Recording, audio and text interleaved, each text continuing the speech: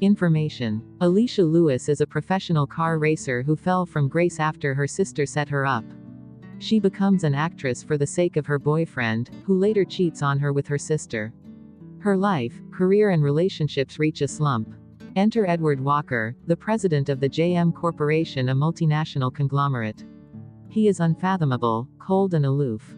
At random, he would mysteriously lose control of himself, and Alicia is the only one who is able to calm him down. The first time she meets him, she feels an indescribable fear deep within her soul. Unbeknownst to her, they had met each other a long time ago, but she had chosen to forget him. Soon, something puzzling and strange begins to happen to her. Occasionally, she loses consciousness and ends up in Edward's room the next day, completely unaware of how she ended up there. She suspects that something has possessed her. Chapter 1. Is this how you repay me? Alicia Lewis stood a distance away from the crowd, staring blankly at a couple locked in a tight embrace. She felt numb from the pain in her heart. This was a luxurious pool party, so Scarlett Lewis was wearing a simple gown that made her look pure and elegant. Matthew Hoffman, who was clad in a white suit, looked smart and dashing. The crowd was cheering them on. The expression in the man's eyes was tender as he kissed the girl's forehead. Scarlett, happy birthday. Crash. The waiter beside Alicia had accidentally dropped a plate, causing it to fall to the floor with a crash. Suddenly, all the guests turned their heads in the direction of the commotion. At the same time, they spotted Alicia, who looked out of place at the party. Her face was deathly pale and her eyes were lifeless. Hey, isn't she the D-list actress who was desperate to become famous? Why is that woman here today? I heard that she was spreading rumors that Matthew was her boyfriend. She even accused Scarlett of being the third party. She is merely a high school graduate. Her acting is dreadful. All she knows is how to get herself embroiled in scandals every day to boost her popularity. Isn't this just her style? Why would Matthew give up on the daughter of the boss of Triumph Entertainment for that D-list actress? This is seriously a joke. Alicia's expression remained stoic amidst the growing gossip. She continued to stare intently at the couple in silence. Their intimate behavior was like a sharp knife dipped in poison, repeatedly stabbing her viciously. Why is she here? Matthew, who had spotted Alicia, looked uncomfortable. Scarlett replied softly, my sister must have changed her mind and come to join the celebration. Quote. Scarlett then strode away gracefully in her heels. She walked up to Alicia with a smile. She inched closer to Alicia and suddenly spoke in a hushed voice. Sister, how does it feel to lose everything? Scarlett. Alicia's eyes were red as she glared at her younger sister, whom she loved. I really never imagined that a first-class racer who has dominated the racing arena overseas would find herself in such a sorry plight. Someone reported that you took banned drugs during an important race and you ended up with nothing. Look at how pathetic you are right now. You entered the entertainment industry for Matthew, but, in the end, you failed to make a name for yourself. I bet no one would even offer you a minor role. Quote. Alicia's lifeless eyes erupted with anger. She almost couldn't stand properly. Did you think I didn't know that you spiked my drink before the race? Scarlett, how did I treat you all these years? I gave up on my studies and I worked my life away so that you could go to the best school. Is this how you repay me for everything I've done? Scarlett's expression cracked a little before she resumed her composure and whispered, so you knew everything. So what? Who would believe you? Scarlett knew that her sister always endured things silently, so she continued to gloat over her misery without feeling any fear. How are you, sister? Are you furious right now? Do you want to hit me? What are you waiting for? Do it, Scarlett taunted Alicia with a cold smirk. Alicia was there tonight to seek the truth. It had never crossed her mind that Scarlett would admit it so readily, without a trace of guilt. Any remnants of family ties that Alicia had felt vanished completely at that moment. She stared coldly at the girl. Are you worthy? Chapter 2. Who dares to bully you? Scarlett's lips curled slightly as she leaned towards Alicia. At that instant, everyone saw Scarlett falling suddenly to the ground. From their perspective, it seemed as if Alicia had slapped Scarlett. Sister, I'm sorry. I can give you anything, but I really can't give up on brother Matthew. Scarlett had turned pale, and her innocent-looking eyes glistened with grievances. Matthew had never thought that Alicia would resort to violence. As a result, it was too late for him to stop her. He stared at Alicia, unable to react for a while. Alicia had always loved and doted on her sister. She had hardly ever raised her voice at her. No one could have guessed that she would be so harsh to Scarlett. Matthew was furious. His heart was aching for Scarlett as he darted forward and pulled her into his embrace. Casting away his image as an idol, he bellowed at Alicia, "Alicia, are you crazy? How could you hit her?" Alicia raised her head. The murderous gleam in her eyes made Matthew and Scarlett retreat. "I didn't hit her." Quote. A moment later, Alicia glanced at Scarlett and raised her hand to slap her. "Now, I hit her," replied Alicia calmly. Matthew exploded instantly. "Alicia." The slap caught Scarlett by surprise, and the shock wiped off the victorious smirk on her face. Her face fell instantly, and tears were soon welling up in her eyes. She clutched her face, which had turned red. "Brother Matthew, forget it. After all, she is still my sister." When Matthew saw how pitiful Scarlett looked, he turned to glare at Alicia. His veins were throbbing against his forehead, and his attitude had changed drastically. "Alicia, when do you intend to stop pestering me?" "So, I have been pestering you all along," Alicia sneered coldly. She had envisioned her future with this man umpteen times, yet he had become a total stranger right now. "Alicia, I'm warning you." Matthew supported Scarlett and stood up slowly. The expression in his eyes was cold as he stared intently at Alicia. "In the future, stay away from Scarlett. If you dare to hurt her again, I will never let you get away with it. I'll make sure you suffer a fate 100 times worse than hers." Alicia knew that Matthew was capable of doing what he had just said. Matthew was not only a popular celebrity. He was also the heir of the Hoffman Corporation. The Hoffman family's influence and power in the capital city were almost unparalleled. Few people were aware of Matthew's real identity. Alicia had only found out after dating Matthew for a long time. Then, she had accidentally spilled this information to Scarlett. Scarlett had been aware of Matthew's background for a long time, but she had feigned ignorance and showered him with care and concern. "Brother Matthew, don't do this. My sister didn't do it on purpose." The girl in Matthew's embrace shook her head as tears were welling up in her eyes. When Matthew glanced at her, his expression softened. "Scarlett, you're different from her. You're too kind to treat her as your sister. She doesn't even care about family ties. Scarlett, don't worry. With me by your side, no one will be able to bully you in the future." Quote. Upon saying that, Matthew stared at Alicia and coldly said, "Alicia, mark my words." Suddenly, all the guests began to whisper as they pointed at Alicia with looks of disgust. "I heard that this bitch lived with her mother when she was young. She is really a chip off the old block. Alicia's mother isn't a decent woman. It's not surprising that she produced such a daughter. Fortunately, Uncle Louis divorced her in time. Otherwise, the consequences would have been disastrous. Is Scarlett really that shameless woman's sister? No one would be able to tell, they are from two different worlds." Alicia had turned numb to the malicious gossip. Their parents had divorced when she was young. Their father, who loved Alicia very much, had hoped that she would stay with him after the divorce. However, Scarlett had asked Alicia to leave with their mother instead so that she could stay with their father. Alicia, who hadn't read too much into it, had agreed to Scarlett's pleas. She had left the family and stayed with their mother. Alicia finally understood. To think that Scarlett had been so scheming at such a tender age. Their mother had left the family with no alimony or assets. Scarlett had been unwilling to lead a life of poverty with their mother. That was why she had begged Alicia to take her place. Chapter 3. Don't do anything foolish, or you will get hurt. Their father, Philip Lewis, didn't really like Scarlett or care about her. However, she was a sly and scheming person, so she hadn't spent a single cent of his money. When she grew up, she left her home, leading Philip to assume that she was capable of supporting herself.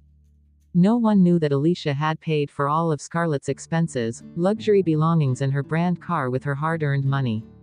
"Scarlett, hopefully, you can keep up this pretense and fool everyone for the rest of your life. I'll be waiting to watch your downfall." Quote. After some time, Alicia's attitude turned cold. "Sister, I really didn't lie to anyone. Why did you misunderstand me?" Scarlett stared at Alicia as though she had been wronged. Without waiting for Alicia to respond, Matthew, who couldn't restrain his fury, strode forward and yelled, "Alicia, shut up. Are you qualified to ask me to shut up?" Alicia glanced at Matthew. Alicia had just finished her last word, when Matthew suddenly raised his hand to aim a slap at her. A loud sound was heard. Everyone present saw Alicia standing in the same spot, looking aloof and cold. She too had raised her hand and caught Matthew's hand. It hadn't crossed Matthew's mind that Alicia would be so strong. He couldn't break away from her grip. "Don't do anything foolish, or you will get hurt." Alicia glanced at Matthew coldly. Matthew glared fiercely at Alicia. Alicia relinquished her grip on Matthew's hand and cast it away. Her eyes briefly swept past Matthew and Scarlett. Without another word, she turned around slowly and departed. Everyone laughed and mocked the girl's lonely, desolate figure. The night was quiet, and gusts of piercing cold wind were blowing. Alicia was walking absent-mindedly on the road. At that very moment, flashes of blinding light shone from the end of the road. Alicia snapped out of her daze and instinctively glanced ahead. Luxury cars sped towards her at lightning speed one after another. Alicia, who had been in a daze, couldn't manage to dodge in time. The first car came to an emergency halt and then was steered in another direction. Unfortunately, it was still too late to avoid Alicia completely, so the car brushed against her. The entire fleet of cars stopped by the roadside in an orderly manner. "Get lost." A man wearing a custom-made suit rolled down his window and yelled at Alicia sharply. Alicia didn't respond. Her gaze fell on a luxury car in the middle of the fleet. Hennessy Venom GT. The black car in the middle of the fleet had successfully drawn Alicia's attention. As a professional racer, Alicia was extremely sensitive when it came to cars. She had seen all sorts of luxury and brand sports cars, but this was the first time she had seen a Hennessy Venom GT. This car had been designed solely for speed and was much faster than a Bugatti. Its unique trait was that it was vicious and fierce. There were only 10 such cars in the world, and wealth alone wasn't enough to get one. This car seemed to have undergone professional modifications. Alicia was curious about the identity of the car owner. She wondered who this person could be. A man wearing a pair of gold-framed spectacles was lying against the back seat. The man looked sickly and his face was pale. There were a woman and a man next to him. Beep, beep, beep. The man was wearing a silver watch, which was producing ear-piercing sounds similar to an alert alarm. "Oh no, Brother Edward is reaching a critical point." The young man beside him looked anxious. What happened up ahead? Why did the car stop suddenly? The woman, who was dressed in black, frowned. "I'll go take a look." Quote. The young man passed the watch to the woman and opened the door to get out. Chapter 4. Only she could save our boss. The young man got out of the car. Due to the car's dazzling headlights, it took him a second to catch a glimpse of the girl, who was apologizing profusely. "It's her." The young man's expression instantly changed upon seeing Alicia. His shock was replaced by astonishment and then disbelief. Why would this woman appear here? He would never allow his boss to see her. The young man wanted to get back to the car and make the cars ahead chase Alicia away. However, he suddenly halted and slipped into a reverie. If he really chased this woman away, then his boss's life. He was afraid that this woman was the only one in the world who could save his boss's life. The fact that she had appeared here tonight seemed like destiny. Anyway, she had chosen to forget about his boss. He should ask her to get in first. Once his boss calmed down, he would immediately chase her away before he could see her. The young man made up his mind instantly and strode ahead.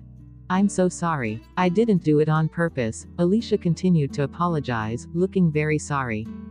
Should she go to a temple to pray? Was she plagued by misfortune? "Stop talking." The young man approached Alicia. The driver of the car spotted the young man and put on a respectful expression. He unconsciously took several steps back. What's your name?" The young man peered at Alicia indifferently. "Alicia," she replied. "Miss Lewis, you're hurt. Follow me, there is a first aid kit in the car. I can help you clean your wound." The young man contemplated this briefly before coming up with an excuse that he was satisfied with. Alicia was slightly startled. This road wasn't meant for pedestrians. Plus, she was at fault for not being alert. "Let me dress your wound," the young man repeated once more as he furrowed his eyebrows. Alicia's ability to recover was faster than normal people's. Hence, she blurted out without much thought, "It's fine, I'm alright. I will recover in a while. Did I damage your car? It was indeed my fault. I won't deny it. Are you sure you can compensate me?" The driver mumbled softly under his breath. The young man shot the driver a cold glare right away. The driver shuddered and clammed up. "Let's go dress your wound." The young man ignored Alicia's words and led her to the middle of the car fleet. Alicia's eyes sparkled with excitement as they landed on the car. As a racer, she absolutely could not resist a car like this. As a result, Alicia followed him. The man opened the door and Alicia got in. The young man closed the door quickly as soon as she got in. Alicia soon realized that there were two other people in the back seat. She saw an aloof-looking young lady with a ponytail in a tight-fitting black outfit and another man who was wearing a pair of gold-framed spectacles. He was resting against the seat, looking extremely weak. The watch he was wearing produced constant shrill sounds that sounded like an alarm. "It's her." The young lady studied Alicia's face, instantly getting shocked. However, the young man hastily gave the lady a meaningful look. The lady regained her composure after receiving the signal. She didn't speak a word. "My wound, it's really nothing, I'll be fine in no time." Alicia glanced at the man and the lady, looking rather helpless. Why would she need to dress a minor wound like this? "We can't ignore that. After all, we were the ones who injured you." The young man spoke hurriedly in an effort to stop her from getting out. Before Alicia could respond, that shrill alarm began to slow down instantly. Chapter 5 Instant Recovery. Brother Edward's condition has improved. The young man was delighted when the alarm began to die down. This woman was literally a miracle elixir. As long as she was around, Brother Edward would be fine and he wouldn't lose control. Beep, beep, beep. The watch's alarm began to grow weaker. The young man and the lady were delighted, yet stunned. They glanced at the bespectacled man. His flawless face, which seemed to be exquisitely carved, had finally regained some of its former color. At the same time, the man's face had captivated Alicia completely. She was oblivious to the man and the lady's expressions. This man's face could bring a calamity to the entire country and led it to destruction. Although he was really good looking, Alicia felt an intense indescribable fear surging in her heart as she looked at him. "All right, you can leave now." The woman spoke suddenly, sounding hostile and cold. Huh. Alicia looked confused. Hadn't they offered to bandage her wound? She hadn't even seen a first aid kit, let alone attended to her wound. Were they messing with her? Yeah. You can leave now. Didn't you say that you would be fine soon?" The young man interjected quickly. If she didn't leave in time and his boss woke up and saw her, it would be a disaster. Alicia was speechless. He was the one who had insisted on attending to her wound, even though she had clearly declined earlier. Now that she was ready and willing, he said that her wound was recovering. Who would say such a thing? Alicia, who felt rather helpless, opened the car door and got out. Unbeknownst to her, after she got out, a spine-chilling cold was soon emitted from the inside of the car. The man who had been unconscious earlier abruptly woke up. His eyes were as deep and dark as an abyss. The next morning came. Afraid that her aunt would lecture her for getting home late, Alicia had decided to spend the night at an internet cafe. Ever since she had gotten back, nothing good had happened to her. Her sister had betrayed her with that jerk and then she had gotten into an accident. Could she get any unluckier? Just as Alicia stepped out of the internet cafe looking downcast and dejected, she accidentally caught sight of a huge screen on a building. It was streaming a piece of explosive financial news. Multinational conglomerate JM Corporation's management is in upheaval. President Edward is suspected to be critically ill. Alicia unconsciously stole a glance. The screen displayed a photo of Edward Walker. It seemed as though it had been taken sneakily at the hospital. In a huge, spacious VIP suite, an exceedingly good-looking man was lying in bed. The man had a face that could bring about a country's destruction. It was as if God had personally carved his features, which were flawless and exquisite. He seemed to be shrouded in a cloud of mysterious deep mist, and he appeared cold, aloof and distant. It's him. Alicia gawked at the screen in shock. Wasn't he the weak-looking unconscious man she had seen in the luxury car the previous night? He was the older brother of her revered idol, Gabriel Walker. Seconds later, Alicia shook her head. She couldn't even take care of herself, let alone care about the life and death of another man. Chapter 6. He lost control again. At a private hospital in the capital city, Gabriel rushed to a VIP suite on the highest level. Gabriel Walker was a top award-winning actor and an incredibly popular idol. A group of top management staff was crowded outside the suite, blocking the pathway. Everyone was peering at the suite anxiously. All of them immediately stood aside when they saw Gabriel. Second young master. They all greeted him respectfully. Gabriel ignored all of them and entered the suite instantly. The door swung open. The suite was mainly white in color and appeared rather cold. There was a bouquet of white roses at the head of the bed and some fallen petals on the edge of the bed. A man was lying on the bed, perusing a document. The man was exceedingly good-looking, but he was equally cold and aloof. His pair of simple spectacles gave off an impression of asceticism, and the eyes behind the lens were like dangerous billowing waves in the deep ocean. Although he was merely lying quietly in bed, he exuded a stifling, oppressive aura. It seemed as if the air in the suite had become thin. At that moment, he placed the documents aside and propped his forehead against his hand. He looked as if he was concentrating hard on something, and his eyes resembled dark billowing currents. Big brother, when Gabriel noticed that the man was awake, his usually calm demeanor revealed a hint of emotion. The man glanced briefly at Gabriel, yet that mere glance caused an intense feeling of suffocation. Edward's expression prevented Gabriel from uttering a single word. Even though he was his younger brother, he still felt a sense of fear whenever he stood before him. Right now, Gabriel stood silently beside him, waiting for the man to speak. Edward casually adjusted his gold-framed spectacles as he continued to read the document. "Are you happy being a celebrity?" he asked softly without looking up. Big brother. Gabriel's heart jerked a little at Edward's words. He had no interest in running a company. He had always enjoyed being an actor. "Let's talk about how the company is doing." Edward raised his head slowly as he stared at Gabriel with a pair of emotionless eyes. When Edward's eyes landed on Gabriel, he felt as if an icy blast of wind had attacked him from all directions. He shuddered slightly. Gabriel quickly mustered the courage to meet Edward's eyes. "The situation isn't very good, but I've cancelled all my schedules for the time being. I've been overseeing things on your behalf, and everything seems fine." Quote. Edward grunted in response. Gabriel's eyes were slightly red. "Big brother, it's a relief that you're awake. We were totally caught off guard when you fell into a coma suddenly. We found all the experts we could, but all of them were useless." Edward remained indifferent. So, Gabriel's worry and concern were immediately fizzled by his indifference. He really had no idea how he should hold a conversation with his brother. Edward Walker was a capricious man, so his mood was unpredictable. He was extremely hard to get along with, as he was like an unemotional, cold-blooded monster. Even though he was his younger brother, he had to be very cautious every time he spoke to him. If he said anything wrong, it could lead to disastrous consequences. "You can leave." Quote. Just when Gabriel had started feeling pressured, Edward spoke calmly.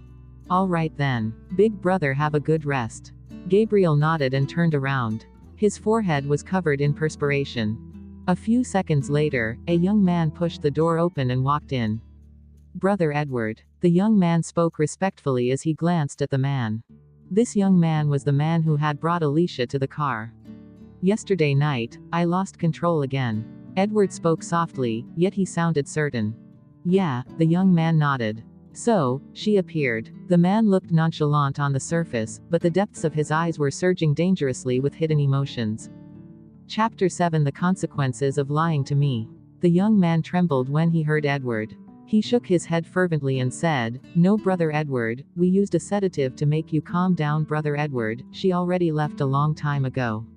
Why would she appear?" Before the young man could finish his sentence, he clammed up. The man's eyes were like a hibernating poisonous snake that made one tremble in fear. The suite was quiet and the man remained silent. He watched the young man quietly. The young man was already perspiring as though he was cracking under pressure. "You have learned to lie." Edward spoke calmly. The young man's pupils contracted violently at Edward's words. 1 second later, he fell to the floor on his knees with a loud plop. The man in the bed remained cold and distant. Edward studied the young man and said quietly, "You know the consequences of lying to me, don't you?" "Boss," the young man's shirt was soaked in cold sweat and his voice was trembling slightly. "Boss, I won't dare do it again. I didn't lie to you on purpose. She has indeed appeared. It was merely a coincidence. You were in a critical condition yesterday, that's why I brought her to you." "Then, you managed to calm down." The man lost himself in thought as he listened. The spine-chilling coldness in his eyes subsided a little. Edward didn't speak, so the young man continued to kneel. He didn't even dare to breathe too loudly. His boss had been less temperamental during the past 2 years. It had been some time since he had last looked so frightening. He was afraid that his boss might have suppressed himself for too long and this wouldn't continue any longer. A while later, the man picked up the document and continued perusing it from morning to evening. The young man continued kneeling all this while. Nobody knew exactly how much time had passed. Edward finally broke the silence. "Get the car and find out something for me." The young man acted as if he had been pardoned. "Yes." At a high-class apartment building in the capital city. Alicia left the internet cafe and took a bus to her aunt's place. She immediately took a shower and changed into clean clothes. After a hot shower, Alicia felt much more refreshed. Suddenly, she heard a knocking sound. Alicia stood up to open the door. "Aunt." Quote. Her aunt glanced inside her room, looking displeased. "Why did you switch on the air conditioner again? Don't you know that the electricity bills are expensive?" Then, she blurted out, sounding annoyed, "Little Alicia, it's almost the end of the month. When are you paying the rent? Samantha is studying at university and there are a lot of expenses. I still need to feed an extra mouth who is unemployed. How can we survive?" Alicia furrowed her eyebrows. "Sorry, Aunt. Can you give me 2 more days? As you know, my income isn't as much as it used to be." Carol raised her voice. "That is not a reason for you to stay at our place and ask us to support you. We are a pitiful mother and daughter. How can you be so shameless? Is this how your mother raised you?" Alicia's expression was slightly cold. "Aunt, don't forget that my mother bought this house for Uncle. I gave my mother the money to buy this house. When I used to stay here, I always gave you an allowance as well." Carol became agitated, as though her tail had been stepped on. She pressed her hands on her hips and shouted, "Hey, Alicia. What are you trying to imply? Your mother gave us this house. Since she has given it to us, it's naturally ours. I don't care whose money she used to pay for the house. You ought to give us an allowance. Your uncle just passed away, and now you're bullying my daughter and I. How could you try to steal this house from us? Why are you being so vicious? Listen carefully. If you don't pay up, you will get out of my house along with your belongings by next month." Chapter 8. I still have you, don't I? Alicia had no choice but to leave the house due to her aunt's scolding. Scarlett and Matthew's betrayal, coupled with the truth behind her ban from competitions, had been a severe blow. She hadn't managed to recover after all these setbacks, and she had neglected her job as a result. Her mother was staying in an old house in the outskirts of the city. To prevent her from worrying, she decided against heading to her place. In the end, Alicia could only call the only friend she had in the country, Charlie Woods. "Hello, Alicia. What a rare caller. How come you had the time to look for me? Pup, can I stay at your place for a few days next month?" Charlie's voice quivered a little over the phone. "What happened? Aren't you staying at your aunt's place?" "I can't afford to pay the rent this month." Alicia smiled bitterly. "What? Didn't they use your money to buy that house?" "Yeah." Alicia sounded helpless. Charlie was hopping mad. "Fuck. That old woman doesn't have a conscience. How blind could you be to be surrounded by a group of ingrates and traitors?" Alicia chuckled. "That's not entirely true. I still have you, don't I?" Charlie fell silent for a moment before he snorted. He sounded visibly happier as he said, "It's good that you know. I'm near my university. Come over and look for me. I'll give you a treat." Alicia replied, "Okay." She stared at the phone as the call was ended, feeling a little comforted. It was a summer night and the food stalls outside the university were doing brisk business. Alicia spotted Charlie, who was drinking beer, from a distance. He was wearing black ear studs and had a head of dark purple hair. He knew that he was handsome, so he did whatever he pleased. If someone else had dyed their hair this color, it would have been horrifying. However, he really managed to pull it off. He had good-looking, warm features, yet at the same time, he appeared wild and haughty. He was tall and had a pair of long legs. He exuded the vibe of an advertisement model in his simple black t-shirt and ripped jeans, and he looked like a male character who had just walked out of a romance novel. Even if he were to compete against the current popular celebrities, he wouldn't be inferior to them at all. A throng of school girls sitting at the tables nearby were sneakily taking photos of him with their phones. Charlie's eyes lit up when he saw her. He waved the bottle of beer in his hand. "Alicia, over here." Alicia waved back and strode over. She sat down across from him. Alicia was wearing a white dress, and her black straight hair tumbled neatly past her shoulders. Charlie scanned her from head to toe. The corners of his mouth twitched with a hint of disdain. "How could you dress yourself in such a ridiculous way? Scarlett would have looked refreshing in this dress, but you look as though I've kidnapped you from the mountains." Alicia looked annoyed and unhappy. What kind of metaphor was that? All right, she knew that she didn't really know how to dress up. In the past, she had been a car racer, so there had been no need to dress up. Besides, her coach had forbidden her to do so. When she had been with Matthew, she had usually worn the style that he liked. After entering the entertainment industry, Scarlett had been the one who had managed everything for her. She would select outfits for her and she would just wear them. Personally, she didn't really care about clothes and fashion. She wouldn't even mind if she had to wear a black plastic bag. Alicia was about to speak when a strange sensation coursed through her body. Instinctively, her eyes darted around as she surveyed the surroundings. She studied her surroundings slowly. Finally, her eyes landed on a spot below a tree across the road. There was a black car quietly parked there. Chapter 9, An Instinctive Fear.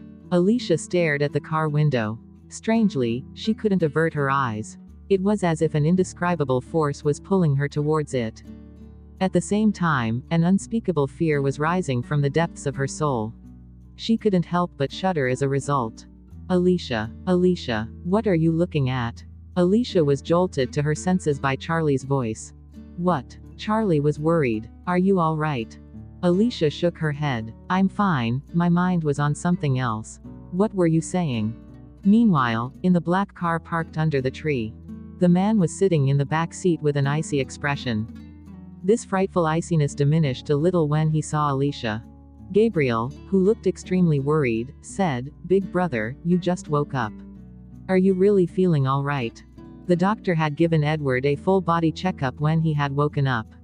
He was fine, but the doctor had advised him to stay for a couple more days for observation. However, the first thing Edward had done upon waking up was look for this woman called Alicia. Gabriel's eyes followed Edward's gaze. No matter how hard he tried, he couldn't fathom why Edward cared so much about this seemingly ordinary girl. Edward didn't speak, but his eyes shifted to Charlie, who was sitting across from Alicia. His eyes gleamed dangerously all of a sudden.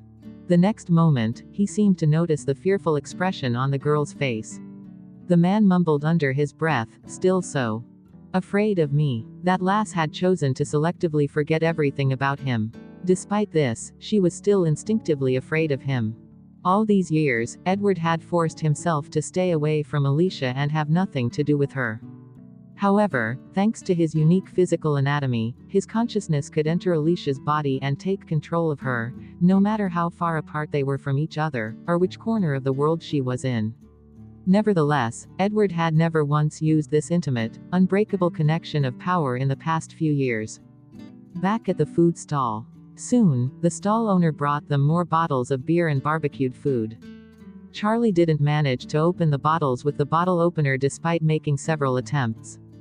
Alicia glanced at him and took the bottle with her fair, dainty hand. She put the bottle to her mouth and simply used her teeth to pry it open. Then, she passed it back to him.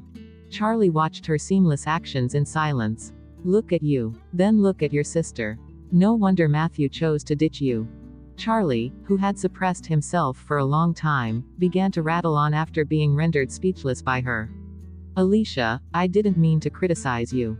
You can't blame your sister and that jerk entirely for what has happened. You were at fault too. Wake up and stop being so obstinate. You treat Scarlett as family, but she stole your man after taking all your money. Your father was really rich, but he didn't like Scarlett. You should have stayed with him and let her follow your mother. Damn it. Scarlett was so scheming when she was just a kid that she asked you to exchange places with her. In the end, she told your dad that she would study and work hard to get into your father's good books. She declared that she wouldn't use his money or act like a pampered young princess. In the end, she moved out and asked you for money to pay for her luxury car, branded items, and expenses. Your dad still thinks that Scarlett is working part-time to earn her own keep. What a joke. She merely treated you as a cash dispenser and a fool. Alicia raised her head to peer at the starry night sky with a sorrowful expression. She interjected with a smile, "Hup, if you say another word, I will break your legs. Do you believe me?" Her expression and smile were currently more frightening than how fierce she used to be. Charlie clammed up immediately and muttered to himself as he poked at the food. "All right, pup. Stop reminding me, I am already sober. From now on, I will have nothing to do with Scarlett." Alicia raised the bottle and emptied it in one gulp. Chapter 10. Consciousness taking over her body. Her father, Philip, had originally been a poor student. After marrying her mother, he had inherited her maternal grandfather's assets and business, including the really profitable business Triumph Entertainment. However, Philip had caused her grandfather to go bankrupt because of his first love. Subsequently, he had divorced her mother and abandoned her and Scarlett. Philip, who had loved and doted on Alicia very much, had simply refused to give up on her even after the divorce. Her mother's health had been frail, so she hadn't been capable of holding a job. Her sister, Scarlett, had been a sickly baby even before she had been born. Besides, Alicia had missed her mother dearly as well. Hence, she had agreed to exchange places with Scarlett. Her father had refused, so she'd had a huge argument with him. Philip had even hired someone to look after her to prevent her from leaving the house. In the end, Alicia had managed to escape. Finally, Philip had given in to Scarlett and made her promise to come home every month. This had continued until the last few years, when their relationship had deteriorated due to Scarlett's instigation. She had doted on her younger sister and given her the best of everything, including her own father, who had loved her dearly and protected her like a princess in an ivory tower.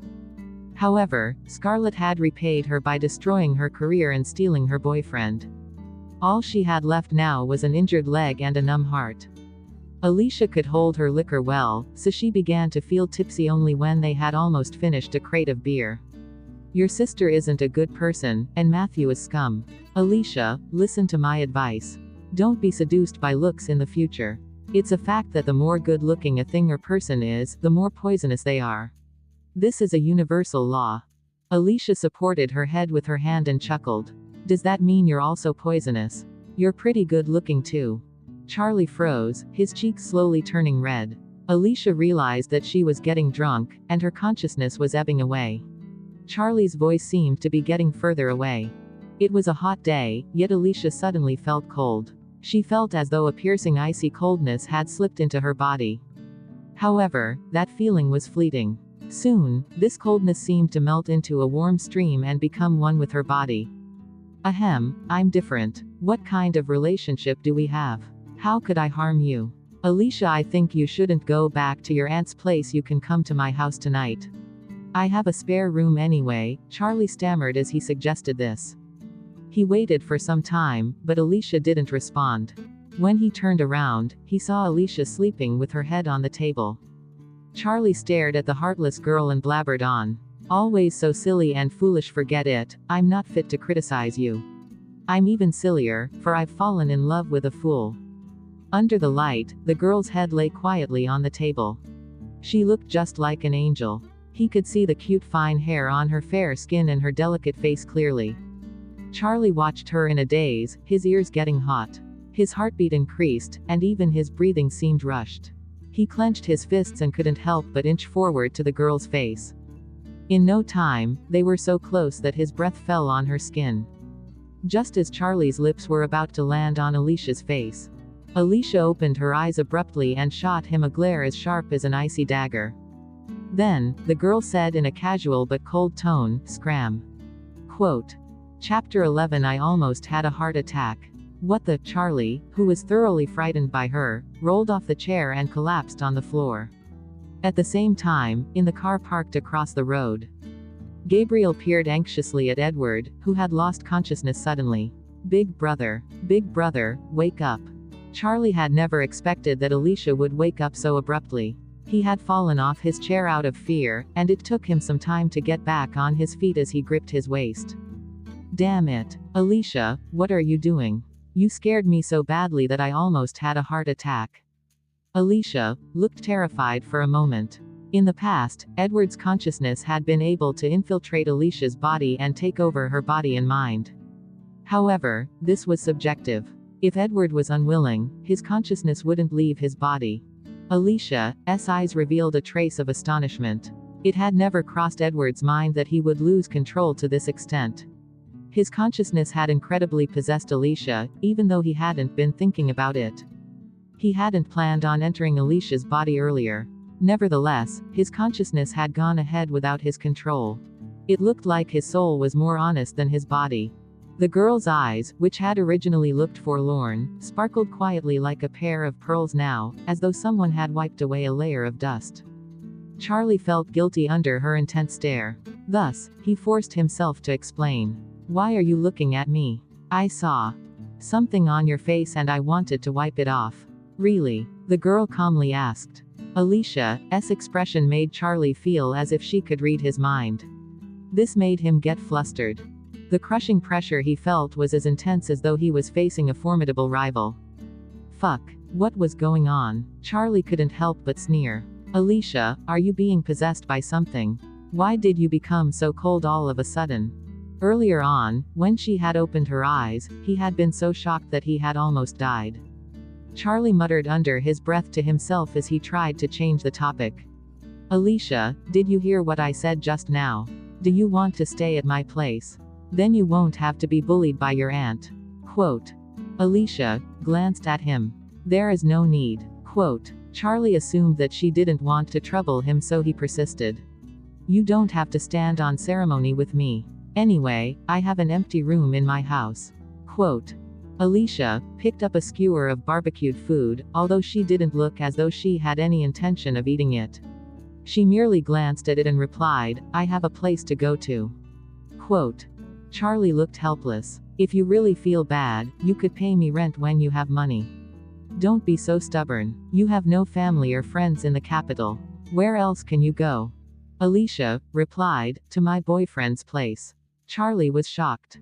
He remained frozen on the spot as the skewered food in his hand dropped to the ground. What did you say? Charlie looked as if someone had just hit him. Boyfriend. When did she get a boyfriend? Alicia had barely recovered after breaking up with Matthew. How could she possibly have a new boyfriend? How could he not know? Alicia finished talking and simply stood up. Her cold voice disappeared along with the wind. Charlie was left sitting there in a daze as he watched Alicia leave. His heart was shredded like dumpling fillings. Indeed, she was different now that she had a boyfriend. Even the way she talked to him was different. Meanwhile, Gabriel panicked when Edward fell into a coma once again. He was just about to take him back to the hospital, when someone knocked on the car window. Gabriel rolled down the window and glanced outside. The person standing outside was Alicia. You Alicia. The girl opened the door and sat down next to Edward. Don't go to the hospital. Go directly to Cloud Manor. Quote. Gabriel looked at her warily.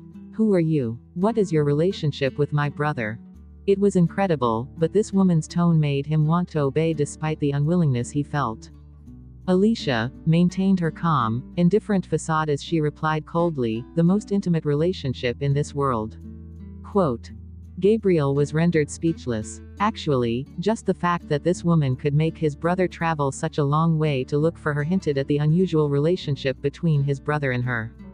At least, this was true for his brother. He should be able to trust her. After a brief struggle, Gabriel decided to head to Cloud Manor.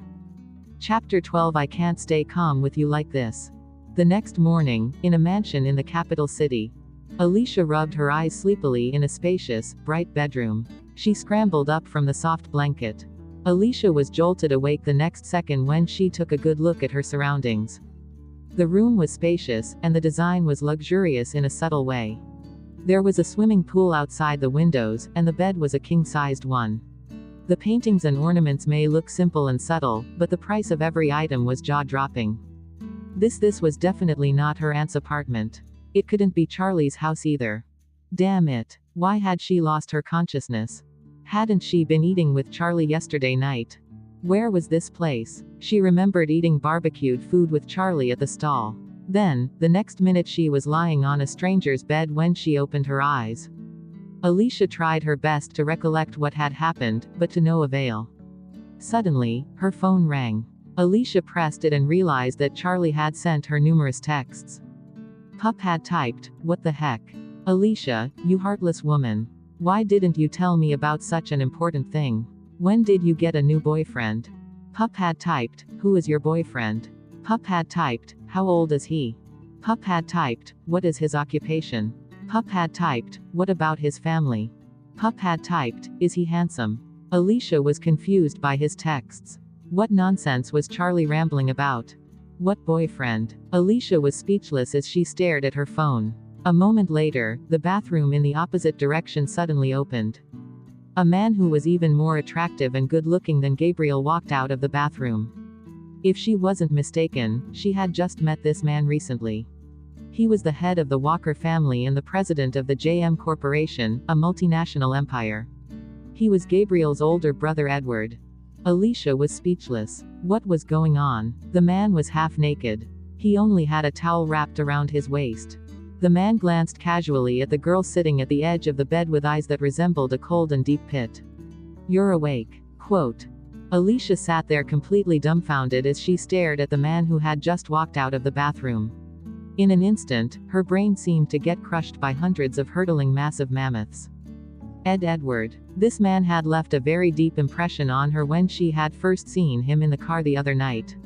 Thus, she was absolutely certain that he was the same man. She tried once more to recall what had happened last night. However, she still couldn't remember anything. Slap. Alicia slapped herself. "Alicia, wake up. You are dreaming right now. You must be dreaming right now." Edward, who was rubbing his hair, watched as Alicia slapped her face suddenly. His expression seemed conflicted. To prevent Alicia from hurting herself again, the man warned her. "Perhaps, you need to calm down first." Quote. Alicia nodded fervently, albeit stiffly. Yes. That's right. I need to calm down. Calm down first." Alicia mumbled frantically to herself as she forced herself to calm down. In the end, she bit her lip as she glanced at Edward. She looked as though she was about to crumble. "President Walker, can you wear some clothes? I can't stay calm with you like this." A fleeting smile appeared on the man's face. "Okay." Quote. Chapter 13. You are already disrespectful. After some time, Edward finally put on his clothes along with his spectacles. The man sat on the couch by the windows. The mottled sunlight streamed in through the leaves on the tree and fell on his aloof face. He rolled up the sleeves of his white shirt and crossed his legs casually. Not only did the simple spectacles resting on the bridge of his nose not diminish his imposing aura, but they actually made him look even more seductive. Alicia was speechless. She felt that she wouldn't be able to calm down for the entire day. Everyone in the entertainment industry agreed that Gabriel's looks could kill. However, the man before her could summon and eliminate souls. Edward sensed that she had something to say and took out a cigarette slowly. A wisp of smoke swirled around the tips of his long fingers. "What is on your mind?" Alicia came out of her reverie and tried to organize her thoughts. Her heart was pounding as she asked cautiously, "Sorry, President Walker. I think I drank too much yesterday and I can't remember anything. I would like to ask what happened. Why did I wake up in your house this morning?" "You can't remember." Edward's thin lips curled up unconsciously, and there was a fleeting gleam in his eyes. Then, he spoke in an exceedingly deep and masculine voice that sounded a little hoarse. "Why? Are you pretending to have amnesia after sleeping with me?" Alicia was speechless. Plonk. Her legs turned to jelly and she slipped off the bed. As she fell, her knees pressed against the floor in fear. How was it possible? How could she have the audacity? Alicia scrambled to her feet and explained frantically. How is that possible? Mr. Walker, I reckon that there must have been a misunderstanding between us. Even if I had borrowed courage from you, I wouldn't have dared to disrespect you. Edward held a cigarette in between his long fingers as he glanced at her lazily. Although it was unsuccessful, you are already being disrespectful. Quote. Alicia was speechless. Already disrespectful. To what extent had she been disrespectful? Could anyone save her right now? Edward stole a glance at Alicia, who had clammed up. What else do you have to say? Alicia made a final attempt. Yes, Mr. Walker, I have a really important question. Since you said that I was already disrespectful, how did I succeed? If she was capable of taking advantage of Edward, why hadn't she died instead? Edward used his hand to support his forehead while his other hand continued to hold the cigarette. His eyebrows were slightly raised as he asked, Are you hoping that I can help you recollect? Cough, cough, Alicia had turned stark white. No need. I didn't mean it that way. Alicia was forced to abandon that question. What should she do? Alicia felt anxious and panicky as she carefully asked, Mr. Walker, if I told you that I don't remember anything, would you believe me? As he noticed how scared the girl looked, Edward managed a faint smile.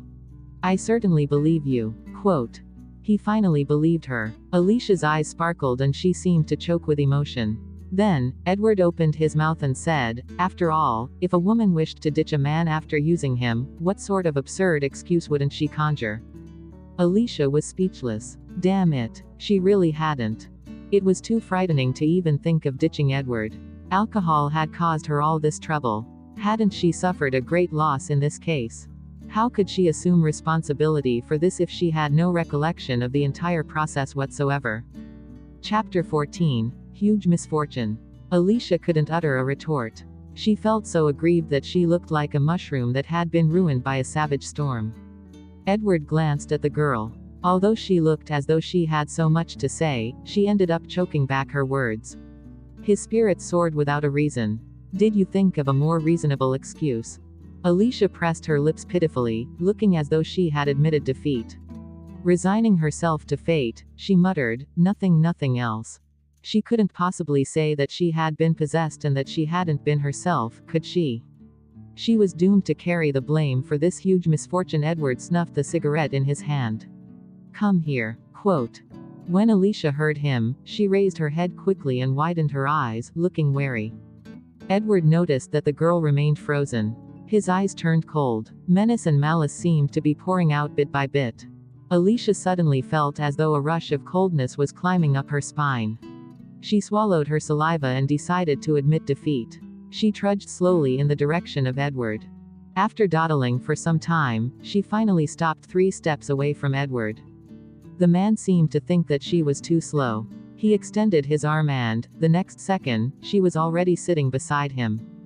A faint whiff of tobacco enveloped her instantly along with his aura.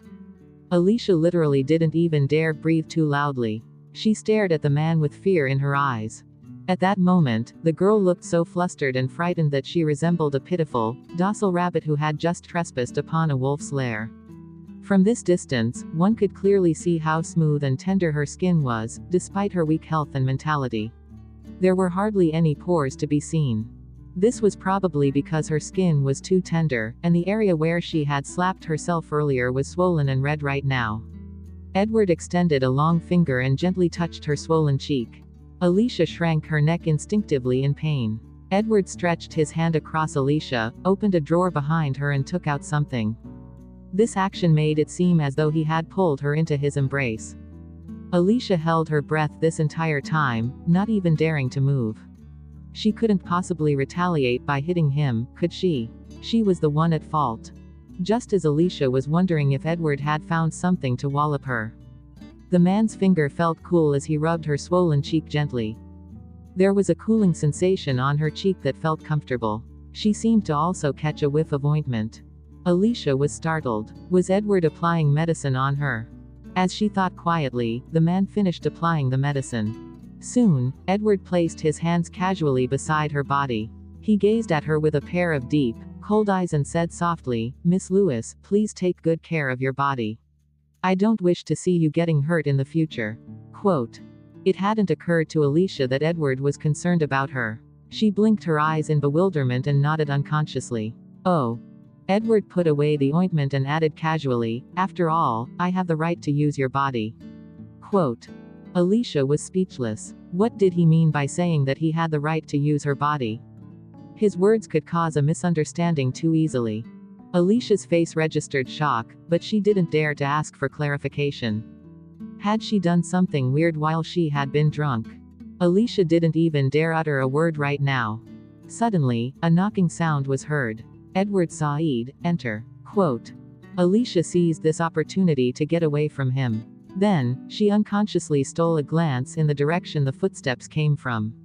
The next moment, she froze like an idiot on the spot. Gabriel. The award-winning actor Gabriel. Her idol. Her idolized hero and god. Chapter 15. It is too hard to suppress. Brother. Gabriel pushed the door and addressed Edward as he strode in. He was wearing a set of comfortable loungewear, and there was a warm, gentle smile on his handsome face. He was literally sparkling. Alicia felt as though all the light in the world had converged and landed upon this man at that moment. This was the first time she was seeing Gabriel wearing such casual clothes and the first time she was seeing how amiable he was. Although Gabriel always portrayed a gentle and friendly image in public, Alicia could sense that, amidst that gentleness, he was distant, aloof, and unapproachable. To his fans, he was like an elusive god in the celestial realm. However, when Gabriel walked in, she seemed to catch a glimpse of the elusive god descending to the mortal world. "Miss Lewis." Gabriel saw her and nodded slightly at her in greeting. However, as soon as Gabriel's eyes moved away from Edward, the gentleness in them vanished and he transformed back into the polite yet distant and aloof man she was familiar with. This was enough for Alicia to feel overwhelmed by favor. This was the first time she had spoken to Gabriel in such close proximity. Alicia was dumbfounded for some time before she sputtered, "Mr. Walker, hello." When she greeted him, her eyes couldn't help but land on Gabriel again. It was too hard to suppress her emotions. After all, she was a loyal fan who had finally met her beloved idol. However, Alicia soon felt a sense of foreboding. The eyes of the man beside her gleamed maliciously and coldly behind the lens. His long fingers were slightly bent as he gently tapped on the couch. "Is he good looking?" These mere words made Alicia instantly feel as though a rush of coldness had crept up from her spine to her skull. Should she confirm that he was good looking? She had done something disrespectful to this man the previous night. If she turned around and praised another man for being good looking now, wouldn't it be tantamount to cheating on Edward? Furthermore, she wasn't sure if this was an illusion. Edward may look refined, polite, and really gentle, but she still felt nervous around him. What if she were to say that he wasn't good looking? How could she lie and say that her idol wasn't good looking? This question was bound to get her killed either way. In that instant, Alicia's mind was whirling so rapidly that she seemed to use up her entire lifetime of brain power. She inhaled deeply and said, good looking." Alicia swiftly added, "There is no doubt that an award-winning actor is good looking. After all, he is Mr. Walker's younger brother. How could he possibly not be good looking?" When Edward heard her, the malice in his eyes dissipated gradually and transformed into amusement. Alicia finally found a chance to ask. "That can I just ask a question? How did I end up here yesterday night? I remember being at a roadside stall and eating." Gabriel was a little surprised. "You can't remember? Wasn't she the one who had asked him to bring her here?" Alicia shook her head, looking perplexed. "I really can't remember." Without waiting for Gabriel to speak, Edward interjected mildly. "You were drunk and you were lying unconscious by the roadside. We didn't manage to get your address, so we brought you back here." Quote. Gabriel had no idea why his brother was lying to Alicia. However, since he had said so, he most certainly wouldn't expose him. Gabriel nodded hurriedly and chimed in. "Yeah, so that was what had happened. How embarrassing. Thank you. Thank you both." Alicia hastily thanked them. Edward was so kind and helpful, yet she had done such an atrocious thing to him. She was really worse than a beast. Chapter 16. She was the one who had taken advantage of him. Gabriel looked as if he had something to say. However, he stopped himself in time when he saw his older brother looking impatient. "Miss Lewis, you don't have to thank me. It's nothing worth mentioning. I have something going on, so I shall get a move on." Quote. Thus, he uttered an excuse and left to avoid being a hindrance. Deep down, Gabriel was amazed and shocked. He realized that his brother was especially good-tempered when Alicia was around. He had even seen a rare smile on his face. After Gabriel left, Alicia hastily spoke up as she glanced at Edward. "Mr. Walker, I'm so sorry. You helped me last night, yet I did something disrespectful to you. I've offended you because my mind was befuddled by alcohol. I wouldn't dare to do it again. Please forgive me this time." Alicia was a little jittery when she finished speaking, as she had no idea how Edward would react. Edward was a man of a certain status, power and wealth. If he really wanted to make things difficult for her, she wouldn't be able to do anything. Actually, as a girl, she would have been taken advantage of under normal circumstances. However, the other party had been Edward. No matter how she tried to explain this, she was the one who had taken advantage of him. When Edward heard her plea, his gaze turned thoughtful. "I hope so," he replied softly. Alicia, who saw that he didn't have any intention of pursuing the matter, heaved a sigh of relief. "Please don't worry. I will never appear before you again." Edward narrowed his eyes dangerously when he heard her. However, this reaction was fleeting. Edward's eyes scanned the girl, who looked determined. "Since you have assured me, Miss Lewis, I can rest easy. I'll get the chauffeur to take you back." Quote. Alicia's first instinct was to reject his offer. However, a moment later, she changed her mind. In hindsight, there wouldn't be any public transport available in the vicinity. It was too expensive to take a cab, and she was broke. She should save money whenever she could. Then thank you. It looked like she'd had the wrong idea about Edward. She hadn't expected him to be so nice. Oh yeah, hadn't the news reported that he was critically ill? He looked as if there was nothing wrong with him. Sure enough, one should never believe rumors. After Alicia left, Gabriel pushed the door to enter the room again. "Big brother, are you really all right?" He had initially thought that Edward would be in a coma for another extended period of time. He had never expected that he would wake up after being sent home. Edward's eyes darted past the windows and his gaze fell upon the girl downstairs. "Do I look unwell?" Gabriel shook his head. Not only did he seem fine, but his spirits and mood seemed pretty good. It had been a long while since he had seen his brother looking this good. "Big brother, who is that girl?" Gabriel attempted to sound him out. Based on Alicia's reaction, she didn't seem to know his brother. However, based on his brother's expression, he seemed to have known her for a long time. Edward retracted his gaze and replied casually, "Your sister-in-law." Quote. Gabriel was shocked. What? His brother was saying that this woman would be his future sister-in-law. Gabriel was astonished that his brother would suddenly fall in love with a girl. Chapter 17. I really don't care about worldly temptations, I only want to earn money. The black car sped on the road steadily as the scenery outside the windows disappeared out of sight. Soon, the luxurious mansion vanished. Alicia felt as though she'd had a ridiculous dream last night and she was finally awake. She had woken up on her idol's brother's bed. Yesterday night, her beloved idol had taken her home personally. What a pity, she couldn't remember anything at all. Afterward, Alicia finally thought of a person she had forgotten. She hastily called Charlie. "Hello, pup." He picked up the call almost immediately. Charlie's emotional voice was heard. "What the Alicia, you have become a traitor since you got a boyfriend. You finally remembered to call me back." Alicia replied, "Are you still drunk from all that alcohol yesterday night? Why did you send me such weird texts so early in the morning?" Charlie hissed, "It was you who blurted weird nonsense to me last night." Quote. Alicia replied, "What kind of weird nonsense did I blurt yesterday?" Charlie instantly rattled on. "It wasn't just weird, it was terrifying. Yesterday, I asked if you want to stay at my place, but you said you were going to your boyfriend's place. So when did you find a new boyfriend?" Alicia was startled by his words. She couldn't believe that she had said all those things. "I said that." Charlie replied, "Of course. You said everything. Alicia deduced that she must have been drunk. She brushed it off without giving it too much thought. I was drunk. Why did you believe my words?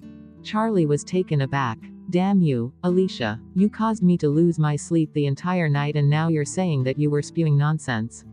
You were sober and clear-headed when you said that. Alicia was rather speechless. Just because of this, you couldn't sleep the entire night. Is there a problem? Charlie coughed gently to hide his guilt. I was merely curious. He was slightly worried, so he said, Are you sober now? So, you really don't have a boyfriend? Alicia repeated, I really don't. I really don't care about worldly temptations right now. I only want to earn money. Although Charlie was speechless, he did believe her. Alicia said, I'm hanging up now. I need to find a job. If I can't pay my rent next month, I'll seek shelter at your place. After Alicia ended the call, she inhaled deeply to get rid of her messy thoughts. She had been downcast for some time, but it was time for her to get back on her feet. Chapter 18. This role is definitely mine.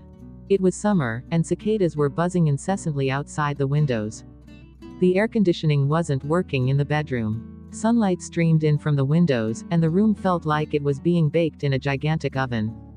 Alicia turned on her laptop to research upcoming productions that were inviting applicants for auditions.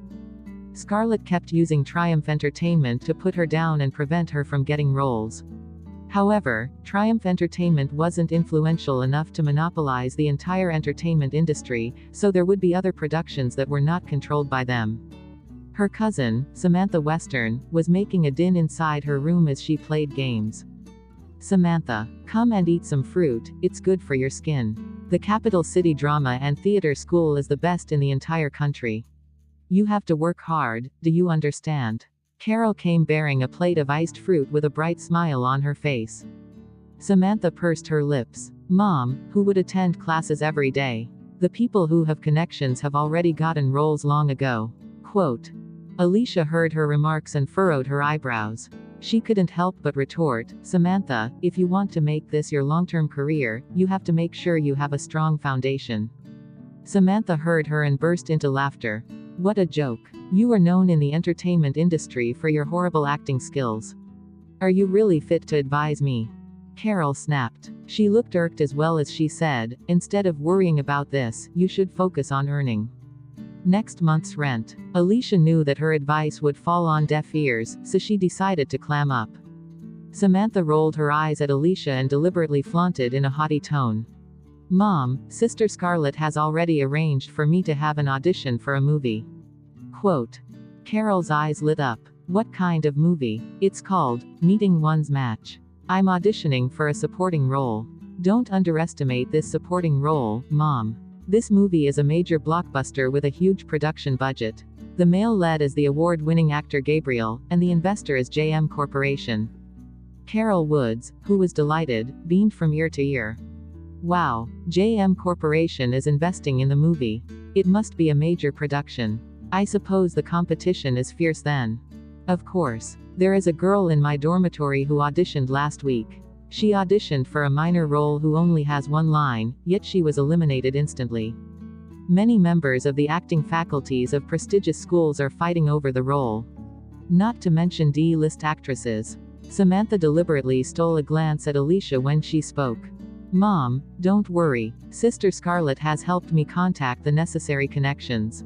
This role is definitely mine. Sister Scarlett knows the top management of JM Corporation. Really? Then you will definitely get this role. I always knew that your cousin, Scarlett, is a capable girl. She has proved me right. Unlike someone else.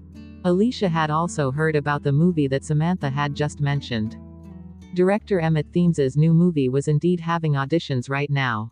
However, Emmett was known for being strict and particular. He had never accepted anyone through connections and he picked applicants based on their acting skills.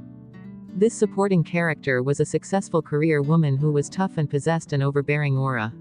She was supposed to be the domineering president of a company. Samantha wouldn't be able to get this role given her acting skills and experience. Thus, even if Samantha managed to snag an opportunity to get an audition, it would be hard for her to get hired based on her acting. However, she sounded really confident. It was probably because Scarlett had made prior arrangements. Alicia didn't mull over this, as it had nothing to do with her. Instead, she continued her research and kept sending her resume. Chapter 19. The boss came personally. The next morning, Alicia made her way to the audition venue early. Triumph Entertainment had banned Alicia, so it was tough for her to make a comeback. After sending out numerous resumes, she had finally received a reply. She had applied for a role in a small production with a rather trashy, melodramatic plot. Although the script was awful, she would be content with a role. She was in no position to be picky. Besides, she wouldn't qualify for any major productions given her acting skills. When she had gone abroad years ago, she had been hungry for success and fame. For the sake of money, she had entered all sorts of competitions. However, she'd had several serious accidents that had almost caused her to lose her life. She didn't want her mother and Scarlett to worry, so she hadn't mentioned anything to them. Her mother wasn't even aware of her career as a professional car racer. In order to groom her, her coach had forced her to undergo all sorts of rigorous special training to train her physically and develop her patience. This training had included physical capability exercises, survival drills, and skills such as painting and calligraphy. In order for her to understand more about racing, he had even coached her and helped her enter Country M's Massachusetts Institute of Technology, which she specialized in aerodynamics. Alicia was intelligent, and she was able to learn anything quickly as long as she set her mind on it. However, if she didn't have any interest in learning, she wouldn't be able to master a skill. That was why she had failed to learn how to play chess. After getting banned from competing, she had entered the entertainment industry because of Matthew and Scarlett. However, she didn't have much interest in acting, so her acting skills were horrible. She knew that she had to spend plenty of time to improve her acting skills. However, right now, she had to focus on passing this audition. Number 33. When someone announced her number, Alicia took a deep breath and entered the audition room. After some time, Alicia's performance ended. The director shook his head. "Sorry, Miss Lewis, but your acting isn't inspiring enough. I hope we get a chance to work together in the future." Quote. Alicia had no choice but to leave. After she left, she walked past another production team. There was a huge crowd outside the room. The production team had hung up a sign with the words, "Meeting One's Match." Wasn't Samantha auditioning for this movie today? Alicia unconsciously halted and peered in the direction of the crowd. Meanwhile, the crew of Meeting One's Match was in a state of frenzied chaos. The producer, Tucker Gibson, and director, Emmett Thames, had called a meeting of the entire production crew. They sternly instructed them to make sure that the auditions that day were smooth and successful. In a partitioned area inside the audition hall, one could clearly see the auditions outside through a video camera. A man was sitting on a black leather couch opposite the video camera. He was wearing a pair of gold-framed spectacles, and he was clad in a classic yet ascetic-looking black suit. He was casually flipping through a magazine. Even though he appeared relaxed, he still exuded an imposing, intimidating aura from head to toe. No one dared to look at him. Gabriel walked towards him with a cup of coffee and a smile on his face. "Brother, how come you suddenly had the time to drop by today?" The man accepted the coffee. "Can't I come?" Gabriel smiled softly. "Of course, I'm happy to see you here. It's just that you gave both Tucker and our director a bad shock." Quote. Nobody had anticipated that Edward would make a visit personally. Tucker's legs had given way out of fright and he kept asking Gabriel what had happened. To be honest, Gabriel was surprised as well. Although JM Corporation had invested in this movie, there was no reason for Edward to be involved in inspecting the audition process. Chapter 20. For the supporting actress. Knock, knock, knock. Someone knocked softly on the door. Gabriel replied, "Enter." Quote. Producer Tucker and director Emmett strode in. Both of them unconsciously shuddered immediately when they spotted the man sitting on the couch. They had never thought that their big boss would come personally. Both the director and the producer were experienced and famous in the entertainment industry.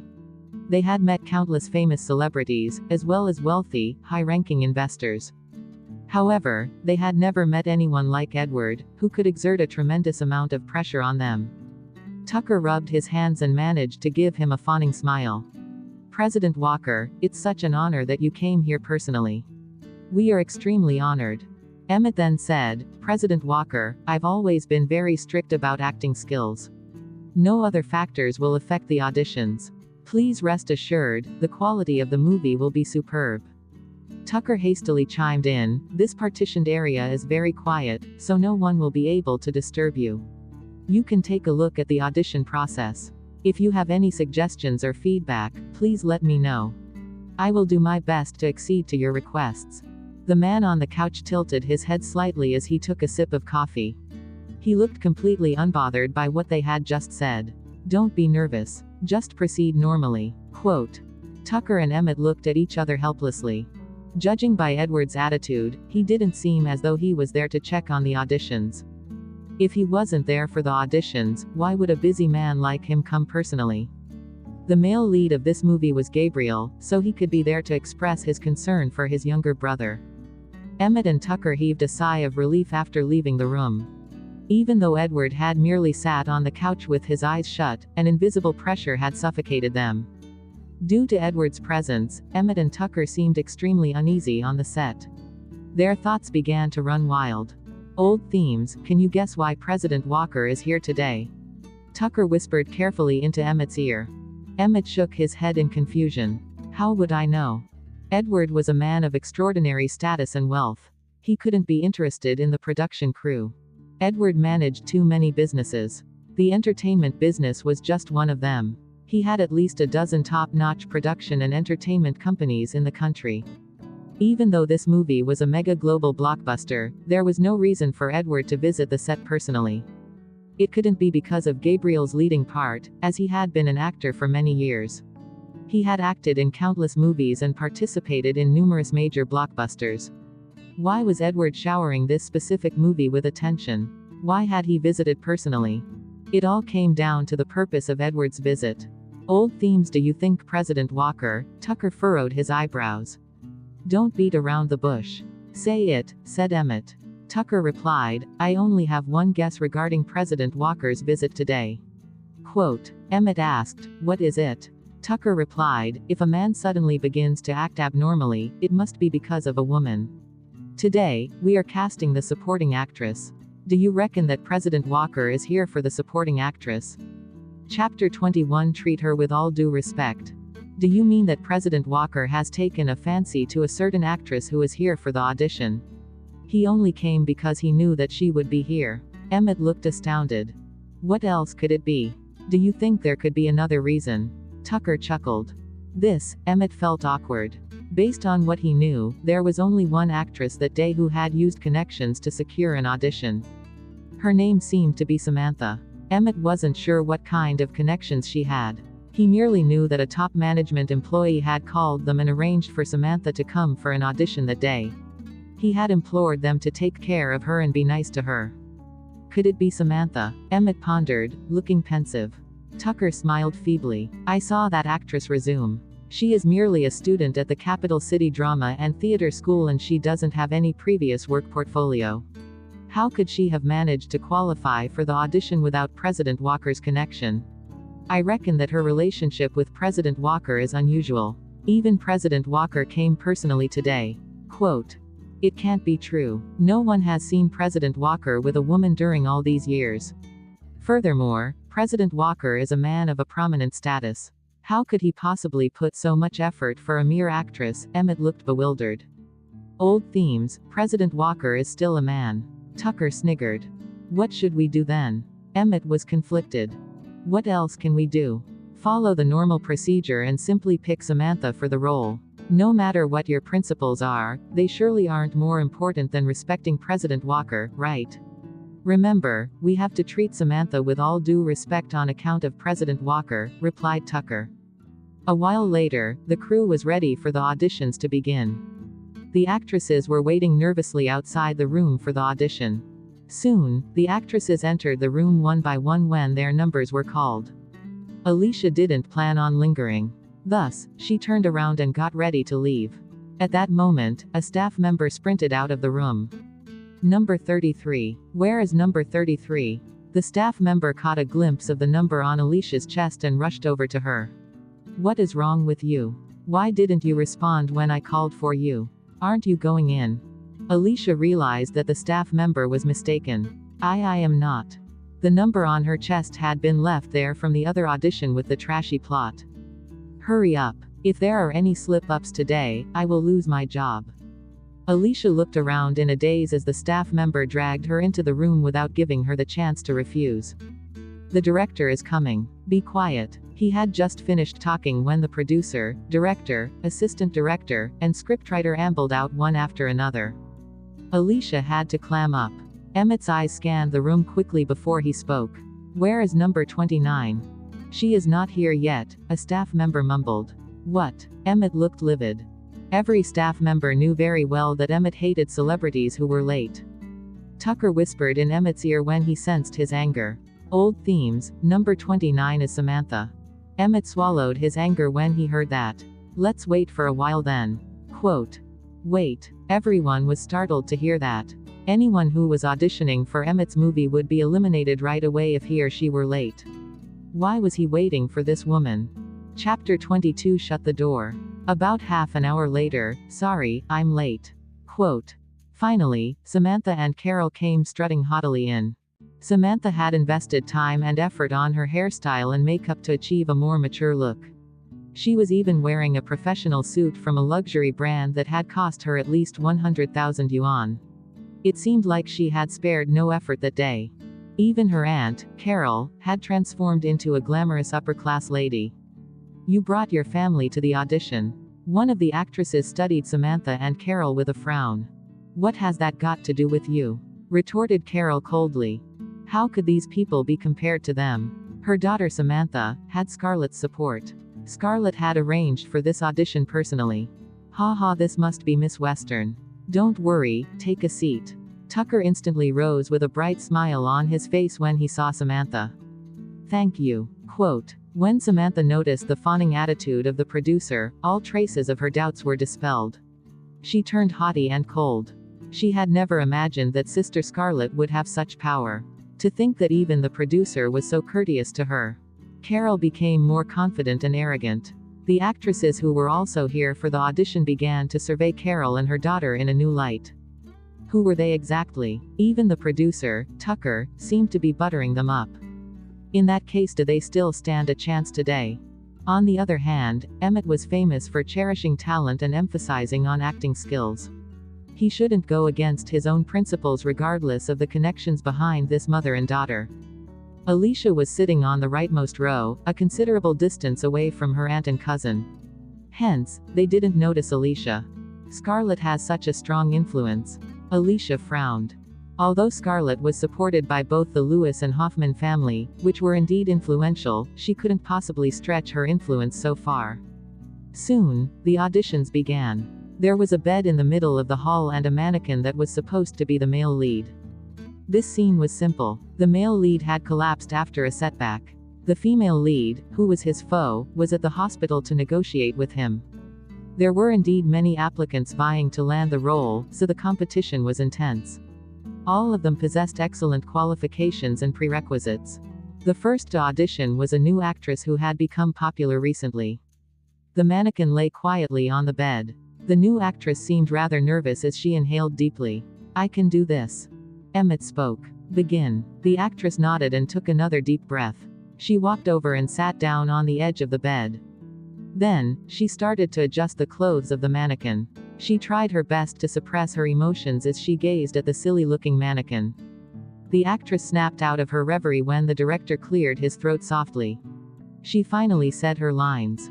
Are you all right? Emmett's face fell. He interrupted her performance by bellowing, can't you act unless your opponent is a real person? Is the mannequin so funny? Why are you here then? How many times have you almost burst into laughter? Emmett, who was known for his vicious tongue, spared no thought for other people's feelings. As soon as he finished talking, the actress went pale. The other actresses were all guffawing with laughter. Alicia was speechless. This is too scary. Let me out. Chapter 23, Your acting is excellent. Her acting skills were dreadful to begin with, so she definitely couldn't handle this complex character. Besides, the mannequin looked really funny and silly.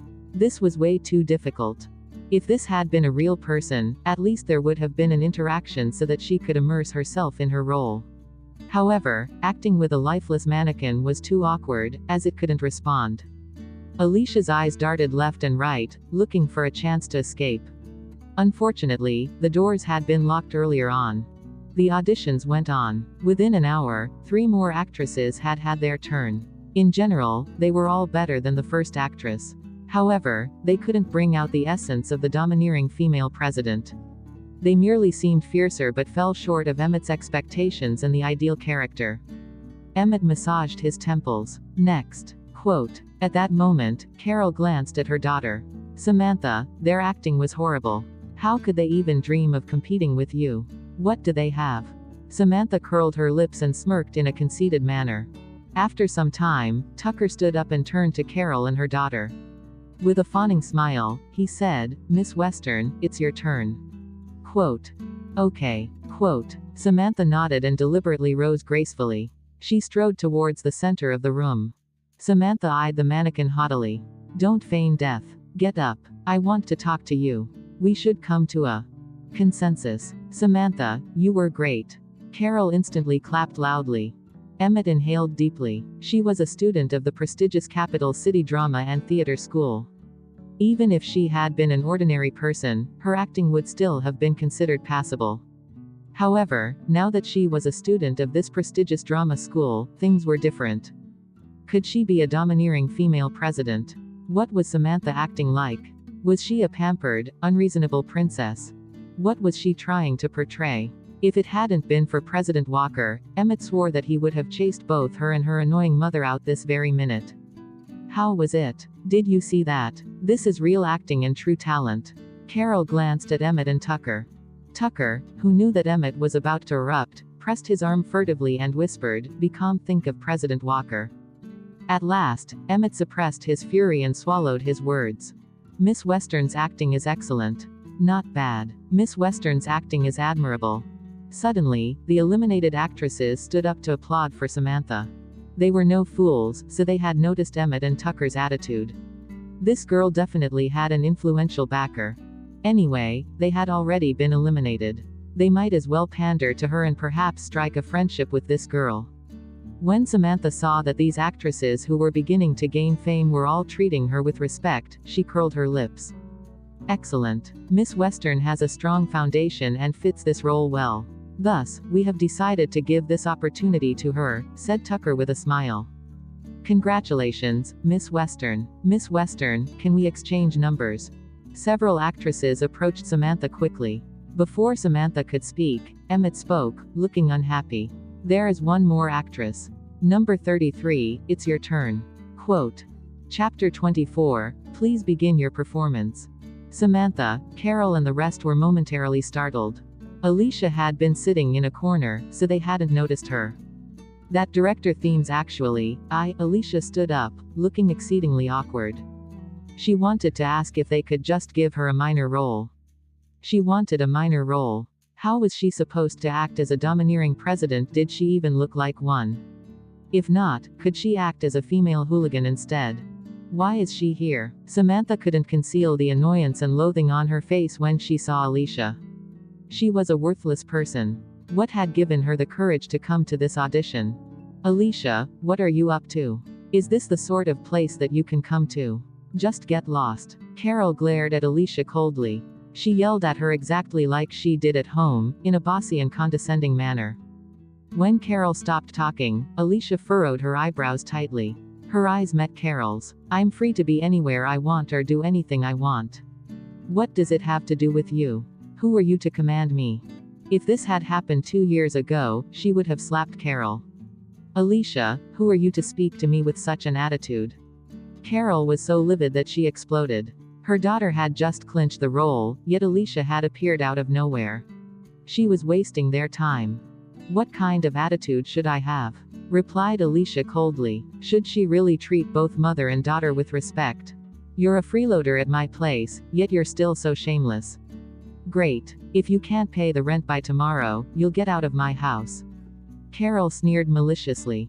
Alicia was so useless that she wouldn't be able to even clinch a minor role, let alone the role of a domineering president. Her daughter was a top student at a prestigious school. Alicia wasn't even fit to carry her daughter's shoes. How could she be worthy enough to vie with her daughter? Mom, I already told you to throw her belongings away. Do you really need that meager amount of rent? Samantha remarked with a cold smirk. Listen, everyone. This actress does not attend an acting school. She didn't even go to university. She can't even take on a minor role. You should send her away and stop wasting your time. Suddenly, Carol turned to Tucker. Tucker was suddenly in a dilemma. No matter what, he still needed to follow the normal procedure. How could he chase someone away before she had even auditioned? That was too unreasonable. She is really shameless. She can't even snag a minor role, yet she came here. A lady in a little red dress made a sarcastic remark. She was still fretting about how to strike a friendship with Samantha. Now, an opportunity had presented itself. Exactly. What is wrong with this person? She is staying at Miss Western's house and now she wants to snatch her role. Is she even qualified enough? HMPH. Look at her outfit. Does she look like she is auditioning for the role of a domineering president? Seems like she is auditioning for the role of a waitress. Quote. Why are you all being so noisy?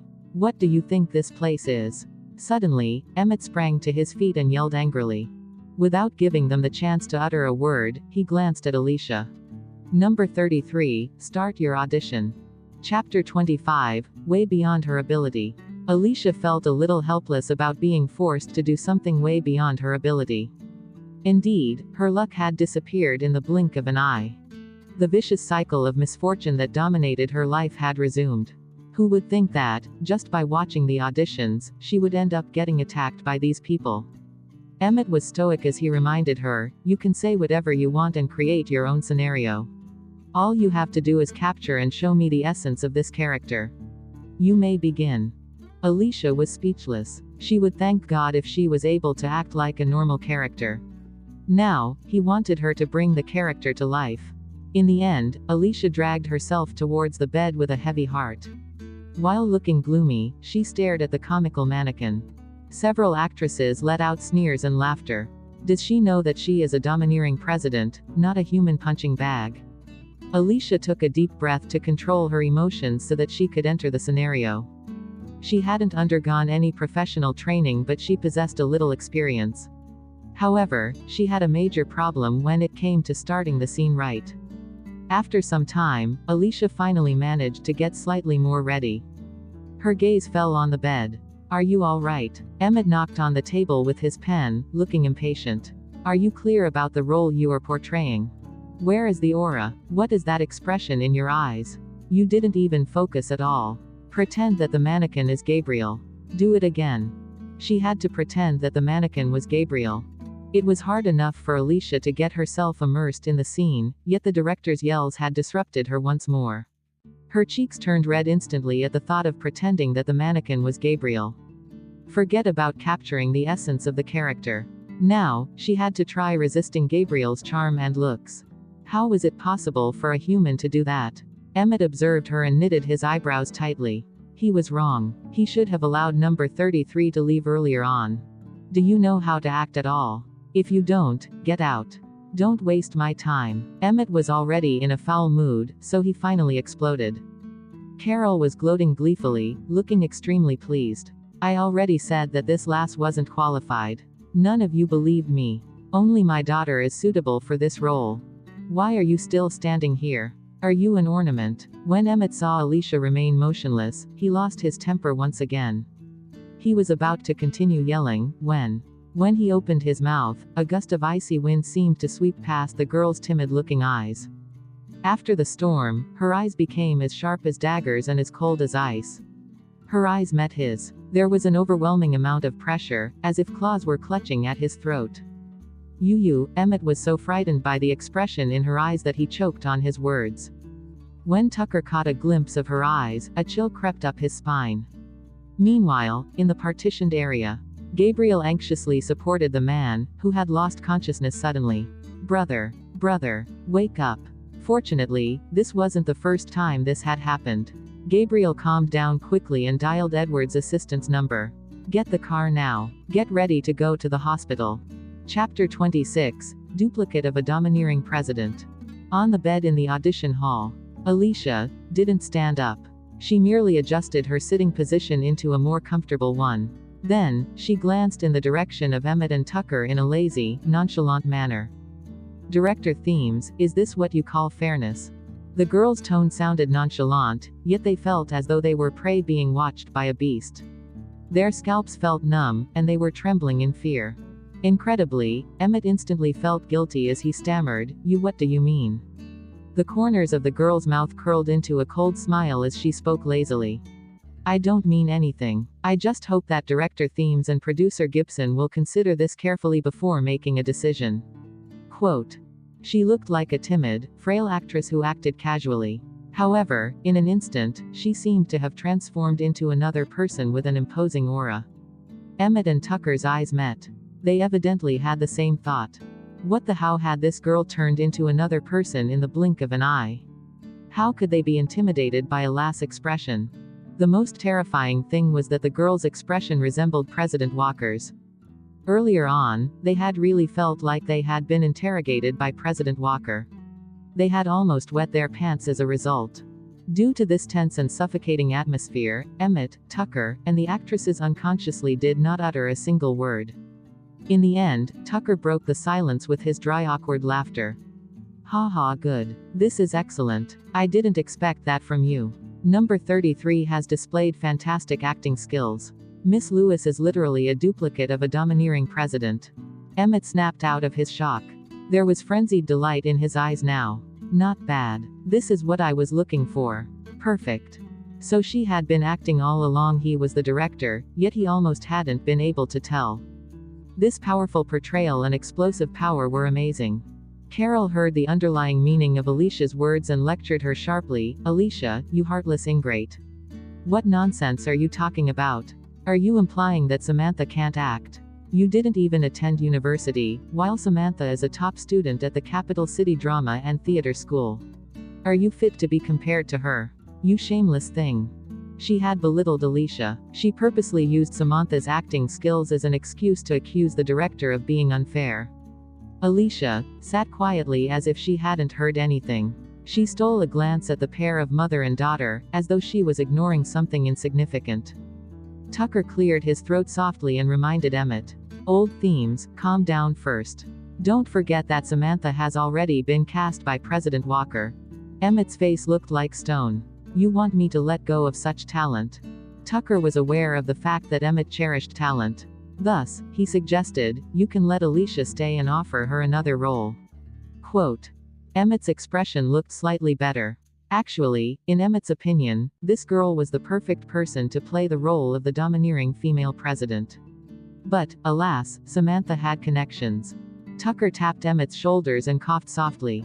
Then, he proclaimed, Miss Lewis, we do have another supporting character with plenty of scenes. You can stay here. Quote. What? You're allowing this kind of person to be part of the movie?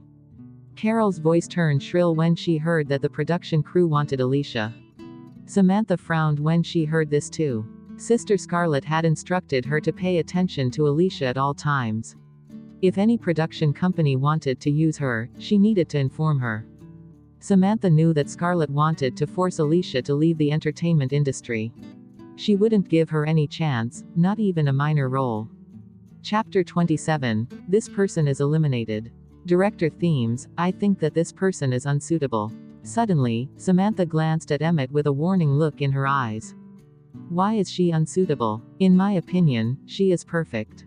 Besides, it's just a minor role, replied Emmett with a frown.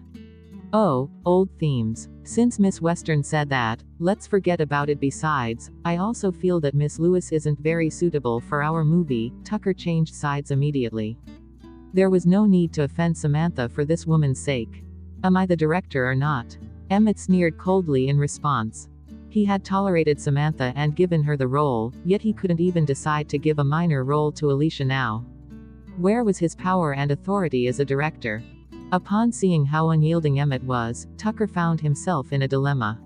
What should he do now? All right. If you insist, I can't do anything. However, you should consider this wisely, Director Themes. Samantha snorted coldly as she whipped out her phone. She dialed Scarlett's number.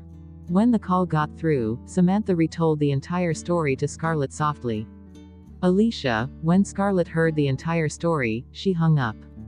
She had never expected that Samantha would be so capable. She had incredibly clinched the role of the domineering president. Scarlett had merely lent her a hand. She hadn't put much effort into getting her a place at the audition. When she found out that Alicia had been chosen for a role and director Emmett had lavished praise on her, she became serious. Without any hesitation, Scarlett called the high-ranking employee she knew at Summit Entertainment. Summit Entertainment was a company of the JM Corporation, as well as the investor of Meeting One's Match. Brother Nelson, yeah, that is the situation. I'm afraid I'll have to ask for your help. Quote. When Scarlett ended the call, a triumphant cold smile appeared on her face. Alicia, let's see if Emmett will dare to use you. At the same time, at the audition venue. The atmosphere was rather strained and tense when a middle-aged man wearing an impeccable suit opened the door. Tucker hastily put on a fawning smile and stepped forward instantly. Mr. Nelson, what brings you here? This man was in charge of Summit Entertainment's investment projects. The middle-aged man walked over to Emmett and threw a glance at Alicia. Then, he turned his attention to Emmett and ordered him firmly, this person is eliminated. She is not needed for another role. Quote. What? Emmett furrowed his eyebrows tightly. All the actresses felt a whole new level of respect for Samantha. How powerful was her backer? Alicia would not even be getting a minor role because Samantha had said no. Mr. Nelson, listen to me. Emmett was about to continue, when the man dismissed him with a wave. I've made myself clear. Quote. Carol was gloating gleefully while Samantha folded her arms and threw a disdainful look at Alicia. In the end, Emmett gnashed his teeth but fell silent. The man glanced at Alicia indifferently. Why are you still standing here? Leave now. Quote. Alicia remained motionless on the spot. Her pair of cold-looking eyes surveyed him fleetingly. What are you looking at? Snapped the man coldly. You're in charge of investments at Summit Entertainment. Harold Nelson, Alicia replied, looking as if she was trying to recall an insignificant person. Chapter 28. Dismissed immediately. Why? Is there a need for me to impersonate him? Harold sneered. Soon, Alicia's cold and aloof eyes landed slowly on the man's face.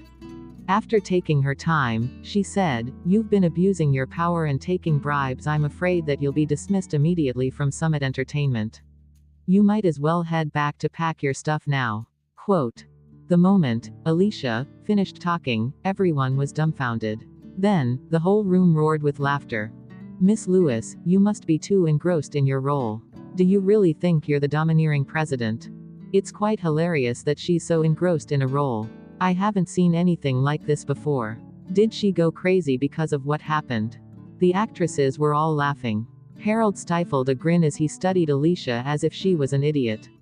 Are you running a fever? Or is there something wrong with your brain? Do you want to go have an examination at the hospital? Alicia didn't reply. She just quietly took out her phone and began typing on it nonchalantly. I'm talking to you. Are you deaf? Do you need me to lead you out? Harold lashed out at Alicia when he saw that she was using her phone. Answer your phone. Alicia raised her head to glance at him. What? Harold sneered. He was about to retort, when his phone suddenly rang. His expression faltered a little when he saw the caller ID displayed on the screen. He immediately answered, President Sims, please speak. Please speak. No one could hear the conversation going on. However, the pupils of his eyes shrank violently as he spluttered, What, I'm dismissed? You're asking me to pack my stuff and leave the company right now? Why? President Sims. President Sims. When the phone call ended, he stood rooted to the spot. Everyone around him was equally shocked by this turn of events. Harold had really been dismissed. Carol and Samantha's haughty expressions froze. They looked rather comical now. Harold's face flushed as he stared at Alicia in utter disbelief. What was going on? This woman had just said that he would be dismissed. 1 moment later, he had really gotten fired. What kind of sorcery was this? No way. He had to set things right and understand what was going on. Fuming, he slammed the door forcefully. Meanwhile, both Emmett and Tucker were astounded and dumbstruck. What was happening? What Alicia had said had come true. What a coincidence. Wait, why would Harold get dismissed so suddenly? Tucker swallowed his saliva. Old themes, we were wrong right from the start. Samantha has nothing to do with President Walker. Of course, Emmett instantly understood as well. If she knew President Walker, why would Harold get fired? They had gotten the wrong idea.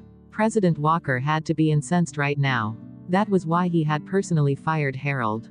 Chapter 29, It was a mistake. Both of them were still talking when a man walked out of the partitioned area. He seemed to be an assistant. He strode over to them and said in a low voice, "Second young master asked me to inform both of you that he and President Walker have to leave first. Something urgent came up." Quote. Tucker was speechless. Emmett was speechless. They were in trouble. President Walker had left in a huff. Their original intention had been to pander to President Walker. Who knew that it would backfire? They knew it. How could President Walker be the type of person who bent the law for the sake of a woman? President Walker must have been here purely for an inspection check. However, they had used a vile mindset to make assumptions about President Walker. This was a sin. They needed to remedy the situation. Tucker stole a stealthy glance at Alicia. "Miss Lewis, your performance was brilliant just now. It has left a lasting impression on both of us. Congratulations. This role is definitely yours." Emmett hurriedly chimed in, "Miss Lewis, you should go back and get prepared. The production crew will inform you when we start shooting." Quote. Emmett was feeling slightly conflicted. He had assumed that Samantha and Edward had some sort of relationship. However, after all this time, it turned out that it had been a misunderstanding. Fortunately, this was only a mistake. Otherwise, he wouldn't have been able to use Alicia. Alicia was the perfect choice for this role in his opinion. If he missed out on her, he would really regret it. "What are you all doing?" Carol's ear-piercing scream broke the silence. How could she be selected? Are your brains damaged? Samantha's eyebrows were furrowed tightly as she was trying to make sense of what was going on. Unless she was mistaken, Harold had been sent by Sister Scarlet. However, at this crucial juncture, he seemed to have gotten into some sort of trouble himself. Tucker pointed at Carol and said coldly, "Both of you have caused enough trouble. The result of the audition is out, so please leave now." Carol was stunned momentarily. This producer had treated them so respectfully earlier on. Why was he talking to them this way now? "Do you know who you're talking to?" "I'll call Scarlet immediately," Carol snapped coldly. Scarlet. Emmett and Tucker looked startled as they glanced at each other. Scarlet from Triumph Entertainment. After all this time, the backer behind this mother and daughter had turned out to be Scarlet. No wonder Harold had come over. They knew that Scarlet and he were quite close and the two of them would meet in private. This was such a huge blunder. In the end, Tucker ordered the crew to lead the mother and daughter pair out. "Miss Lewis, I'm sorry that we caused you unnecessary trouble because of a mistake on our part. If you still have any other questions, feel free to ask us." Quote. Alicia replied, "I want to get my pay in advance." Quote. Tucker agreed readily. "Sure, I'll get someone to handle it later." Quote. Alicia nodded briefly and turned around to leave.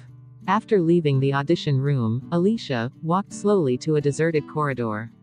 Then, she flagged a cab and went to the hospital.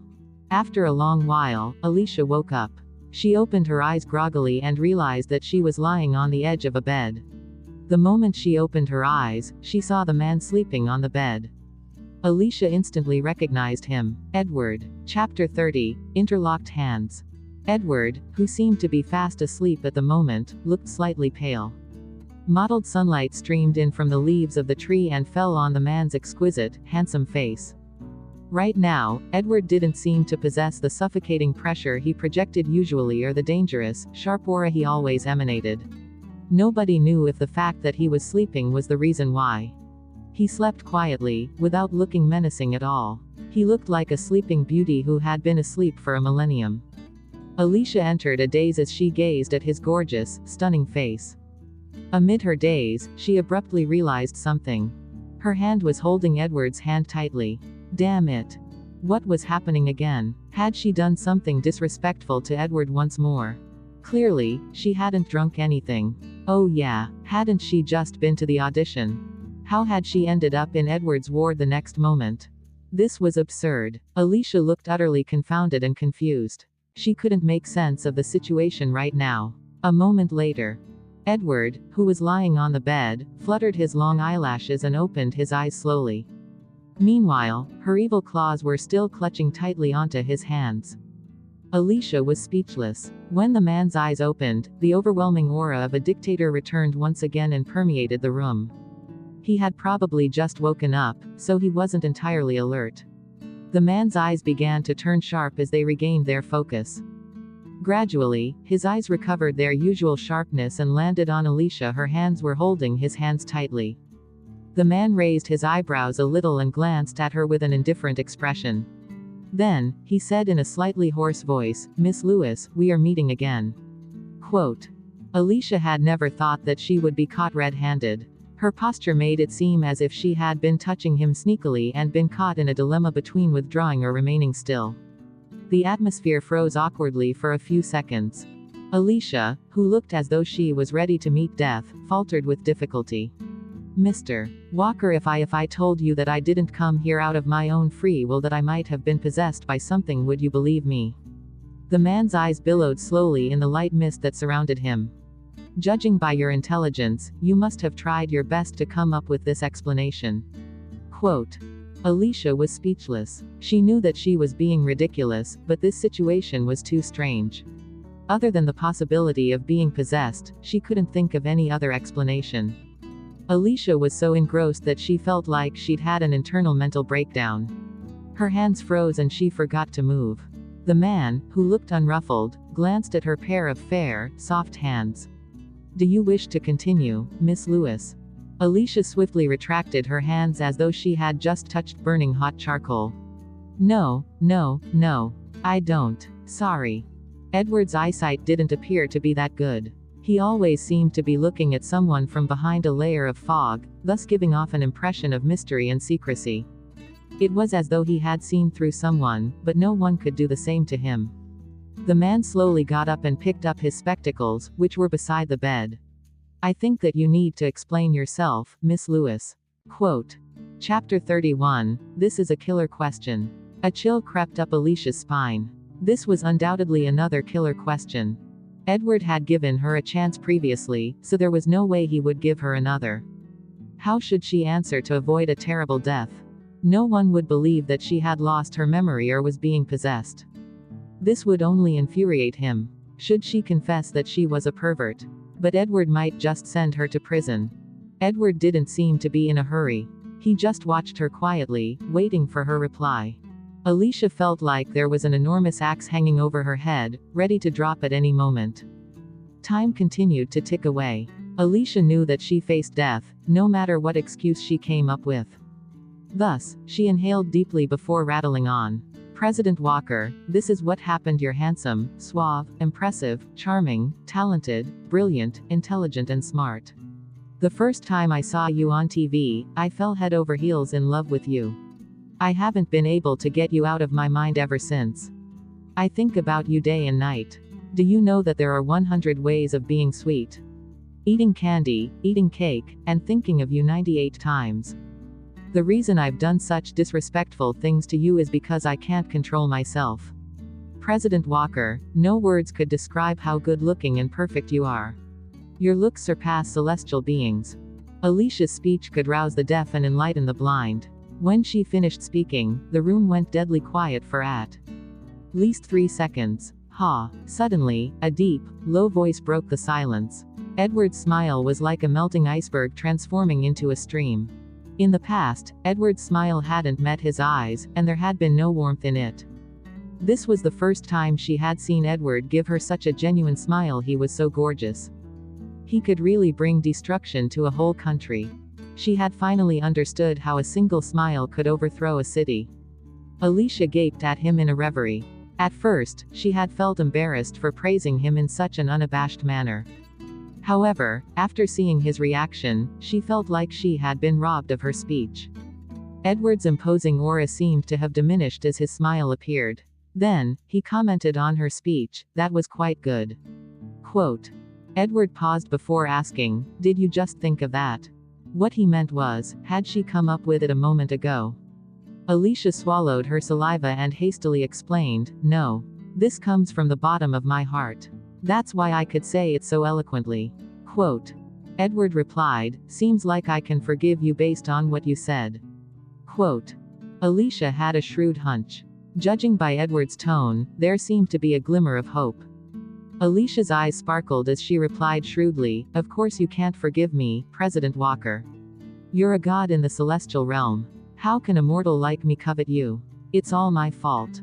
While Alicia was racking her brains to save herself, the door suddenly burst open forcefully, giving her a rude shock.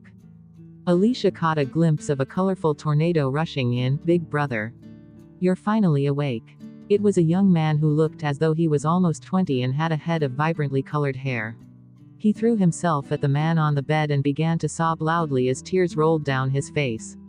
"Big brother. I thought you wouldn't be able to wake up this time. If you die, what will I do?" Chapter 32, That Would Be Great. Edward glanced at the sobbing young man and narrowed his eyes. "Owen, I'm giving you one more second." Quote. With a whoosh, the young man sprang back from his body like a spring in a split second and muttered pitifully, "Brother, why are you being like this? I was so worried about you. I used my tears to wash my face every day and raced furiously here in a flash just to see you, yet you're so fierce to me." As soon as he finished speaking, Edward's expression turned frosty again. His eyes gleamed menacingly. "Raced." Owen Walker shivered in fear, and the hair on his skin stood on end. He instantly said, "No. I didn't race. I am merely exaggerating to describe how anxious I was. My heart was bent on returning to see you. I obeyed the traffic rules. I only drove at 30 kilometers per hour." The youth had just finished explaining when he realized that there was someone else in the ward. When his eyes swiveled to Alicia, who stood aside, his bright, arrogant eyes turned hostile and wary. Meanwhile, Alicia was also curiously surveying the young man in front of her. So Edward had another younger brother besides Gabriel. It was no wonder, as he did resemble Edward. They both had gorgeous looks that defied Mother Nature, although their dispositions differed a lot. Owen stared coldly at Alicia at first before telling Edward anxiously, "Brother. This woman is going to be my future sister-in-law. Are you kidding me? Aren't you aware of her background? She is a D-list actress who only knows how to get embroiled in scandals for the sake of fame.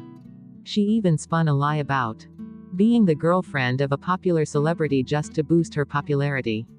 After the other party squashed the rumors, she refused to let him go. She made a huge fuss about it, so everyone loathes her. She has been banned from the entertainment industry." When Alicia heard him reveal everything he knew about her, she scratched her nose. She really didn't intend to clarify this herself. In the past, she had tried to explain to everyone, but she had gradually understood that, other than herself, no one else would believe her. Alicia believed that she was really unlucky. She had been about to succeed in coaxing Edward, yet someone had disrupted her plan. Now that her past had been laid out before her, would Edward still believe her words? "Woman, you are too brazen and daring. How dare you target my brother?" Owen glared fiercely at Alicia. He was filled with indignation as he threatened Edward. "Brother, if you allow this kind of woman to be my sister-in-law, I won't return home." When Owen finished his sentence, the room went deadly silent. Alicia, who was caught in between the two brothers, felt really awkward. She was contemplating if she should advise them or try to ease the tension. However, she suddenly heard Edward speak nonchalantly. "That would be great." Quote. Alicia was speechless. Owen was also speechless. Chapter 33 Young man, I'm advising you to be kinder. Owen was momentarily stunned, as though he had just received a severe blow. He eyed Alicia sharply as if she was some sort of vixen. "Brother, this woman looks like a scheming, sly person. You want to chase me out of the house because of her?" Edward replied, "Haven't you been chased out already?" Owen was speechless. Alicia was speechless. Why was she suddenly pitying his younger brother? Owen fired his cannon at Alicia again. "What did you do to my brother?" Alicia let out a helpless sigh. "You must be mistaken. I have nothing to do with your brother. You can treat me like a stranger." Indeed, there was nothing between them. She had merely barged into his room at night and stalked him to his ward like a pervert with evil intentions. Alicia felt her conscience pricking her when she said that. Apparently, Owen didn't believe her either. I would have to be a fool to believe you.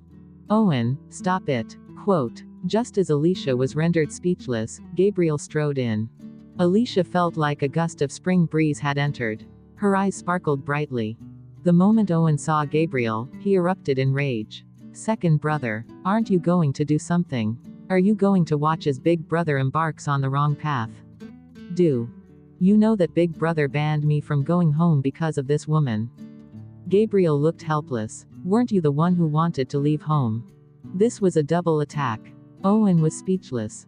He had received strikes from both his brothers, thus becoming overcome with grievances. He vowed in a fit of anger, I, Owen, would rather die of hunger on the streets or jump off the windows than address you as my sister-in-law. Alicia felt that she needed to clarify this situation. Hold on, young man, I really don't intend to become your sister-in-law. Owen hissed, you don't wish to be my first sister-in-law. In that case, are you trying to be my second sister-in-law? Alicia was speechless. Young man, I'm advising you to be kinder. Basically, any fan would fantasize about their idol becoming their husband. Alicia was no exception. Thus, when Owen mentioned that perhaps she wanted to become his second sister-in-law, she was hit by a pang of guilt. Alicia was mulling over his question when she accidentally caught a glimpse of Edward. He seemed to be studying her at the same time. Alicia panicked and averted her eyes guiltily. Why did she feel like she had been caught? Owen couldn't listen to anyone right now. He slammed the door on his way out. Miss Lewis, I'm so sorry. Owen didn't mean it. Gabriel consoled her. Alicia, who was overwhelmed by his consolation, waved her hands. It's fine, it's fine. Ahem, my reputation isn't that good. Anyway, oh yeah, I didn't have the time to congratulate you. Welcome to the Meeting One's Match production, said Gabriel. Alicia was utterly bewildered. What? I am a part of Meeting One's Match. Chapter 34. Miss Lewis, I hope that you will succeed. Gabriel nodded. Yeah, didn't you pass the audition today? Director Emmett just called me to say that he has found an exceptionally suitable actress to play the role of Teresa Lewis. I heard your name and realized that it was you. The director even said that you have gotten your paycheck in advance. There was no mistake about it. When Alicia heard him, she was completely dumbfounded. Who am I? Where was I? What had she done, or what had happened when she had lost her memory? Mr. Walker, are you sure? Gabriel nodded in response. Certainly. The director wouldn't make a mistake about this. Besides, I saw the audition recording. Your acting skills were really good. You portrayed the role of the domineering president well. Your aura was almost comparable to my brother's. Oh yeah, I need to apologize to you. There is an employee at Summit Entertainment who has committed bribery and taken advantage of certain connections. He deliberately coerced the director into using unsuitable candidates. There is no need to worry, Miss Lewis. My brother was there personally to inspect the audition. When he realized what had happened, he dismissed that person right away. This role is definitely yours. When Alicia heard Gabriel retell the story in detail, her expression became even more bewildered. Many things had happened within this period of time. If Edward had been at the scene, then Harold's dismissal did sound reasonable. However, her acting skills had obviously failed her. How had she passed the audition in the end? She had even garnered compliments from an award-winning actor. He said that her aura had almost been comparable to Edward's. How was that possible? She quickly checked her phone. Indeed, there was a notification from the bank regarding a deposit. Oh my God. The symptoms of her memory loss were getting more serious. Could these be the repercussions of that incident? Alicia abandoned her messy thoughts and placed her palms together.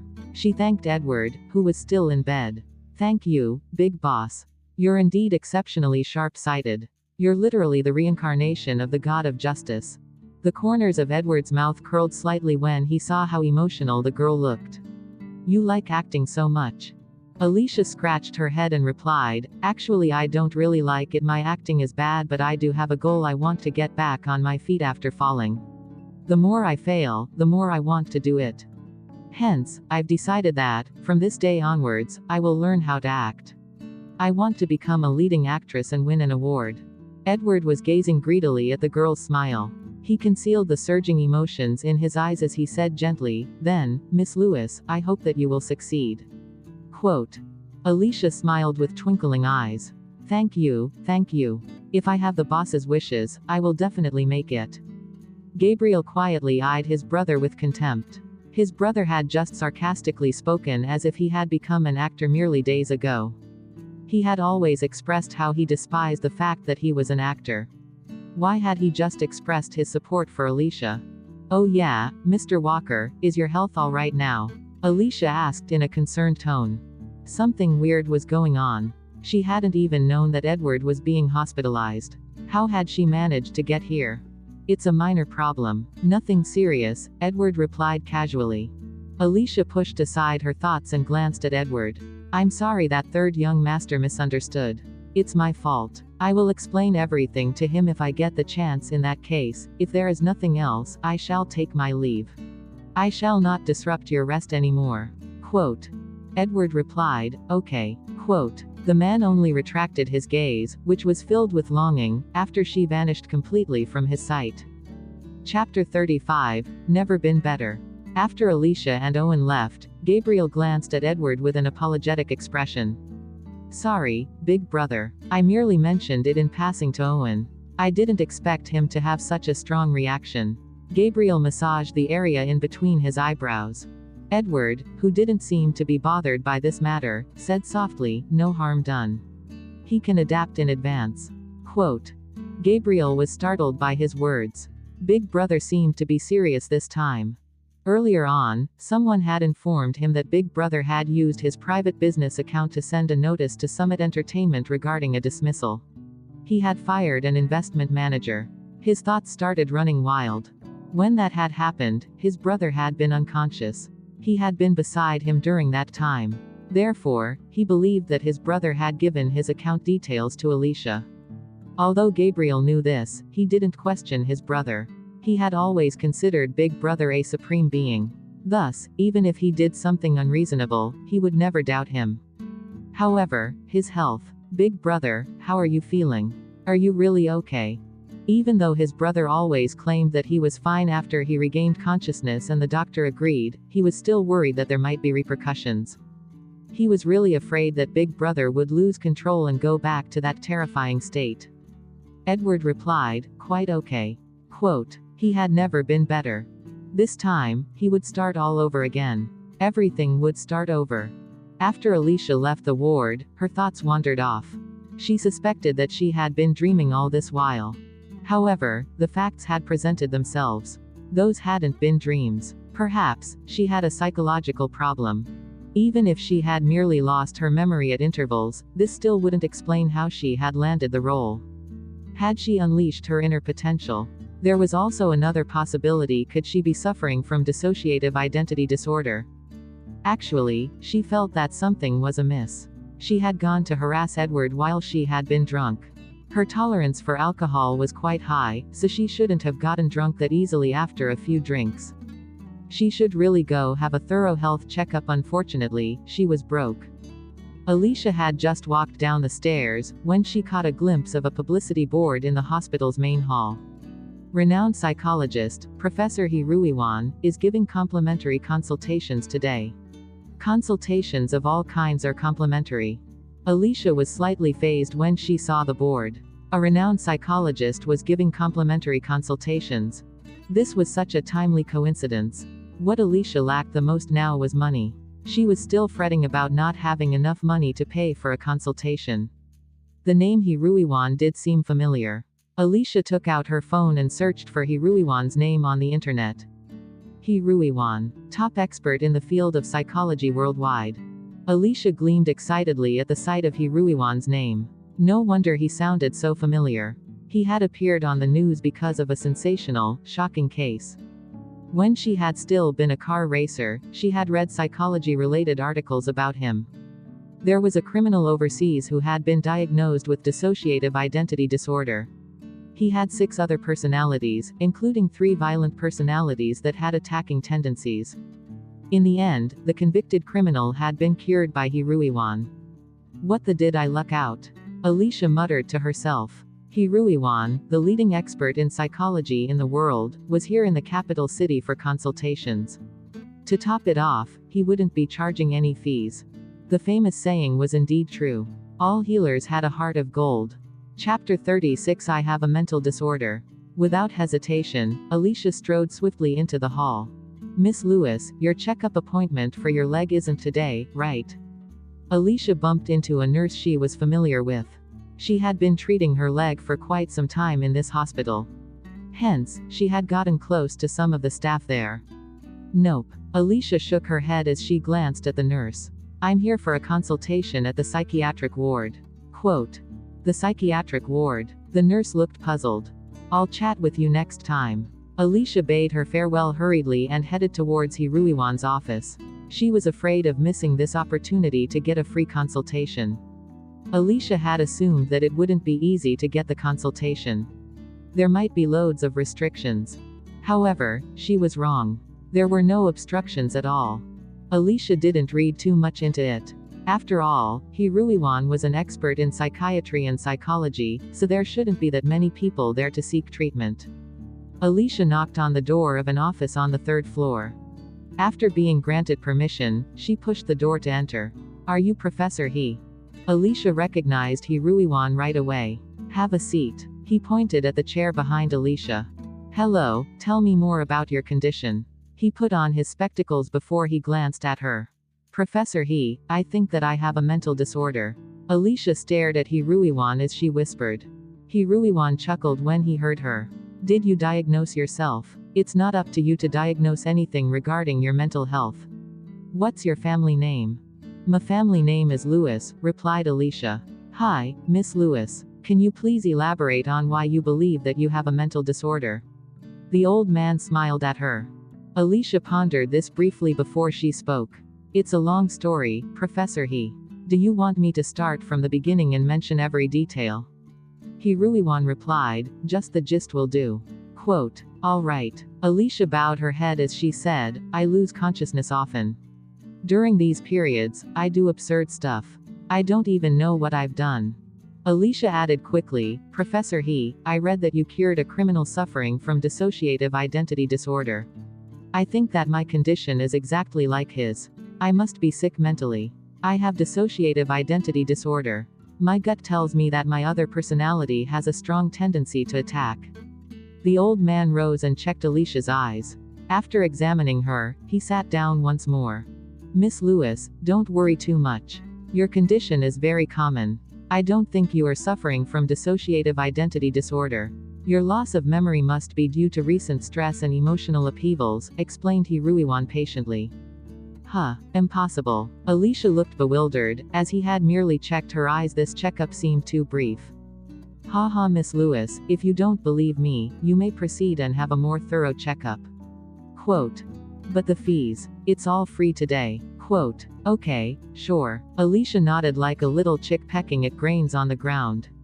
Chapter 37. Drink more warm water. Alicia trailed after He Ruiwan out of the consultation room. In the next 2 hours, Alicia had no idea what the examination was about. They used all sorts of medical equipment on her, and she even had to answer a questionnaire. After the examination, Alicia followed He Ruiwan back to the office. He perused the report in his hand and spoke to Alicia. Miss Lewis, according to the results of the report and my observation, you don't suffer from dissociative identity disorder. Eat less spicy food, relax a bit more, don't be too uptight, and drink more warm water. Quote. But Professor He, I really don't feel well. I definitely have dissociative identity disorder. Can you examine me again? Alicia eyed He Ruiwan anxiously. Miss Lewis, you're too anxious. You need to respect science and me, as your doctor. He Ruiwan frowned as he reiterated. Professor He, I'm not saying that I don't trust science or you. I don't trust myself, replied Alicia. Haha, Miss Lewis, since you know about that sensational criminal case of dissociative identity disorder, you must be aware of my authority and expertise in this field. If I say that this is not your problem, then it's not. He Ruiwan smiled at her. I still think that, Alicia fretted, looking doubtful. Miss Lewis, why don't you seek another professional opinion? Concluded He Ruiwan as he massaged his temples. Do you mean other doctors? Is there anyone else who is more of an expert than you? Alicia chimed in hastily. He managed a tiny smile. I'm afraid not. Alicia was speechless. Sorry for disturbing you. Quote. In the end, Alicia left, looking crestfallen and dejected. Could she be possessed by a ghost? Alicia hurriedly quashed the horrifying idea in her head. If the leading expert in the psychiatric field, Hiruiwan, said that nothing was wrong with her, then she had to be fine. She was probably really tired. After Alicia left, the old man picked up his phone and dialed a number. Mr. Walker, I've done what you asked me to do. Yes, Miss Lewis didn't suspect anything. Yes, her health is fine, except for some old ailments. She is generally healthy. Quote. Outside the hospital building, Alicia spotted the young man a short distance away the moment she stepped out of the hospital. Owen was squatting as he leaned against a bright red Ferrari. Alicia studied the car briefly and immediately realized that this car had been modified. Owen seemed to be a racing car fanatic. Alicia walked over to him and said, "Third young Master Walker, listen to me." She was already in such a pathetic state after these close shaves with death that she didn't want to be accused of another crime. If she could make herself clear, it was best that she did. Owen glanced at Alicia and grinned, revealing rows of pearly white teeth. Want me to listen to your explanation? Sure. Get in first. Okay, Alicia, who didn't read much into it, opened the door and got in. Owen glanced at the girl inside the car and smirked slyly. He would teach this woman a lesson today. Vroom. A pleasant ignition sound was heard. As soon as Alicia got in the car, he started the engine. The red Ferrari sped off at lightning speed.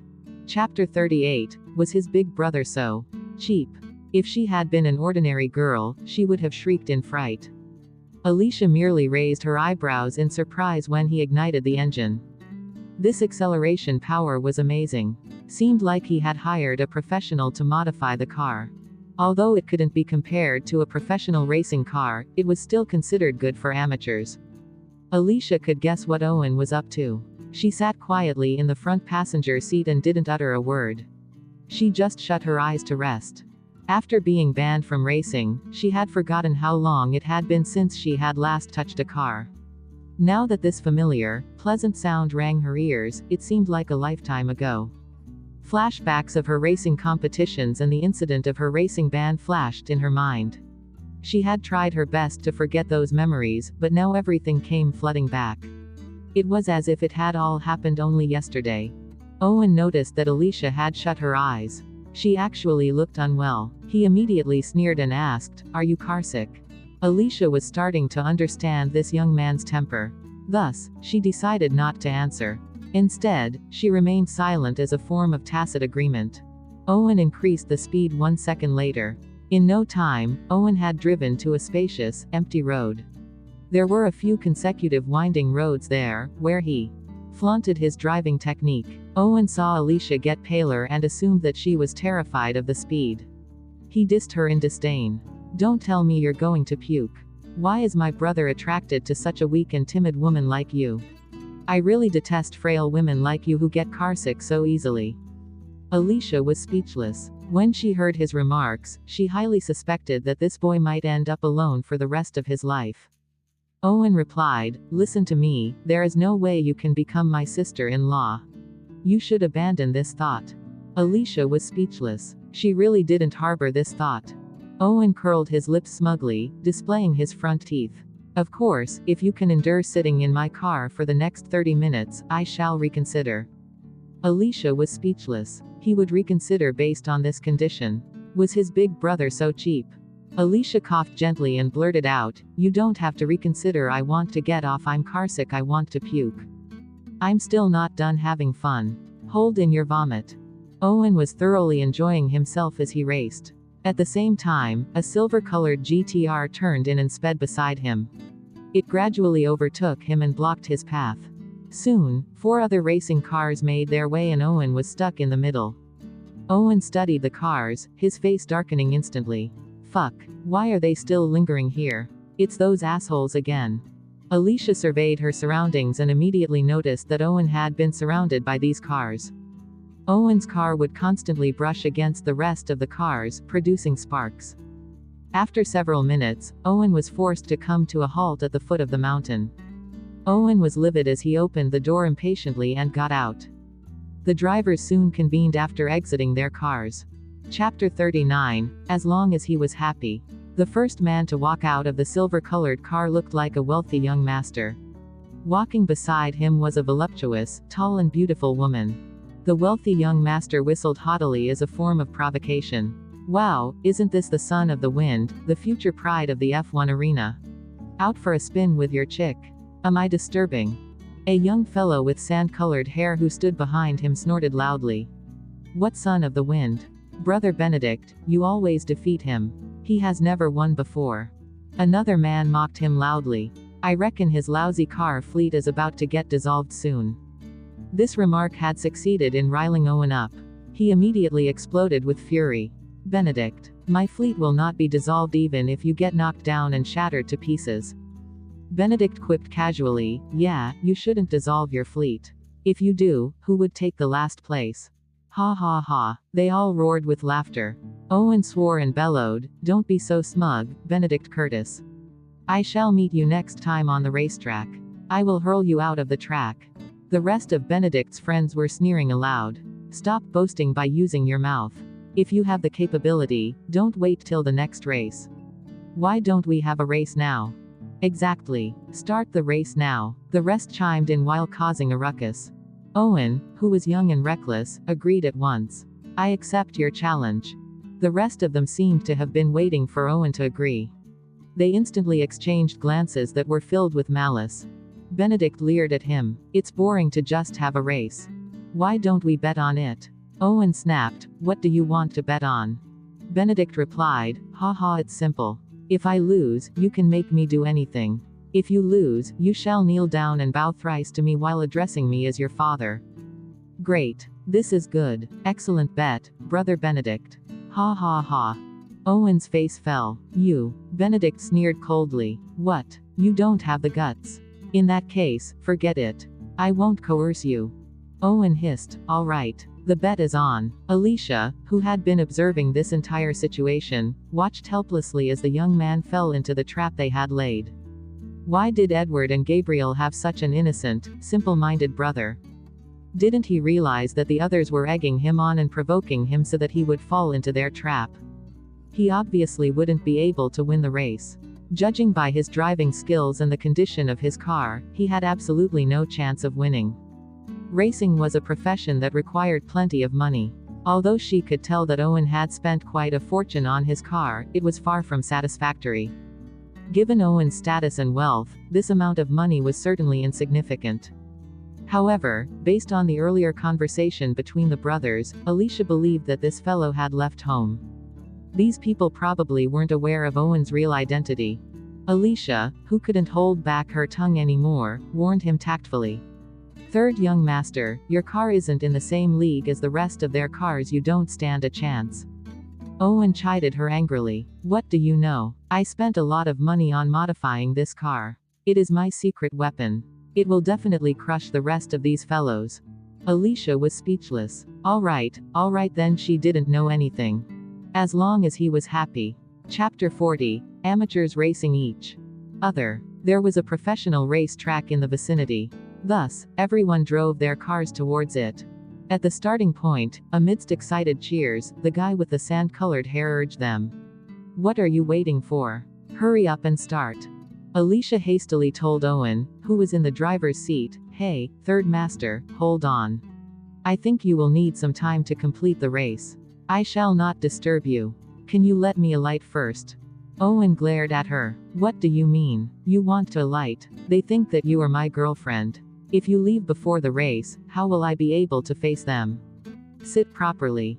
Alicia was speechless. What was happening? The way she could get implicated and attacked just by being present was scary. Owen glanced at Alicia coldly and said impatiently, fasten your seatbelt. If you're afraid, close your eyes. Frail women like you are so troublesome. Alicia replied, oh, bang. A gunshot was heard. A second later, the red Ferrari and the silver JTR sped off in the blink of an eye. Alicia surveyed the entire racetrack. This track was one of the biggest tracks in the country, so every round was 3.408 kilometers. There were 12 loops, and the route was rather complex.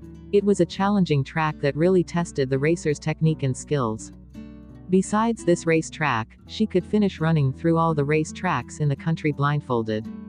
Plus, Owen and Benedict's speed was really to her, they were no different from drivers driving bumper cars. Even though Alicia really didn't wish to be so blunt, this was basically amateurs racing against each other. There weren't any exciting highlights. To her, the result was obvious at first glance. Owen and Benedict were racing each other as though their lives depended on it.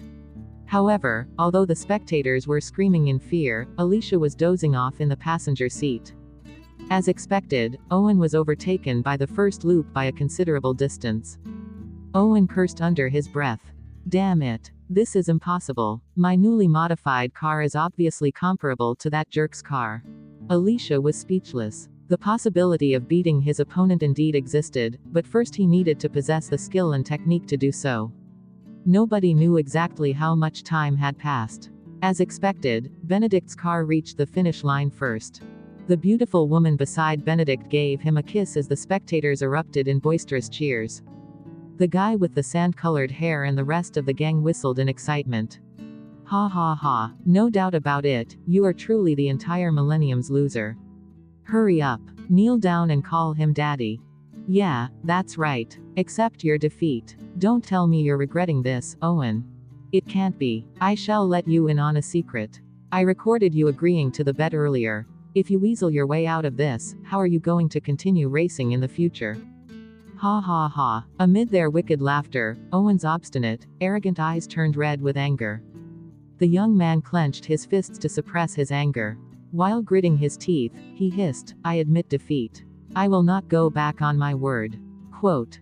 He slammed the door after getting out. Wow. Kneel down quickly. Call him daddy. A number of spectators had already whipped out their phones eagerly, ready to rejoice in his misfortune.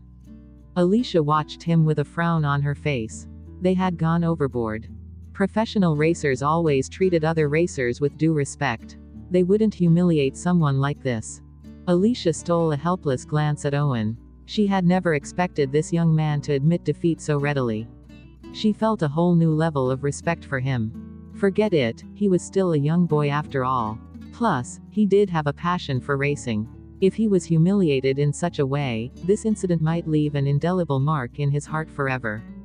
Just like hers. Besides, Owen was her idol's younger brother. If he had to call someone daddy, did that mean that her idol would have to do the same thing? No way. Chapter 41, Intense Aura. Owen was about to fall to his knees, when a pair of soft, slender hands suddenly grabbed his arm firmly. Alicia supported him. Why are you in a hurry? Hey, hey, hey. What are you doing? Are you trying to act as if nothing happened? One of Benedict's friends began to protest. Owen's eyebrows were furrowed tightly together as he flung her hand away. Don't interfere in this matter. It has nothing to do with you. Quote. Alicia ignored the commotion and gave him a tiny smile. Then, she turned to glance at Benedict. Young Master Curtis, you merely beat Owen. You haven't raced me yet. Shall we have a race? The crowd fell silent for a moment before it erupted into laughter at Alicia's suggestion. Woman, you want to race with Brother Benedict? Are you joking? Owen pulled Alicia aside. What are you doing? Are you crazy? You got carsick during the ride earlier, yet now you want to race. When everyone else heard Owen's words, they roared even louder with laughter. She gets carsick, yet she wants to race. This is such a hilarious joke. Alicia continued to look meek and gentle as she said, Young Master Curtis, let's have a race. If I win, you have to agree to anything I want. If you win. Benedict clearly thought that it was impossible that she would win. He looked at her as if she was a clown who was overestimating her capabilities before he interjected. What happens if I win? Alicia beamed. If you win once more, then Owen will call you daddy twice. Quote. Owen was speechless. Ha ha ha. Everyone burst into laughter again. Owen cast a deadly glare at Alicia. Fuck. I merely scolded you at the hospital. Do you have to seek revenge this way? And who are you to make a bet on my behalf? You. Alicia threw him a casual glance and quipped, shut up. Be quiet. Quote. Her expression didn't even change. Her tiny face looked delicate, and she looked demure in that simple dress. However, when the girl fluttered her eyelashes, her eyes, which looked as though they were dipped in ink, gave off an entirely different aura. Several thoughts appeared in Owen's mind. She was like a country bumpkin, yet all of a sudden, she had transformed. She was so seductive. It felt as if she had turned off Owen's switch. He immediately fell silent, and his cheeks blushed under her stare. Even his breathing seemed to freeze. He must have been bewitched. He incredibly felt like this country bumpkin had become breathtakingly beautiful and started to exude an intense aura. He must have gone mad. So, is the race still on? Or is young Master Curtis afraid? In that case, I shall allow you to have one round first. Alicia spoke, looking natural and relaxed. Her words resulted in another round of deafening mockery and laughter.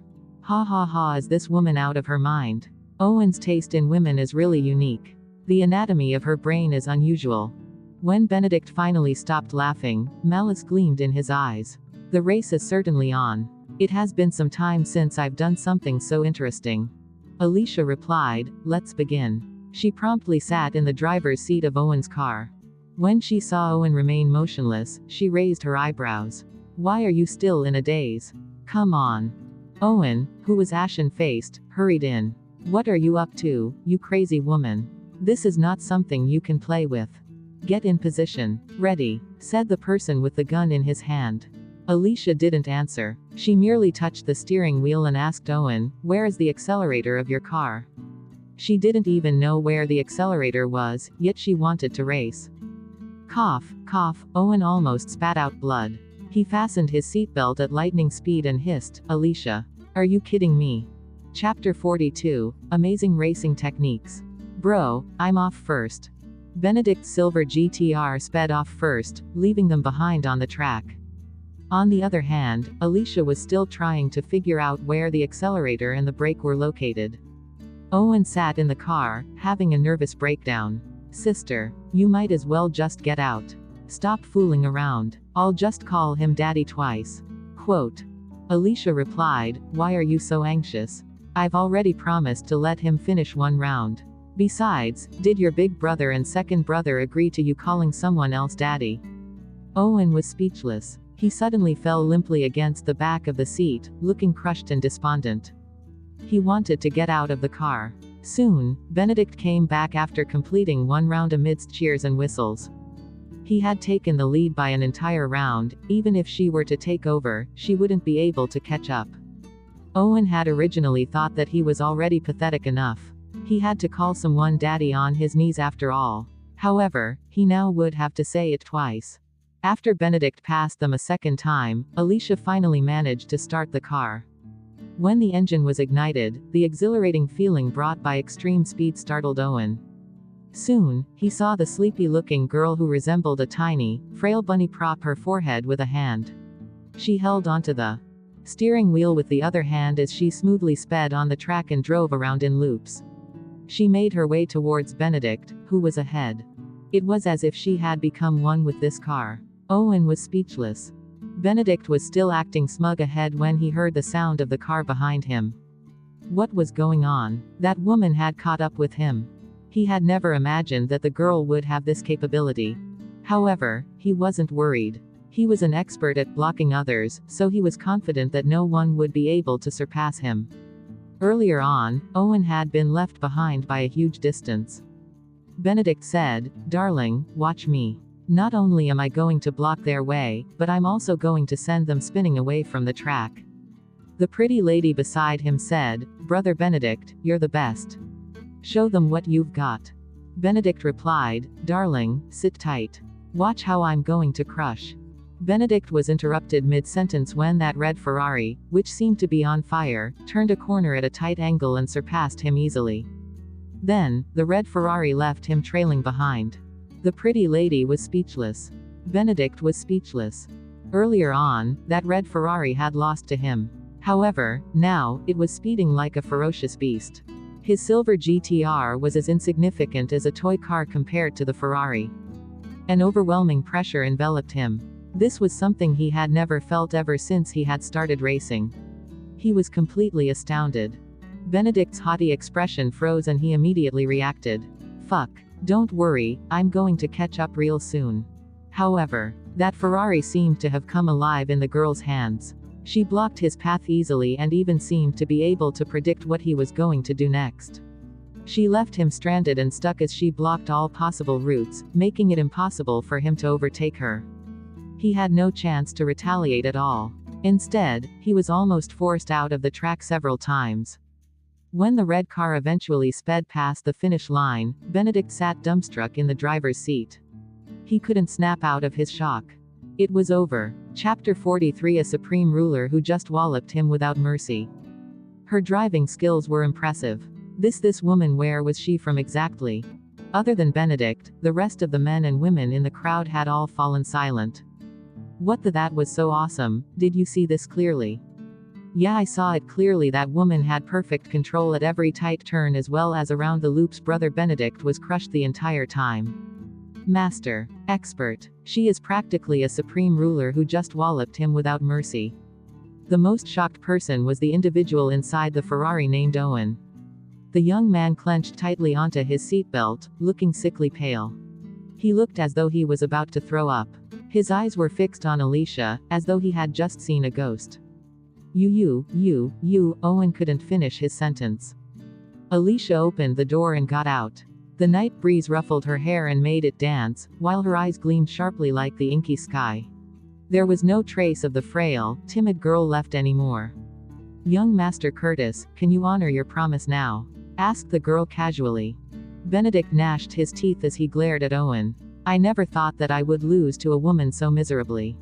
Owen, you're brilliant. Did you set up a trap for me? Owen was speechless. Benedict quipped, say it. What do you want? Alicia's eyes flickered and landed on Benedict's car bonnet before she said casually, young Master Curtis has a fantastic engine. Quote.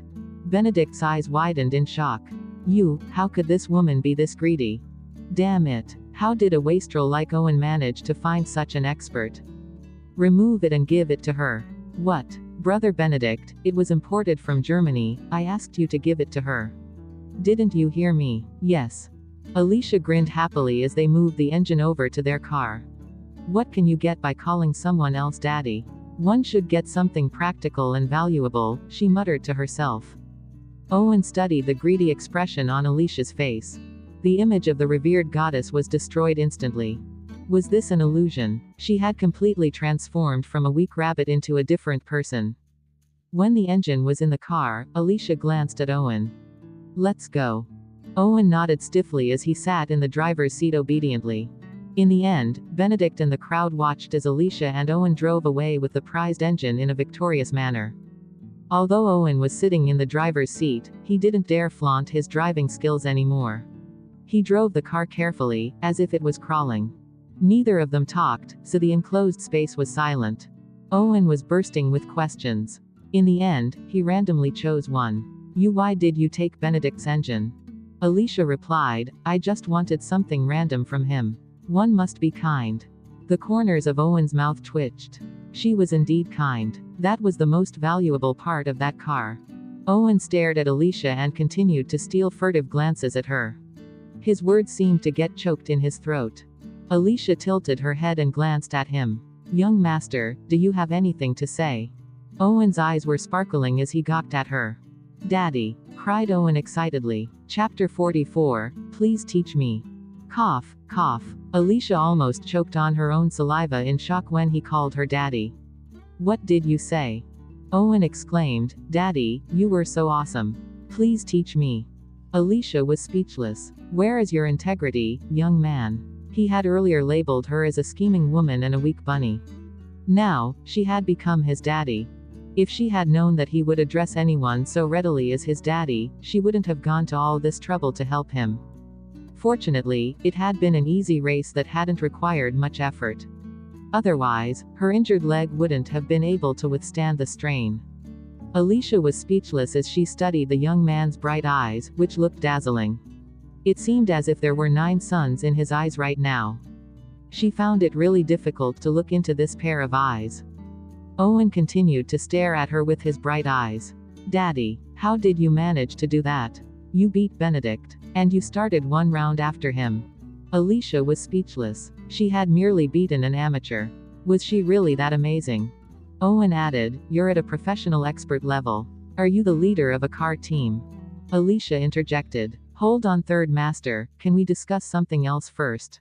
Could you stop calling me your daddy? At the thought of Edward and Gabriel, she couldn't help but shudder.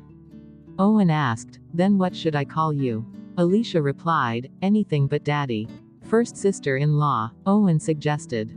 Alicia replied, shut up. Second sister-in-law, Owen asked. Alicia was exasperated. Damn it. She inhaled deeply before saying, Alicia will do. Quote. Owen agreed obediently. Okay, little Alicia. No problem at all. Little Alicia, you haven't answered my question. Quote. You're exaggerating. Have you ever met a leader like me? I merely drove slightly faster than him, answered Alicia helplessly. Owen widened his eyes. Slightly faster. Little Alicia, do you have any misconceptions about professional racing? To a racer, speed is everything. I don't understand much. I was merely involved in it for a while. Quote. Alicia didn't feel like talking about her past. Her name had been erased from the professional racing arena after all. Owen blinked curiously. Sister, why did a girl like you become a racer?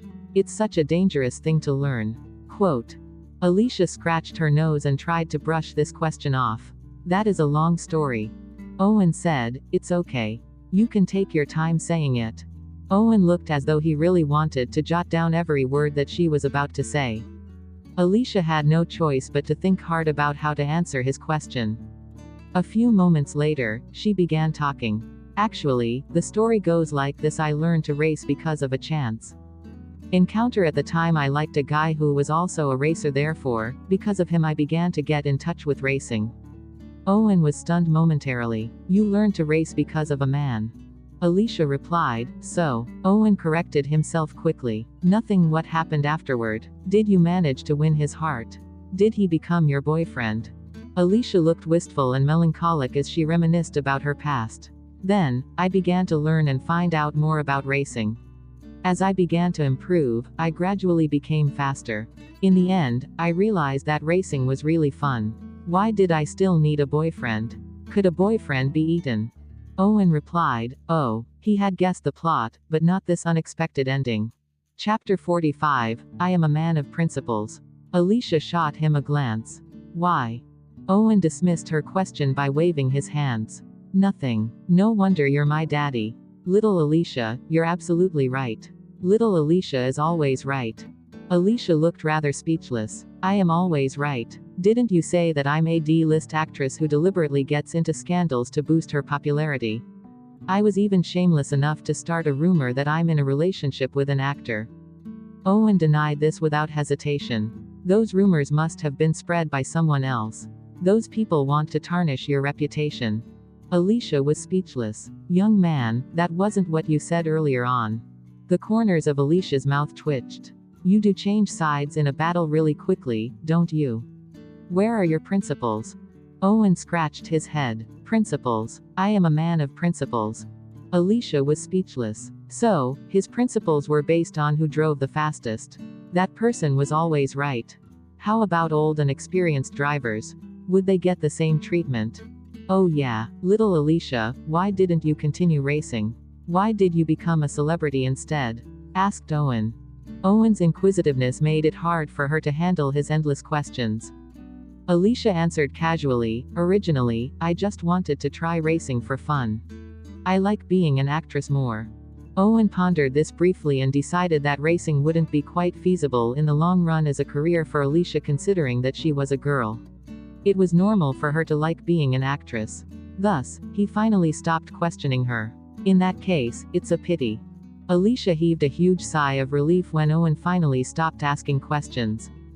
Actually, what she had said to Owen wasn't entirely a lie. There was a portion of truth in it.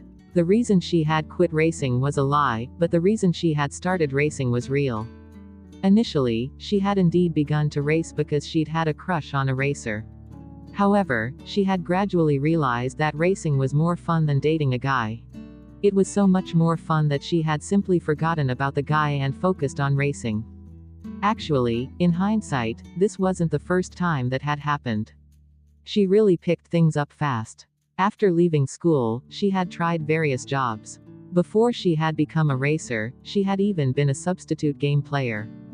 She'd had a crush on a professional player, so she had practiced really hard to learn the game tactics for his sake. In the end, she had turned into an expert and even become the best player on the server. Playing games was really fun, so why would she need a boyfriend? Could he be eaten? However, she had been really young when she had started playing games. This activity hadn't been very popular back then, and the competitions hadn't garnered that much attention. She hadn't been able to make much money, so she had switched jobs to find something that promised more income.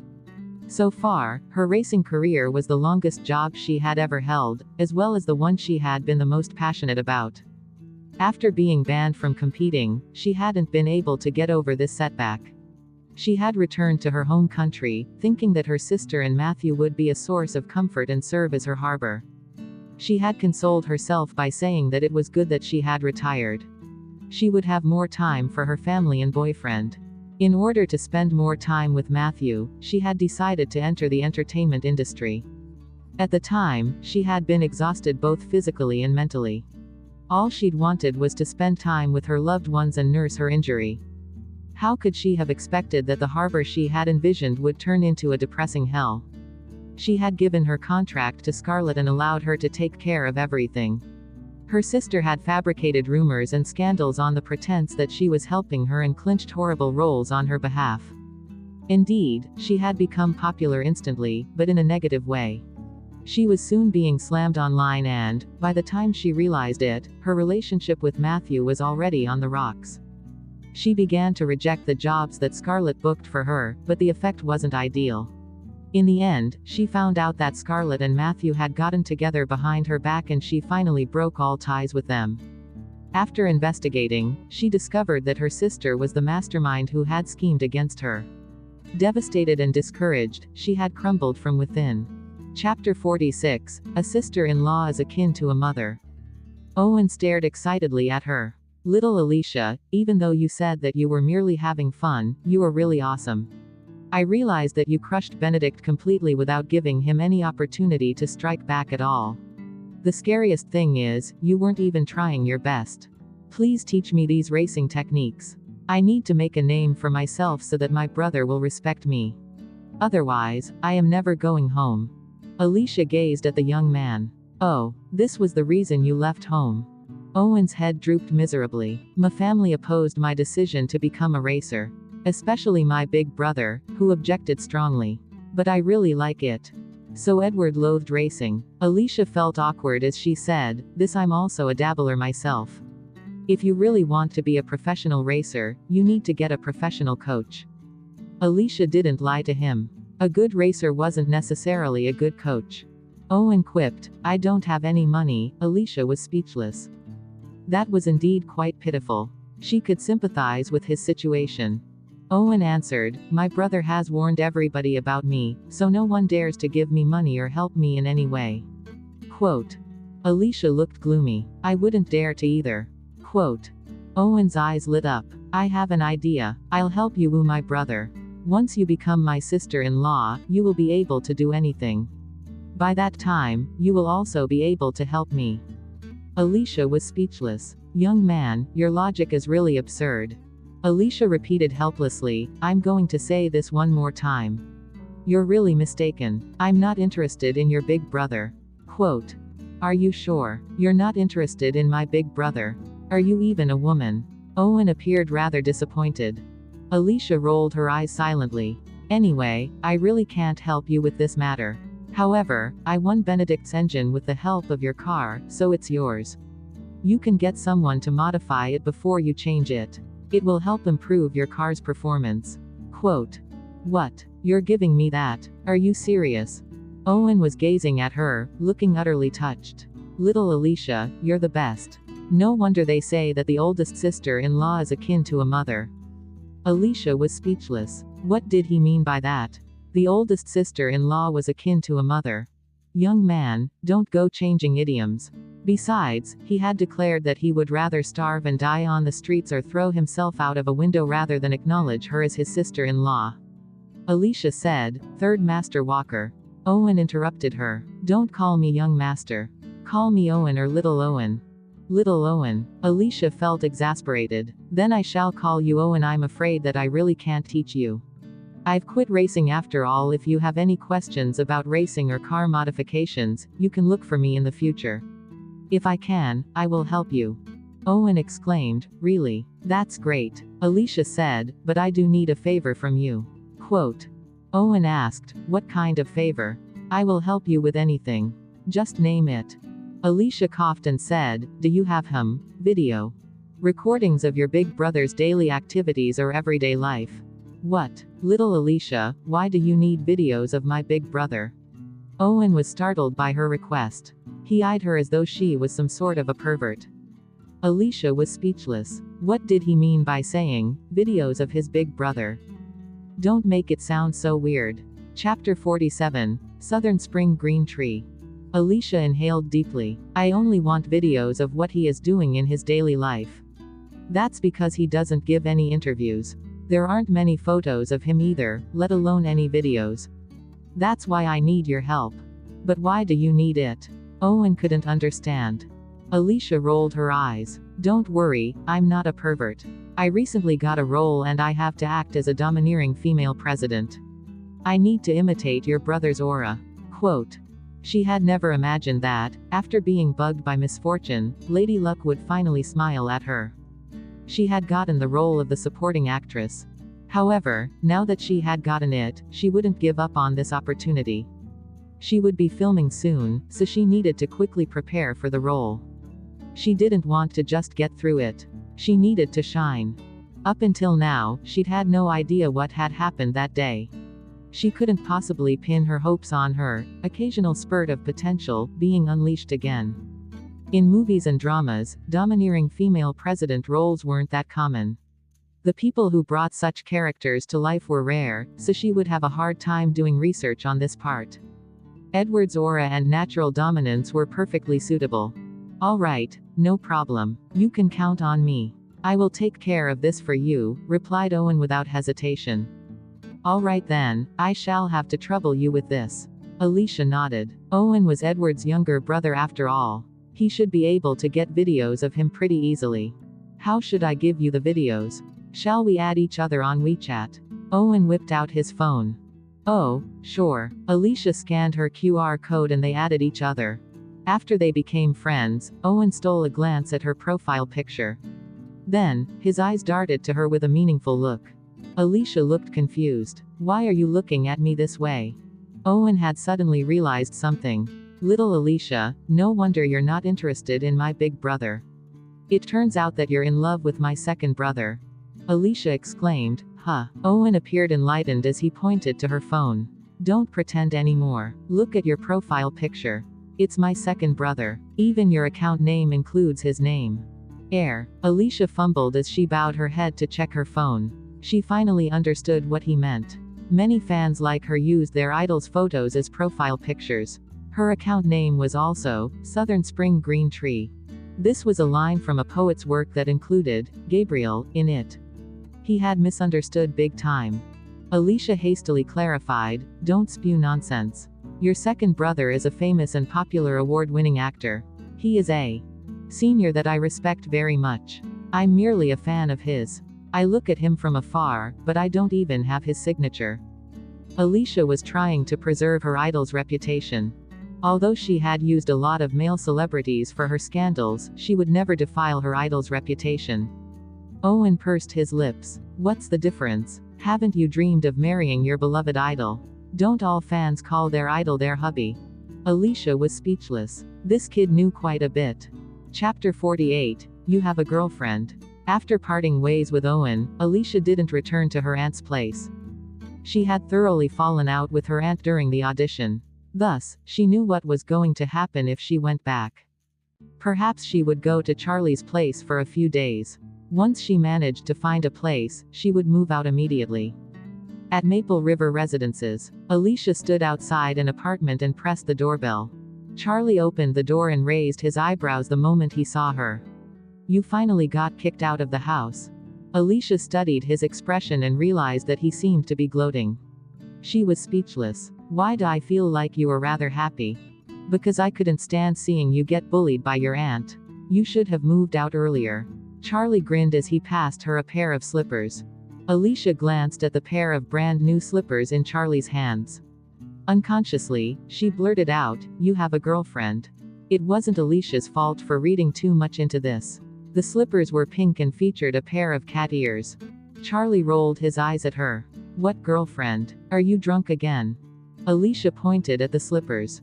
Why would you have a pair of pink slippers? Charlie's face turned to stone. This woman was really an idiot. I like this kind of design, all right, he yelled. Alicia threw him a meaningful glance. All right, no problem at all, as long as you're happy. It had never occurred to her that he took a liking to this kind of thing. Charlie was half livid, half exasperated. He took a deep breath before saying, "So, what are your plans?" Alicia walked in with the slippers and sat down on the couch. My audition was a success and I asked to get paid in advance. I'm planning to move out and rent a place. Quote. Charlie's expression froze slightly. What? Your audition was a success? Alicia nodded. Yeah, and it's not a minor role either. It's a major production, and I got the supporting role. Charlie appeared doubtful. Based on your dreadful acting. Alicia narrowed her eyes. I shall give you a chance to rephrase this. Ahem, yeah, your acting is not dreadful. You're merely not serious about it. If you took acting seriously, other actresses wouldn't compare to you, replied Charlie in a fawning manner. Alicia beamed happily. Pup, you're still the smartest. Charlie was speechless. Oh yeah, you said that you wanted to move out. Have you found a place? Asked Charlie.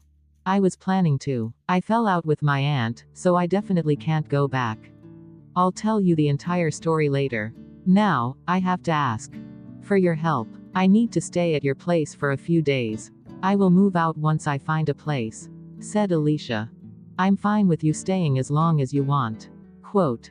Charlie's eyes spun around as he spoke. Oh yeah, my neighbor next door moved out. Why don't you stay next door? It's dangerous for a girl to stay alone, but I can help take care of you. Quote. Your neighbor moved away. I thought he had been renting this apartment for a long time. Alicia was puzzled. Charlie replied, how would I know? Anyway, he left. Alicia frowned. That's weird. When I met him previously, he said that he would stay here for 3 years. Charlie replied casually, perhaps something came up and he had to move out. I'm close to the landlord. I can liaise with him on your behalf. Alicia scratched her chin. Not so fast. Let me try to search for. Charlie interjected. Why do you still want to look for another place? This place is cheap, and he is in a hurry to rent it out. The rent could be lowered. Quote. Alicia quipped, all right then. Help me contact him. Charlie was speechless. Chapter 49, Because I'm earning money. Charlie had no idea if this was an illusion. Alicia seemed a little different from her usual self tonight. After being banned from the racing arena and betrayed by Scarlett and Matthew, she seemed to have crumbled due to these consecutive setbacks.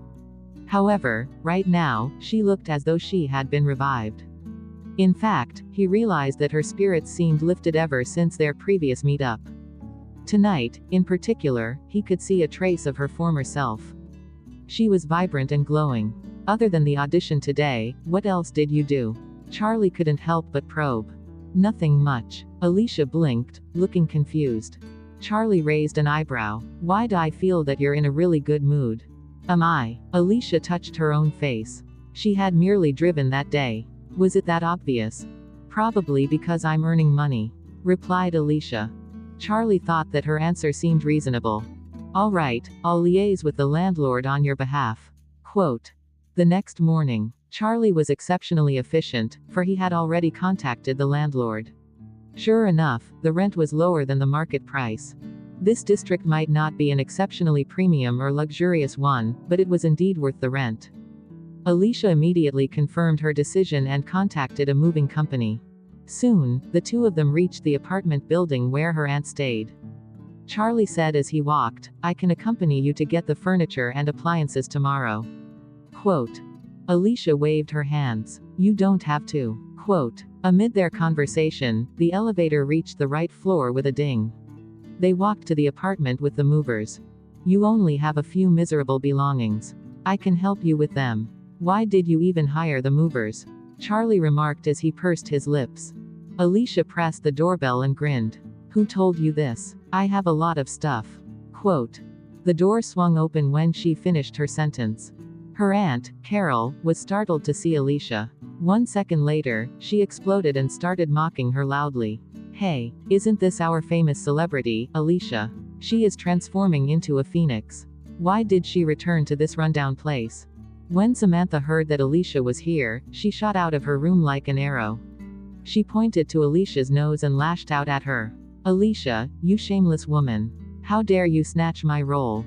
You still want to stay in my house? No way. Carol smirked coldly as she shot a glance at Charlie. Wow, look at him. You even brought a pretty gigolo along for moral support. Charlie was speechless. Let me tell you something, Alicia. This is my house, and I want you to get lost this very minute. If you don't, I'm going to call the police to arrest you for trespassing. Carol spat as she pointed at a corner. Get out along with your belongings. Alicia's gaze followed Carol's hand. All her belongings had been thrown out like trash by Carol. Charlie could no longer suppress his anger. Fuck, you old shrew. Didn't Alicia pay for this house in the first place? The two of you should be the ones getting out. Carol looked smug and haughty at the moment. Then go ahead and sue me so that the police can arrest me. The title deed clearly has my name on it. Alicia held back Charlie, who looked as though he was an erupting volcano. She beckoned to the movers and said, Get my belongings. Quote. All right, Miss Lewis. The movers picked up all the stuff in the corner and packed them into boxes. When Carol saw that Alicia seemed to be leaving, she folded her arms across her chest and hissed in a mocking tone, Get your trash and leave. Alicia grinned. I'm not in a hurry. I still haven't finished packing my belongings. Quote. Carol's expression cracked slightly. Your belongings. What else do you have besides these things? Alicia strode past Carol and Samantha as she scanned the house. She glanced askew at the movers and instructed them, Come in and move everything out. Don't leave anything behind. Chapter 50, completely heartless and emotionless. Carol froze in shock before screaming shrilly. Alicia, do you want to die? That's all mine. How dare you touch them? Anger blazed in Samantha's face too. Alicia, are you insane? Are you so poor that you have to rob us so blatantly? Charlie was startled as well. What the do you have to be so extreme? When he finished his sentence, his eyes sparkled, looking wild and hedonistic. He had rarely shown this side of him to Alicia. I like it. You should have done this long ago. Alicia was the one who was paying the movers. Thus, they scrambled inside the house and began to move things. Carol yelled and screamed immediately. Alicia, you bitch. How dare you rob us in broad daylight? I'm calling the police. I'm doing it right now.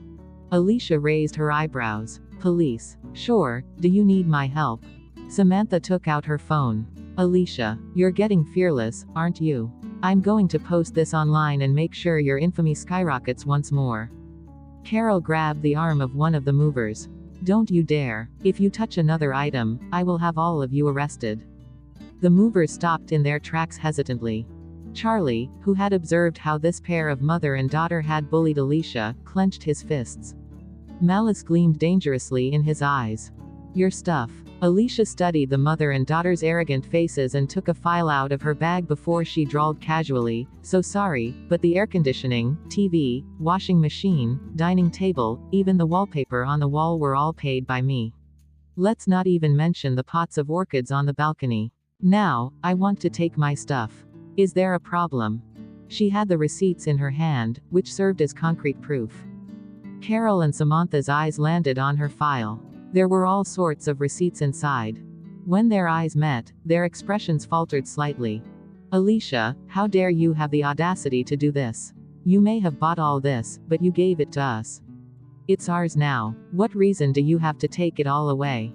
Carol screeched at her. Alicia chuckled. Oh, so you admit that I bought everything? Yes, indeed. However, I never said that I wanted to give it to you. Do you have any evidence? Bitch. You. The smile on Alicia's face faded. Stop dawdling and move everything carefully. I will pay you twice the fee. The movers initially considered not getting embroiled in this mess. However, when they heard that Alicia had bought everything and she would be paying them twice the amount, they instantly shoved Carol away and began to pack everything up at top speed. Stop right now. Everyone stop. Don't touch that dressing table. Don't you dare touch it. Alicia, you're bullying an orphaned daughter and mother. You're letting your uncle down. Within a short period, the movers had taken away everything by following Alicia's instructions. By ignoring the mother and daughter's protests, they soon almost emptied the house. Alicia even instructed them to peel off the wallpaper on the walls. Back when she had just returned, her income as an actress had been quite significant. Thus, Carol had been rather polite and nice to her. Never had she imagined that, after she was banned and lost her job, Carol would instantly reveal her true colors.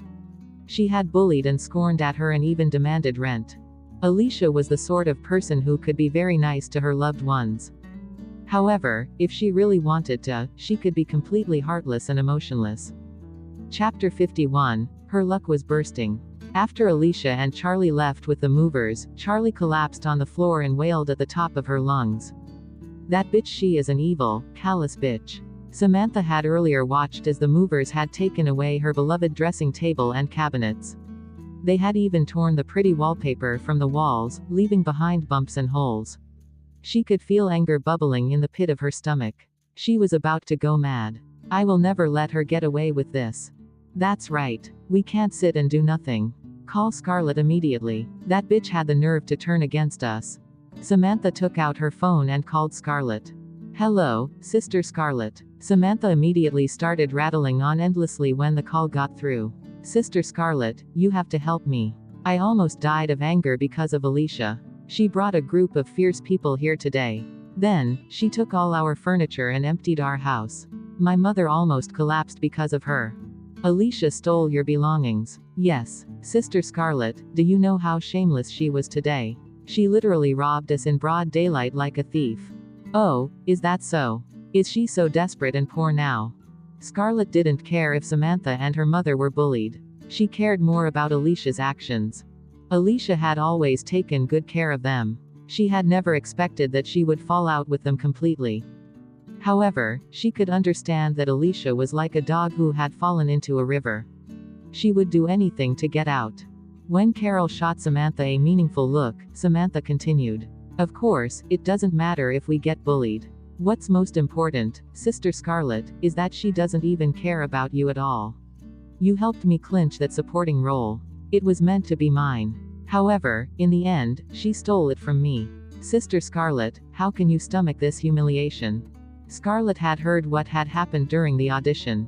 She hadn't expected Harold to get dismissed so suddenly. Alicia had suddenly ended up clinching the supporting role. Sister Scarlett, do you reckon that Alicia has found a backer? Otherwise, why would Harold be sacked at that particular time? It was too much of a coincidence. Samantha tried to probe further. Scarlett sneered softly and drawled, you think too highly of her. I've asked around. Harold was sacked because someone found evidence of him violating the company's policies. It had nothing to do with Alicia. Quote. Samantha nodded hurriedly. No wonder. This was merely luck. On the other end of the line, a thought struck Scarlett and her expression darkened. Alicia's luck had been good recently. Sister Scarlett, you must think of a way. You can't let her get the role. Are you going to allow her to step on you? Samantha said anxiously. Scarlett got upset when she heard that. She certainly wouldn't allow Alicia to have any chance of getting back on her feet. However, that movie was produced by Summit Entertainment. Now that Harold had been sacked, she had no connections to change the production team's decision. The real power behind Summit Entertainment was the massive, powerful conglomerate called JM Corporation. Scarlett, who wasn't really bothered by this matter, quipped casually, why are you so anxious? Even if she really clinched it, she has to make sure she is capable enough to hold onto it. There were too many ways for her to destroy Alicia. It was easier than stamping on an ant. Samantha, who sensed that Scarlett was about to take action against Alicia, was delighted. That's right, Sister Scarlett. Even though she managed to clinch that role, you could make her quit. Chapter 52, You've Gone Crazy. At Maple River Residences. Alicia instructed the movers to place everything inside her new apartment. She had personally selected this furniture and these ornaments, so she really liked them. Once she cleaned up her place and added more decorations, it would look cozy and warm. Although it couldn't be compared to her previous place, at least she wouldn't have to stay under someone else's roof. She would have a place she could call home. However, Alicia suddenly thought of something and sat down on the armchair. She looked gloomy and unhappy as she sighed to herself repeatedly. Charlie glanced at her and guessed that she was depressed. Thus, he went over and comforted her. Don't be too sad over your aunt and cousin. They don't deserve it. Just don't keep in touch with them. Alicia sighed as she squeezed her wrists. Pup, I'm so angry. Why did I have to be so pretentious and pay the workers twice the fee? I incurred such a huge loss. Charlie was speechless. That's why you looked so sad. Alicia blinked at him. Why can't I be sad over money that I've wasted? Charlie was speechless. He had almost forgotten how crazy she was about money. Charlie was about to talk when suddenly a news article popped up on his screen. He glanced at his phone casually. A moment later, his expression changed. What the Alicia, you've caused another scandal. Alicia didn't look too bothered. I'm already in hiding. Why would I cause a scandal? Who would remember me? Look at it yourself. Charlie stuffed his phone into her hands. Alicia took his phone, looking doubtful. She almost slipped off the couch in fright when she read the article headline. The malignant tumor of the entertainment industry called Alicia has risen from the ashes.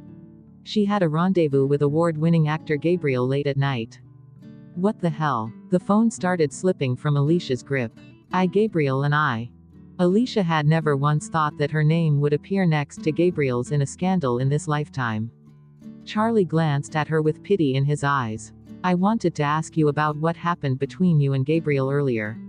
You're dead this time. Gabriel's fans are notorious for being fierce and vicious.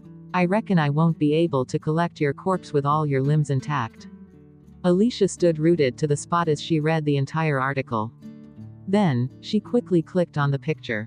The picture of the article had been taken the night she had been drunk, when Gabriel and Edward had taken her home. Fortunately, only she and Gabriel had been captured in the picture. If Edward's photo had been taken, she would really have been shredded to pieces. Fuck. These paparazzi were really everywhere. Charlie eyed Alicia. So, what's happening between you and Gabriel? Based on the picture, the two of you seem to be pretty intimate. You told me you had a boyfriend that night and then you went inside Gabriel's car. Don't tell me that your boyfriend is Gabriel. Alicia appeared horrified. What the air, you insane? I was drunk that day and Gabriel helped me because he is a kind person. He didn't know where I stayed, so he merely took me in for the night. Quote. Charlie rolled his eyes at her. Come on, how can you get drunk so easily given your high tolerance for alcohol? Gabriel helped you because you were drunk. He is a famous celebrity. I think you must either be dreaming, or you've gone crazy. Chapter 53, Was she really possessed? When Alicia heard Charlie, the strange feeling she had become more obvious. Indeed, the more she mulled over it, the stranger it felt. She could drink a lot, so that paltry amount of beer she had drunk wouldn't get her so drunk that she'd have no recollection. Besides, she had even attempted to do something disrespectful to Edward. That was disgraceful behavior. In addition, she had even passed a highly difficult audition shortly after that incident. She had no recollection of that either. She had also gone to Edward's ward and touched his hand.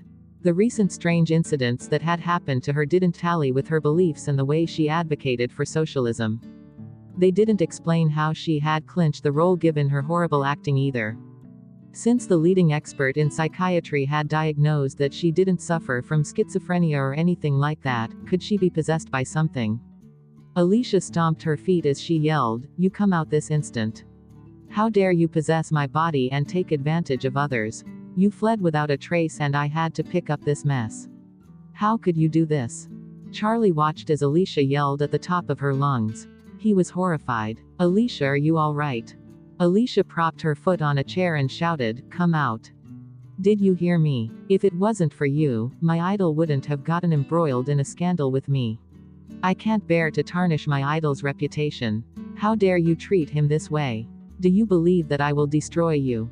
Charlie panicked. Shit. Alicia, who are you talking to? All right, since you're not coming out. Alicia took a deep breath before she ran to the kitchen. She took out a knife and placed it against her neck. Do you believe me now? I will cut myself if you don't come out. If this entity was her split personality, then it would vanish if she died. Charlie was completely terrified by Alicia's weird actions. He hastily snatched the knife from her. Damn you, Alicia. Are you out of your mind? Alicia was about to erupt from frustration on the spot. What should I do? How shall I explain this to my idol?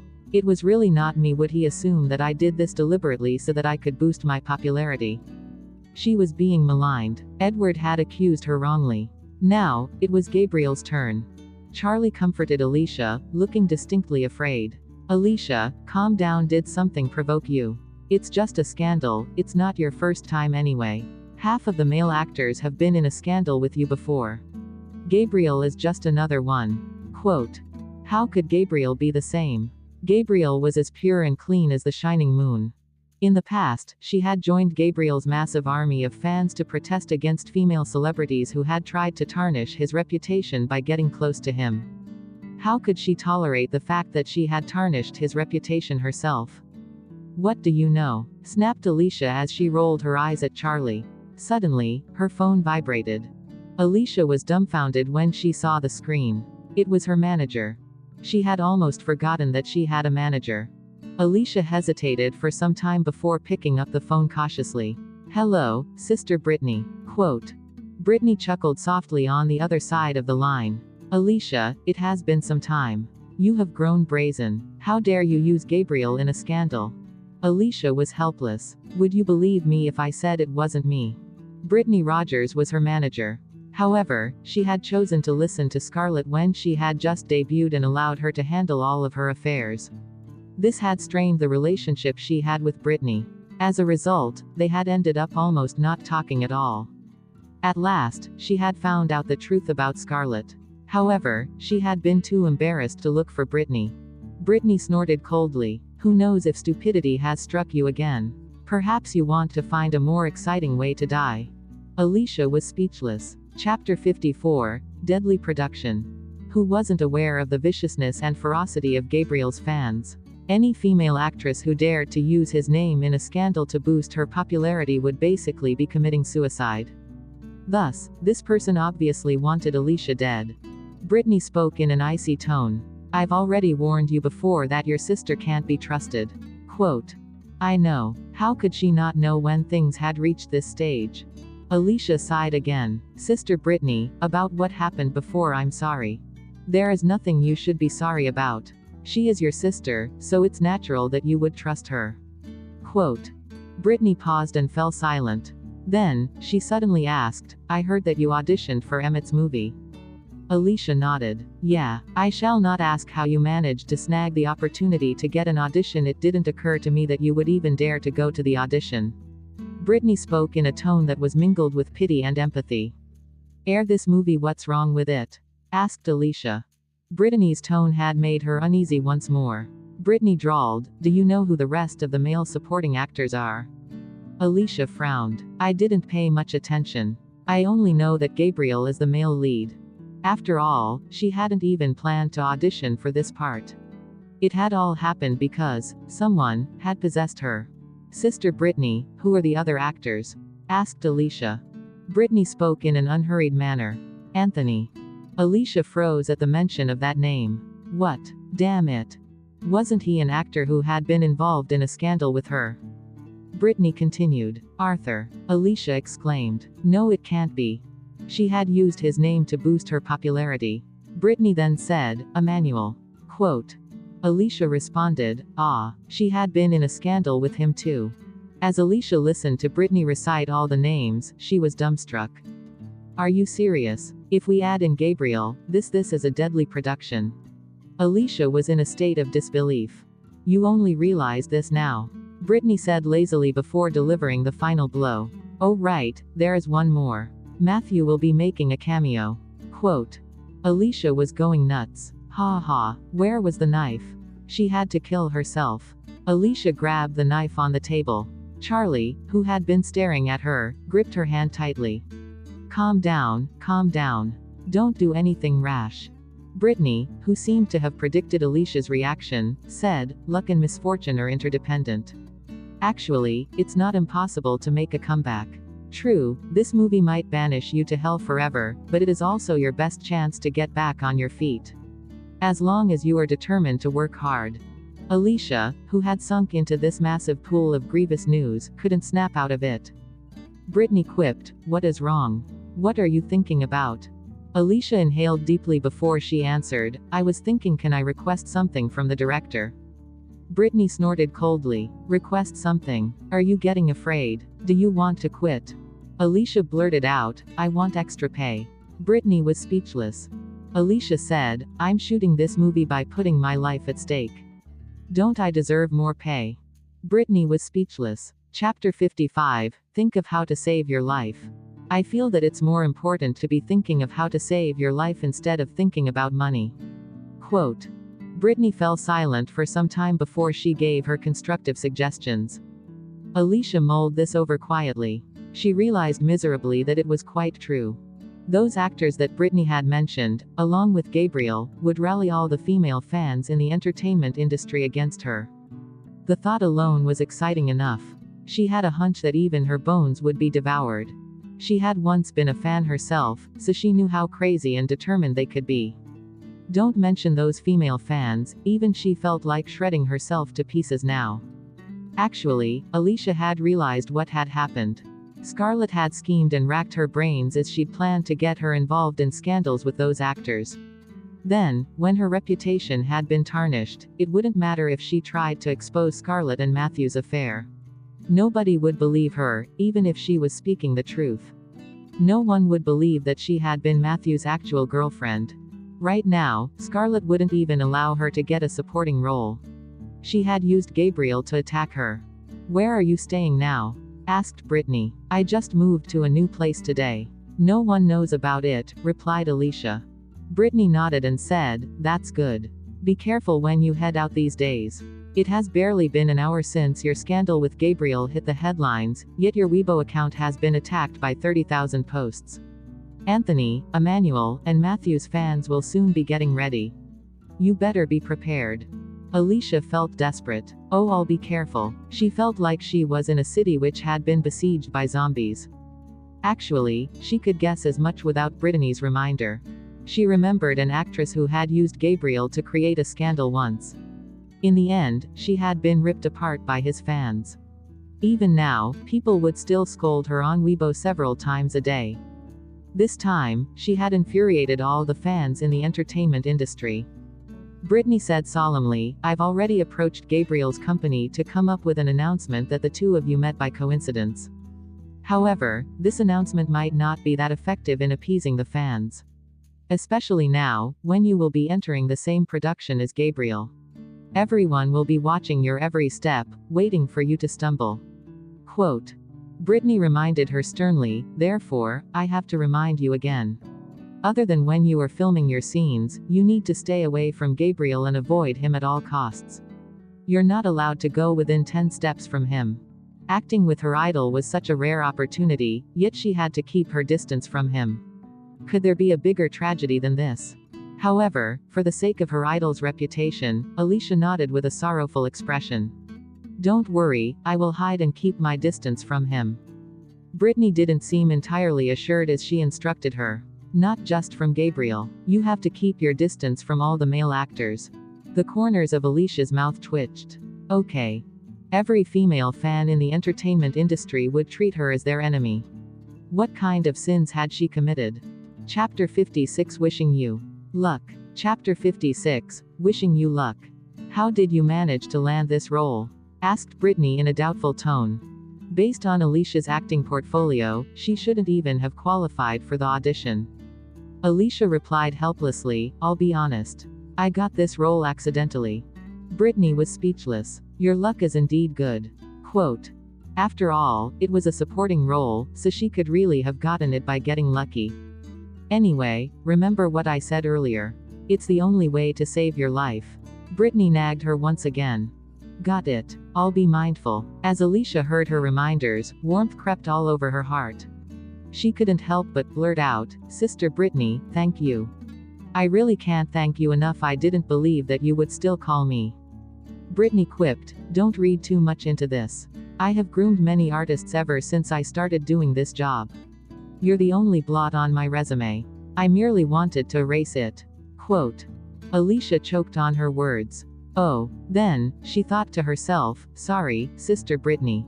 After Brittany hung up, Alicia lay down on the couch, looking as though there was nothing meaningful in her life anymore. Charlie, who had overheard the entire conversation, patted her shoulders in a sympathetic manner.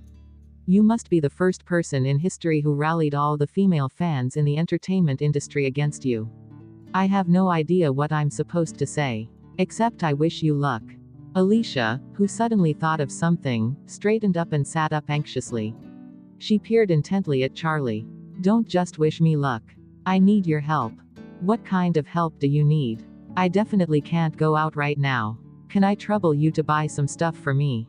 I can help you get your daily necessities. Why do you have to stare at me in such a scary manner? Charlie rubbed his palms together.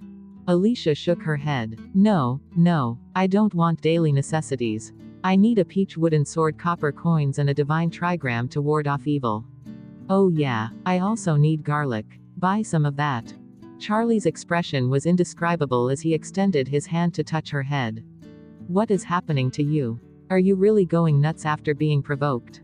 Alicia pushed his hand away. Never mind me. You have to get everything that I've listed quickly. I need these things. Charlie was speechless. Besides what Alicia had just said, she also rattled on a long list of weird and strange items. The corners of Charlie's mouth twitched. What are you up to? Are you performing a ritual at home? Alicia gave him a deadly glare. Nonsense. Do I look like someone who believes in rituals? I'm a firm believer in science. Oh right, buy some more garlic. Quote. Charlie was speechless. Hurry up. Go now. I need all this for my role. It's urgent. Alicia urged him. Where shall I get all this stuff for you? Charlie had no choice but to head out to get the items. When he left, Alicia rummaged through her belongings for her books on acting and performing and began to read them. She had already digested those theories and concepts. What she needed to do was apply them and practice. In the past, Scarlett and Matthew had misled her. Thus, she had focused on the quantity of the productions she had participated in and neglected what was more important for an actress' acting skills and capability. If she'd had the determination and skills, as well as a good portfolio, and had not gotten involved in so many lousy productions, she wouldn't have been facing this crisis right now. The temporary popularity she had gained from those forgettable and lousy roles had vanished too easily. Fortunately, acting wasn't that hard. She might be a little unsteady at first, but after she got the knack of it, it would be rather simple. Thus, what she needed now was to wait for Owen to get the videos. Chapter 57, I Shall Get Lost Now. At Cloud Manor. Owen remembered the mission that Alicia had entrusted him with. He needed to get his brother's videos. Thus, he had shamelessly decided to stay over at Edward's place for the night. Ever since the previous night, he had secretly taken several videos. However, he believed that this wasn't enough. After all, this was the first time little Alicia had assigned him a task. He needed to do it well. Owen carefully pushed the door of the study, creating a tiny gap. Edward had just ended an international video conference and was taking a break. He looked exhausted as he removed his blazer, leaving only the white shirt underneath. He tugged at his tie to loosen it around his neck and unbuttoned the two top buttons. His gold-framed spectacles glimmered faintly as it caught the light. Owen couldn't help feeling astonished. How could little Alicia not be attracted to such perfect looks? Owen silently muttered to himself as he whipped out his phone. Without further ado, he swiftly began to record his brother.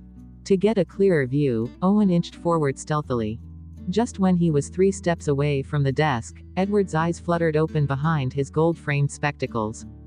Owen, who received a terrible shock, hid his phone behind his back nervously. Hey, big brother, you're awake? Edward asked, looking for me. Owen laughed dryly. Ha ha, big brother, I'm here to express my concern. The weather is too hot. Look at you, you are perspiring. Big brother, do you want to remove your shirt? Owen had been hovering around him ever since last night. His ulterior motives were so obvious that they were almost written all over his face. When Edward heard him, he glanced at him expressionlessly. No. Quote. Owen became anxious. Are you sure? It's uncomfortable. Should I get you a clean shirt? Edward asked. Owen, do you have so much free time? His malicious, cold-looking eyes landed on Owen, whose neck shrank in fear. Ahem, I shall get out now. After Owen left the study, he pulled at his hair in disappointment. Shit. What should he do now? Owen's eyes suddenly lit up when he thought of something. Oh right. Big brother had a habit of swimming in the afternoon. He could hide around a corner by the swimming pool to record him. He was really smart. Owen immediately ran to the swimming pool and found the perfect spot to get the best shot. Indeed, his brother arrived shortly. Edward was holding a towel in his hand as he strode over in his swimming shorts. He had been working out for a long time, so he was exceptionally fit and muscular.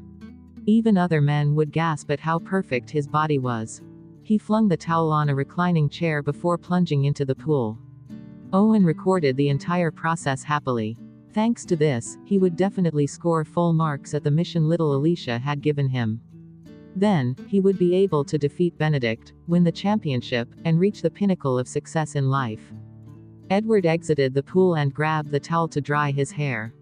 Then, he glanced casually at the spot where Owen was hiding. Owen, who was engrossed in his own fantasy, suddenly felt a dark massive shadow fall on him. Soon, the young man realized that Edward, who had already changed into his clothes, was standing right before him. Chapter 58. The photo is quite well taken. Big brother. His appearance terrified Owen so much that his bum sank into the bushes. He hurriedly hid his phone behind his back. Big brother, I wasn't taking photos of you in secret. I only thought that the view here was really nice. I was just taking photos of the scenery. Yes, the scenery. Edward narrowed his eyes. Taking photos of me in secret. Owen was speechless. Fuck. Big brother hadn't caught him in the act, yet he had confessed even without duress. Although Edward shot him a casual glance, the icy coldness in him made Owen's scalp go numb. Owen, looks like you are ready to come back to inherit the family business. Quote. Owen was so terrified that his soul seemed to get scattered. No, no, no. I don't want to. The racing arena was waiting for him. His dreams were waiting to be fulfilled. He didn't want to return to the company. Hence, Owen decided to betray Alicia. It wasn't me. It was not my idea to take photos of you. Big brother, it was Alicia. She asked me to take videos of you. Edward was speechless. Owen hastily explained, really? She asked me to do it. Big brother, you have to believe me. I found this behavior too perverted, so I declined at the time. However, she helped me, so I owed her. That's why I had to accede to her request. Edward raised an eyebrow. Is that so? Owen swallowed his saliva. Of course. It's absolutely true. Big brother, don't be angry. Don't force me to come back. I will delete all the recordings now. Wait. Owen held his phone, but Edward interrupted him. Brother, what do you want me to do? Owen probed cautiously. Edward stretched his hand out. Owen passed him his phone politely. Edward clicked on the screen of his phone and clicked on the photo gallery. He browsed through the recordings he had taken. The videos depicted him during his daily activities. There was also a clip of him swimming earlier. Owen had indeed recorded the video from an excellent angle. Even the light was well captured. Owen shuddered in fear. Brother, Edward drawled as Owen watched him in fear. Quite well shot. Quote. Owen heaved a huge sigh of relief and began to fawn over him. That's because my big brother is good looking from every angle. Edward asked, you owe Alicia a favor. Yes, Owen answered meekly. In that case, keep them. Quote. Edward threw his phone back at him. Owen couldn't believe his ears. His brother had sacrificed himself so that he could repay a debt. Owen, who was overwhelmed with emotion, threw himself at his brother. Big brother, you do love me. Owen was so delighted that he didn't realize that he was completely mistaken. Owen left in high spirits afterward. Meanwhile, Edward went back to the living room and opened the fridge to get a bottle of mineral water. Suddenly, a familiar dizziness seized him. The bottle he had just opened fell to the floor, splashing water everywhere. His consciousness seemed to get swallowed by a massive abyss, pulling him into the dark depths. Edward clung onto his last bit of consciousness and stumbled to the couch. The moment he collapsed on it, his body fell over and he entered a coma. Chapter 59. He overestimated her IQ. At Maple River Residences. Charlie went shopping the entire day and finally came back with bulging bags. Alicia, the stuff you wanted is here. Come and take a look. Great. Alicia cast away her book and leapt to her feet. She opened the bags one by one. Charlie had gotten everything on her list. Alicia hugged each item and admired them as though they were her precious babies. She wondered which of these would work. Forget it, she would use everything. Alicia began to decorate her apartment. She hung the peach wooden sword and the divine trigram and pasted talismans all over the house. She strung all the cloves of garlic together and hung them around her neck. Charlie looked at her with a bizarre, bewildered expression. Are you acting like a priest? Alicia didn't reply as she passed a yellow talisman to Charlie. Pup, come over. Help me paste this on my forehead. It must be right in the middle. Put it properly. Charlie asked, are you serious? Alicia quipped, very serious. Hurry up. Charlie took a deep breath and walked towards her helplessly. He took the piece of coarse-looking talisman and said, I really am. Come on, come on, come on. Alicia closed her eyes and pointed to her head impatiently. Charlie was speechless. Other girls would close their eyes before him in hopes of getting a kiss, yet she was making him do this. Charlie looked as though he was resigned to his fate. He tore away a layer of the tape and his palm aimed right at Alicia's forehead. Just as Charlie's hand was about to touch Alicia, she raised her tiny hand and grabbed his wrist. Ah! A sharp pang of pain stabbed Charlie, making him yelp. Fuck. It's painful. Let go of me. Let go. Alicia, what are you doing? Alicia opened her eyes slowly, revealing a pair of lifeless, cold eyes. Alicia's eyes landed on Charlie's face and narrowed dangerously. Then, her eyes darted to Charlie's hand and the talisman he was holding. It was made of coarse yellow paper, and there was some illegible handwriting in red ink on it. Soon, Alicia surveyed the entire place soundlessly. Her eyes traveled to the wooden sword, the trigram and the talismans around the house. Finally, she stared at the garlic around her neck. Alicia's mouth curled into a tiny smile. She inhaled deeply and massaged her temples. Indeed, he had overestimated her IQ. While Edward was conscious again, he discovered that his consciousness was beyond his control and had flitted once more to Alicia's body. Soon, he saw the weird objects in the apartment. Edward chanced a guess that the lass might have treated him as something else. His feelings were indescribable. Charlie gripped his wrist and grumbled unhappily. Oi, Alicia, didn't you ask me to put the talisman on you? What's wrong with you again? Edward studied him for a second. Do you have a cigarette? Charlie, who felt that she seemed different, was stumped as he asked, cigarette? When did you start smoking? Chapter 60. Being fickle-minded is a woman's privilege. Edward didn't speak. Instead, he strolled over to the desk before sitting down on a chair. He picked up the book on acting techniques. As Charlie passed him a cigarette, he couldn't help but nag. Girls shouldn't be smoking. When he took it, Charlie unconsciously inched nearer to light up the cigarette. Charlie noticed that Alicia appeared to be a very experienced smoker based on the way she held the cigarette. Edward didn't smoke. He merely held the cigarette in his hand. He seemed to be relieving his stress this way as he sat there deep in thought. Were you all right? Charlie felt that Alicia seemed weird and unconsciously didn't dare to talk. Was she so immersed in her role that she couldn't extricate herself?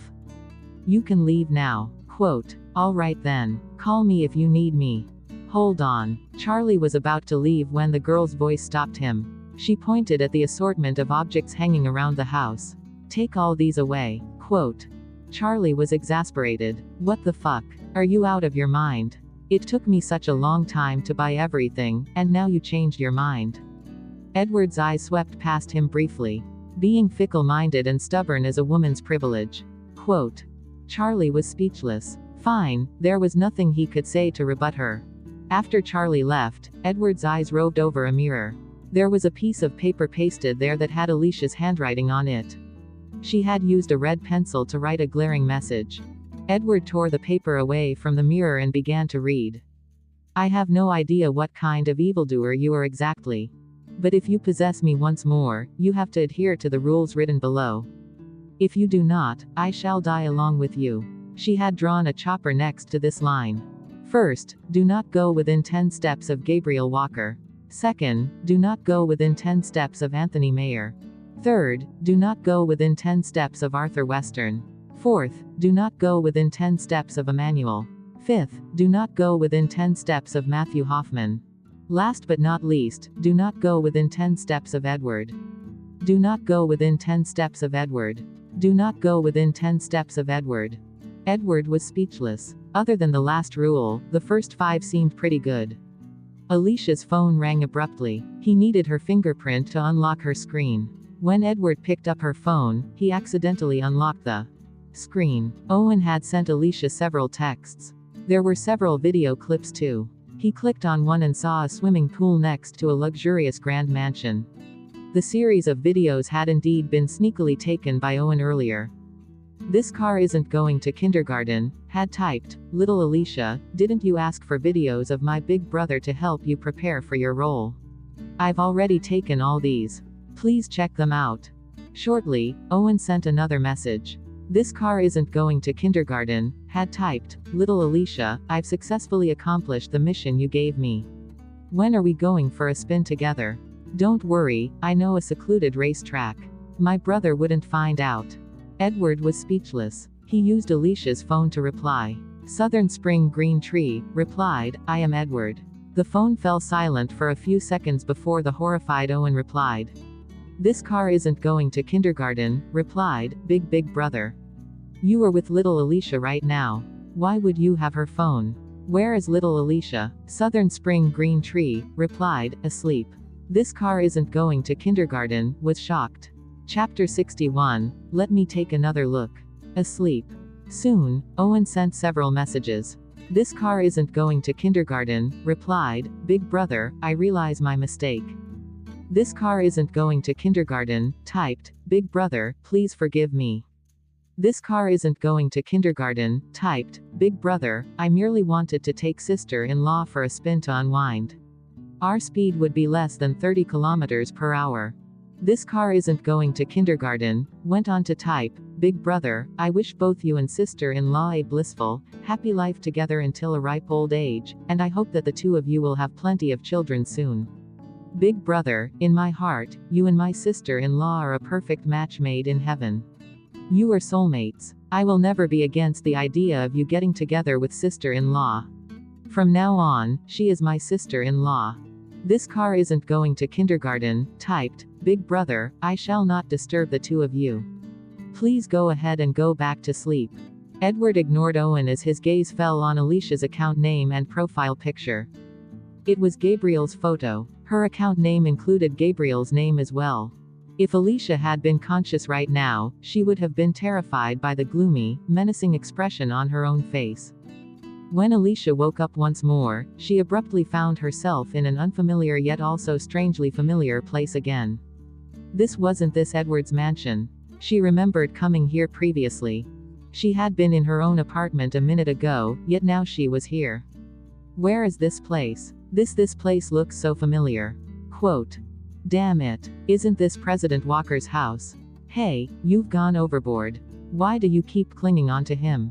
Can't you pick someone else? This time, Alicia was truly spooked. This was the third time this happened. Something was definitely wrong with her. Alicia messed up her hair and blurted out in an aggressive manner, I don't care what you are. I've already figured everything out. Those immoral, despicable men are all good-looking, and those heartless jerks are all handsome and charming. The more good-looking something is, the more poisonous it is. No matter how independent or strong or capable you are dead once you become obsessed with appearances. I advise you to turn back while it's still early. Why don't we cooperate happily and earn money together instead? The abyss of worldly suffering has no end, and this world is an illusion. Turn around while you still have time. While Alicia was nagging incessantly in an effort to brainwash herself, Her eyes swept past the door and fell on the couch in the middle of the living room. There were French windows behind the couch, and the huge swimming pool was glittering like jewels in the sunlight. Edward's eyes were shut as he rested on the couch. The man seemed to have just returned from the pool, as he was wearing a loose bathrobe that revealed his chest and abs. The mottled sunlight shone on him, making him look like he was fast asleep at the bottom of the ocean. At that moment, Alicia felt that everything in life was as transient as a fleeting cloud. The human world was. Alicia's expression froze abruptly before she muttered, "Wait, wait, wait. Forget it, don't go back now. Let me take another look." Alicia was exasperated. She almost crumbled when she realized what she had just said. "You can't blame me. Who could resist that man?" Alicia retracted her gaze and decided to flee before Edward woke up. She dashed to the main entrance and turned the doorknob. However, it wouldn't open. Alicia had no choice but to look for alternative escape routes through a back door. Hence, Alicia treaded carefully back. The garden door was behind Edward. Alicia moved stealthily as she walked in that direction. While she was walking past Edward, who was lying on the couch, she accidentally tripped over something.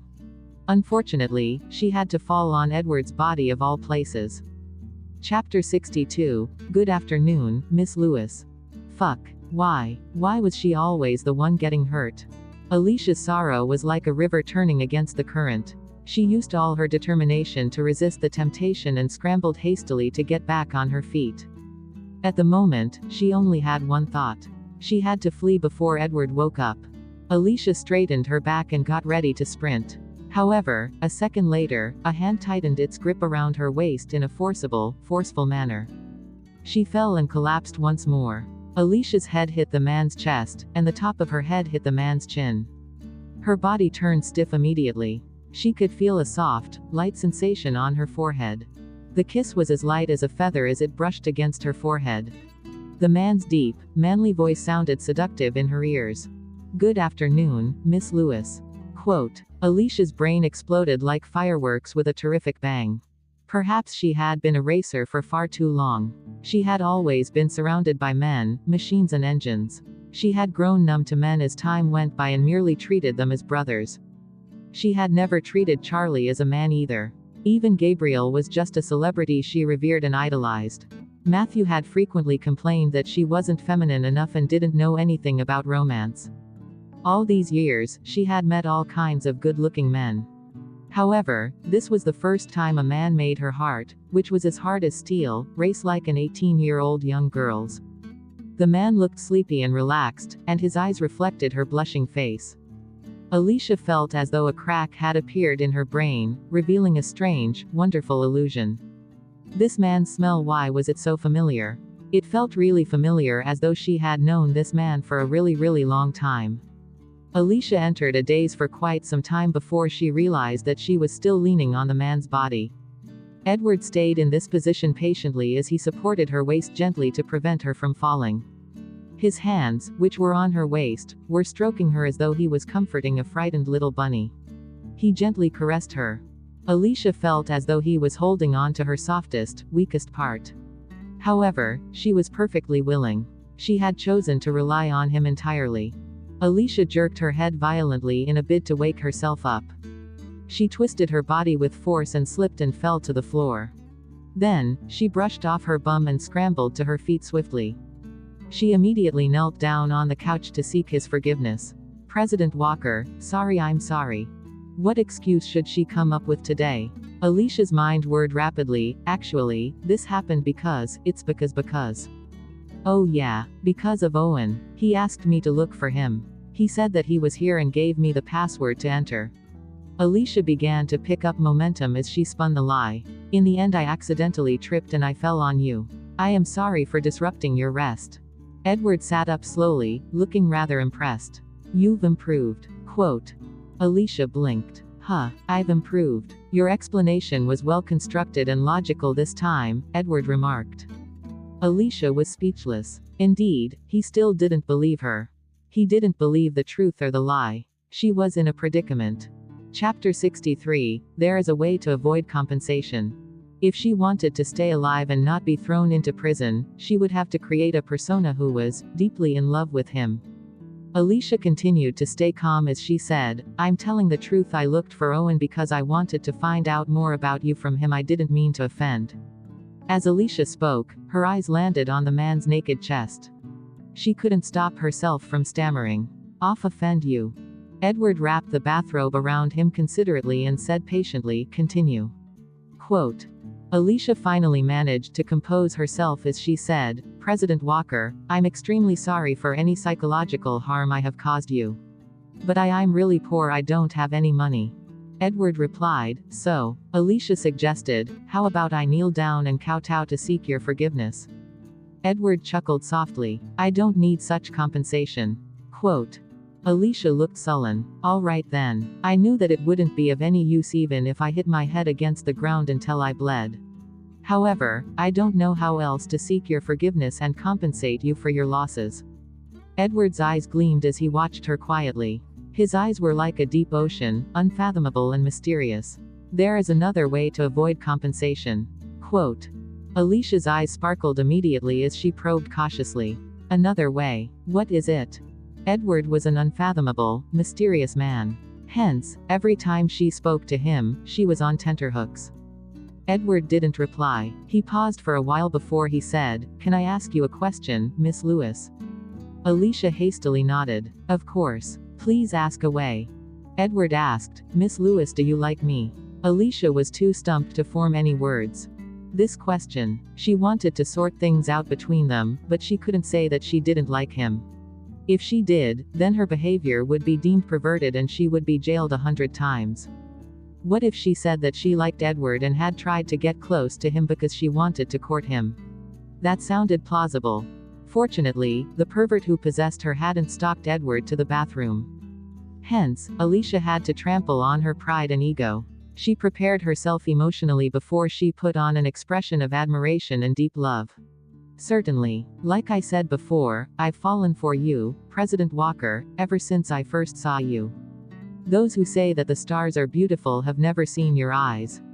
Those who say that the spring breeze is warm have never seen your smile. Those who say that candy is sweet must have never heard your voice. If I didn't see you for a day, my blood sugar level would decrease. Worried that she didn't sound sincere enough, Alicia added, If I could date you, I would die without any regrets. Edward's smile widened like a series of undulating ripples. Your speech has touched me greatly, Miss Lewis. Quote. Alicia blinked her eyes as she watched him. She thought of a popular saying that was circulating online. People were extremely touched right before they rejected someone. Just as Alicia's imagination started running wild, she heard Edward's deep, masculine voice that sounded like a cello. If that's the case, I can date you, Miss Lewis. Alicia was speechless. When the man finished his sentence, Alicia raised her head, astounded and shocked. Her face was ashen. She had never imagined that Edward would agree. So that was what it felt like to be hit by a thunderbolt. Damn it, she had played with fire. Chapter 64, I'm really overjoyed. How could he simply agree so readily? Shouldn't he have rejected her instead? Shouldn't rejection have followed, just like that popular saying dictated? Mister, why didn't you follow the script accordingly?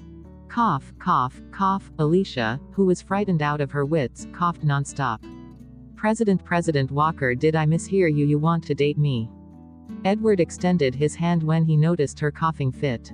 He gently patted her back. You heard me correctly. Quote. Alicia's brain exploded and she lost all ability to think. As the man inched closer to her, her mind was a frenzied mess. Alicia unconsciously tried to dodge Edward, but her newly created persona wouldn't allow her to. Her desire to survive had left her body stiff as she kept kneeling on the couch. The main culprit was still grinning at her, looking relaxed and composed. Miss Lewis, what's wrong? Alicia gaped at Edward in silence. Unconsciously, she blurted out, President Walker, do you have bad eyesight? Edward was speechless. Alicia hurriedly gave him some advice. Ahem, what I'm trying to say is that men nowadays have to protect themselves. Girls are getting dangerous these days, so I think that you need to think this through thoroughly. Quote. It had never crossed her mind that Edward would be so innocent and pure when it came to relationships. Anybody could succeed in wooing him. Edward's hands, which were still patting her back gently, froze for a moment. It seemed as though he was mulling over this matter. Indeed, he quipped. Alicia replied, yes, indeed. So shouldn't you consider this carefully? Edward glanced at the girl. Miss Lewis, are you trying to hint that marriage would be a wiser option? Alicia was speechless. Why did he have such a scary mindset? Alicia nearly shook off her head. No, I didn't mean it that way. I have no intention of marrying you whatsoever. No, I mean, I don't intend to get married. Alicia spluttered incoherently as she explained, trying hard to paint a bad image of herself. However, when Edward heard her, his expression remained stoic. His eyes, which were like inky night skies, gleamed behind his lenses. Marriage isn't mandatory, interjected Edward. Alicia was dumbstruck. This was possible. But in hindsight, she could understand. Edward probably viewed her as an interesting novelty. That was why he had agreed to date her for a short period. How could he be thinking of marriage? Perhaps she had made a fuss over nothing. All these wealthy men changed girlfriends every other day. This was perfectly normal. At this thought, Alicia heaved a sigh of relief. However, soon, she began to lament once more. Why? Why had things progressed to this stage? She had merely tried to butter him up. How had she gotten herself embroiled? Miss Lewis, what do you think? Edward glanced at her, waiting for her response. Alicia was speechless. Her response, what else could she think of? She was the shameless person who had stalked him to the hospital and his house. Then, she had professed her love for him. Could she still reject him? And say what? That she didn't want to date him and was merely a perverted stalker. At the moment, Alicia felt as if her heart was raging like a pan on fire. I'm really overjoyed. Chapter 65, Stay calm, don't shatter the persona. Alicia had used all her acting skills to portray how happy she was. She could only console herself by thinking that at least she wouldn't have to die today. Can I make a tiny request? Because of my job, our relationship may have to be kept a secret from others. Alicia composed herself and regained a small part of her rationality. She brought up the most important point first. Your job and life won't be affected at all. I wouldn't interfere with your affairs, Edward promised. Anything else? Alicia felt guilty when Edward spoke so considerately. There is nothing else as of now. This boyfriend had appeared out of nowhere like a tornado. Her next goal in life, other than earning money, would be to break up with Edward. She had been losing control of her body lately, so she might attempt something atrocious at any time. What if she went to look for other men? How was this dating thing going to? She was obviously putting herself through an ordeal to stay alive. Besides, she didn't want to be in a relationship at all. After what had happened with Matthew, she had realized that dating didn't suit her at all. She was already mentally prepared that she wouldn't enter a relationship for the rest of her life. Plus, dating cost a lot of money. To be honest, she knew that she wasn't very likable as a girl. She'd had enough of hiding her claws and pandering to others. Unlike Scarlett, she wasn't fashionable or well-dressed. Scarlett had always been a lovable, pleasant and frail-looking girl in other people's eyes. Alicia couldn't act like an innocent, gentle girl that was waiting for a man to show her the world. Scarlett had a horde of fans, including both males and females. Everyone complimented Scarlett for being innocent and lovely and left comments online. They said that their mother's heart had melted, wondered how such a lovely and beautiful girl could exist in this world, expressed their wish to protect Scarlett for the rest of their life, and so on. All the hard work and effort she had made couldn't be compared to a drop of Scarlett's tears or her sweet words. Thus, at the thought of this, she realized that it should be easy to break up with Edward, right? She should be able to extricate herself within the next few days. She might not need to do anything at all. Alicia's mood improved marginally at this thought. Just as Alicia's thoughts wandered away, Edward's voice interrupted her. Miss Lewis, did you bring your phone? Alicia snapped back to reality. Yes, I have my phone. Why? Sunlight streamed in from the huge French windows. The man was sitting on the couch, his eyes looking a little warmer as a result. Nothing much. I just thought that I should know my girlfriend's number. Quote. Ahem, cough, cough, cough. Alicia blushed furiously. How could this man melt her heart of steel so easily with just a few words? Even her firm priority to make money had almost been corroded. This was really scary. Alicia, who couldn't quite adapt to her new status, looked overwhelmed as she passed him her phone. Edward entered his number on her phone and dialed his own number. Thus, the exchange of numbers was completed. Then, Edward asked for her WeChat account. Alicia agreed readily. However, just as she was about to click on it, something struck her and she froze. She had used Gabriel's name as her WeChat name. She had even used his picture as a profile picture. She had declared and sworn that she liked Edward, but all evidence pointed to his younger brother. What if Edward saw this? Shit, her persona would shatter. Chapter 66, Misty City amid the setting sun. What should she do? Her life was so tragic. Why did she feel like she had been charging past the gates of hell recently? Alicia hurriedly interjected, What happened to my phone? It seems like it turned off. Something is wrong. Give me a moment. Suddenly, she noticed the conversation between her and Owen. Fuck. She had even sent an ambiguous message to Owen when she had lost consciousness. That would lead to a misunderstanding. Asleep. And what was up with the videos?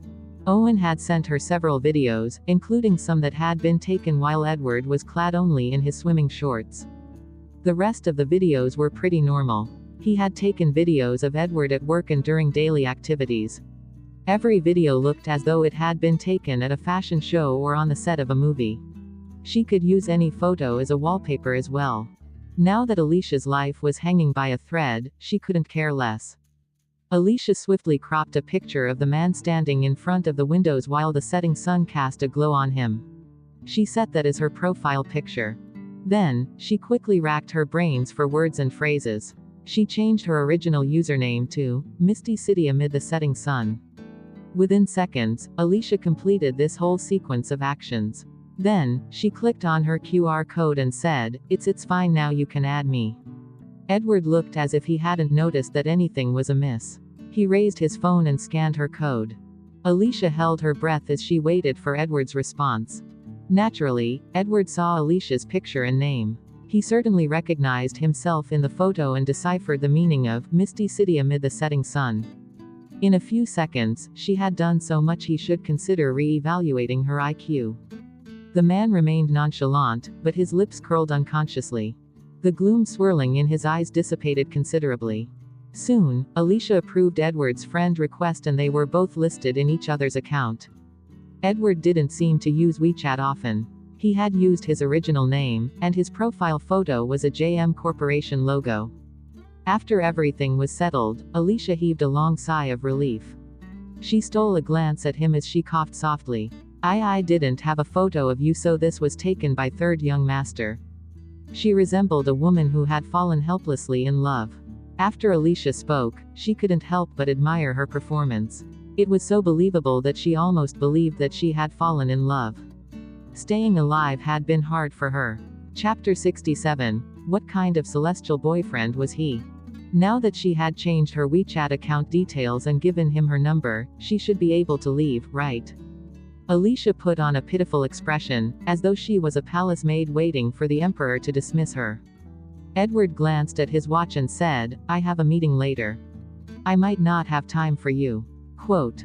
Great. Alicia's mood blossomed like a sunflower in the sun. Although she was delighted, she continued pretending to look sorry and reluctant that they would have to part ways. She said, Don't worry, it's fine. Work is more important. You don't have to worry about me. I'm also preparing for my new role. In that case, I'll leave first so that I won't disturb you. Edward replied, Hold on. Quote. Alicia was speechless. Hold on. She didn't want to wait anymore. Who knew what would happen if she had to stay here? She had merely said a few sentences, yet they had ended up in a relationship. If they continued conversing, were they going to get a marriage license shortly? Alicia was stiff as she remained immobile. The man rose from the couch and bent his back as he stood next to her. His long-fingered hands pressed against her thighs. Alicia was speechless. When he pressed his palms against her thighs, she couldn't help but shudder, even though there was a layer of fabric between his hand and her thigh. What was going on? Suddenly, the man casually spoke with a hint of a teasing attitude in his voice. Aren't your legs numb? Alicia finally realized that, after kneeling for so long, her legs had indeed turned numb. Any slight movement she made caused her pain. She hadn't realized it, yet Edward had. As the man spoke, he rolled up his sleeves and propped a knee on the couch. Then, he assumed a half-kneeling position as he gently massaged her legs. Edward controlled his strength well, so the numbness soon vanished. Edward was someone she could only imagine seeing on TV or in a financial magazine. He was a man dozens of planets away from Gabriel. However, this man had bent his back and half knelt in front of her. He was handsome, gorgeous, rich, gentle and considerate. What kind of celestial boyfriend was he? She had a sudden whim to forsake all her fortune for the man before her. Alicia hastily shook her head as she was jolted back to her senses. Ahem, I'm fine. Thank you, thank you. That sudden whim was like an alarm that jolted Alicia awake. She hastily bade him goodbye and left swiftly. Now I'm leaving. After saying that, Alicia left the mansion. A while after the girl left, Edward walked to his bedroom. He removed his bathrobe and put on a white shirt, casually buttoning a few buttons. Then, he sat down on a chair and lit a cigarette. Wisps of smoke appeared as the man's eyes looked like the depths of the ocean. The man seemed to enter a deep reverie. He was completely motionless. He didn't even realize that his cigarette was burning down to its end. After some time, the man snuffed out the cigarette and opened the first drawer of a cabinet. He took out 2 small red books. The words, "Marriage Certificate," were on the cover of the first book. He gently flipped it open. The man in the photo had a rare, gentle smile on his face, while the girl beside him was smiling with twinkling eyes like a blossoming flower. Chapter 68, Going Home for a Meal. After getting home, Alicia took a shower and rested for a while. It had been an exhausting, tough day. Then, she lay in bed with her phone to unwind and relax. Shortly, her phone rang suddenly. Alicia glanced at the screen and immediately answered the call. Hello, Mom. Little Alicia, are you free tonight? Your grandfather asked us to go home for a meal. Alicia's mother spoke over the phone. Grandfather asked us to go back for a meal. Although Alicia's expression faltered a little, she still replied, okay, sure. I'll head over to your place later. Quote. After Alicia hung up, she scrambled out of her bed. After her mother and father had divorced, they had been ostracized by her mother's family. This animosity had lasted until recently, when their relationship had improved slightly.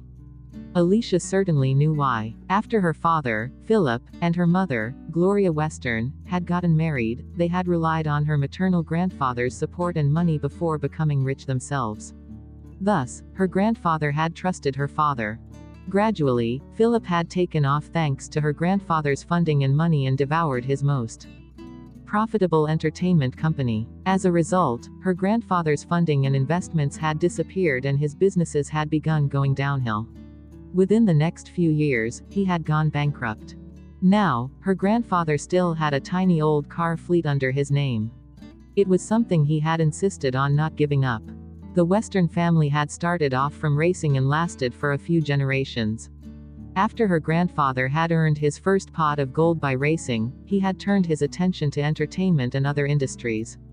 However, everyone knew that investing in racing was like burning money. After her grandfather's funding was all gone, he'd had to downsize his massive, powerful fleet to the smallest team he could afford. Even the employees who used to work under her grandfather had jumped ship and joined other companies. Now, they could even trample on her grandfather's head. Alicia sighed when she thought of all this. Actually, her grandfather had led a tough life. He had insisted on keeping his fleet all these years, so one could only imagine how many hardships he must have endured. Actually, her mother's relatives all treated them with hostility. If Philip hadn't betrayed them, they wouldn't have been reduced to this state. Hence, her mother was quite guilty. During the past few years, her grandfather seemed to have let bygones be bygones. He had begun to contact her mother occasionally, yet he had never asked them to go back home for a meal. Alicia had been slightly influenced by her grandfather when she had first chosen to enter the professional racing arena. She remembered that her grandfather had numerous books and informational videos on racing. They filled the entire house, and Alicia had read quite a few. However, she had kept her career a secret from her mother and grandfather. Originally, Alicia had planned to win a championship at a major international competition first before bringing the trophy home to her grandfather. She had hoped that he would then forgive her mother. Alas, she had gotten into a serious car accident during that competition. Thankfully, she had been blessed by the gods and avoided dying on the spot. However, her leg injury had not fully recovered yet. Alicia had been later banned from competing and become an infamous persona. Thus, she had even more reasons not to tell her grandfather. Chapter 69. She would make sure her mother led a good life. Alicia felt conflicted as she sat in a taxi. After reaching her destination, she carried the things she had bought at the supermarket earlier for her mother. "Mom." Alicia knocked on the door. Seconds later, the door swung open and a graceful, gentle woman appeared before her. It was evident on the woman's face that time had left its traces on her. Gloria's hands were also wrinkled. However, none of these things could hide the woman's elegance and aura. "Why did you buy so many things again? I can't finish them all, they will go to waste." Gloria took the bags from Alicia and frowned. Alicia was greeted by warm air the moment she stepped in. An ancient-looking fan was blowing noisily. "Mom, I didn't spend a lot. Besides, I found a job." Alicia glanced at Gloria, looking a little sorrowful. Her mother had insisted on living in the suburbs, in the outskirts of the city. Actually, Alicia had earned quite a substantial amount when she had been a racer. However, her mother had always returned the money she had sent to her. Alicia had wanted to get her a new house, but her mother had refused to move. She'd said that Alicia had worked hard to earn this money and it couldn't have been easy. However, Alicia knew that the real reason was that her mother couldn't put the past behind her. She was trying to punish herself this way. "Even if you found a job, it's still your hard-earned money. I don't need anything. Besides, I have money myself. If you need money, you must let me know. My paintings are valuable." Gloria eyed Alicia as she smiled. Before Alicia could respond, Gloria said, "Little Alicia, take a seat first. I need to pack some stuff before we leave." Quote. "Okay." Alicia nodded obediently. As she sat on the couch, her eyes studied the surroundings. There were many paintings in good condition on the walls, and hardly any dust could be seen. All these paintings were her mother's prized possessions. Her mother could write and draw really well. She excelled in drawing and painting, and her art pieces were all lifelike. Although her mother claimed that she could sell her paintings and that she had enough money, Alicia knew that she had never sold any paintings. She saw waste paper and bottles of mineral water and cans near the couch. Alicia's eyes were stinging as she stole a glance at her mother, feeling upset and aggrieved. Her mother's health had been deteriorating during the past few years, so she couldn't hold a job. Charlie had told her before that he had seen her mother picking trash to sell. "Mom, I rented an apartment.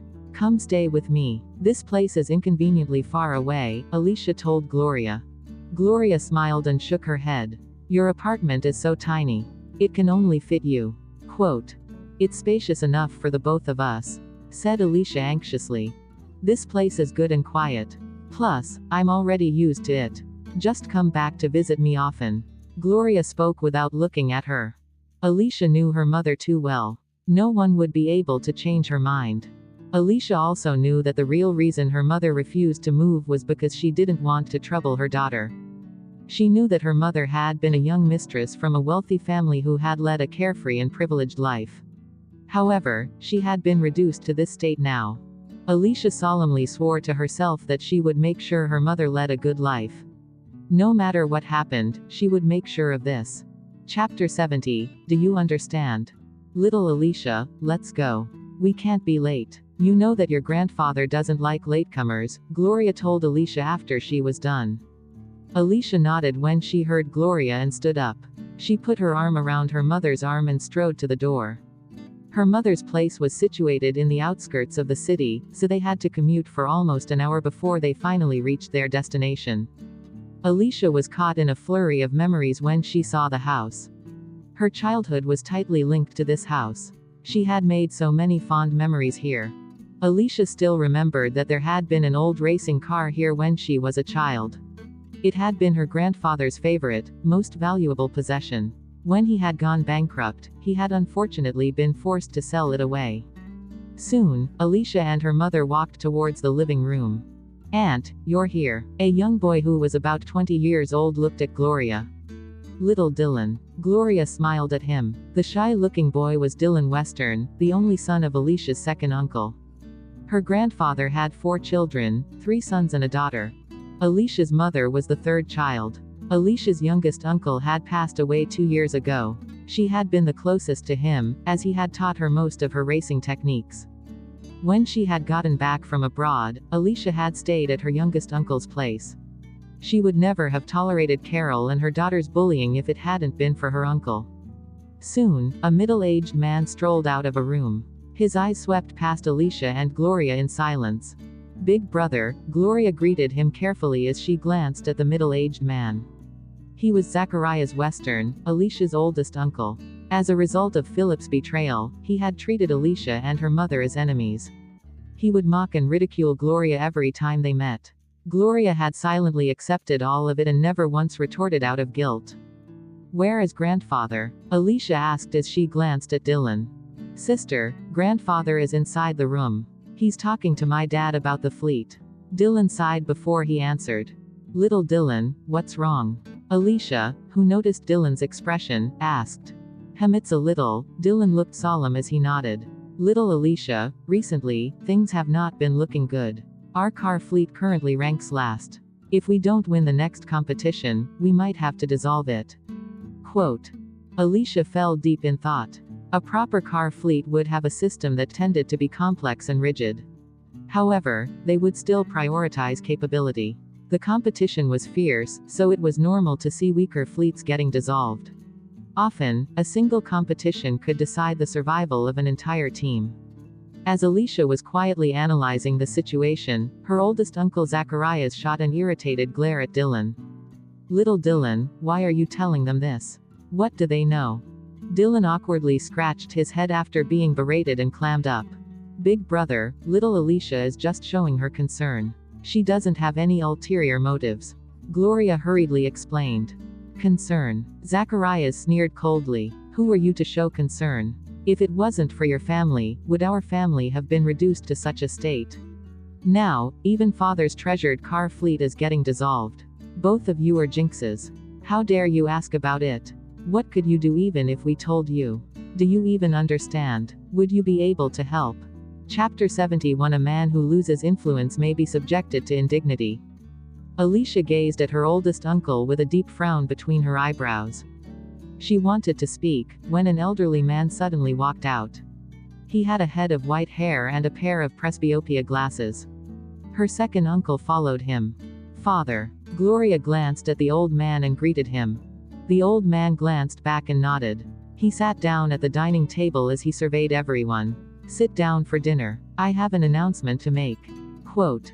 Everyone scuttled to their seats. "Father, regarding the car fleet, is there another solution?" Zacharias asked. The old man poured a cup of liquor for himself in silence. Alicia's second uncle said instead, "Next month, we will be competing against Old Frost's car fleet. If we lose, we will have to dissolve the team. No one will continue to invest in a fleet that always ranks last." Quote. "Old Frost father, wasn't he your right-hand man in the past?" "Perhaps you could call and talk," Zacharias interjected. "Big brother, forget it. Old Frost is an ingrate. He has been trying to crush and destroy us all these years. We have been sent off the track several times because of him, and now you want us to talk to him." Caden snorted coldly in response. "Not unless we can beat his team." Quote. Old Frost's team is quite formidable. He has groomed quite a few talented racers. However, the racers aside, even our cars and engines can't be compared to his team, Zacharias pondered as he analyzed this. Suddenly, someone knocked on the door. Dylan stood up to open the door. Uncle Frost. Dylan was rather surprised to see the visitor. It was a middle-aged man with a black briefcase in his hand and neatly gelled hair. He walked in with a bright smile. "Old master, I'm here to visit you. Hank, we are having a family dinner today. I don't recall inviting you." The old man glanced at the middle-aged visitor expressionlessly. "Old master, how could you talk like this? I am not here because I wanted to join you for dinner. Despite everything, I was groomed by you personally. I came here to repay your kindness. The middle-aged flashed a bright smile. What do you mean? Asked the old man. Ha ha, old master, you should know your team better than I do. This is going to be your last competition, and your opponent is my team. As you know, you have zero probability of beating my team. Since your team will be dissolved, why don't you sell it to me? At least you could still earn some money to line your pockets.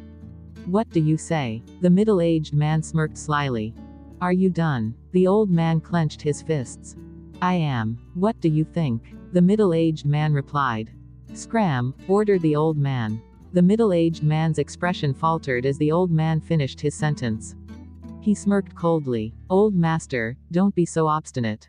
I'm willing to acquire your miserable fleet. This is an honor for you. Soon, I won't even want it, even if you beg me on your knees after losing the competition. Your whole family is still holding on to this car fleet for survival, isn't it? I'm sure having 3 meals a day has been a problem for you. Why are you still hanging on to the fleet? Are you getting out or not? Caden stood up and hurled a glass at the middle-aged man's feet. Ha ha, all right, I shall leave. Watch me as I crush your pathetic, miserable car fleet with my bare hands. You will leave the racing arena once and for all. See you on the racetrack in 2 weeks. The middle-aged man sniggered as he turned around to leave. Chapter 72, Parting on Bad Terms. Because of Hank's arrival, the atmosphere around the dining table became tense and strained. Everyone looked unhappy. Alicia's grandfather shut his eyes. His face seemed to have aged another decade in an instant. Her second uncle was glum and solemn. Hank Frost is bound to attack us at the next competition. We have to be fully prepared. Quote. Dylan smiled bitterly. Daddy, we don't even stand a chance in the first place. My navigator left 2 days ago, and we didn't manage to find a replacement. I don't know if we can even compete. Alicia's oldest uncle suddenly slammed his hand on the table forcefully and bellowed, Look at the plight that our family is in. We used to dominate the racing arena with our top-notch team. Now, we can't even retain a navigator. Any Tom, Dick and Harry could finish us off. Are you satisfied now that your family has destroyed us? Gloria's body was stiff as she clenched her fingers. She was completely pale. Caden frowned in disapproval. Stop it, big brother. That's enough. This matter has nothing to do with Gloria. It's our fault for not being as capable as the rest. Quote. A young man sauntered in and chuckled aloud when he heard the man. Second uncle, you're still defending those jinxes at this crucial juncture. My dad is right. How would the Western family have ended up in such a pathetic state if those unscrupulous ingrates hadn't taken off with our fortune? The man looked as if he was a few years older than Alicia and Dylan. He was first uncle's son, Samuel Western. Alicia cast a cold look at Samuel as he spoke. If we are jinxes, then what are you and your father? Good-for-nothings who only finish last every single time. Philip was indeed the culprit behind the Western family's downfall. But her mother was the real victim. Her oldest uncle, Zacharias, had never said a kind word to his sister, despite the bullying and humiliation she had suffered. His words always carried mockery and criticism. Samuel exploded when he heard her. Fuck. Alicia, what did you just say? Repeat yourself. How dare you say that I'm a good-for-nothing, you loser? Why didn't you follow your sister, Scarlett? Go and look for your asshole father. Oh right, I almost forgot. Philip is such a smart businessman. Why would he want a useless?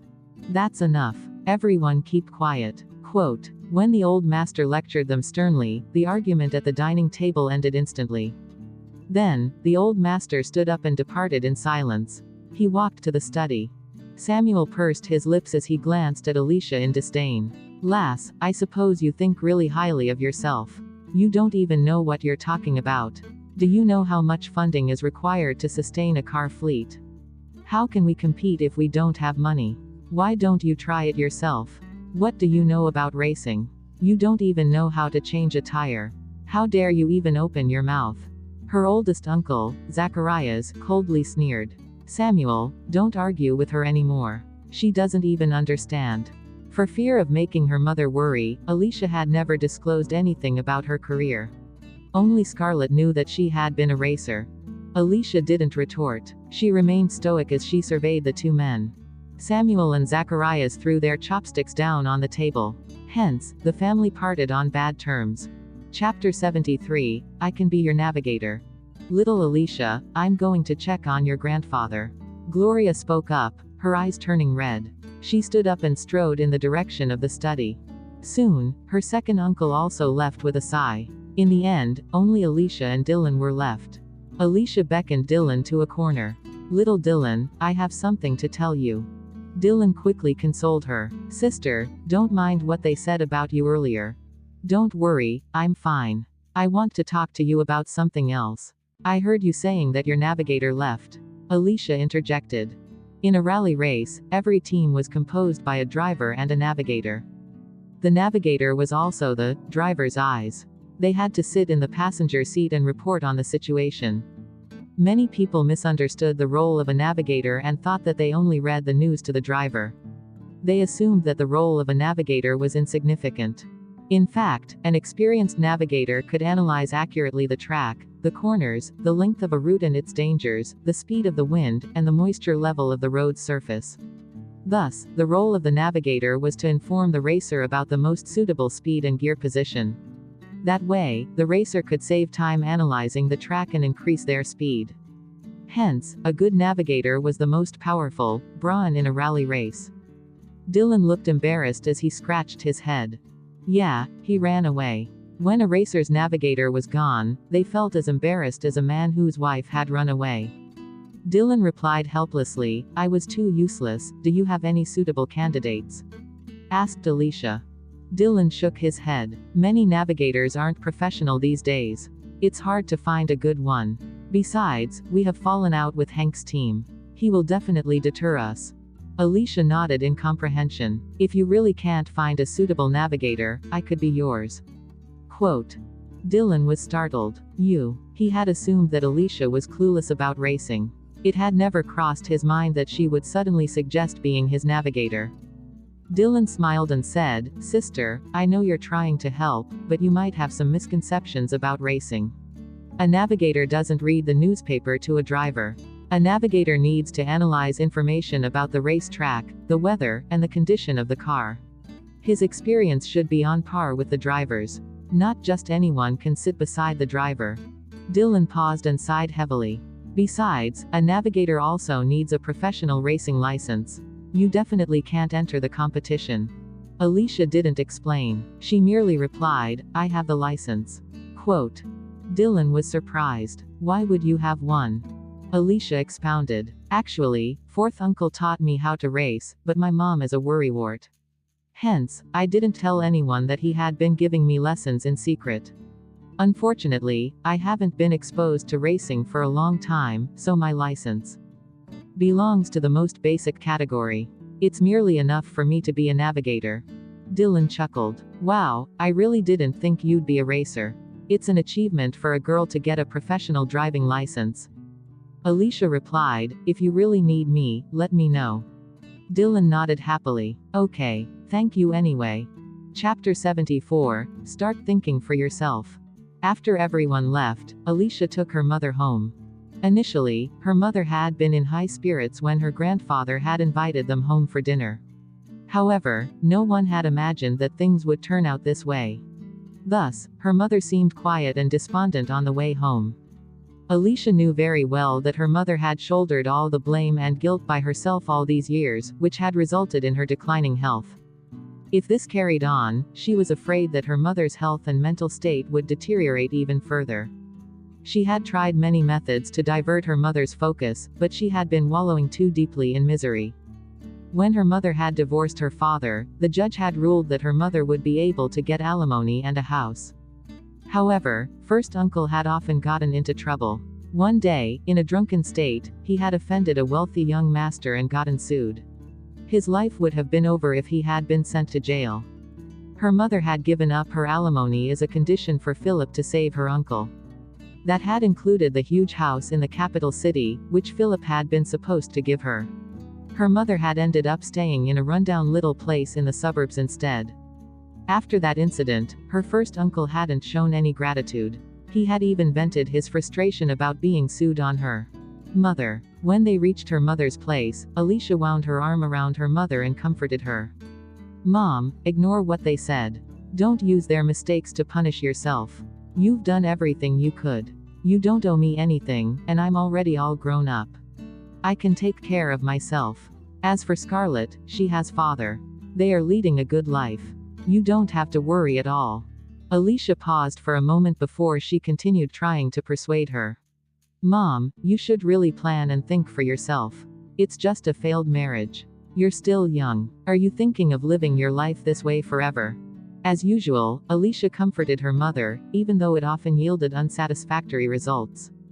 Her mother had hidden herself behind guilt.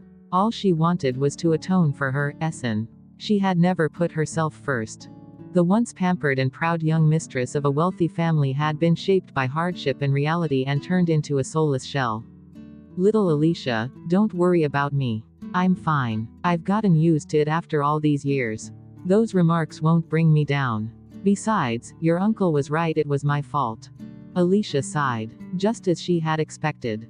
Alicia felt helpless as she listened to her mother. She was about to say something when she spotted a familiar blue-gray car downstairs.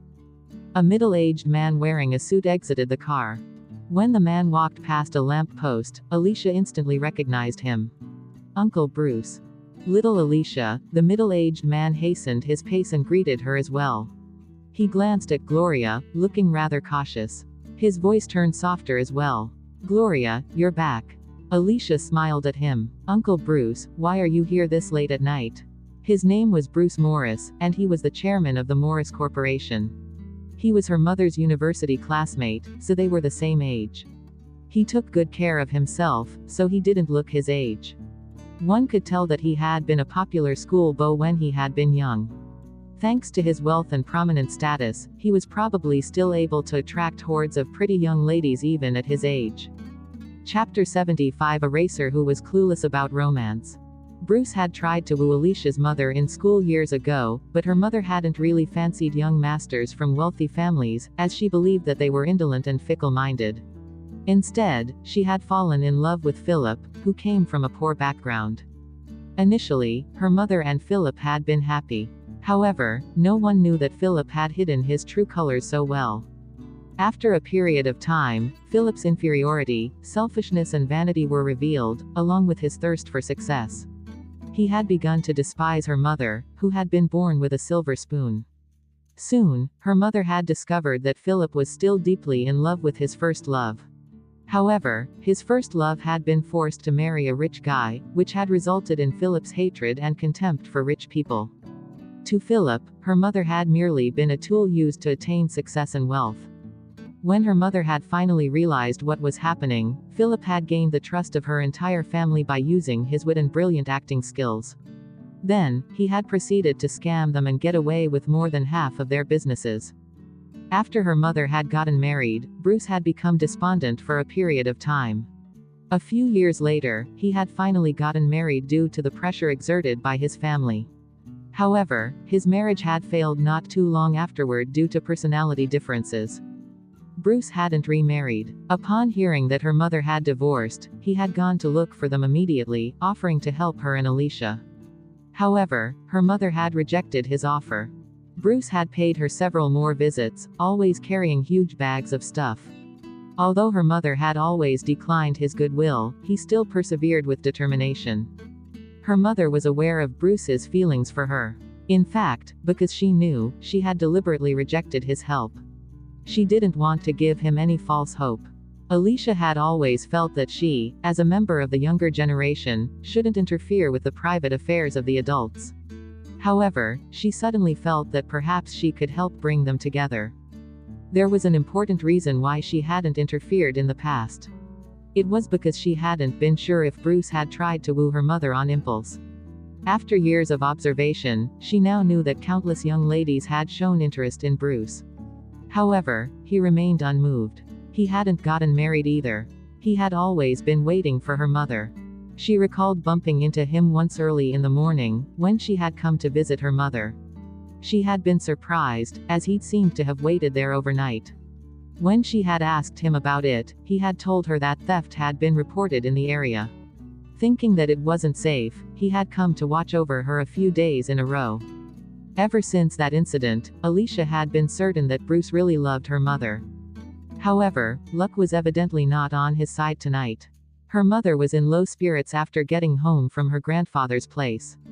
She definitely wouldn't be in the mood to receive him. Mr. Morris. Indeed, her mother greeted him nonchalantly. The anticipation in Bruce's eyes dimmed when he saw how cold and nonchalant her mother was. Bruce was known as an impartial, decisive businessman. However, in front of her mother, he was as helpless as a young man, and his mood could be affected by the slightest change in her mother's attitude. Alicia sighed helplessly and suddenly pitied this man. Judging by the situation, if this man continued acting in this manner, she reckoned that it would be impossible for him to succeed in winning her mother's heart in this lifetime. The harsh truth was that Alicia was in no position to help him either. She was like a robot who knew nothing about romance. Her relationship had failed. How could she possibly coach him? Chapter 76. He did nothing. Even though she didn't know much about dating and love, she had observed how the guys around her had courted other girls during her racing days. Hence, Alicia contemplated for a fleeting moment before she coughed to break the silence. "Uncle Bruce, don't just stand here. Come in and have a seat." Quote. Bruce's eyes lit up with a glimmer of hope. "Sure." However, Gloria interrupted him mid-sentence.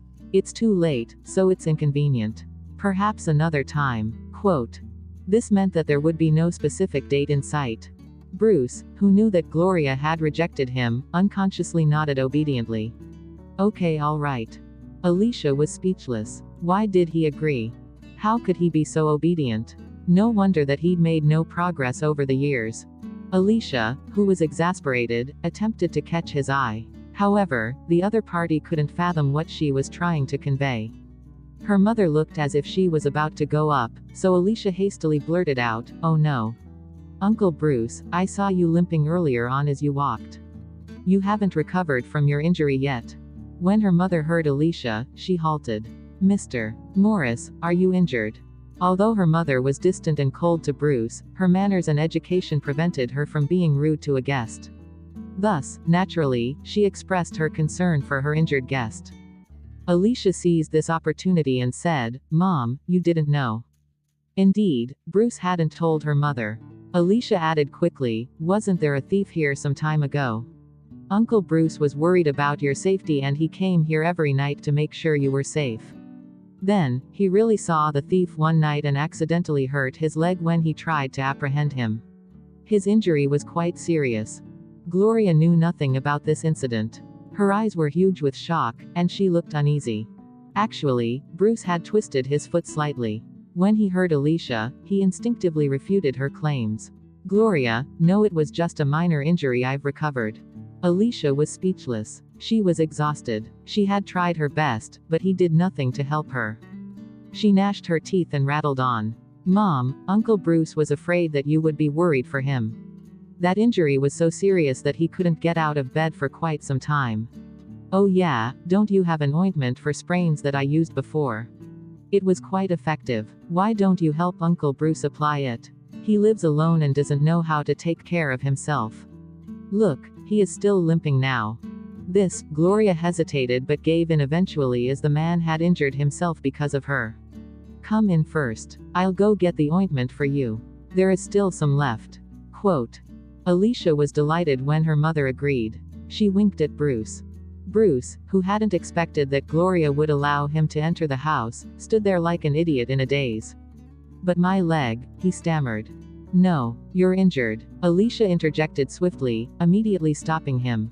She shot forward like an arrow and supported him. "Uncle Bruce, you can't even stand properly. Follow us inside." Chapter 77. He rendered her effort futile. Although she was a girl who knew nothing about love, she had made a lot of effort. However, he didn't even try to cooperate with her. As a result of Alicia's untiring effort, Bruce finally succeeded in entering the house. The house was cramped with Gloria's belongings, but it was clean and tidy. Bruce sat down on a wooden stool as he stared at a painting on the wall. He looked as though he was reminiscing. Bruce's eyes then trailed longingly to Gloria until her mother entered the room to get the ointment. He reluctantly retracted his gaze. Alicia settled down on a stool next to Bruce. She gulped down a cup of tea and gritted her teeth in exasperation. "Uncle Bruce, I found a wonderful excuse for you. Why didn't you cooperate with me?" Bruce replied helplessly, "Little Alicia, I've fully recovered. Your mother will discover that I've lied to her if she checks my leg. Wouldn't your mother dislike me even more then? Besides, I don't want to lie to her. I should tell her the truth." Alicia rolled her eyes. "All right then, I shall help you until the end." Without waiting for Bruce to finish his sentence, she jabbed him hard in the leg. "Ouch!" Bruce shrieked in pain. Alicia said, "You're injured now." Quote. Gloria rushed down the stairs. "What happened?" Alicia remained stoic. "Uncle Bruce's leg is hurting." Quote. After dealing with Edward, nothing could affect her acting skills. Bruce was speechless. Gloria strode quickly towards him. She instantly caught a glimpse of the bruise on Bruce's ankle. "This practitioner is really experienced, and his ointments are good. Try it." Gloria passed him the bottle. Bruce looked overwhelmed as he cupped the bottle as though it was a precious gem. "Thank you." Alicia heaved a sigh of relief before stealing a glance at her phone. Then, she said quickly, "Mom, I have to be up early tomorrow morning. I have to go now. When Uncle Bruce is done, help him down the stairs." To prevent her mother from rejecting the idea, Alicia sprinted away in the blink of an eye. Hopefully, Bruce would be able to seize this opportunity and have a good conversation with her mother that would help their feelings evolve. Alicia glanced upstairs, feeling proud of her effort. She was about to leave the house. However, a short while later, a beam of light shone on her from behind. Alicia turned around instinctively and saw Bruce's car. What was going on? He had just gone up. Why was he out so soon? Bruce rolled down his window and called out to her. "Little Alicia, get in, I'll take you home." Alicia hastily asked, "Uncle Bruce, why did you leave so quickly? Did my mom chase you away?" Bruce looked awkward. "She didn't. I was afraid that she would feel uneasy being alone with me." Quote. Alicia was speechless. She was really speechless. She opened the door and got in the car. Bruce broke the silence after some time. "Little Alicia, thank you." Alicia was still feeling grumpy. "Why are you thanking me?" Bruce replied, "Thank you for jabbing you." Alicia suggested. Bruce coughed. Alicia was thoroughly drained of energy. Bruce had rendered her effort futile. Chapter 78, Wishing You Conjugal Bliss. "Uncle Bruce, you don't have to thank me at all. The reason I wanted to help you was because of seeing what you have done for my mother all these years. I can feel that you really love her." Bruce hurriedly added, "Of course I love her. I swear to God that I'm serious." Alicia sighed deeply. "But you know my mother well. If no one is willing to lend her a hand, she will never leave the past behind." "Uncle Bruce." Alicia tried to be tactful. "You always help my mother in secret without letting her know. If this continues, nothing will change." Quote. Bruce stared at her helplessly. "Little Alicia, I'm not afraid of saying this to you. However, every time I see your mother, I feel flustered and lost. I have no idea how to talk to her." Quote. "Uncle Bruce, this is why you should work with me next time I try to help you, just like tonight. I created an opportunity for you to spend time alone with her. Shouldn't you seize it so that you can have a nice chat with her?" Bruce became serious. "Little Alicia, I understand. I will listen to you in the future." Quote. Alicia was speechless. She was still doubtful after seeing how Bruce had responded tonight. She could only hope for the best. In no time, Bruce reached Alicia's apartment and she went up. Fortunately, she had moved house in the nick of time. Hence, there weren't any fans stalking her. Instead, it was rather peaceful.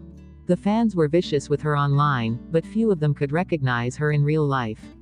She had disappeared from the screen for quite some time, and she didn't dress up like a celebrity either. Alicia had just gotten home when her WeChat notifications made noise. Alicia sighed, as she had a hunch who it was. She unlocked her screen. Indeed, it was Owen. "This car isn't going to kindergarten," had typed, little Alicia. "My eyes. Ouch, my eyes. What did I see? Your picture. Your name. This car isn't going to kindergarten," added, little Alicia. Why did you replace my second brother with my big brother? What is happening? Did you go from being my second sister-in-law to being my big sister-in-law? This car isn't going to kindergarten, then typed, little Alicia. Emergency. I'm calling you urgently. This car isn't going to kindergarten, typed again, little Alicia. Reply. This car isn't going to kindergarten, typed once again, little Alicia. No, big sister-in-law. You are dating my brother. This car isn't going to kindergarten, went on to type, big sister-in-law, I wish you and big brother a blissful, happy life together until a ripe old age, and I hope that the two of you will have plenty of children soon. In my heart, you and big brother are a perfect match made in heaven. You are soulmates. I will never be against the idea of you getting together with my brother. From now on, you're my sister-in-law. Alicia had forgotten all about the ticking bomb called Edward. Now that Owen had reminded her of him, she became gloomy. After reading his spam messages, she replied with one word, scram. She was about to send the message. However, when her finger touched the keyboard, her phone vibrated. This car isn't going to kindergarten, had typed, I'm sending a red packet to big brother and sister-in-law and wishing both of you conjugal bliss until a ripe old age. This car isn't going to kindergarten, then typed, I'm sending a red packet to big brother and sister-in-law and wishing both of you a long and happy life together. This car isn't going to kindergarten, typed once again, I'm sending a red packet to big brother and sister-in-law.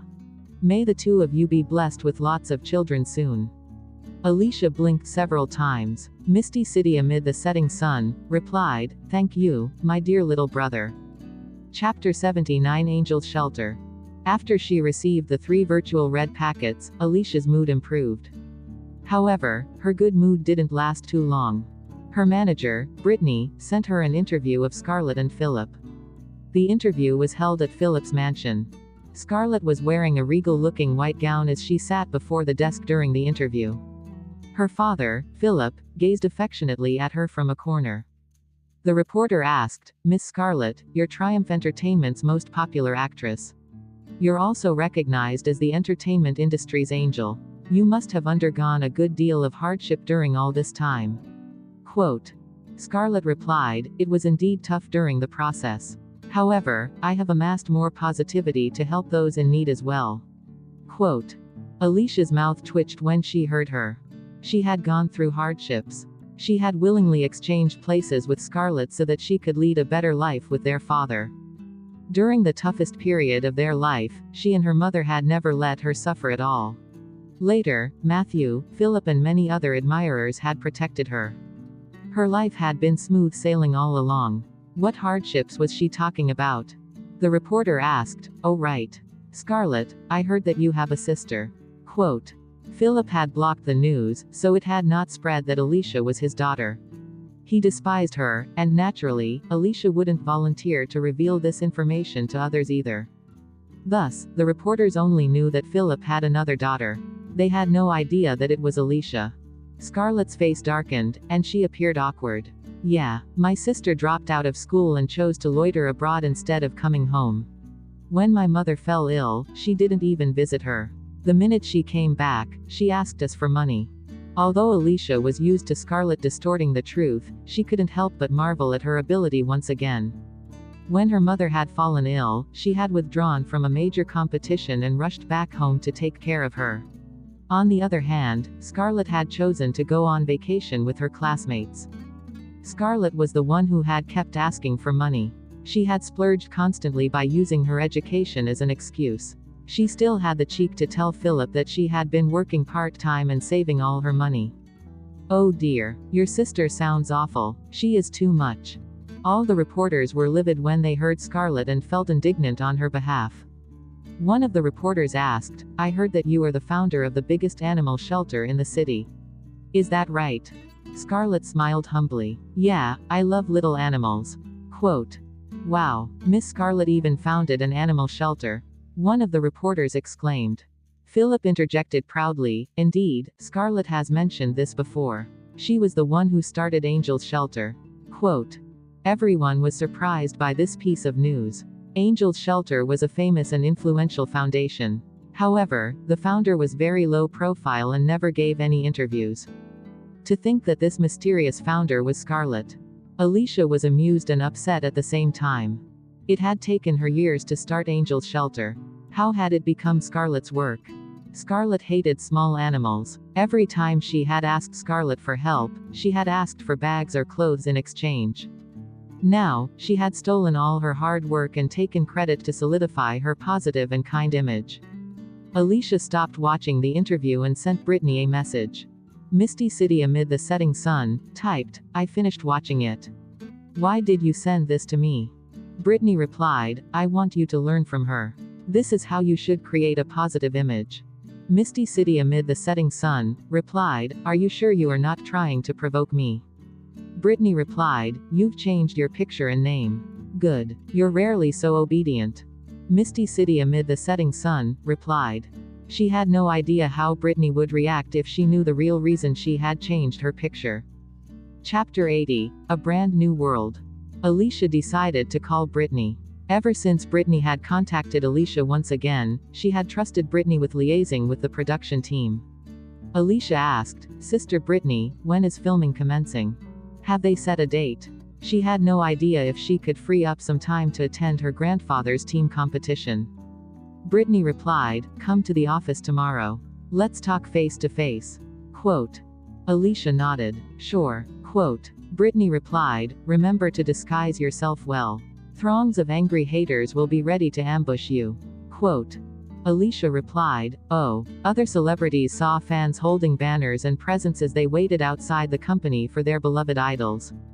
What about her? Ever since she had debuted, she'd had no fans at all. All she saw were people holding weapons, rotten eggs, and wilted vegetables while waiting for her. The treatment she had received had to be the most unique in the whole entertainment industry. Recently, too many things had been happening to her, each one causing a huge commotion. If all this had happened when Alicia had just returned, she would have been utterly crushed and defeated. When she had been banned from competitions, she had felt as though her entire world had crumbled. She hadn't been able to find any motivation to do anything. She had allowed Scarlett to manipulate her and been oblivious to both Scarlett and Matthew's lies. All this had happened because her heart and mind hadn't been in the right place. So what if the whole world had crumbled? She could create a brand new one. Even though her future seemed bleak, she would be fearless as long as she was determined. The next day at Star Entertainment, Alicia rushed down by following Brittany's instructions. Star Entertainment wasn't a huge company, but it had made steady progress recently. Brittany had groomed a celebrity who had gained explosive popularity, thus making the company more well-known. Alicia remembered Brittany's reminder and put on a mask and huge sunglasses. She was all geared up before she left her house. True enough, when she reached her company, a huge army of devoted fans was waiting in neat rows outside. Compared to her previous scandals, the scale of this army was at least 10 times bigger. She reckoned that her haters had to outnumber all the other celebrities, fans combined at her company. Promotional banners, oh right, they even had protest banners. The titles had been written clearly. Alicia, get out of the entertainment industry, and, Alicia, you are a superficial whore and bitch. Alicia was rather impressed and proud of the massive army of haters, who seemed so well organized. She lamented quietly to herself before sneaking into the building through a side door. Many people were startled to see her, yet their faces registered loathing. They began to whisper and gossip about her immediately.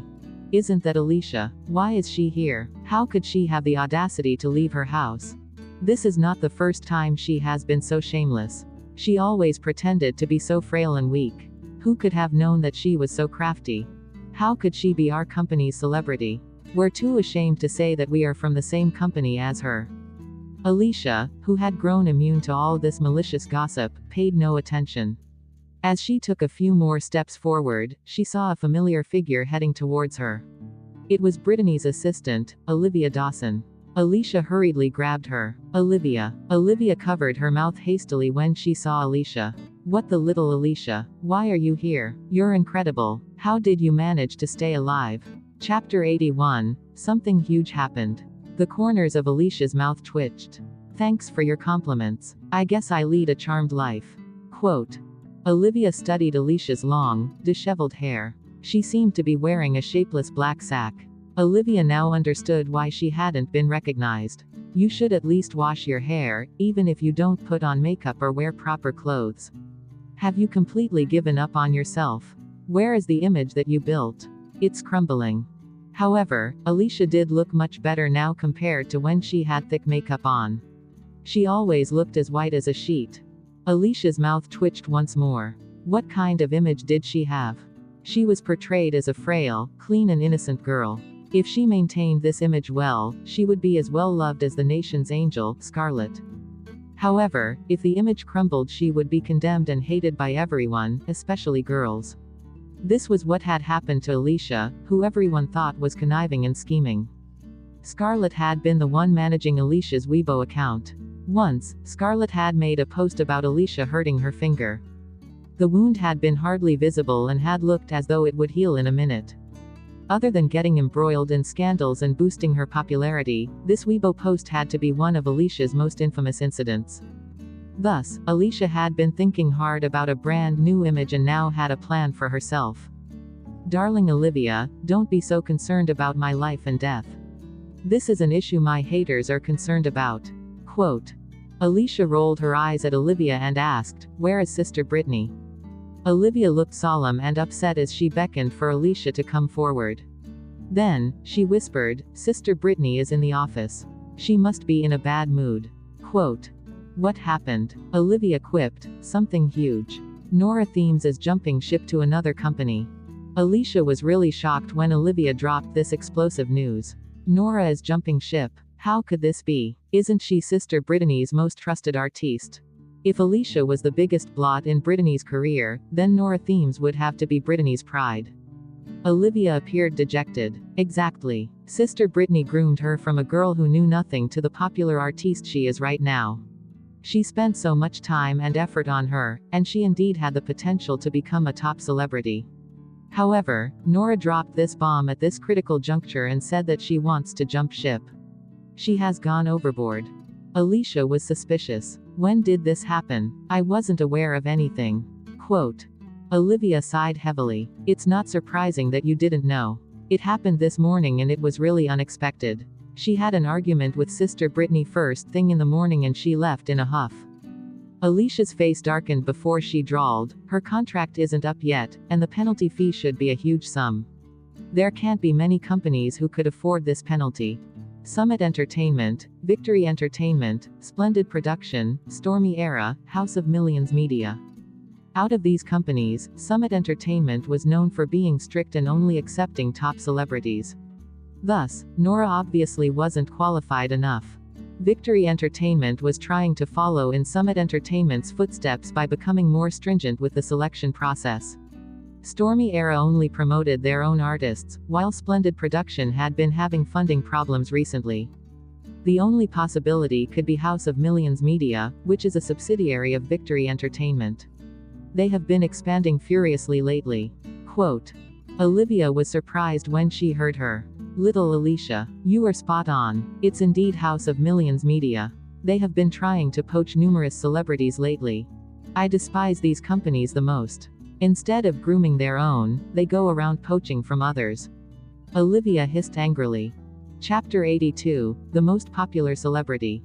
Alicia didn't appear to be too affected. She merely smiled nonchalantly. They have the money. Besides, they are playing by the rules. Quote. Olivia seemed startled, as Alicia had always appeared to be clueless about these matters. It didn't occur to her that Alicia would be able to perform such a thorough analysis and even guess the right company. She almost couldn't believe her own ears when Alicia analyzed this. How is Sister Brittany now? Asked Alicia. Olivia snapped back to reality and replied helplessly, How do you think she is? Sister Brittany was finally promoted to director of the artist department after such a long time. Now that Nora left, her sales will drop tremendously. Brittany was known for being strong-headed and decisive. Hence, she had offended many people in the company over the years. However, her results were excellent and she had groomed the only celebrity of the company, Nora Themes, who had been headed right to the top. Thus, the rest could only seethe helplessly in jealousy. Now that Nora had left, the outlook for Brittany's position wasn't very positive. Alicia patted Olivia's shoulders. "Let's go. Take me to Sister Brittany." Quote. Olivia led Alicia to Sister Brittany's office. "Sister Brittany, Alicia is here." Olivia glanced worriedly at Brittany and whispered to Alicia, "Sister Brittany is feeling upset now. Don't take up too much of her time. She will get even more upset if she talks to you." Alicia was speechless. Indeed, she couldn't refute that. "Sister Brittany." Alicia waved and greeted her. Every time she saw Brittany, she always looked busy, as if she was in a constant rush. However, she now sat behind her desk, looking quiet and deep in thought. Brittany glanced at Alicia without any change in her expression. "Come in and sit down." Quote. Brittany had always been a strong, tenacious woman. Thus, Alicia had no idea how to comfort her. She coughed to clear her throat. "Sister Brittany, don't be too upset over Nora's departure. You still have me. I just clinched a role in director Thiems's new movie and I'm swept in dating rumors with an award-winning actor. I have an army of haters boosting my popularity. This means that I have a bright future ahead of me." Brittany was speechless. Olivia was speechless as well. What gave her the courage to say such things? Although she would be participating in director Thiems's new movie, she was merely a supporting actress. However, she was in constant imminent danger. Why was she so proud as to flaunt her army of haters? She had been slammed. However, Brittany was amused by her. "You seem confident." Quote. Alicia grinned sheepishly. "Of course I am. In the future, I will be your most popular artiste." Olivia couldn't help but chuckle. "PFF'd. I think you will be the most infamous one. But you're already." Olivia stole a glance at Alicia. She had a feeling that Alicia seemed really different today. She hadn't put on any makeup, and her skin was healthy and rosy. In the past, she'd worn thick, dramatic makeup and always chosen inappropriate clothes. For the sake of her image, her makeup had made her look ghastly white every day. However, her change wasn't entirely based on her appearance. In the past, Alicia had looked lifeless all the time, as if she hadn't cared about what happened around her. She certainly hadn't promised that she would become the most popular artiste in the future. She was still herself, despite the fact that she was dressed in random clothes. She sat there, casting her prim, proper image away. However, she looked as though she was radiating a glow, and her eyes sparkled like stars. Although the vibe she gave off right now resembled a beggar lying on the street, she looked really pleased and smug. Chapter 83, Salvaging Her Image. Brittany placed a document before Alicia. "Let's talk about serious stuff now. I've already explained to you your situation. If you want to make a comeback, you have to make changes immediately. It's important that you create a new positive persona to salvage your image." Quote. Olivia couldn't help but mutter aloud, "Sister Brittany, are you sure her image can still be salvaged?"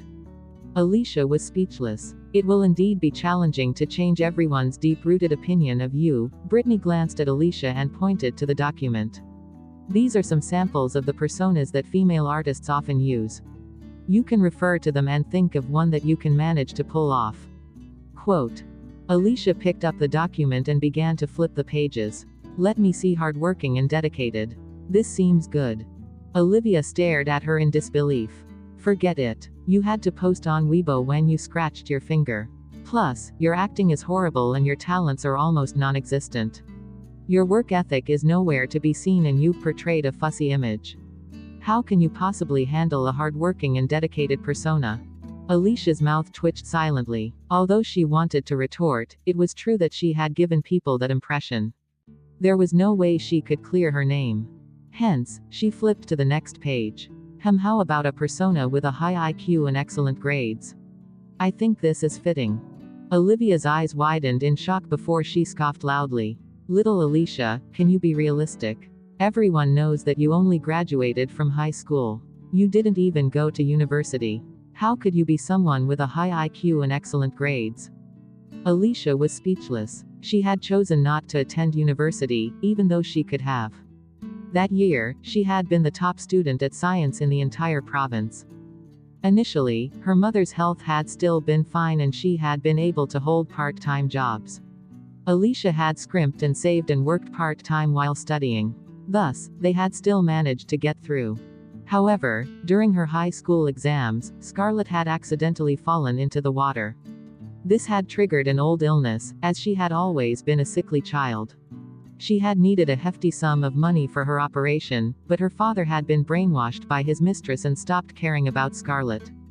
She and her mother had racked their brains in an effort to raise the money, but to no avail. Her mother had even thought of seeking help from her grandfather. However, they knew that he wasn't doing well and owed people money. There was no way he could lend them the money. In the end, she had naively gone to look for her father and seen a woman exiting his car. The main reason for her mother and father's divorce had been her father's first love, Demi Perkins. After Demi had gotten married, she had led a pretty comfortable life. Soon, her husband had gone bankrupt and acquired a heavy debt. Thus, she would often play the pity card to attract her father's attention. Every time she was in trouble, her father would leave her mother behind and rush over. Her father had even helped Demi get a lawyer to settle her divorce. Shortly after Demi had gotten divorced, her father had forced her mother to sign the divorce papers. However, Demi was a conniving, greedy woman. She knew that her father wasn't the best, so she had deliberately put off the idea of marrying him. However, she had been able to hold on to him, as her father was completely devoted to her.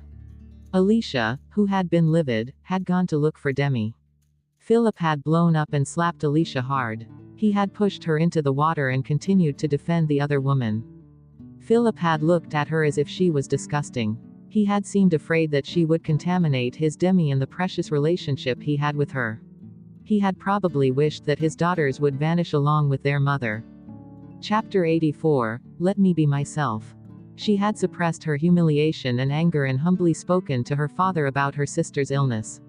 She had pleaded with him to save her.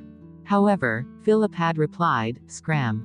Both your mother and you are bloodsuckers who are after my money." Quote. That night, she had slumped on the edge of the bed as she'd watched her dying sister. An overwhelming desperation and helplessness had engulfed her. She had desperately wished that she could be stronger. At the time, the top educational establishment in the country had offered her a scholarship. They would even give her an allowance so that her family could get by. However, this would be an utterly inadequate measure at that point in time. She'd had no intention of pursuing her studies and had thus delayed the application. Then, her youngest uncle had told her that an overseas car team had noticed her. They were willing to recruit her and promised to give her an advance payment. Her mother had fallen ill due to anxiety and worry.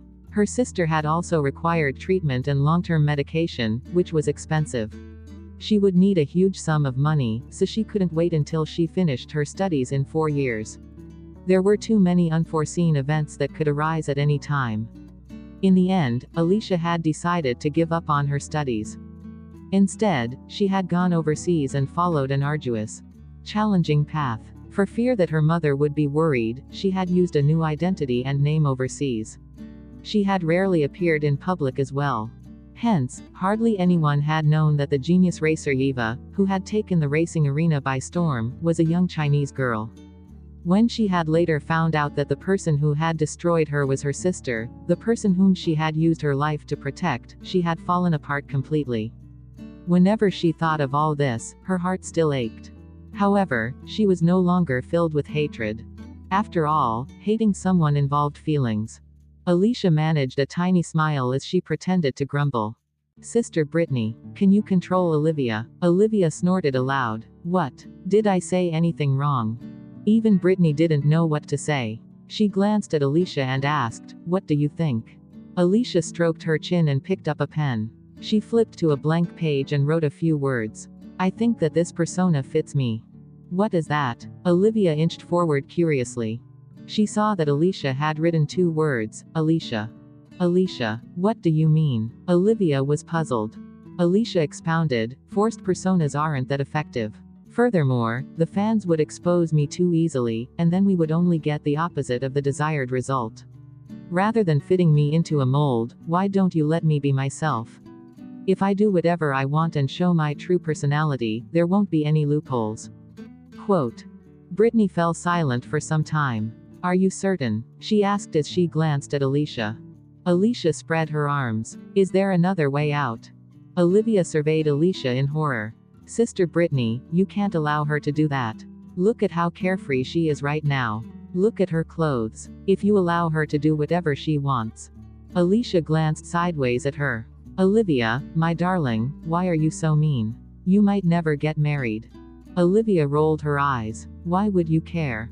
It's fine. I want. Alicia turned to Brittany and said, Sister Brittany, I need an assistant. Can you give me Olivia? You want Olivia? Brittany was surprised. She had assumed that Alicia didn't like Olivia. Chapter 85, Your name is nice. Yes, you're right. I want Olivia. Alicia nodded furiously. Olivia turned pale out of fear. No, I don't want to be your assistant. You're so hard to work with. Why don't you look for your ex-assistant, Kelly? Go look for her. Alicia's previous assistant, Kelly, had been hired by Scarlett. Scarlett had manipulated Kelly and she had obliged out of fear. No one around Alicia had noticed that anything was amiss. Only Brittany had suspected and gone to interrogate Kelly. Only then had Alicia informed Brittany that Kelly had been recruited by her sister and there was nothing wrong with her. Brittany had warned her at the time that Scarlett was up to no good. However, Alicia had been despondent and broody during that period. Besides, she had fully trusted her sister, so she hadn't believed Brittany's warning. After discovering the truth, she had sacked Kelly. Brittany contemplated briefly before saying, Olivia, I will have to ask you to take care of Alicia. I don't feel assured leaving her in the hands of someone else. Quote. Olivia didn't dare defy Brittany's orders. Thus, she turned and glared at Alicia with a glum expression. Why did you have to choose me? Alicia grinned mischievously. You're adorable and you always tell the truth. I need people like that to warn me constantly. Plus, your name is nice. Alicia stole a glance at Olivia's work tag. Her name was Olivia Dawson. Olivia Dawson in Chinese means plenty of money. Excellent name. It was auspicious. Alicia patted Olivia's shoulders and consoled her. Olivia, don't look so gloomy. Be positive. You could be the assistant of the top actress in the entertainment industry in the near future. Olivia watched her expressionlessly. Before that happens, I would probably be hacked to pieces by your haters. Despite her objections, the issue of Alicia's assistant had been settled. Brittany passed the contract for meeting one's match to Alicia and she signed it. Then, she briefed Alicia on her upcoming work arrangement. There will be an audition a week later and then filming will soon begin. I don't expect your acting to improve by leaps and bounds in a week. What I expect from you is to stay vigilant and behave yourself. Don't give me any additional trouble. Be patient and wait for all the scandals and public opinions to die down. I will get Olivia to watch over you. You have to listen to her. Brittany warned her sternly. Alicia agreed readily. I'm fine with that. Brittany exhaled deeply and passed her a document. This is your work schedule. Your scenes aren't that many, so you will have plenty of waiting time. Be patient and don't grumble. If you're really bored, download some games on your phone to pass the time. Don't go seeking trouble whenever you feel bored. Quote. Brittany empathized with Alicia's plight and had decided to help her. However, she couldn't do much for Alicia given her current situation. Alicia herself would have to pull herself together. When Alicia heard Brittany, any explanation she tried to utter was choked in her throat. In the past, she had been listless every day so, naturally, she hadn't been fussy or problematic. However, Kelly had pretended to convey her demanding requests to the crew on Alicia's behalf and demanded that Alicia's meals be ordered from Michelin restaurants. Alicia could only have coffee at a specific temperature. She had even refused to let anyone touch up Alicia's makeup. It was no wonder that Olivia was horrified at the thought of becoming her assistant. However, she had no way of erasing her history and tarnished reputation. She could only fix things from this day onward. Alicia took the schedule and read it. She didn't have any filming scheduled on the day of her grandfather's team competition. Even if her cousin didn't need a navigator, she could still head down to have a look and help out. Chapter 86, Give us an answer. Back when Alicia had just returned from overseas, she would break down in despair whenever she saw anything related to racing. Once, when she had been filming for a variety show, Kelly had suddenly passed the phone to her and showed her an article on racing. In the end, she hadn't been able to get herself together. She had acted as though her soul had left her body. It had been really awkward on the set, and she had been labeled the black hole of variety shows. Her acting was dreadful and horrible rumors of her reputation had spread, so even variety shows had refused to use her. Hence, her situation had gotten worse. Until the day of Owen's race, Alicia had actually still been affected deep down. That night, she had sat behind the steering wheel and felt the adrenaline rush caused by speed. She was then finally able to get rid of the prick in her heart. As Brittany continued to remind Alicia of some things she needed to take note of, the office door burst open violently. 5 managers charged in angrily one after another. Brittany resumed her impassive, stern expression as she glanced at them coldly. "What is the matter?" All of them looked livid, as though someone had committed a horrendous crime. The first one among them was a middle-aged man who slammed the desk and bellowed, "Brittany, you have the cheek to ask. You can't even retain an artist. Nora is our company's cash cow. Do you know how badly our company will be affected if she is gone?" "Exactly. You have gotten all of us into trouble. You have to be held responsible. Without Nora, your sales results rank last. How are you even qualified to be the director of the artist department?" Olivia was really enraged by their accusations. "Hey, all of you have gone overboard. Nora was, after all, groomed by Sister Brittany. Without Sister Brittany, would our company even have a top artist?" A female manager with defined makeup sneered coldly. "How dare you bring this up? Didn't she groom the artist with the company's money? To groom Nora, she used most of our funding and investment. Now that Nora is gone, all her efforts have gone down the drain. Are you aware of the losses that the company has incurred?" Olivia snapped at them furiously. "Nonsense. Sister Brittany got most of the funding by going around to look for investors.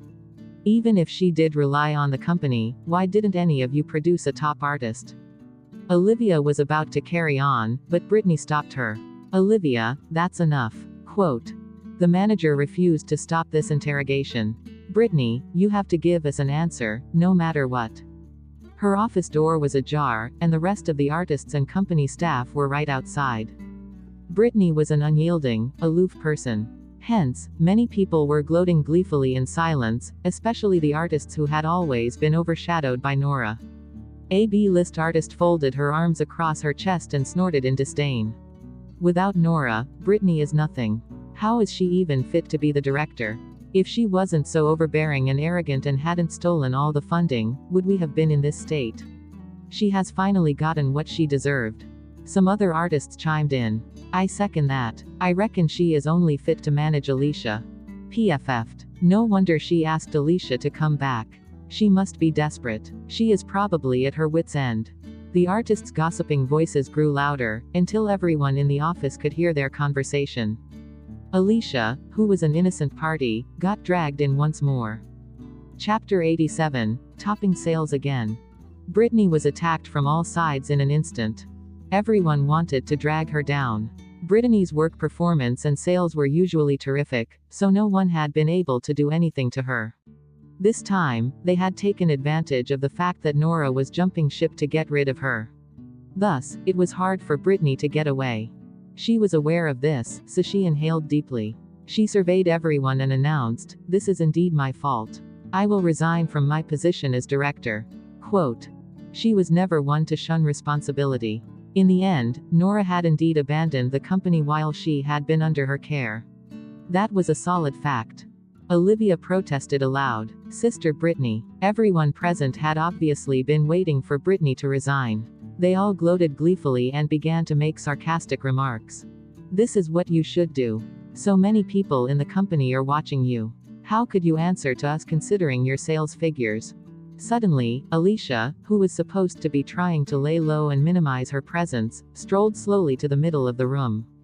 The girl scanned everyone and said lazily, "Hold on. What is the rush?" Everyone's expression darkened as they watched Alicia impatiently. "Who are you to talk?" Alicia ignored them and rattled on. "What is the fuss? It's only Nora. All of you are making a mountain out of a molehill. In 3 months, I will help Sister Brittany get back all the sales she's lost. She will top the sales again." The moment Alicia finished speaking, the room went silent. Everyone gazed at Alicia as though they were looking at an idiot. Even Brittany and Olivia were dumbfounded. Seconds later, everyone roared with laughter. Ha ha ha. Alicia, you must be out of your mind. How could you make such a joke? You have been banned from the entertainment industry. It was mere luck that you clinched a small supporting role, yet you have once again shamelessly used another top award-winning actor's name to boost your popularity. You are already the most blacklisted name right now. We would be thankful if you didn't drag the company down with you, but now you want to earn money for the company. I reckon she won't be able to keep that supporting role for long. Who would dare to use such a troublesome actress? How dare she compare herself to Nora? Alicia remained composed despite everyone's criticism. She managed to smile as she said, "Everyone will know if I fail or succeed after I've tried. What's the problem? Are you not confident in yourselves? Are you afraid of losing to me and in turn failing to top the sales chart?" The managers' faces were all ashen when they heard her. "You are spewing nonsense. You are just a daydreaming idiot." Alicia waved her hands. "That's easily solved. Since everyone is so confident that I will fail, why don't we make a bet?" No one had expected that Alicia would interfere. Thus, they all began to talk among themselves. Brittany had toiled for years, and the management could see her effort. The managers knew that even if they forced her to resign, the management might not approve immediately. Perhaps, with the help of this fool, Alicia, they might get rid of Brittany sooner than expected. When that time came, Brittany's reputation would be tarnished and she would be totally destroyed. Hence, one of the managers stepped forward. "All right, we will give you 3 months. If Director Rogers doesn't produce top sales, she will need to fulfill the promise she made today." Then, they left the room. Olivia, who was fuming in anger, lashed out once everyone was gone. "Alicia, what did you do? Why did you try to harm Sister Brittany when she has been so nice to you?" Chapter 88, Building an Empire. Olivia. Brittany shook her head and interrupted Olivia. Then, she sighed softly to herself. "Forget it. At least we have 3 more months." Quote. However, she couldn't change anything during these 3 months. Olivia still felt indignant on her behalf. But she caused more trouble. Alicia blinked. Maybe I could really succeed. Then advertisements, variety shows, and movie offers will start rolling in and we will top the sales again. Olivia's face hardened. "If you bring in the most revenue, I will listen and obey every one of your commands and serve you tea." Brittany arranged a car for Olivia to take Alicia back home. Olivia warned her stiffly when they reached the ground level. "Be careful when you head out in the future. We don't have the money to hire bodyguards for you. Don't get killed by the fans." Alicia grinned. "Got it. Why would I die so easily? I still need to help you and Sister Brittany build an empire." Olivia snapped, "An empire of haters." Alicia was speechless. Couldn't they have a pleasant conversation? Alicia gazed in the direction of the haters and sighed. "PFF, this batch of haters is not up to the standard. They didn't even recognize me. Their loyalty is questionable." Olivia was exasperated by her. "Stop dawdling and get in the car." Alicia was just about to get in the car when they suddenly heard a commotion coming from the haters. They were charging towards her aggressively. "Alicia, it's Alicia. Alicia, you bitch. How dare you set your eyes on my beloved idol? I will fight you. Come on, sisters, let's wallop this bitch." A moment later, wilted vegetables, stones and rotten eggs were hurled in their direction. Olivia pulled the wilted vegetables out of her hair, looking incensed. "You are a jinx. They recognized you. Isn't that great?" Alicia, who had disguised herself completely, raised her eyebrows in puzzlement. "How could this be? They shouldn't have been able to recognize me. I have underestimated them." Quote. Olivia, who was fuming, hissed, "Someone in the company must have tipped them off." Alicia replied, "Why are they so callous? We are from the same company after all. Who could be so wicked?" Olivia retorted, "Everyone in the company hates you. How would I know?" Alicia was speechless. Olivia urged her, "Get in now." It was a matter of life and death. Alicia and Olivia got inside swiftly and the car sped off. "It has been a long while since I received such a passionate treatment from them." Alicia pressed her palm against her chest and sighed. Olivia rolled her eyes in response. "They couldn't locate your whereabouts, so they had to stalk you at the company. This is just a small group of them. Once filming starts, everyone will know where you are. When that time comes, all the haters will be there to ambush you. We will really be dead meat. Think of how you want to die that day. Alicia's heart felt as though it had been pierced by countless arrows. She glanced at Olivia's name tag silently, her spirits improving marginally. Olivia glanced out of the window and noticed some cars trailing behind them. There were even some reporters. Olivia was anxious as she implored, "Sir, please drive faster. This route isn't easy. Besides, I've exceeded the speed limit." The driver grumbled. He sounded as though he was reluctant to do this job. Olivia glared at Alicia and lectured her. "It's all your fault. Sister Brittany is already swamped with trouble, and now she has to take care of you. You will drag her down even more." The driver was perspiring. "They are too close to us. I'm afraid I can't shake them off." Chapter 89, Let Me Drive. Olivia was extremely anxious. What should we do? If they catch up with us, the consequences will be disastrous. Alicia was deep in thought as she carefully observed the road ahead of them. She turned her head and glanced at the cars behind before she said, "Old Hilton, get out of the car at the next traffic junction. Let me drive." Old Hilton looked bewildered. "Huh, let you drive?" Olivia was furious. "Alicia, what are you up to again? I thought you didn't know how to drive." Alicia replied, "I know." Quote. Olivia glared at her. "What kind of nonsense is that? Stop lying to me. Once, we didn't have enough drivers and Sister Brittany asked you to drive back home. You simply refused to and chose to take public transport. In the end, you got ambushed by your haters. Did you forget that?" In that case, Alicia knew that she had been at fault. She really hadn't been able to drive at that point in time, as she had still been badly affected during that period. The repercussions had been very serious. She would feel giddy whenever she touched a car, so she'd had no choice but to take public transport. Alicia could only say, "I couldn't drive in the past. I just got my license." Quote. Old Hilton didn't sound too happy. "I have years of driving experience and I can't shake them off." How could a new driver like you dream of shaking them off? Young people these days are really arrogant. The car had reached the traffic junction amid their argument. Alicia knew she didn't have time to clarify, so she opened the door and got out. Olivia shrieked in shock. "Alicia, are you nuts?" Alicia repeated, "Get out." Quote. Old Hilton had no choice but to exit the car. At that moment, the red light was about to change. 5, 4, 3, 2, 1. The red light turned green. Alicia stepped on the accelerator and overtook the car ahead, nearly brushing against it. Olivia clenched the seatbelt in horror as she yelled, "Alicia, stay calm. I'd rather be surrounded by reporters than die with you." Alicia extended an arm and touched her ear. "Olivia, if you continue to yell so loudly, I might die from your yells before an accident kills me." Quote. Olivia bellowed, "Don't use only one hand to drive." Olivia's yells stopped just as Alicia made a drift around a corner and successfully turned into a road on the right. "Ah!" Olivia shrieked shrilly. Even the driver held onto the handle for dear life. How did Director Rogers find such a crazy artist? Soon, both of them realized that Alicia may have seemed as though she was driving recklessly, but she had actually gained absolute control of the car. It felt like she was using a remote control to steer it. She was precise and accurate as she overtook the cars one by one.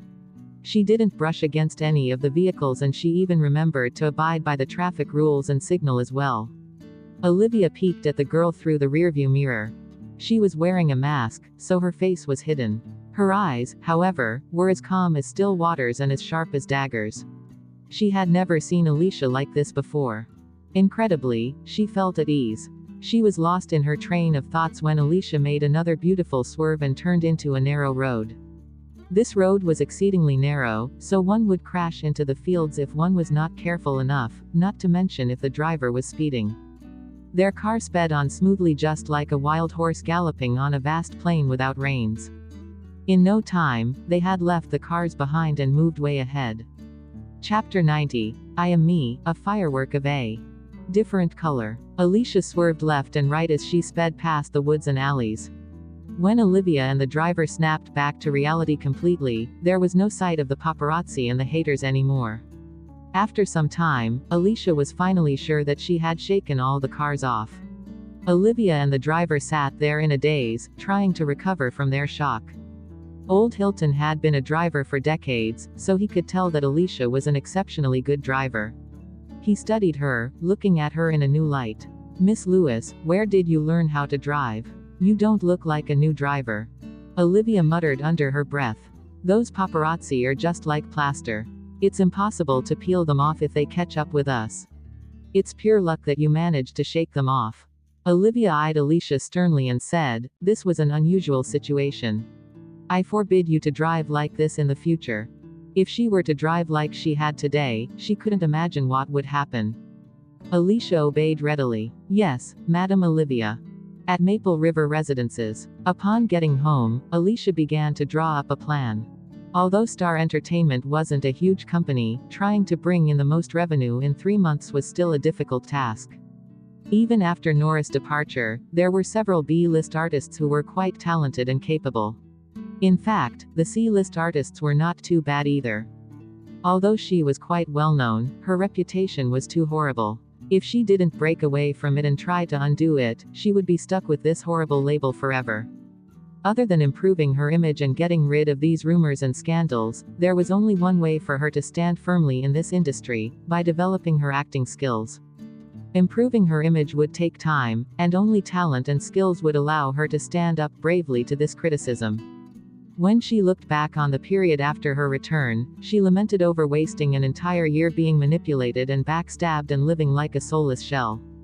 She had taken on the responsibility of taking care of her family ever since she had been 15 years old. She had gone overseas and embarked on a new journey at 18 years old and fallen off from the peak of her career at 22. At 23 years old, she had been betrayed by her loved ones. She had gone through the toughest, most trying period in her life. What else would she be afraid of? Worst case scenario, she would start all over again. Scarlett had controlled and manipulated her before. Now, she would be the one making plans for herself. Alicia decided to start from her Weibo account. That account had been created by Scarlett, so she didn't feel at ease using it. Besides, all the content and posts were too humiliating and shameful. Hence, she registered a new account. Her nickname was, "The only way to solve your worries is to get rich." She used a photo of a pet kitten that she used to have. She had saved that stray kitten from the streets and now the kitten was at the shelter. Alicia posted her first update on Weibo: "I am me, I'm a firework of a different color." After she posted her first update, she used her old account to make an announcement. "Darlings, I've stopped using this account. Welcome to my new Weibo account." As soon as Alicia posted this, her haters convened and fired bullets at her. "Fuck. Who is your darling? Don't be so disgusting. I want to puke. This scheming bitch is using tricks again." She thought that by changing to a new account, her history would be erased. She is too stupid.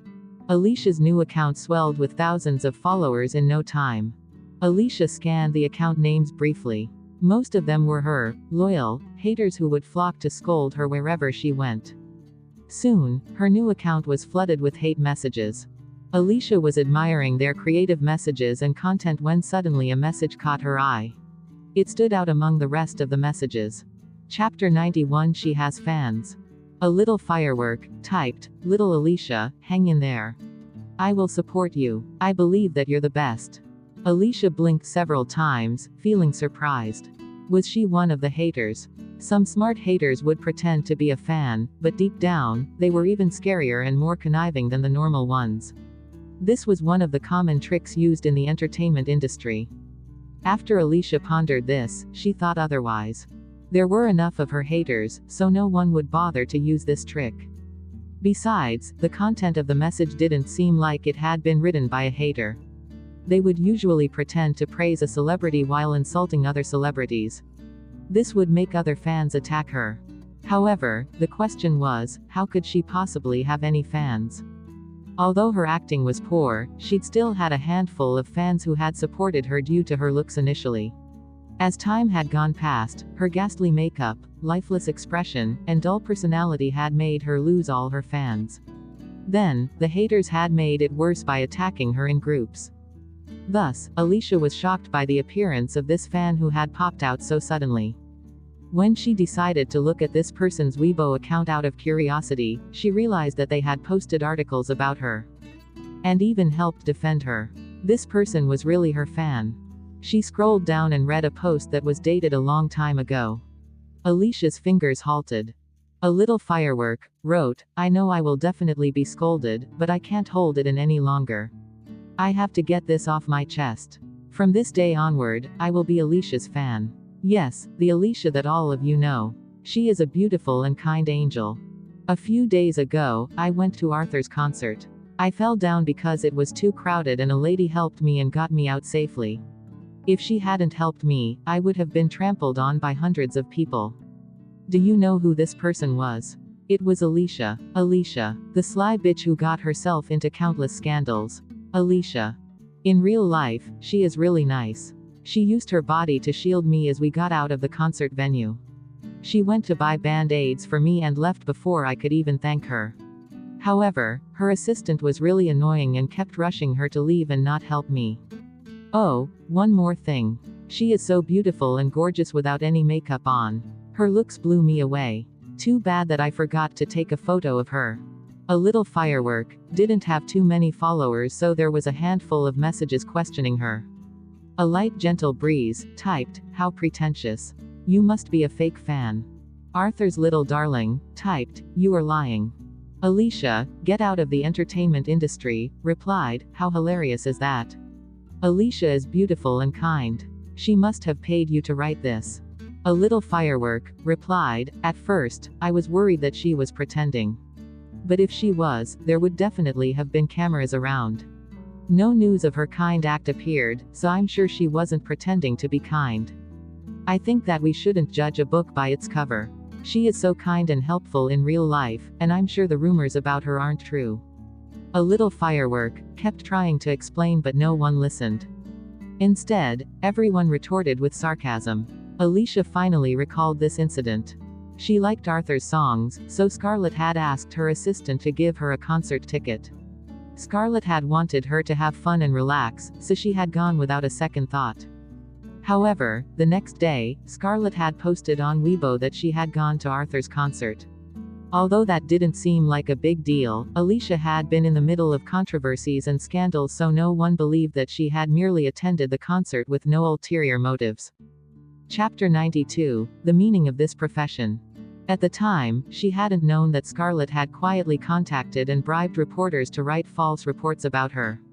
Thus, she hadn't suspected anything about that casual Weibo update about her going to the concert. If she hadn't seen the Weibo post, she would have forgotten that she had once helped a fan. Right now, Alicia felt a strange, indescribable feeling within her after reading all the comments and her fans' post defending her. Being believed and defended by someone felt so. She wasn't alone after all. Someone had tried to defend her. In the past, she hadn't understood much about this profession. She had initially chosen this path because of Matthew. Even though she had decided to pursue this career, it was because she'd wanted to earn money. However, at this moment, she suddenly discovered the meaning of this profession. Alicia called Charlie and asked him to get some groceries and food on her behalf. Then, she shut herself up at home. Late at night, Alicia practiced acting over and over again. She hadn't gone to acting school, neither had she undergone any professional training. She could only rely on herself to slowly conquer this new, unfamiliar field. A week flew past in the blink of an eye. Alicia memorized her entire book on acting techniques and watched many movies as research. Then, she attempted to act and mimic the characters. For someone new to acting, the hardest thing to master was being natural in front of the camera. Any awkwardness or unnatural behavior would be amplified 100 times on the screen. Fortunately, Alicia had experience racing professionally at major races ever since she had been 18 years old. Thus, she was strong mentally and excelled at eliminating any interferences disrupting her. Even if 1,000 pairs of eyes were watching her, she could still remain calm and composed. This was her biggest strength. Now, all she needed to do was master the acting skills and techniques and understand the essence of her role. She had managed to understand the basics of acting skills and techniques. As for her role, she had watched the videos that Owen had sent and tried to analyze Edward's every action and expression, as well as the tone of his voice. If she could possess a fraction of Edward's aura, she would be confident about pulling off the role of the domineering president. Alicia faced the mirror and repeatedly tried to practice changing the expression in her eyes. She was about to go crazy. I'm so exhausted. I need a break," Alicia slumped on her dressing table as she yelled. The role of the domineering president wasn't that easy to achieve. If she couldn't do it naturally, she would easily seem like an idiot or look silly. Alicia sighed to herself and suddenly froze when a thought hit her. She suddenly realized that ever since that fateful encounter at Edward's mansion, he hadn't looked for her. It had been a week. Alicia had always buried herself in things and focused all her effort and attention on something, so she had a tendency to forget about the world. She had been tirelessly working on improving her acting skills and forgotten about her boyfriend. Damn it. How had she forgotten about this ticking time bomb? What was Edward up to? Although she was a steel lady who was clueless about romance, she had dated someone before. If this was a normal relationship, why didn't they even call each other? Wasn't this too abnormal? Had Edward forgotten everything, just like her? Chapter 93, The Technique of Breaking Up. Alicia mulled it over for a long time and could only come up with one possibility. Edward was a man of extraordinary status and wealth, so it was common for him to change girlfriends. He might have felt that she was interesting at that point in time and agreed readily to it. However, soon afterward, he must have forgotten all about her. How could a man like Edward remember an ordinary, insignificant woman like her? At best, she could only have been one of the millions of Edward's admirers. Alicia felt as though everything now made sense after thinking it through. She heaved a sigh of relief. Indeed, this was exactly what she had predicted. What delighted Alicia even more was that her alter ego hadn't appeared during the period she was cooped up at home. Everything seemed to be going smoothly. Alicia felt that she could start planning a breakup. However, how should she bring up this topic? This required exceptional techniques. Especially when Edward was the other party. What kind of reason could she come up with? Alicia turned on her laptop and researched the topic. She typed, "How to break up with your boyfriend in a smart way." There was a myriad of answers online. Someone suggested, throw a tantrum. Do it every day. If he cannot stand it, he will break up with you. This wouldn't work. Besides, she wouldn't dare to do it. How could she throw a tantrum around a man like Edward? Her anger would dissolve at the sight of him. Another person suggested, hire a woman to seduce him and then accuse him of cheating on you. You will definitely be able to break up with him. This wouldn't work either. She needed to spend money to hire a woman. Another one typed, that's easy. Don't return texts or calls or cite personality differences or conflict of interests. Any of those reasons would suffice. This sounded plausible. After reading these suggestions, Alicia was enlightened. There were so many methods. Alicia was in the midst of practicing when her phone rang. She picked it up. The moment she clicked the screen, Owen's frantic, fearful voice was heard. Big sister-in-law, save me. Alicia was shocked. Third young master. What happened? I am in trouble. It's really over for me this time. Big sister-in-law, other than you, no one else can save me. Owen was talking incoherently, as though something serious had really happened. What is going on? Speak slowly and clearly. Quote. Alicia's impression of Owen was that he was spunky and fearless. She had no idea what could have frightened him so badly. Owen said anxiously, I had too many drinks and got into a confrontation with Benedict. We ended up fighting and landed ourselves at the police station. I called second brother and he bailed me out. Alicia heaved a sigh of relief. Then isn't everything all right now? She had assumed that this was a matter of life and death, so she had been really scared. Owen was such an innocent, simple-minded boy, yet he was also quick-tempered. She wasn't the least bit surprised that he had gotten into a fight. Owen yelled over the phone. Initially, I was fine. The problem is that Big Brother has caught wind of this matter. I am so dead. Big Brother agreed to allow me to become a racer but set two conditions for me. First, I am not allowed to get into trouble during this period. Second, I can't seek help from my family. Now, I have violated the rules. Tonight, I will be sent to a school in Country Y. I will then be under 24-hour surveillance. Someone will be with me even when I shit or eat. If I can't do it, my brother will make me stay there forever. This is so terrifying. If I enter that place, I will be stripped of my freedom. Chapter 94. His first relationship. Alicia was startled. It's that scary.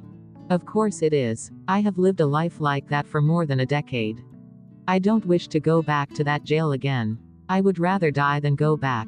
Owen really sounded horrified. He must have been badly traumatized. Owen sobbed as he added, "Big sister-in-law, I regret it so much. I have been keeping myself in check.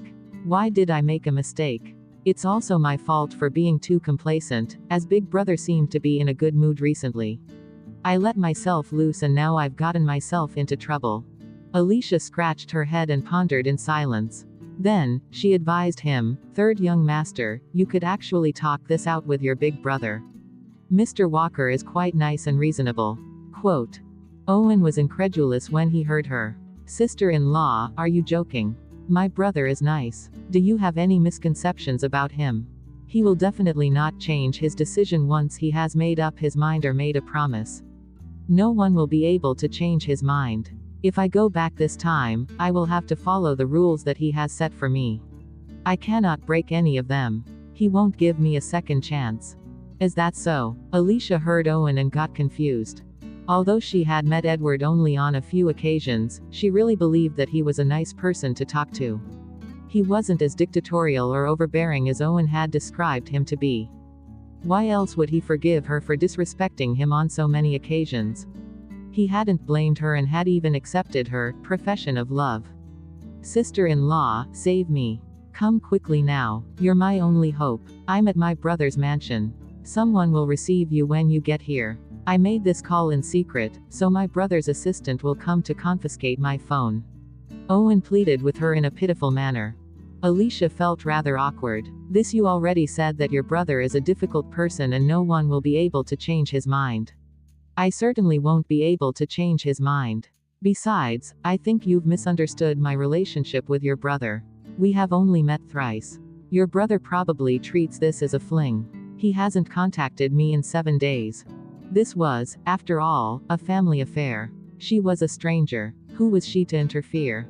Owen, who was astonished, exclaimed, "My brother treats this as a fling. No way. This is my brother's first relationship. How could he fool around with his first love?" Cough, cough, cough. Alicia was shocked to hear the words, "first love." She was Edward's first love. He had to be joking. How could she possibly be his first love?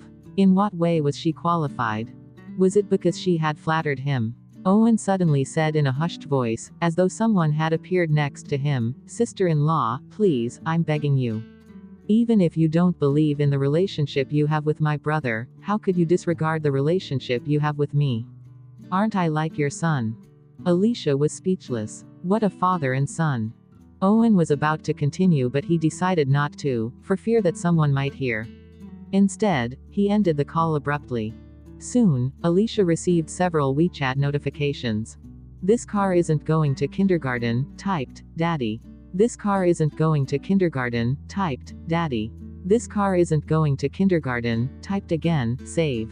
This car isn't going to kindergarten," typed once again, "Me." Alicia was speechless. How could anyone have the heart to ignore this? Alicia reluctantly decided to help him. Forget it. Even if she wasn't of any help, she should still go take a look. Chapter 95. All external help failed. At Cloud Manor. In the living room, several bodyguards stood guard at the entrance, standing tall and solemn. An assistant in a black suit was checking Owen's luggage. Outside the French windows, the night was cloudy and dark. Edward sat on the couch in loose, comfortable loungewear. He had a cigarette between his fingers and he looked relaxed. Owen, who had knelt down next to his legs, was crying loudly. "Big brother, I'm begging you. Please, just forgive me once. I won't do it again. President Walker, third young master's luggage is all ready. He can leave for Country Y at any time. I've also made arrangements for the school. It's the private school you chose personally. It's entirely enclosed, and the premises are secure. I can take care of the application tomorrow morning." The assistant stood aside as he reported politely. Owen glared fiercely at the assistant, as though he wanted to eat him up. "Damn you. I'm not going. I will rather die than go to that place." After Owen protested, he scrambled and moved toward Gabriel. Second brother, save me. Say something. Help me change Big Brother's mind. Gabriel sighed softly and looked helplessly back at him. Owen, don't you know Big Brother well enough? I have already said whatever I could. If I continue to plead on your behalf, it might backfire. Quote. Owen hastily asked, then how about Dad? Did you ask him? Gabriel shook his head. Dad said that it's up to Big Brother to decide. Quote. Owen was utterly flabbergasted. Fuck. Is he my father? He doesn't even care about his son because he is too scared of Big Brother. Owen, who was at his wit's end, had to plead with Edward once again. Big Brother, this incident was really an accident. That asshole, Benedict, really deserved a beating. That's why I couldn't suppress my anger in a drunken state. Can you please give me another chance on account of my good behavior in the past 2 years? Please, Big Brother. Edward exhaled and blew a puff of smoke out of his mouth. There was no trace of emotion in his eyes. Lawrence, take him there personally. Quote. His assistant bowed his head. Yes, President. Quote. He turned around to face Owen. Third young master, please. Quote. Owen sat there on the floor in a daze. He felt like his blood had turned cold and his world was crashing down on him. He knew it. His brother never changed his mind. Absolutely never. He was finished. All his efforts in the past 2 years had been futile. Owen grabbed Gabriel's leg out of desperation. Second brother, save me. Gabriel, who didn't have the heart to ignore his little brother's pitiful pleas, tried once again.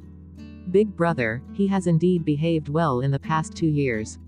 He has improved so much. I've investigated the incident. Although Owen hit him first, it was only because the other party had provoked him. He didn't intentionally cause trouble for no reason. Quote. Owen nodded furiously, hope glimmering in his eyes once more. Edward turned and glanced at Gabriel with a cryptic smile. Do you intend to interfere? Gabriel felt tremendous pressure crushing him the moment Edward's eyes landed on him. He broke out in a cold sweat as he replied, I'm only stating the facts. Of course, I know that your decisions are always right. Quote. Edward had been less bad-tempered during the past 2 years, so he had forgotten how domineering and overbearing his brother could be. Why had he questioned his decision repeatedly? Owen felt crestfallen and defeated when all external help failed. How could his brother change sides so easily? Chapter 96. Good evening, Miss Lewis. Lawrence pushed 2 huge suitcases and stopped next to Owen. Upon seeing that Owen refused to budge, he cast a glance at the bodyguards. 2 of them nodded and stepped forward. Third young master, please don't make things difficult for us. Owen protested and struggled feebly. No, I'm not going. I won't. Sorry to offend you. The bodyguards glanced at each other and then strode over and flanked Owen. They had all been trained professionally, so Owen was unable to retaliate. Besides, he wasn't brazen enough to try while his big brother was around. Fuck. Let go of me. Let go. He was about to be dragged forcibly to the car, when a soft voice that belonged to a girl interrupted. I'm sorry to disturb you. Alicia had just entered, only to see Owen being dragged by 2 massive men with his luggage in tow. Owen's yells and protests startled her. It seemed like Owen hadn't exaggerated over the phone. The moment Owen saw Alicia, he felt as if his biological father had arrived.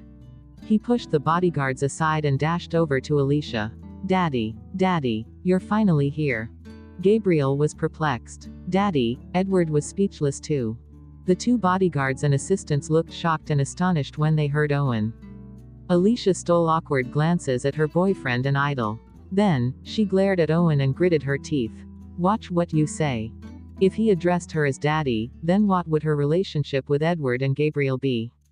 Owen felt aggrieved as he spluttered, sister-in-law. I don't want to stay in that mansion in Country Y, which is as big as a soccer field. I don't want to go to that aristocratic school that's filled with princes and princesses. I don't want to inherit our family business and assets, which are worth billions. Save me please. Alicia was irritated and exasperated when she heard him. What the fuck? Why did she feel like beating him up when she heard him? Edward appeared indifferent and nonchalant when he saw his girlfriend, whom he hadn't met in a week. Moonbeams shone in from the windows, casting a glow on half of the man's face while the light in the room shone on the other half. The pair of eyes behind the lens were aloof and cold, resembling the unfathomable, mysterious ocean. Alicia, who was really not used to her new status as Edward's girlfriend, suddenly felt very awkward. She didn't even know what she was supposed to say. After all, she had lied about having a crush on him and being helplessly in love with him. Edward was merely a stranger she had met 3 times. Furthermore, he was a man that was out of reach for mortals like her. Alicia rolled her eyes at Owen and shoved him aside. She awkwardly greeted Owen. "Cough ahem, Mr. Walker, hello." Edward snuffed the stub of his cigarette before his aloof eyes darted to her face. "Good evening, Miss Lewis." Quote. Alicia glanced sideways at Owen and said in a hushed voice, "See. I already told you I'm not close to your big brother. I don't even know what to say to him, yet you want me to plead him on your behalf." Edward's frosty attitude made her suspect that whatever had happened that day had merely been a figment of her imagination. Owen was also taken aback by how cordial Edward and Alicia were. Why did they seem so distant? Chapter 97. I have something important to tell you. Owen held on to her as if he was clutching on to a life-saving straw. "I don't care. Daddy, you have to save me. You can't just watch as they send me abroad. I'm so pitiful, weak and helpless. Would you have the heart to do that?" Alicia hissed, "I do have the heart." If he couldn't become a racer, he could only come back to inherit the family business, which was worth billions. He was really pitiful, weak and helpless. The way he unconsciously flaunted his wealth stabbed the eyes of a poor person like her. Owen exclaimed, "But, Daddy, you accepted my red packets." Alicia felt guilty the moment he spoke. Why had she accepted them? This young man was quite generous. There had been 188 yuan in each red packet. Why couldn't she stop her hands? Alicia blinked and asked, sounding as though her heart was aching, "It's not too late for me to return them now, right?"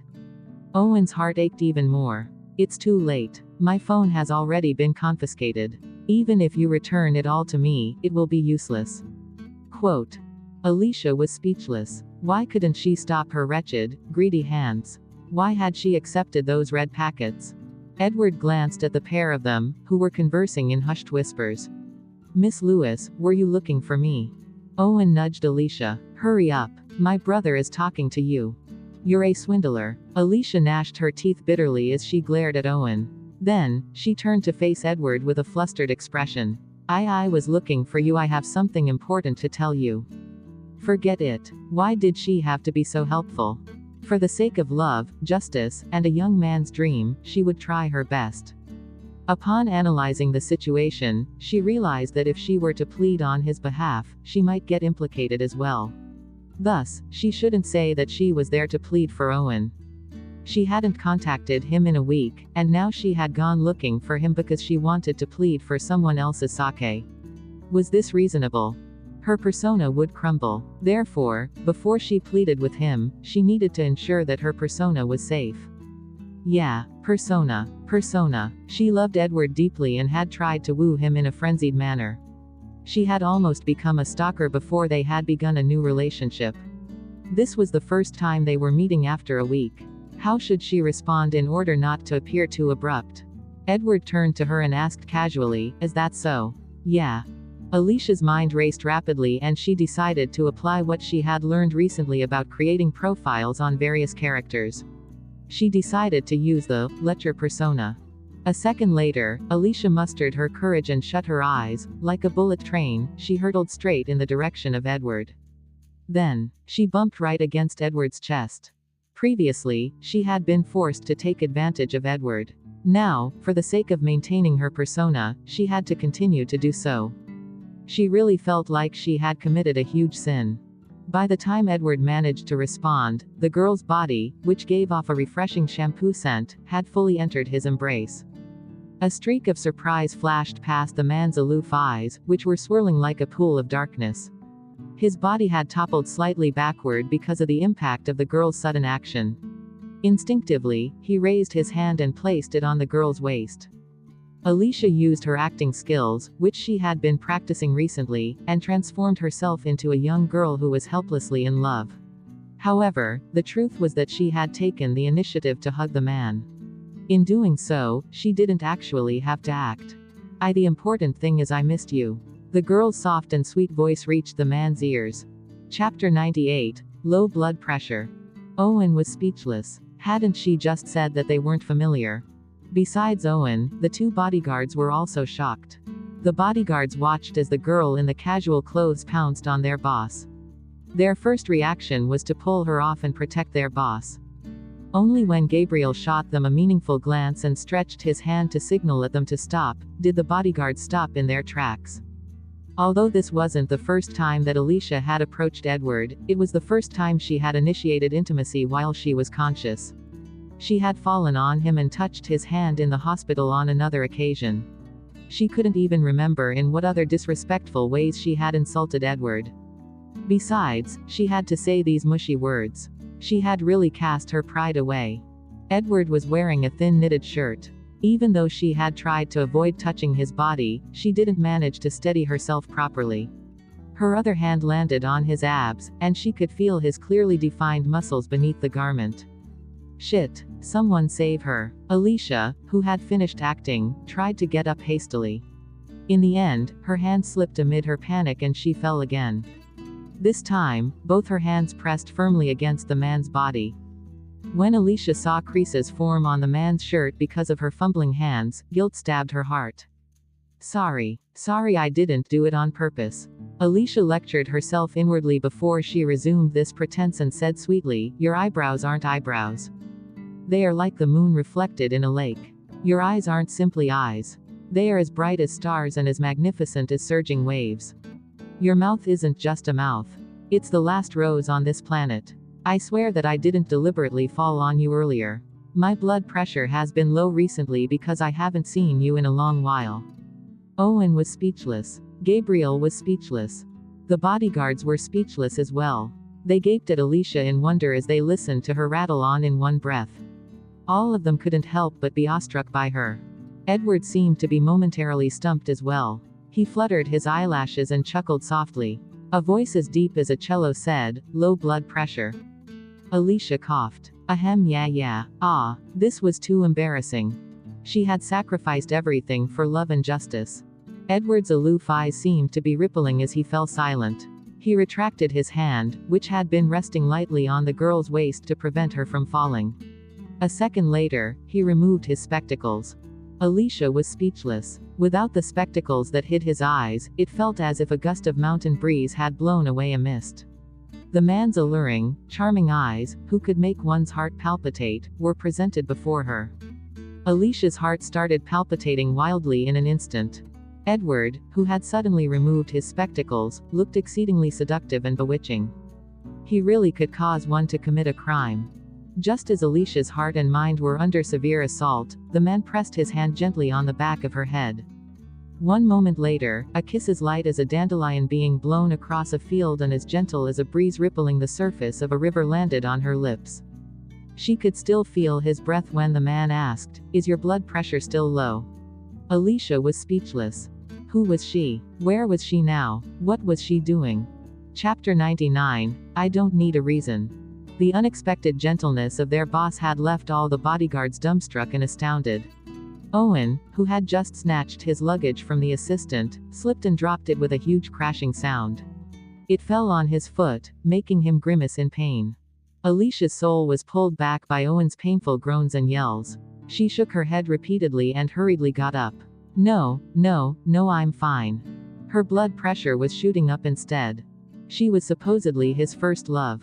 How could he be this experienced if this was his first relationship? Who could resist this man? To be honest, Edward's kiss had been so light that she almost hadn't felt it.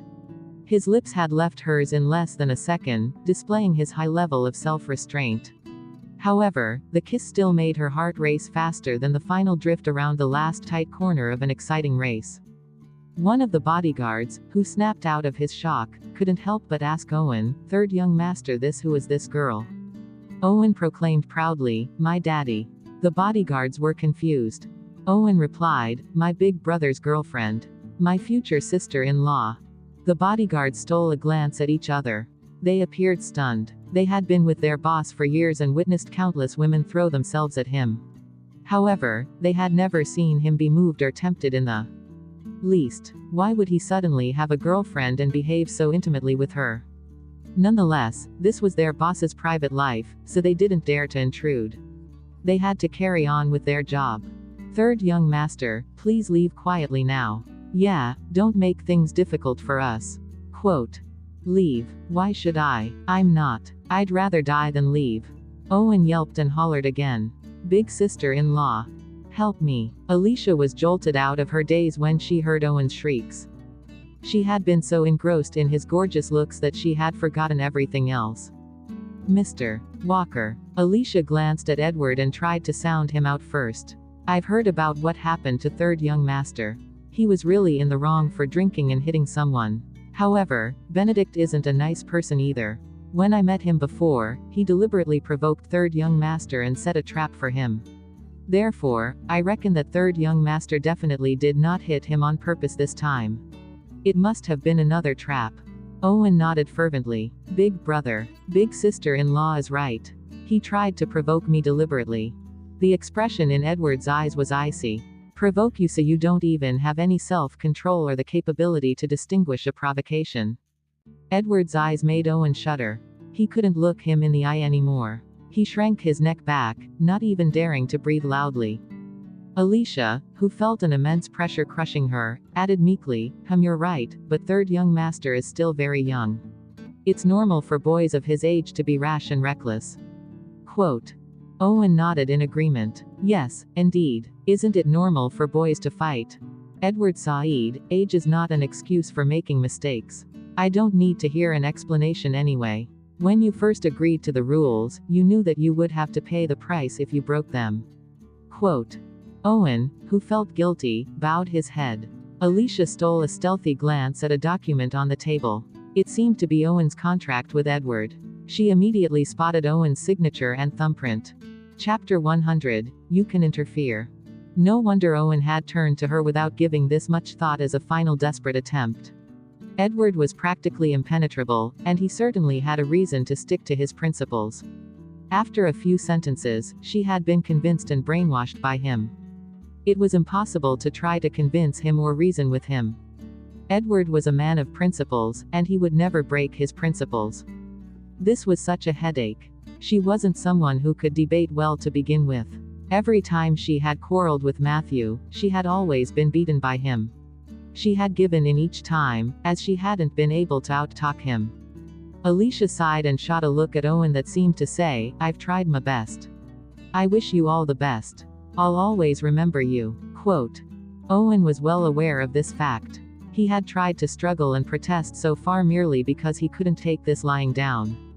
The young man gazed intently at the documents as the last gleam of hope in his eyes was extinguished. He clenched his fists and said with red eyes, I didn't manage to do what I promised. It's my fault. I will leave.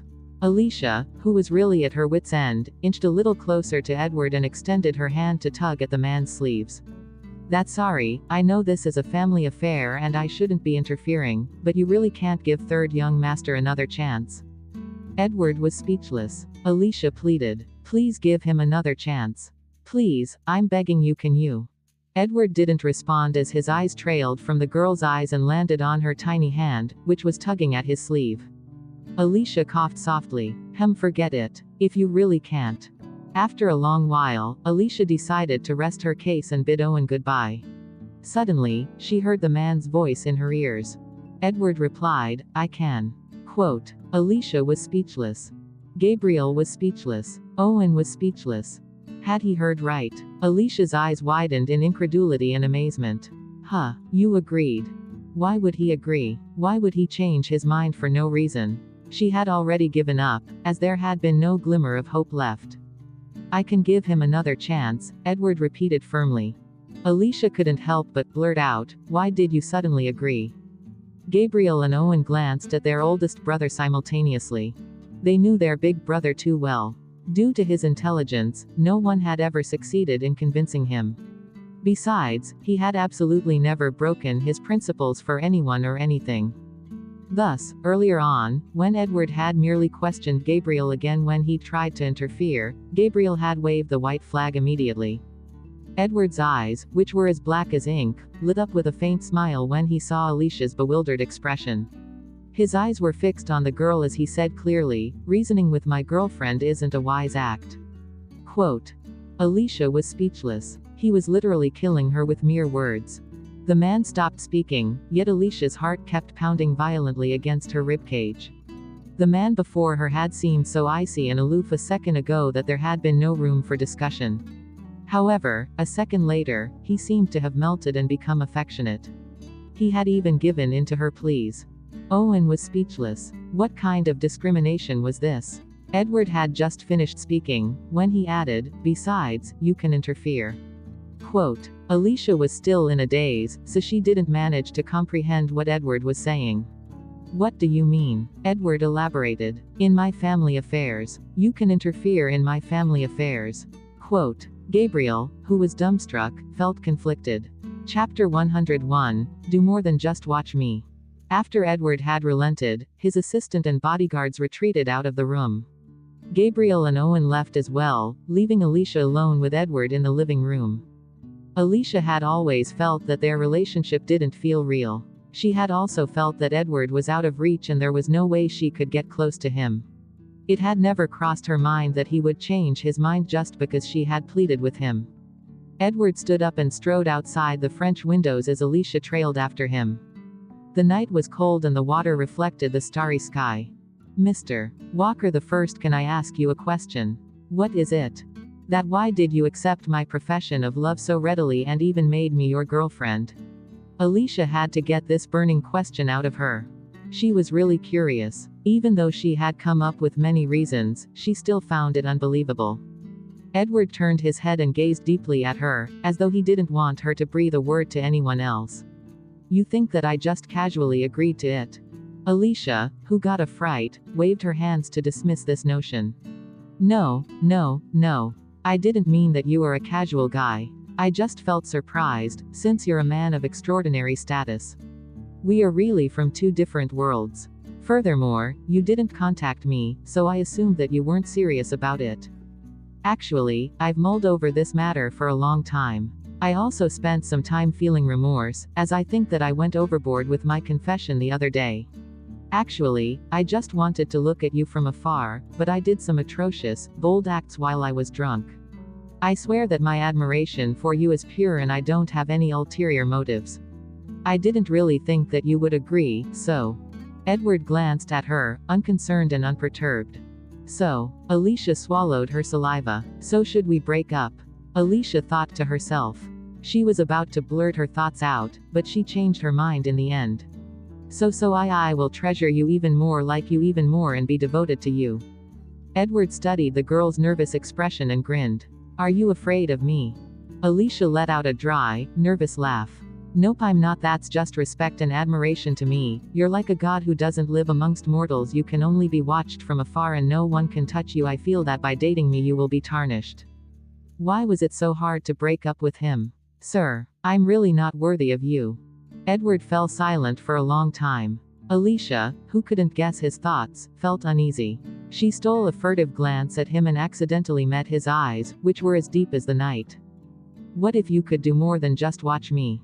Asked the man. Alicia felt as if her heart was about to leap out of her chest. This, what was he trying to say? Was it what she was thinking? Edward extended his hand and gently pressed it against the girl's neck. Don't be so nervous. I already promised you that our relationship wouldn't affect your life at all. Your attitude, thoughts, even the way you address me, can remain the same. You don't have to change a thing. I want you to be comfortable with me. Quote. Alicia had originally planned on breaking up with him, but his words had shattered that thought. This boyfriend was too perfect and wonderful. No wonder that Edward had never once corrected the way she addressed him. He even addressed her formally as Miss Lewis, so that she wouldn't feel uncomfortable. Chapter 102, I'm not that kind of person. Alicia had no idea how she returned to her apartment. She felt as though she had been floating around the entire time. Despite dating Matthew for a few years, she had never felt like this before. Calm down. Tomorrow, she still had a photo shoot and she had to try on makeup and outfits for her role. Alicia had just collapsed on her bed when her phone vibrated. This car isn't going to kindergarten, had sent her a message. Big sister-in-law, I will never forget your kindness as long as I live.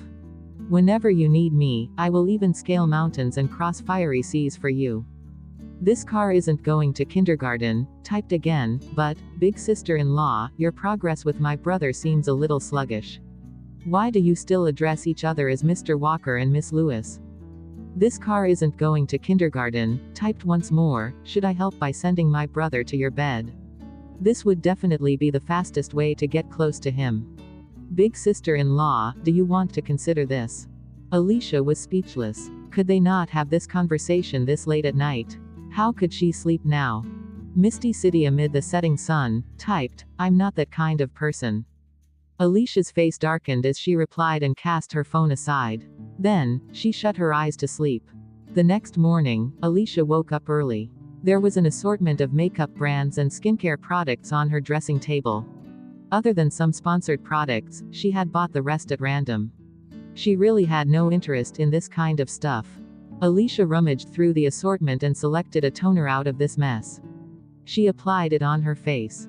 This brand was a local one, so she recognized it. Then, she applied some basic skincare products, and that was it. There was no way she could do makeup by herself, so she didn't even think of trying. She went to her closet and scanned her clothes. They were mainly black and loose, as she preferred comfort over fashion. All her clothes made her look like a stall owner at the market. She had used most of her salary to pay for her rent and transferred the remainder to her mother's account. What she had left wasn't sufficient to buy new clothes. After a lot of effort, Alicia chose a long white dress. The previous night, when she had gone to look for Edward, she recalled wearing loose pants and a shirt that made her look like a man. Was there something wrong with Edward's taste? Alicia, Charlie knocked on the door. When Alicia was ready, she opened the door. Charlie surveyed her from head to toe with his usual expression of contempt. You didn't show any signs of life during the past few days, so I thought that your haters had hacked you to death. Alicia rolled her eyes. I already said that I had to practice my acting skills. I remembered that you have a photo shoot today. Need a ride? Asked Charlie. Alicia shook her head profusely. It's okay. No man can be seen within 10 steps around me. Quote. Charlie's mouth twitched slightly. All right then. Be careful. Quote.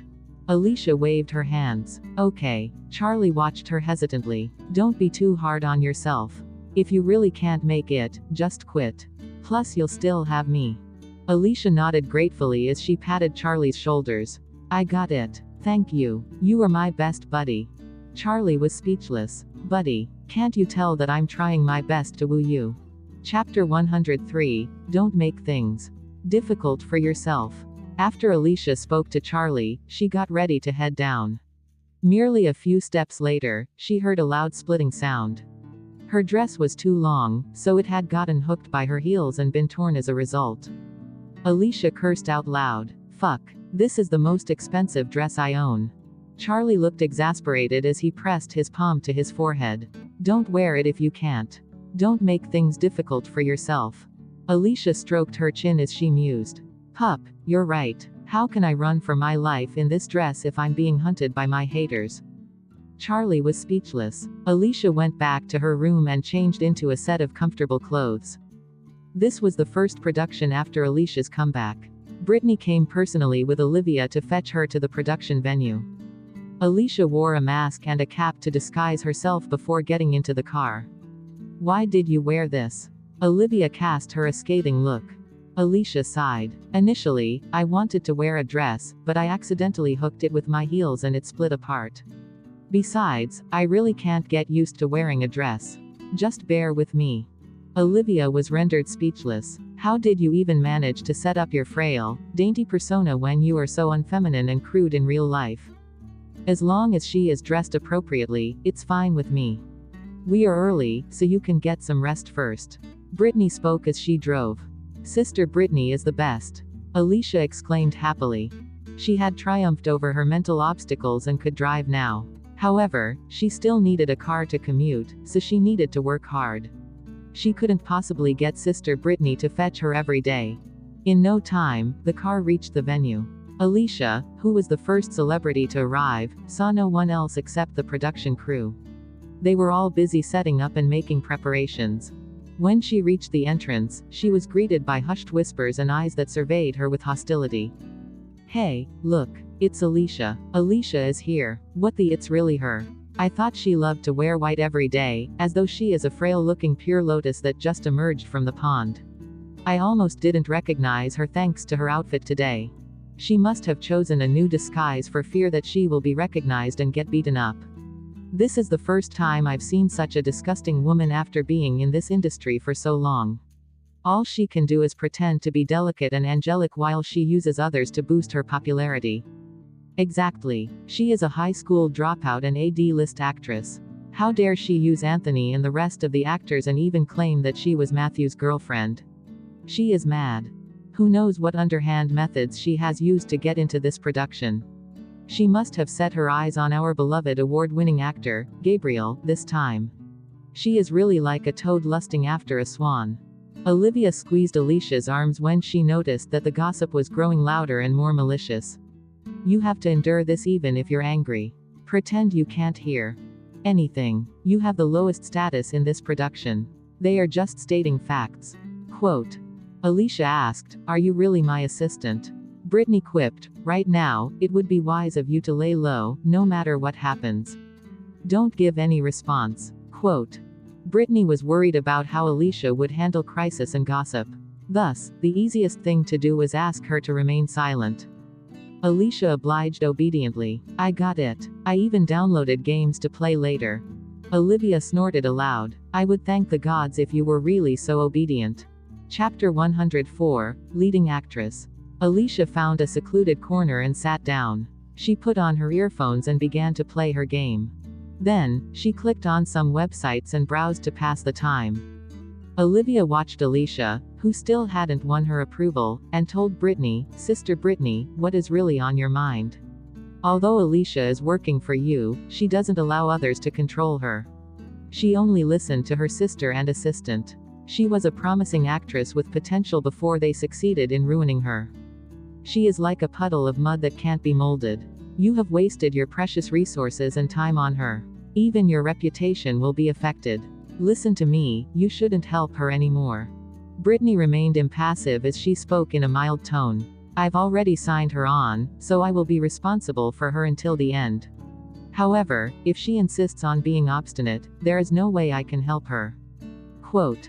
After all, she couldn't save herself, let alone anyone else. Olivia was aware that Brittany stood by her principles and she wouldn't be able to change her mind. She only wanted to vent her frustration. Hopefully, she won't cause any trouble. "Oh yeah, Sister Brittany. Who is the leading actress of this movie? Why is the crew so mysterious and secretive? They haven't announced the name yet." Olivia surveyed the surroundings curiously. Brittany replied, "We'll know very soon."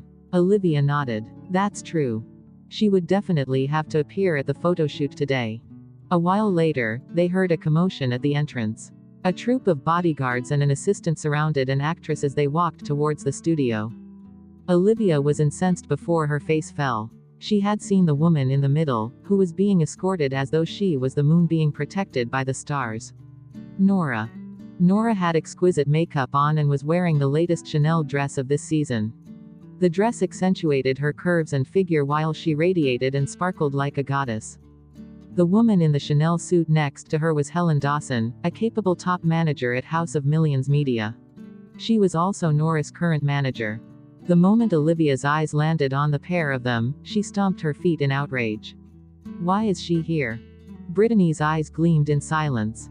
Nora, who seemed to have spotted them, didn't seem awkward at all. She turned around and sauntered towards Brittany. Nora stood before Brittany and scanned Alicia, who was engrossed in her phone at the back. She smiled politely and started a conversation. "Sister Brittany, what a coincidence. Are you here with your artist?" Helen, who spotted Alicia, guffawed aloud. She raised her eyebrows and exclaimed dramatically, "Director Rogers, do you have to do this?" "I merely snatched Nora away, yet now you are left with celebrities of Alicia's caliber. I heard that she is involved in this movie." What kind of role is it? Let me think. Oh. A supporting role. Helen admired her freshly manicured nails as she spoke in a condescending tone. What a coincidence. Nora is also here today, but she is the leading actress of this movie. She just joined our company, so this can be considered a small welcoming gift. Nora was the leading actress. Olivia exploded. Helen, how dare you boast about poaching other people's celebrities? How shameless of you. Chapter 105, Making a Big Show of Your Strength. Helen scoffed with an arrogant smirk. How could you put it this way? As the saying goes, a fine bird chooses a tree to nest in. This is inevitable, as Nora has the potential to scale greater heights. If she continues to follow an incapable manager, wouldn't it be a waste of her talent? Who is the incapable one? Without Sister Brittany, would she have made these achievements? How dare you make a big show of your strength before Sister Brittany? Nora's expression faltered and turned slightly ugly when she heard Olivia's remarks. What she loathed the most was that everyone had attributed her success to Brittany.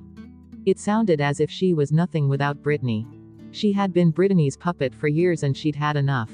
Star Entertainment was a small company that couldn't possibly provide the necessary funding for her any longer. Helen folded her arms before her chest, looking smug. Haha, if she was indeed capable, wouldn't she have been able to clinch a leading role for Nora? Shouldn't she reflect on the roles that she got for Nora? She made her act as a rebellious, unruly young girl and a tacky village girl. PFF'd. I gave Nora a leading role with award-winning actor Gabriel. So many people would kill for this opportunity. The moment Nora heard this, her expression improved a little. She felt more relieved now about deciding to jump ship to House of Millions Media. After all, House of Millions Media was a subsidiary of Triumph Entertainment. Recently, the young mistress of Triumph Entertainment, Scarlett, had officially taken over the reins. It went without saying that their resources and investment would come flooding in. You Sister Brittany has obviously. Olivia wanted to say more, but Brittany stopped her. Actually, Nora's looks were rather ordinary. The reason Brittany had chosen her from the pool of candidates was because she had potential and could act well. Thus, she had selected movies that focused on quality and were more art-based. She wanted her to focus on her acting skills and become known as a credible, solid actress. The role of the tacky village girl that Helen had mentioned in a disdainful tone was the role that had propelled Nora to fame. She had clinched the Best Supporting Actress award at the Golden Crown Awards with this role. If she continued to stay grounded and work hard, she was confident that Nora would be able to clinch the Best Leading Actress award one day. Alas, Brittany had forgotten that temptation and thirst for fame were really enticing in the entertainment industry. Meeting One's Match was indeed a huge production with a good crew and director that would also be screened in theaters. However, it was a commercial film that revolved around the male lead.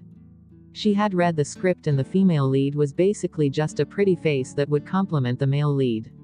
The character had no distinct characteristics and was thus beneath Nora's level.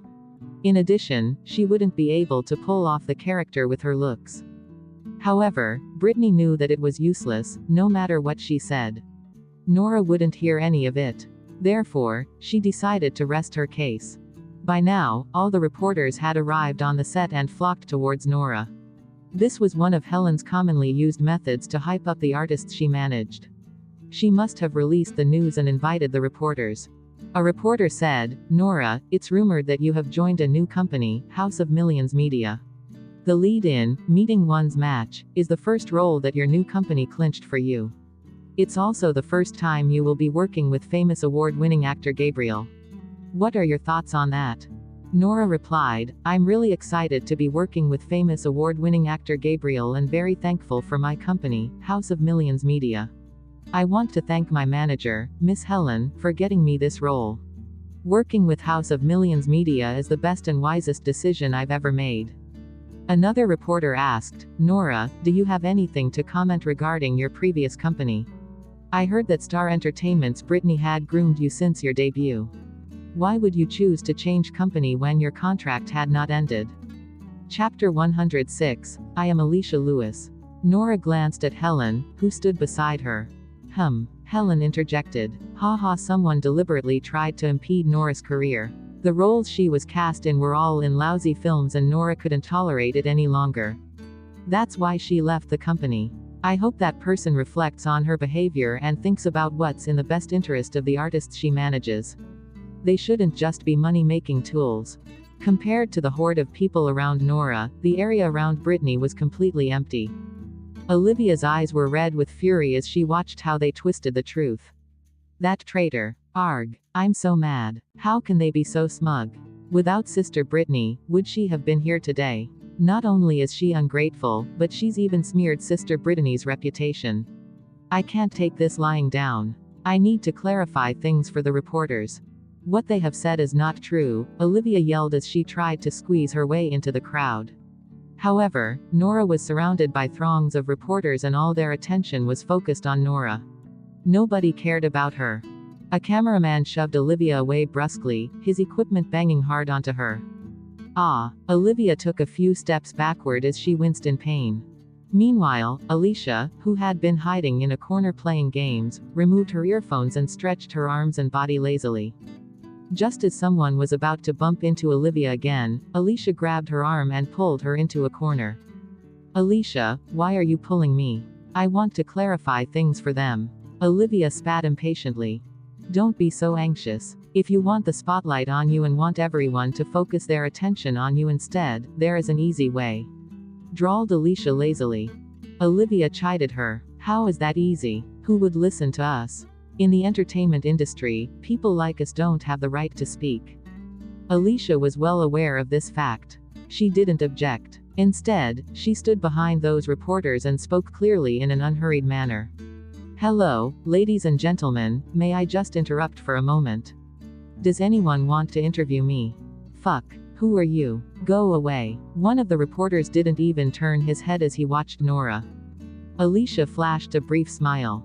I am Alicia. Quote. The moment Alicia stopped talking, the studio went dead silent. Seconds later, they slowly turned around to her. What the Alicia? Is she really Alicia? Are you serious? I thought Alicia didn't do any interviews. She always gets her assistant to speak on her behalf. Alicia coughed to clear her throat. Hi, reporters. I'm Alicia. If you have any questions, please ask me. Quote. The female actress who had been entangled in so many hot shocking scandals lately had agreed to be interviewed. Her interview would be even more explosive and exciting than the female protagonists. Alicia's name encompassed gossip and all the latest major scandals. Several reporters from tabloid magazines and online platforms that focused on gossip and scandals had already rushed over to her. However, the majority of professional reporters remained unmoved, as they despised celebrities like Alicia. Besides, they had been hired by Helen, so they naturally had a job to do. Alicia scanned the crowd and grinned at them. Today I won't hide what I know and I won't stop before I say everything.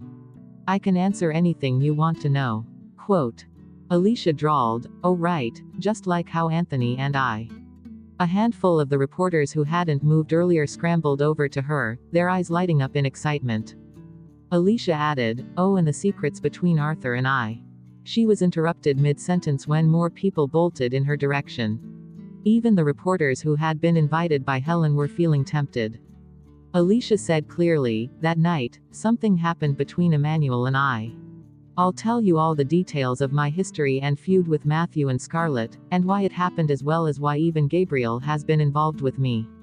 In the blink of an eye, all the reporters spun around with their cameras and rushed towards Alicia hastily. There were many A-list celebrities in the industry, and Nora definitely wasn't the most outstanding one. Furthermore, she didn't have any exciting gossip to report on. Despite Nora's manager change and her casting as the female lead, Alicia was still the queen of gossip and explosive news. Chapter 107, Powerful Figure. Not too long ago, Alicia had suddenly vanished without a trace after falling out with Scarlett and Matthew, causing a huge ruckus in the industry and losing fans along with her disappearance. After a long time, Alicia had made a comeback and rocked the entertainment industry with an explosive bang the moment she returned. This time, she was with award-winning actor Gabriel. There were even photos to prove it. However, it was a pity that both parties had denied it the moment the news had broken out. No one in the entertainment industry had the audacity to write about Gabriel. Thus, this piece of shocking news had been buried silently. No one could imagine that Alicia, who had rejected all interviews in the past, would step forward to face the media. This powerful figure could cause a huge scandal once she opened her mouth. This trip was definitely worth their time. At this thought, all the reporters went crazy with excitement. Regardless of whether they came from tabloid companies or news media, they cast their indifference aside and jostled around Alicia frantically. No one remembered Nora anymore. What kind of media company would reject readers or traffic? Even the production crew instinctively dropped their work and craned their necks for a better look. Nora, who had originally been showered with attention, was left alone, looking pathetic and lonely. She stood there awkwardly in her branded dress. Helen had never expected that the D-list actress Brittany managed, who had disappeared for so long, would manage to steal the limelight from them with merely a few words. Furious, she shouted, "Hey, reporter Themes reporter Gibson, where are you going?" She had spent so much money to hire those reporters and used her connections to invite them to support Nora and promote her extensively. However, in the end, all of them had gone to interview Alicia instead. Would Alicia be the one reaping all the seeds she had sown so painfully? How dare that bitch Alicia trample on her head to this extent? Helen had never expected that Alicia would be so brazen. If someone else had been lambasted and criticized to such an extent, they would have dug a hole to hide themselves. Yet, here she was, strutting and swaggering in such a flamboyant fashion. On the contrary, she had indeed successfully baited the reporters. Alicia's mouth curled up in victory as she grinned smugly at Helen. Helen erupted with anger in an instant. She had to thank Scarlett, who had used any means to vilify and smear her reputation. She hadn't even hesitated to use award-winning actor Gabriel. In that case, she would seize this opportunity, which had been blessed by the heavens, to turn the odds in her favor. She would use the knife that Scarlett had stabbed her with to return the favor as viciously as she could. Olivia glanced at the excited and thrilled reporters and thought of Alicia's army of haters. She felt conflicted. Director Emmett and producer Tucker, who had just entered the room, assumed that all these reporters were here to interview their female lead, which they had deliberately kept a secret. It had never crossed their minds that Nora would be standing pitifully alone in a corner. Alicia's mere words had lured all the reporters to her. Producer Gibson, look at this, how atrocious. It's a total mess. Emmett frowned in disapproval. Tucker's eyes gleamed shrewdly as he spoke casually. Don't worry, it's fine. Just let her continue. This is free publicity. Why shouldn't we? This actress had started rumors about her and Matthew and maligned Scarlett. She had even been banned by Triumph Entertainment. Logically, any production crew would avoid such a troublesome celebrity. However, if this actress could create publicity better than their entire public relations department, it would be a different story. Chapter 108, Reborn from Fire. All the reporters shoved and jostled each other as they aimed their cameras in the direction of Alicia. Alicia had kept a secret from everyone. Ever since she had gotten back, she had been suffering from severe insomnia and depression, which had resulted in her poor mental state. Probably because she had changed her way of thinking, although she hadn't deliberately done anything, her condition had improved slowly as she'd busied herself in studying. She had regained her appetite and adjusted her routine back to normal. Her insomnia had also improved substantially and the condition of her skin had improved drastically despite her non-existent skincare regime. They noticed that today, she was wearing a simple black sweatshirt with a pair of fitting jeans that flaunted a pair of long, straight legs. Her long locks, which resembled black silk, tussled casually across her shoulders. She hadn't put on any makeup and hence didn't appear ghastly pale like she had before. She was as fair as pure white jade and one could hardly see any of her pores. Her complexion was smooth and rosy. She removed her cap and revealed her entire face. Her nose was tiny and sharp, and her lips were like delicate cherry blossoms. Her eyebrows looked like they had been painted using black ink with elegant strokes. The ends of her peach blossom-shaped eyes arched slightly upward, and there was a brilliant sparkle in her eyes, which bore a resemblance to a star. A faint lazy smile added the vital finishing touch that brought her face to life.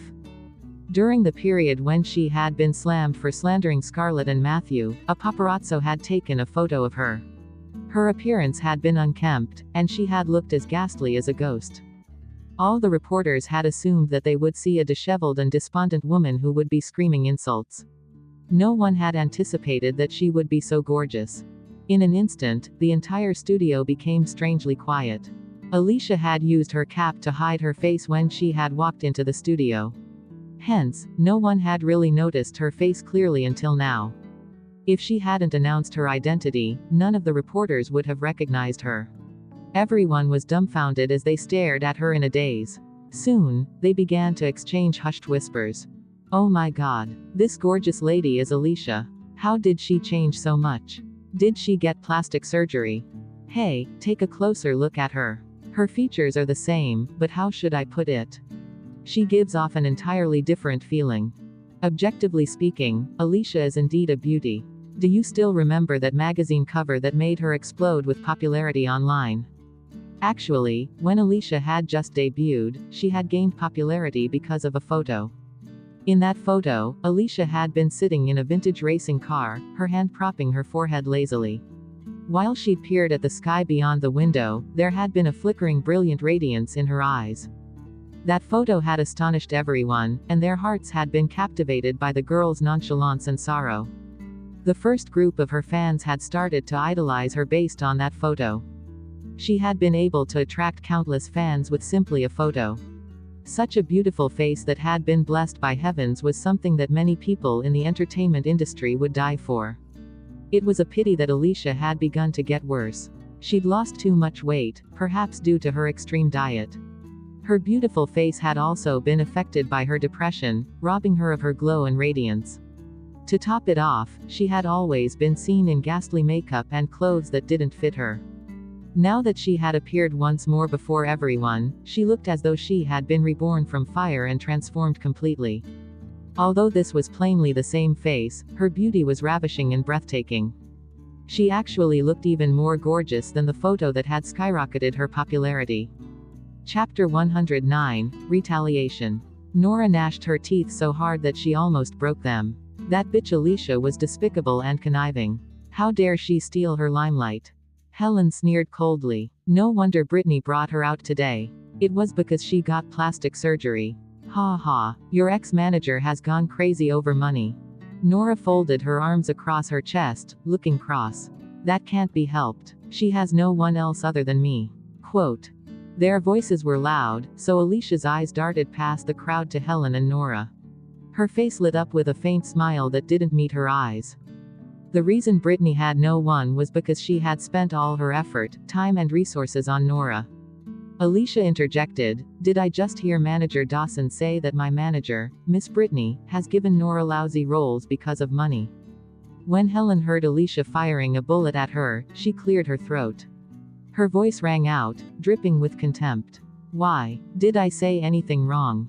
Miss Nora, do you agree with what your manager, Helen, has claimed?" asked Alicia sharply as she looked at Nora. Nora clammed up, looking solemn. It seemed like she agreed. Her looks were too ordinary, so she had been very self-conscious. However, Brittany had made her get tacky roles, so she'd even had to make herself look ugly on purpose.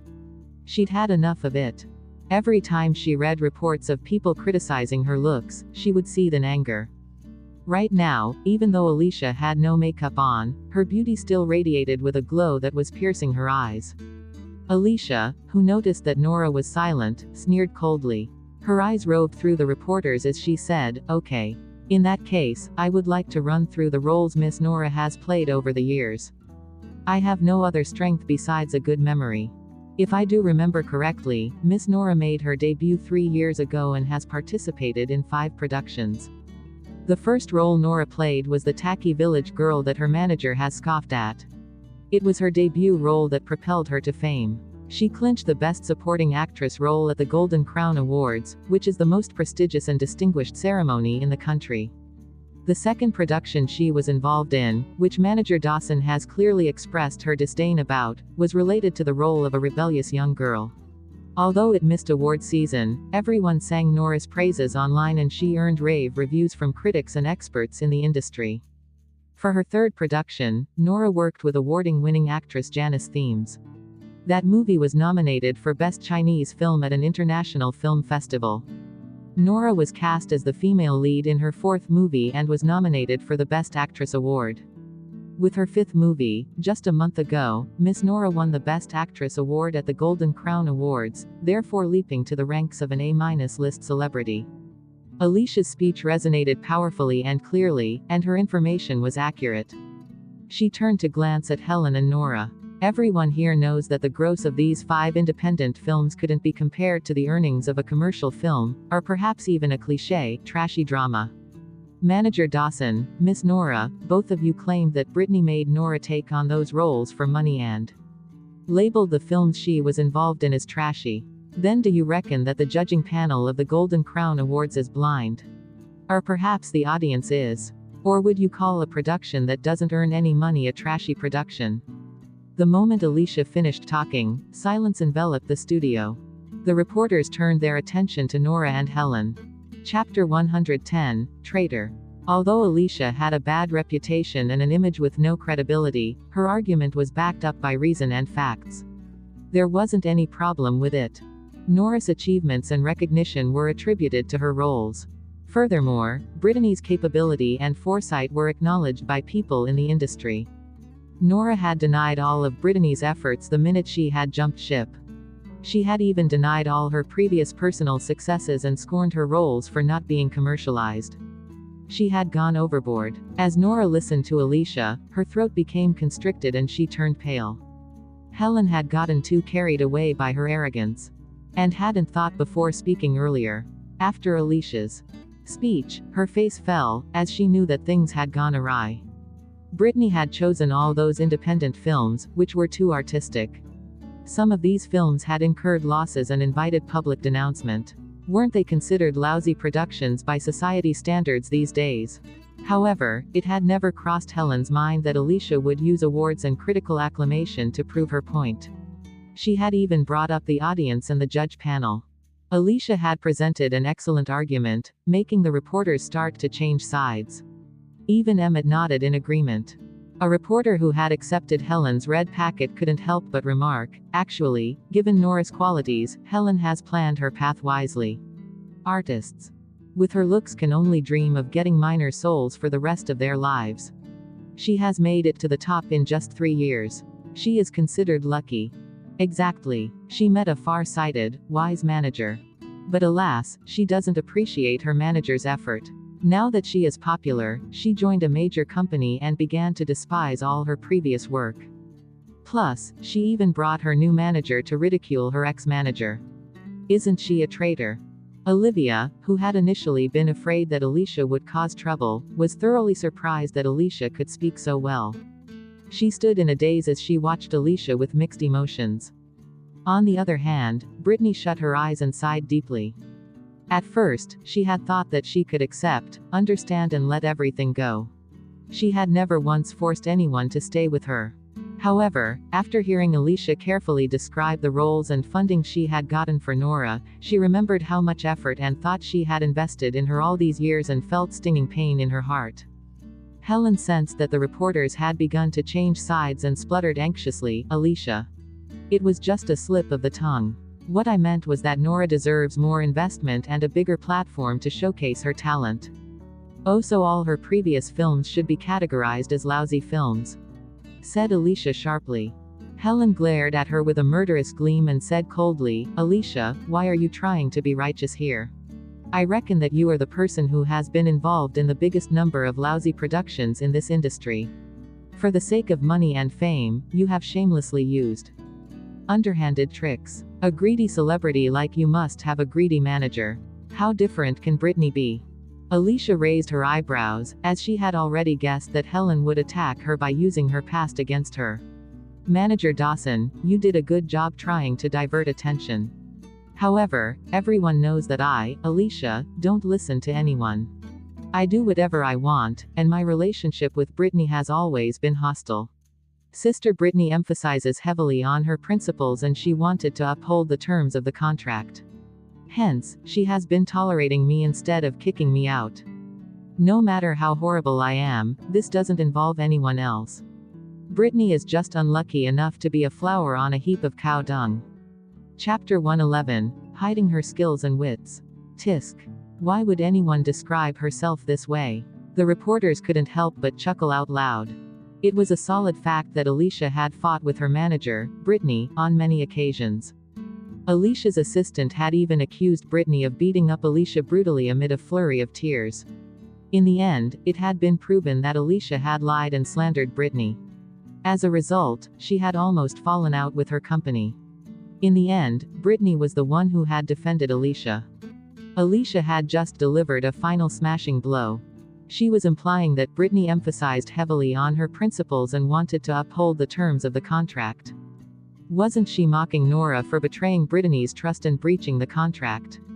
She was bound by contract for 5 years, yet she had jumped ship the moment she had gotten popular, after 3 years of work. Brittany had really suffered terrible losses on her side, and her efforts had gone down the drain. In no time, all the reporters began to despise Nora and Helen. House of Millions Media had been crazily poaching celebrities from other agencies and companies, and everyone in the industry was well aware of this fact. In hindsight, this act was really quite despicable.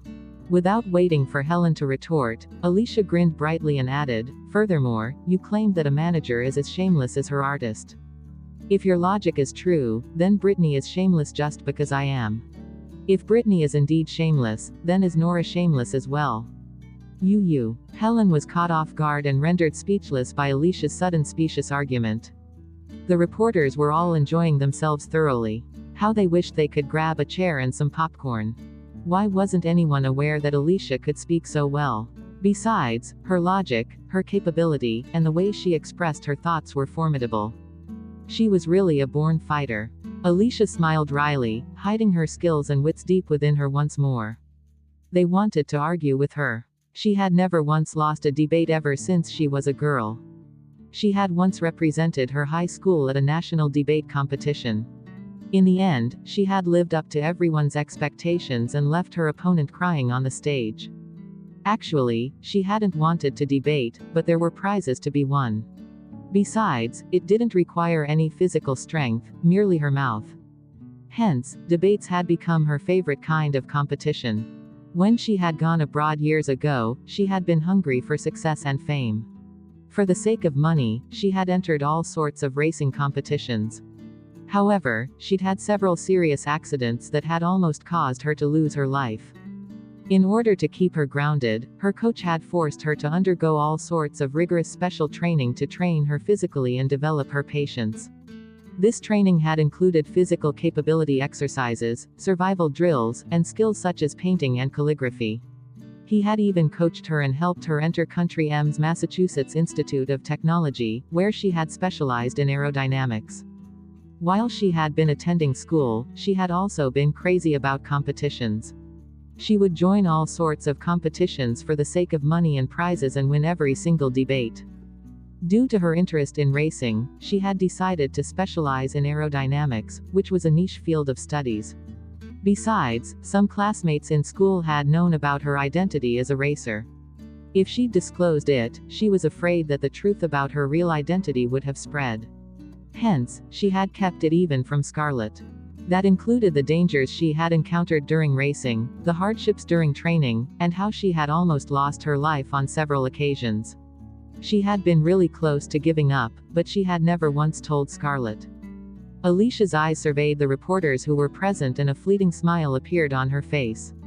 House of Millions Media's top manager, Helen, criticized the Golden Crown Awards by calling them substandard and claimed that the judges are blind. The Best Actress winner at the Golden Crown Awards claimed that all the films she acted in were rotten. Dear reporters, I have already given you headlines. Are you satisfied with your harvest today? Chapter 112, She Wouldn't Be. Nora had lost her composure and the dignity of a goddess. She appeared flustered and panicky and quietly bore a grudge against Helen. How could she talk without thinking it through? Brittany would never have made such a mistake. Now that they had caught Helen by the tail, she was implicated as well. Nora certainly wouldn't lose her temper with Helen. Thus, she merely implored her. Sister Olivia, think of something. We can't let this news spread. If the news really spread, they would be offending half of the influential big shots in the entertainment industry.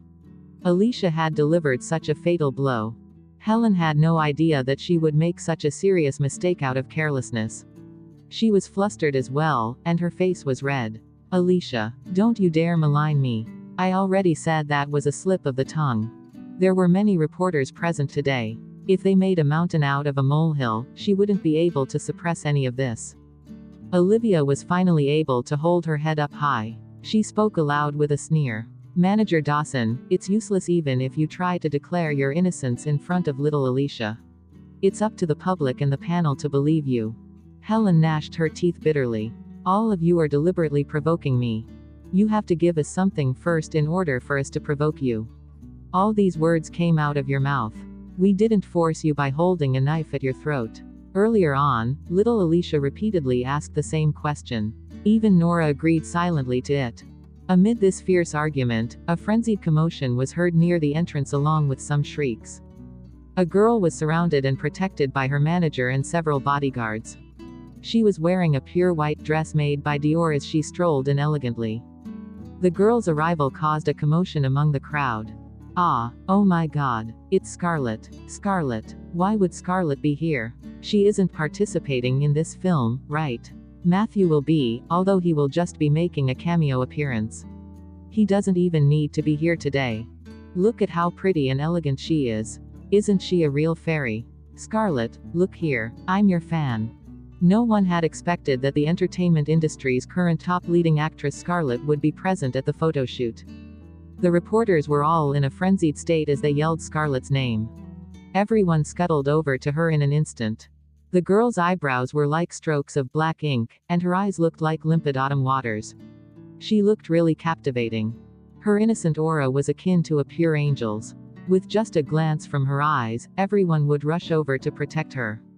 When Scarlett had just debuted, she had attracted tons of fans with her angelic face. Scarlett's arrival made Alicia raise her eyebrows. Suddenly, she felt a gentle tap on her shoulder. Alicia said, "Sister Brittany." Brittany wanted to console her but couldn't find the words. Alicia managed a tiny smile. "Sister Brittany, don't worry. I won't cause trouble." Quote. She used to lose control and lose her temper. She had felt indignant before because she had still harbored hope and feelings for her sister. However, she wouldn't be doing that now. The moment Scarlett arrived, she instantly attracted everyone's attention. Even the producer and director approached to welcome her personally. Tucker was a cunning old fox, so he immediately pandered to her with a smile. "Wow, what a ravishing beauty is here. How come you had time today?" Chapter 113, Forced Forgiveness. Scarlett greeted them politely. "Producer Gibson, Director Themes. Sorry for my abrupt appearance. I hope I didn't disrupt the production process. I'm here to visit." Quote. Visit? Who was she visiting? Everyone looked puzzled. Tucker said cautiously, "Visit. But Matthew won't be here today." Scarlett flashed a gentle, sweet smile as she glanced at Tucker. She scanned the reporters and explained patiently, "Not too long ago, I officially took over the manager's position from my father. I will be managing House of Millions Media in the future. Currently, Nora is the actress we will be promoting extensively. Meeting One's Match is the first role we have gotten for Nora, so I hope all of you will give her your full support." Comprehension dawned on everyone in an instant. She had come to visit Nora. Even though Nora's betrayal was quite a despicable act, everyone understood why. House of Millions Media had the support of powerful Triumph Entertainment and was indeed 100 times better and bigger than Star Entertainment. It wasn't surprising that Nora would choose to bear the criticism and leave her previous company. A reporter seized this opportunity to throw a question. "Miss Scarlett, there was an argument here earlier on. A manager from your company has vilified the Golden Crown Awards and the judges. Do you have anything to say?" Scarlett's expression remained unfaltered as her eyes swept past the reporters. She replied calmly and clearly, "I heard about what happened from my assistant just now. Firstly, the goal of House of Millions Media is to bring together all artists with potential and true talent. Personally, I respect and cherish all of them from the bottom of my heart. Hence, we have invited Miss Nora with utmost sincerity, with the promise of providing the best that we can offer in terms of funding and support." Quote. Scarlett had spoken tactfully by speaking up for House of Millions Media. To put it bluntly, they poached people from other companies and agencies, but she had rephrased this by saying that they cherished talent and potential. Scarlett then added, "My apologies for the careless remarks that my manager has made. This has caused unnecessary misunderstandings and made Miss Brittany suffer unwanted pain." Quote. As she spoke, she walked over to Brittany. "I would like to apologize on my manager's behalf. Miss Brittany, I hope you can forgive her." Quote. Olivia was flabbergasted. Scarlett had managed to turn the situation around with a mere apology. She said in a huff, "She stole our artist and landed us in this dire state. She just keeps throwing shade and making sarcastic remarks about us. Will an apology suffice?" Alicia watched this scene quietly, looking indifferent. If someone else had apologized, this matter wouldn't have been over so easily. However, Scarlett's image was perfect and she had excellent relations with the media. The moment she appeared, she had already won the hearts of half of the reporters present without a single word. In addition, she had appeared really humble and modest by apologizing to everyone. Brittany had no choice but to accept her apology. On the other hand, if Brittany really accepted the apology, this problem would be reduced to a personal feud. Alicia studied Scarlett in silence as though this was the first time she had seen her. What? Was she innocent, pure, and ignorant when it came to worldly affairs? Scarlett's words had won the respect and approval of the reporters. Their anger had dissipated. Scarlett is so young, yet she is so humble and modest. Exactly. Actually, House of Millions Media had good intentions. Chapter 114, Earth-Shattering News. Brittany, who naturally understood the circumstances, said calmly, "Miss Lewis, you're too polite." Quote. Nora regained her arrogance and confidence the moment Scarlett appeared. Brittany was just a manager at a pathetic tiny company. She wouldn't even have become the director if it hadn't been for her. Besides, Alicia was a D-list actress who was as annoyingly sticky as a plaster. How could they dream of fighting her? If Scarlett spoke up for them, she could resolve any trouble.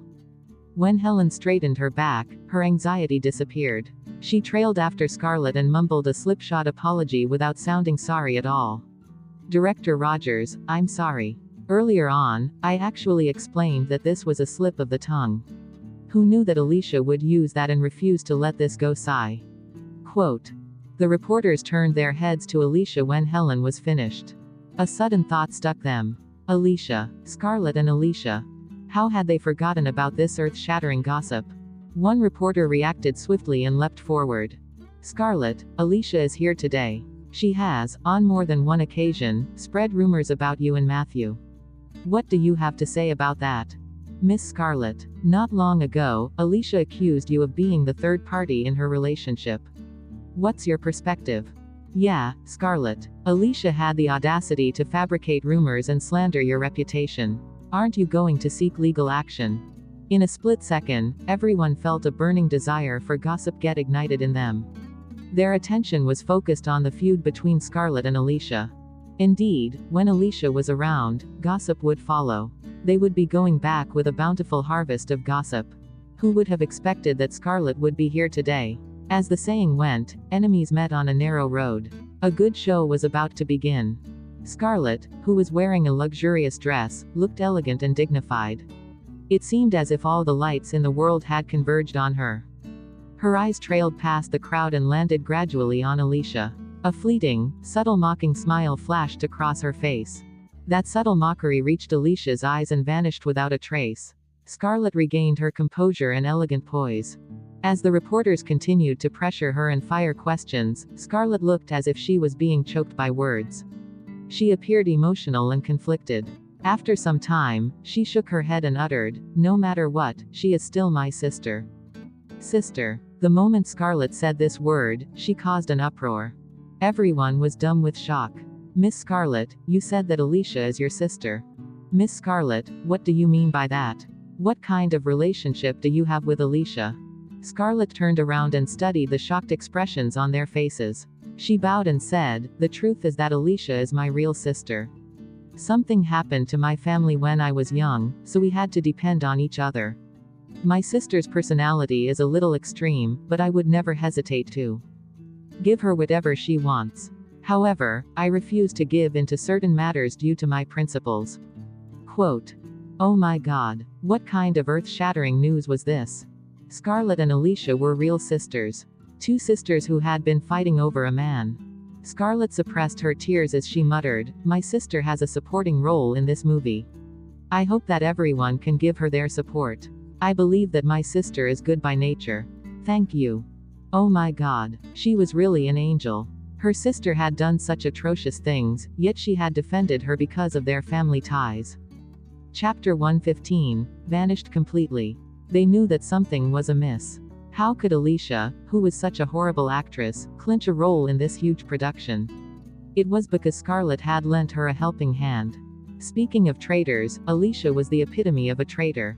A D-list actress with no education and skills had unscrupulously used underhand methods to hurt and slander others. She had acted in all sorts of horrible productions just so her name would become well known.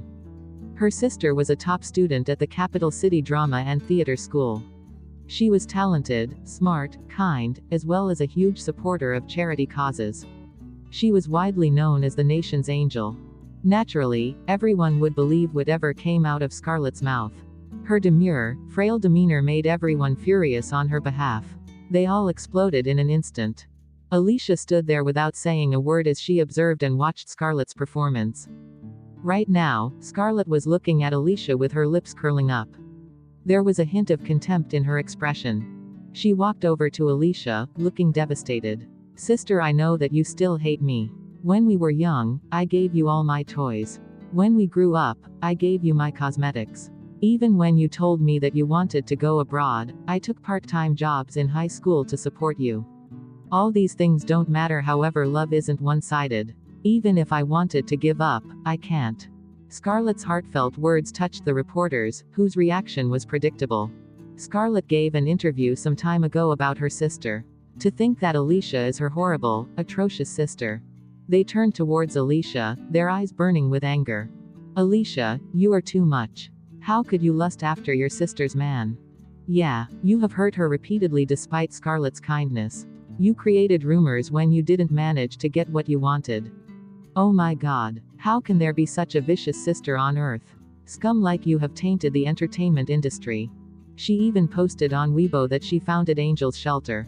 Putting aside the fact that she snatched Scarlett's boyfriend, she even tried to get credit for her work. Why does she like to steal things so much? Scarlett inched closer to Alicia amid these malicious words. She deliberately whispered in Alicia's ear, "Alicia, I've been more outstanding than you ever since we were kids. I was better at everything, but it's an infuriating fact that you've had a blessed life. You merely depend on luck to beat me at everything. Now, I will make sure everyone sees your true colors and ability. To me, you are even more helpless than an ant. You are not even fit to kneel before me and clean my shoes. You are doomed to stay in this inferior position your whole life, understand?"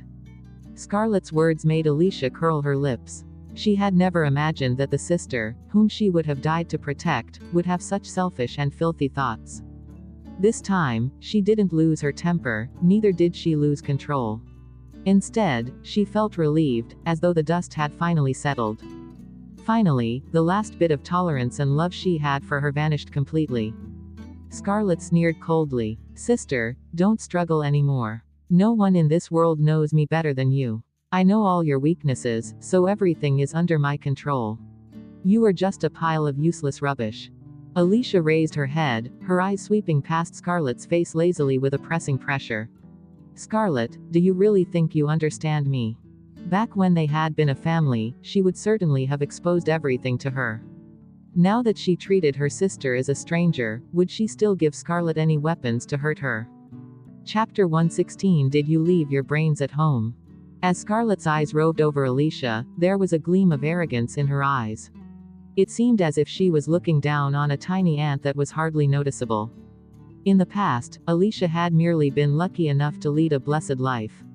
Alicia had seen her as a charity case and even stolen the man she liked. However, she had used up her luck now. She would get the Lewis family, brother Matthew, and everything else that belonged to her back. As for Alicia, she was trash and she would stay that way. She wasn't even worthy of carrying her shoes for her. "Sister, if you need anything, just let me know." Soon, Scarlett stood before the reporters and addressed Alicia. "No matter what happens, you are still my sister.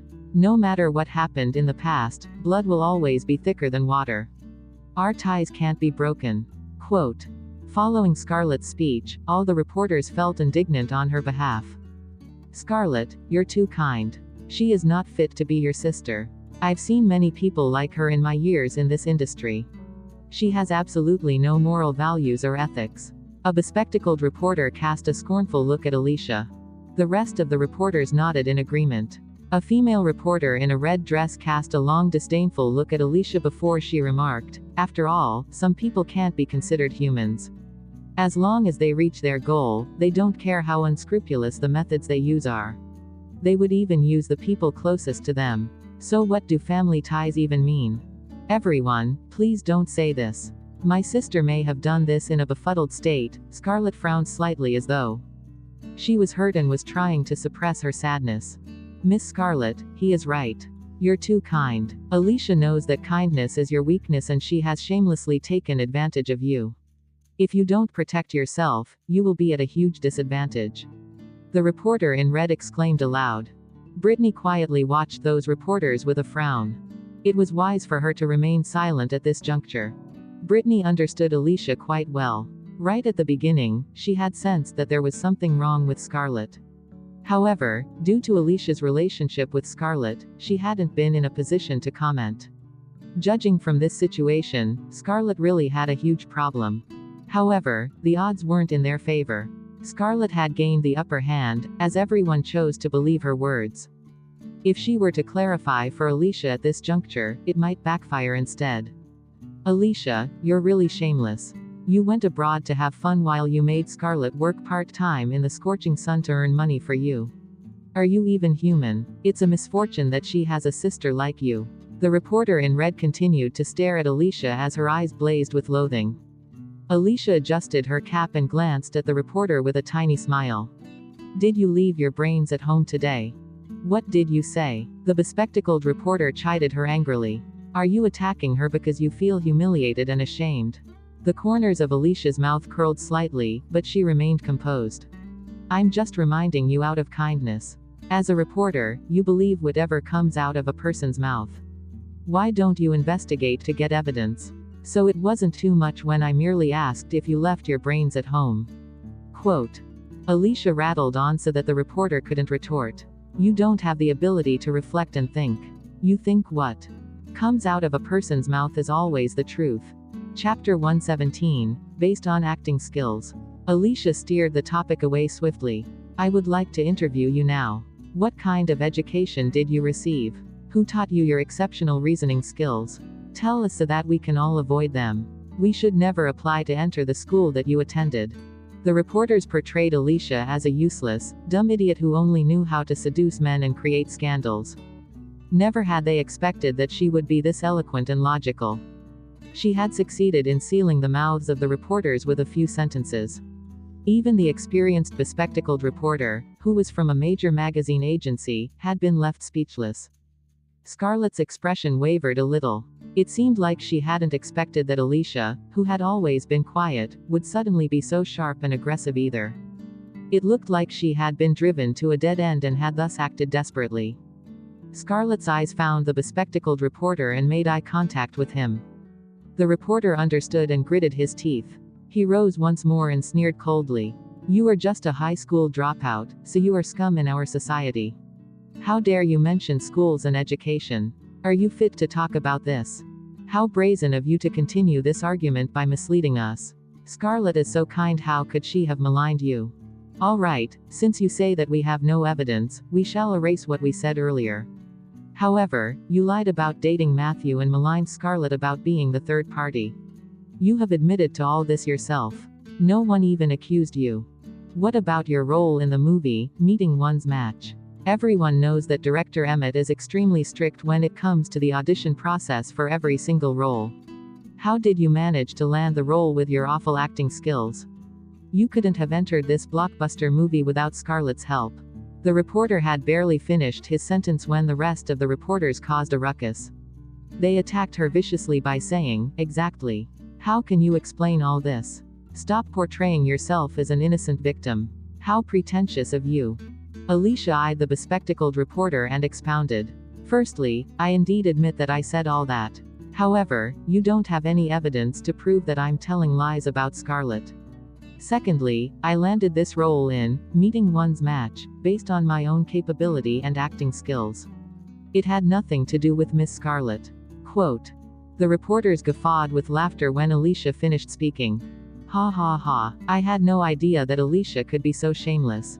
Based on her acting skills. Was it based on her excellent acting in those cliché, lousy dramas? Everyone knows how bad her acting is. What gave her the courage to say all this? Emmett had originally had no intention of interfering. However, he couldn't help it at this point.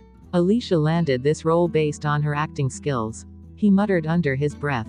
This girl has immense potential, so the role undoubtedly belongs to her. Quote. Tucker, who had anticipated Emmett's reaction, hastily stopped him before he could speak. Director Themes, you shouldn't get embroiled in this matter. We can only allow this misunderstanding to go on. Why? It's unfair to the girl. Emmett protested aloud. Tucker said helplessly, think about it. If you were to stand up for her, the reporters would want evidence from you. Are you going to hand them the audition recording? If you do, they will also find out about Harold. Emmett fell silent. He had been left completely speechless. Chapter 118, Such Immense Courage. Suddenly, a reporter passed a microphone to Emmett. Director Themes, what are your comments on Alicia's acting? Alicia claimed that she clinched the role based on her acting. Is it true? Director Themes, you should be aware of Scarlett and Alicia's relationship. That's why you gave her the role, on account of Scarlett. Emmett remained glum and tight-lipped as he heard these questions. He wanted to clarify this situation on Alicia's behalf, but Harold's incident was connected to Summit Entertainment. This would lead to dire consequences, so he couldn't allow the reporters to know. In the end, Emmett clammed up and refused to speak. Scarlett smirked in victory, as she had already expected this. She knew Alicia too well and was aware of how bad her acting was. She had guessed that Alicia had gotten lucky once more. When Harold had been caught red-handed, Emmett had given her the role to hush things up. The reporters assumed that Emmett had silently admitted this by staying silent. All of them seemed excited. Look, even Director Themes admitted it. She can spin such atrocious lies. Indeed, she lacks principles. Alicia, what else do you have to say? Alicia, who understood why Emmett couldn't speak up for her, shrugged. There is nothing to be said. Just wait till the movie hits theaters. Everyone can witness my acting when that time comes. That will be the best proof. I hope that when this happens, all the reporters who slandered me without proof will apologize to me personally. Quote.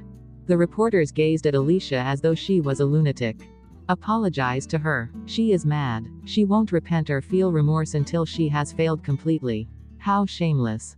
Apologize. I bet that when that time comes, she will be sobbing and apologizing when she sees the audience clamoring to have their tickets refunded because of her. The bespectacled reporter put on a wide sardonic grin and continued to ridicule her. Sure. If you're able to prove your acting skills, I will kneel down and apologize to you. Ha ha ha, me too. This caused another round of raucous laughter as it echoed around the room. Alicia scanned the cameras and equipment and nodded in satisfaction. With so many witnesses around, they wouldn't be able to renege on their promise. When the interview ended, the studio finally regained its peace and the reporters left. Scarlett spoke briefly to Nora and left shortly. Before she left, she threw Alicia a long contemptuous look. Sister, may we meet again? Quote. Scarlett had just left, when Nora deliberately eyed Brittany. She told Helen, I thought that Brittany was smart. I didn't know she was so stupid as to try to use this trash to secure her position. Quote. HMPH. I told you before that Brittany is leeching off you to survive. I'm afraid that you don't know that she placed a bet with the rest of the managers. In 3 months, if she doesn't manage to top the sales with Alicia, she will resign from her position as director. Oh my God, she must be crazy. They gossiped aloud until the production crew came to get Nora for her fitting. She spun around on her heel haughtily and sauntered away. Olivia looked desperate. Little Alicia, why did you have to say things like that? What should we do when that time comes? She had previously also made a declaration before the managers of the company. Now, she had done the same in front of the reporters. Alicia blinked in confusion. What should we do? Shouldn't you ask them instead? That's what the reporters should be worried about. Olivia was speechless. What exactly gave her such immense courage? Chapter 119. She was hooked on earning money, unable to extricate herself. Soon, the entire crew swarmed towards Nora. In no time, only Alicia, Olivia and Brittany were left. During the next few hours, no one would pay them any attention. Everyone was crowding around Nora as though she was filming for a fashion walkway. She changed into several outfits as the crew lavished her with praise. Time flew past and afternoon came. Alicia had been waiting for 3 hours. Brittany glanced at her watch with a slight frown. She hazarded a guess that they wouldn't be able to take their photo today. Alicia and Nora were scheduled for the morning session. The rest of the celebrities were scheduled in the afternoon. If Nora took up too much time, then they would have to skip Alicia's part. Olivia watched Alicia on tenterhooks, as she was worried that Alicia would throw a tantrum due to the long wait. In the end, Alicia merely got engrossed in her games. Olivia was speechless. Sister Brittany, thank God you got her to download games on her phone. In reality, no one knew that Alicia had merely been hooked on earning money and was unable to extricate herself. After some contemplation, she realized that this type of game was very popular. She might as well use her forte and spend her free time on these games to earn some money. She could play games and earn money at the same time. What an enjoyable way to kill time. As she practiced, she sneakily sent an invitation on the forum to bait rich players. Sister Brittany, let me check when it's our turn. Okay. Quote. Olivia rose and left to look for the production crew. The overall in charge was talking to Helen with a fawning smile. Sister Olivia, Nora's figure is fabulous, so she can pull off any kind of outfit. She really looks like a model. She looks good in everything. Hello, can I just check when is the time for Alicia's turn? Asked Olivia. The overall in charge, who was interrupted, spun her head around irritably.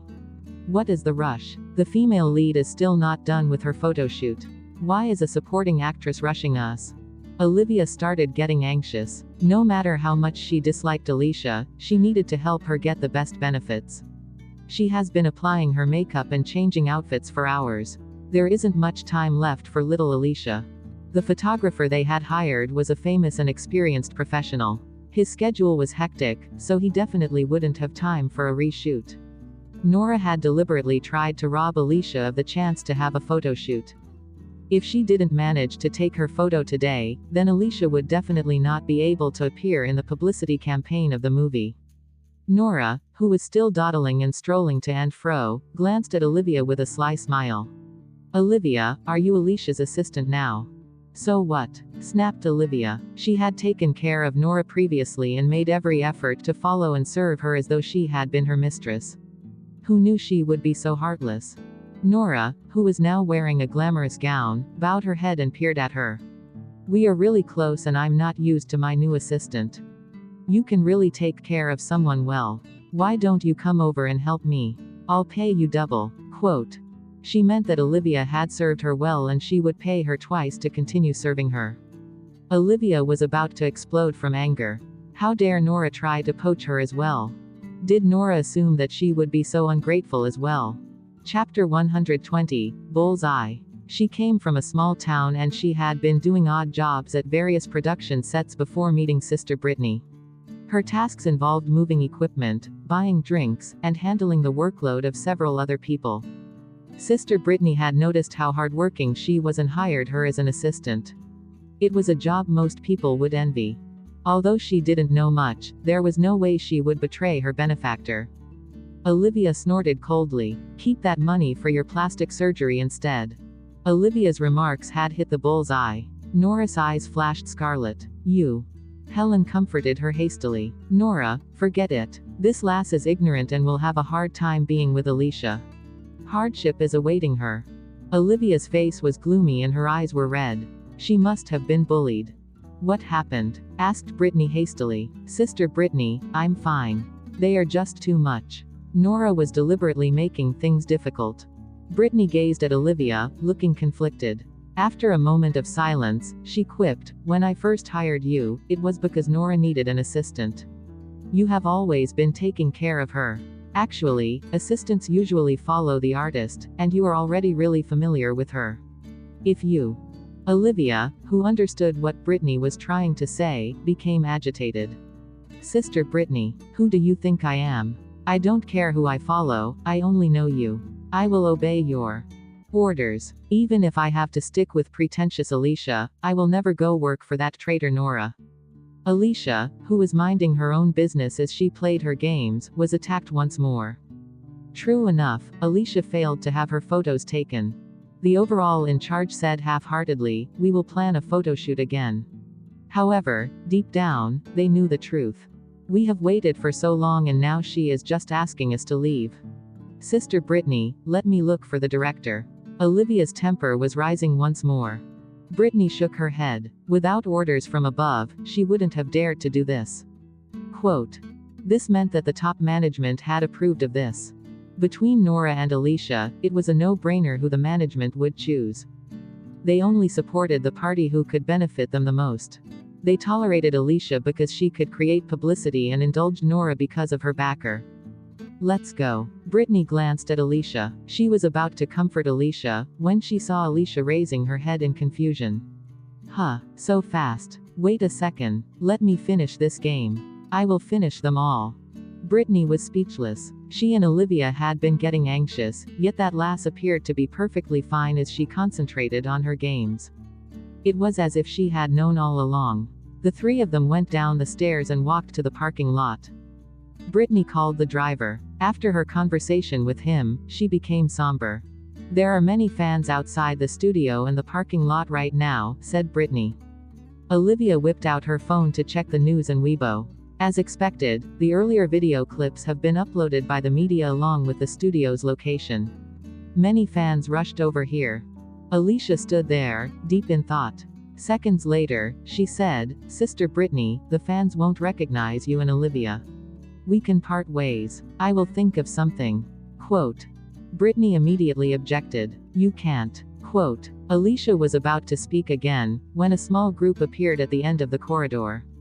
Assistants and bodyguards surrounded a man that towered over them. He was wearing an ash-gray retro suit. His perfect features seemed to have been carved by the hands of God, and he was exceptionally good-looking and gorgeous. The gentle-looking man had a smile on his face. His presence was like a gust of spring wind. Olivia blushed furiously when she spotted him. She got so worked up that she spluttered, "Ah." Gabriel, the award-winning Gabriel Walker. Chapter 121, Could Gabriel be blind? She had just gotten into a scandal with him, and now she had really bumped into him. How awkward was this? Olivia really felt like crying. Alicia's lovers were really everywhere, so they could bump into one at any time. Besides, this was the biggest of them all. Mr. Walker. Brittany was composed as she bowed politely and greeted him. No one would be pleased to see Alicia after what she had done. Fortunately, Gabriel was a celebrity of esteemed status. Thus, he shouldn't be too bothered by such petty matters. When Brittany had gone to his company to clarify matters, everyone had seemed polite and reasonable. She held Olivia and Alicia's hands as they stood aside. Olivia gripped Alicia tightly as she watched Gabriel striding towards them. They retreated into a corner. No one had expected that Gabriel would suddenly halt and turn around. He strode back and stopped in front of the trio, who kept their heads bowed. Olivia heard a voice that could get any lady pregnant, Miss Lewis. Quote. It was Gabriel's voice. He award-winning actor Gabriel was talking to Alicia. Olivia raised her head instinctively in surprise. However, this wasn't the first time that Alicia had spoken to Gabriel. After all, she had been his fan for years. As she stood before Gabriel, she couldn't help but tremble from excitement and other overwhelming emotions. She was rather startled when Gabriel initiated a conversation. Thus, she stammered nervously, "Hi, Senior." Gabriel chuckled, sounding helpless. "Miss Lewis, if it's fine with you, could you change the way you address me? I'm afraid I don't deserve to be addressed as your senior." Quote. The seniority between them was wrong. Alicia responded, "Ah. Just call me Gabriel." Gabriel smiled at her. Alicia shook her head furiously in an instant. This isn't very appropriate. How was she worthy of calling him by his name? What if someone heard her? Gabriel didn't insist, he merely took a bag from his assistant, passed it to Alicia and said, "Miss Lewis, there are fans outside, so it's hard for you to leave. Put this on first and I'll take you out later." Quote. Alicia was speechless. Meanwhile, Olivia was completely dumbfounded by their conversation. To be precise, she was shocked by the way Gabriel had treated Alicia. She had assumed that he would be questioning her instead, but the situation was totally different from what she had imagined. He had asked Alicia to call him by his name and even stopped to help her. He had actually prepared clothes for Alicia. Could beloved actor Gabriel be this? Was too incredible. This assumption shattered Olivia's world, as she had been a longtime loyal fan of Gabriel. Olivia, who couldn't hold back her words any longer, asked in a hushed whisper, "Little Alicia. Why is he so nice to you? He even offered to help you. What is your relationship with him?" Alicia was also overwhelmed by the sudden favor she had been granted. "It's not the relationship you are thinking of." Olivia hissed, "What else could it be? Look at the two of you now." Although she didn't want her suspicions to be true, Gabriel's attitude had indeed forced her to think that way. Alicia replied helplessly, "What are you thinking of? Don't tell me that you reckon he would be so short-sighted as to fall for me." Olivia shook her head violently and answered, "No." Quote. Alicia replied, "There, you have your answer." Quote. Gabriel wasn't blind. Instead, his older brother was. Chapter 122 Relatives. Olivia and Brittany couldn't rebut Alicia's words. In hindsight, no matter how they analyzed this, there was no way Gabriel could have fallen for Alicia. If they were to compare their status in the entertainment industry, Gabriel had risen to the A-list ranks almost immediately after his debut. He had been recognized for his talent and acting skills and was fully deserving of the title of the entertainment industry's top celebrity. In addition, he was one of the shareholders of Summit Entertainment. As far as their family backgrounds were concerned, the disparity was even more glaring. He was the second young master of the most influential and prestigious aristocratic family in the capital city. His mother's family abroad was equally formidable. His older brother, Edward, was a legendary figure in the business world and president of JM Corporation, a multinational conglomerate. Speaking of Edward, who was a legend with extraordinary achievements in the business world, the sensation he had caused in the entertainment industry had been unprecedented.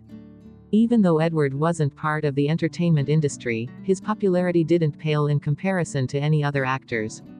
In the entertainment industry, batches of male idols were being replaced over and over again, but Edward's position at the summit had always been as stable as a mountain.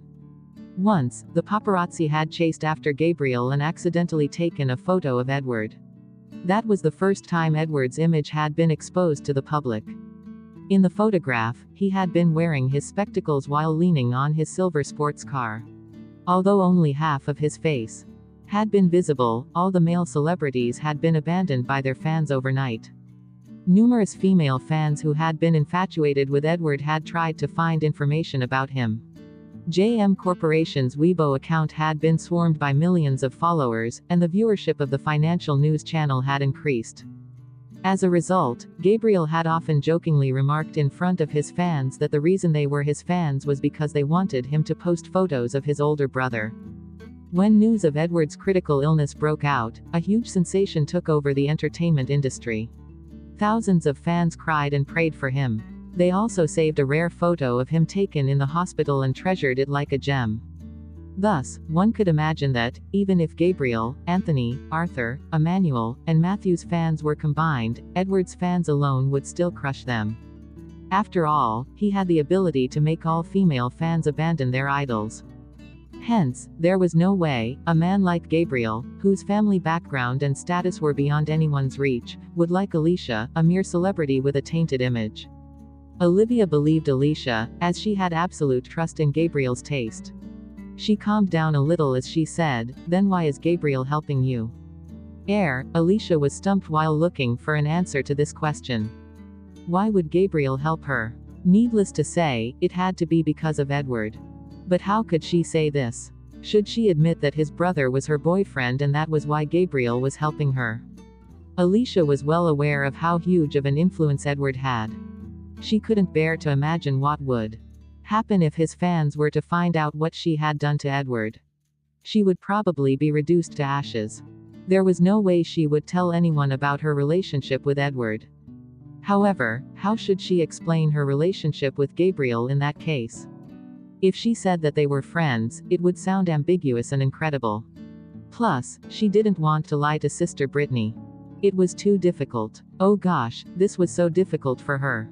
Alicia racked her brains to find a suitable explanation. If I had to describe my relationship with Gabriel, I would say that we are considered relatives.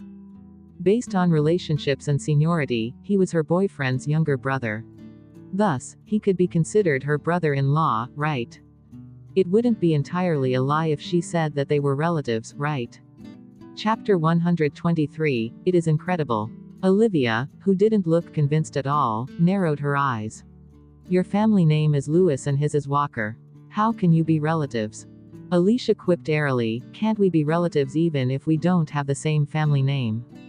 Of course you can. But why didn't you mention it before? If this was indeed true, Alicia should have made a grand announcement and publicized it widely to boost her popularity.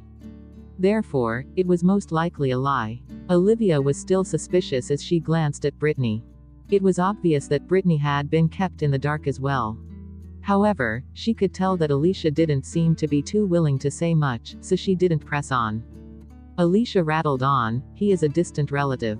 A very distant, faraway kind of relative. It's normal that all of you were unaware. The point is that he is very nice. That's why he helped. She believed that this reason was valid. After all, when she broke up with Edward, she naturally wouldn't be related to Gabriel at all. Olivia sounded rather surprised. So you are related to famous award-winning actor Gabriel. It's incredible. Even though they were distant relatives, it was still amazing. Alicia pursed her lips. Is it that incredible? Why was she making such a big fuss over this? She was also the daddy of the youngest brother, Owen. Alicia had been whispering to Olivia for quite some time. Meanwhile, Gabriel had been standing there quietly and patiently as he waited. In the end, Olivia and Brittany became conscious of this and retreated a few steps so that he could talk to Alicia. There is a restroom at the end of the corridor. You can change inside, suggested Gabriel. Alicia was rather hesitant. She felt jittery and fearful about receiving Gabriel's help. After all, her relationship with Edward was complicated and was completely out of her control. If she could choose, she would rather have nothing to do with Edward.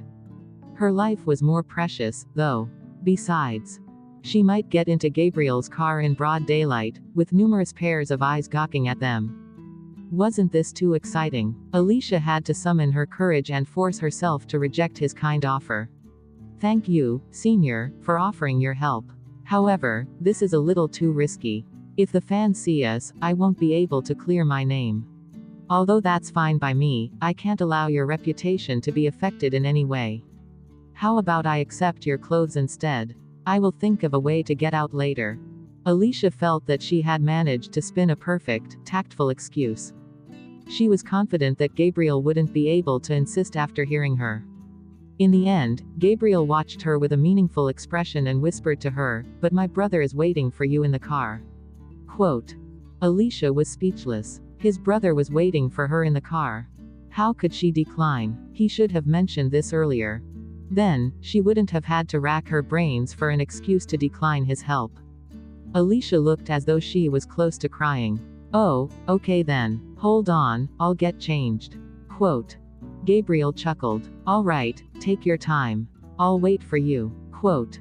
Suspicion flashed past Gabriel's eyes as he watched the girl clutching the clothes, looking as though she was a tragic heroine walking to her death. Why did he feel that the girl didn't look forward to meeting his brother and certainly not a lover? She instead seemed fearful. Chapter 124 Becoming Rich Instantly. In no time, Alicia had changed into the same outfit as Gabriel's assistant. Director Rogers, I promise to take Miss Lewis safely back home. Don't worry, Gabriel said. Brittany replied politely, sorry to trouble you. Quote. Olivia watched as Alicia followed closely Gabriel and reeled off swiftly. Sister Brittany, do you believe Alicia's words? Gabriel is really her distant relative. I thought Alicia had always had a crush on him.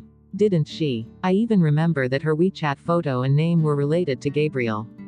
Brittany shook her head. I can't be sure, but at least it's not a romantic affair. Quote, Alicia had indeed had a huge crush on Gabriel. However, judging by the way they behaved, there shouldn't be any ambiguous feelings involved. Olivia deliberated before she answered, actually, Alicia is right. He is probably just lending a hand. Gabriel led Alicia and another bodyguard through an exit that led to the basement car park. Indeed, a horde of fans was already waiting to ambush them. The fans screamed crazily when they saw Gabriel from far away. Alicia, who was wearing a mask, forced herself to remain composed as she walked behind Gabriel. As a gentleman, Gabriel instinctively wanted to open the door for Alicia. However, she was pretending to be his assistant right now, so he couldn't do that. Alicia was alert as she swiftly darted forward to open the door. Then, she walked around the car and got in from the other door. The bodyguard got in the car behind them.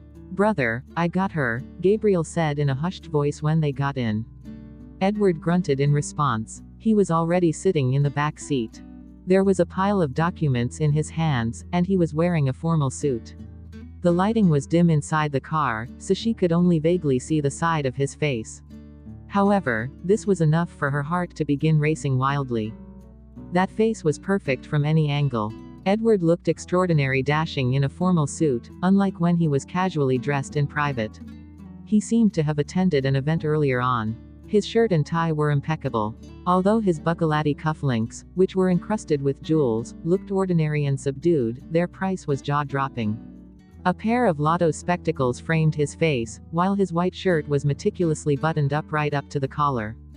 This was the first time Alicia had seen Edward in such formal attire. A mere look at him had almost caused her heart to stop beating. This explained why a blurry photo of him could make the ladies go crazy. Right now, this man was truly sitting before her eyes, completely alive and real. It was spacious in the car, so Gabriel had taken the opposite seat. As a result, Alicia could only sit down next to Edward. She pressed herself along the window, leaving space for another person in between them. Mr. Walker, Alicia greeted him meekly and cautiously. Edward raised his head, the mysterious eyes behind his lens meeting hers. Miss Lewis. Quote. His deep, seductive voice sounded like a cello as it echoed around the enclosed space. Alicia strangely felt that his formal way of addressing her had instead made her lose control.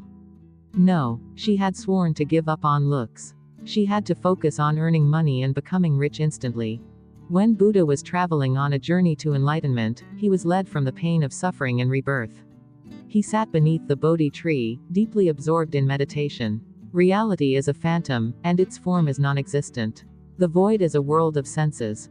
Alicia repeated this under her breath several times. Suddenly, a cheerful voice interrupted, coming from the driver's seat as a head popped up. Big sister-in-law. Chapter 125, A Major Car Collision. Alicia got a bad shock from Owen's sudden appearance. What the third young master, why are you here as well? It's the weekend, so I don't have any classes. I'm here to be my brother's chauffeur for free. Owen grinned from ear to ear, revealing his cute front teeth. It sounded as if he had been trying to repent and fight for a chance to display his best behavior ever since his last mistake. Owen, we shouldn't linger too long here. Let's get out first, Gabriel reminded him. Okay. Owen ignited the engine and drove off. Alicia placed her knees close to each other and sat as obediently as a school student. Soon, they left the car park. After they exited, a spectacular sight greeted them. The sea of fans was truly everywhere. Some fans were holding gigantic posters, while others were holding banners. Alicia had watched the news earlier, so she knew that the news about her and Scarlett had leaked. Now, the criticism had multiplied at least 10 times and sprouted from all directions.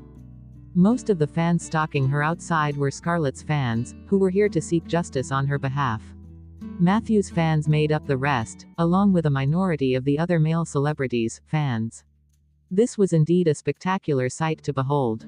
For instance, she spotted numerous banners stating, Alicia, get lost from the entertainment industry, with a picture of a windmill next to the words that represented Arthur's fans.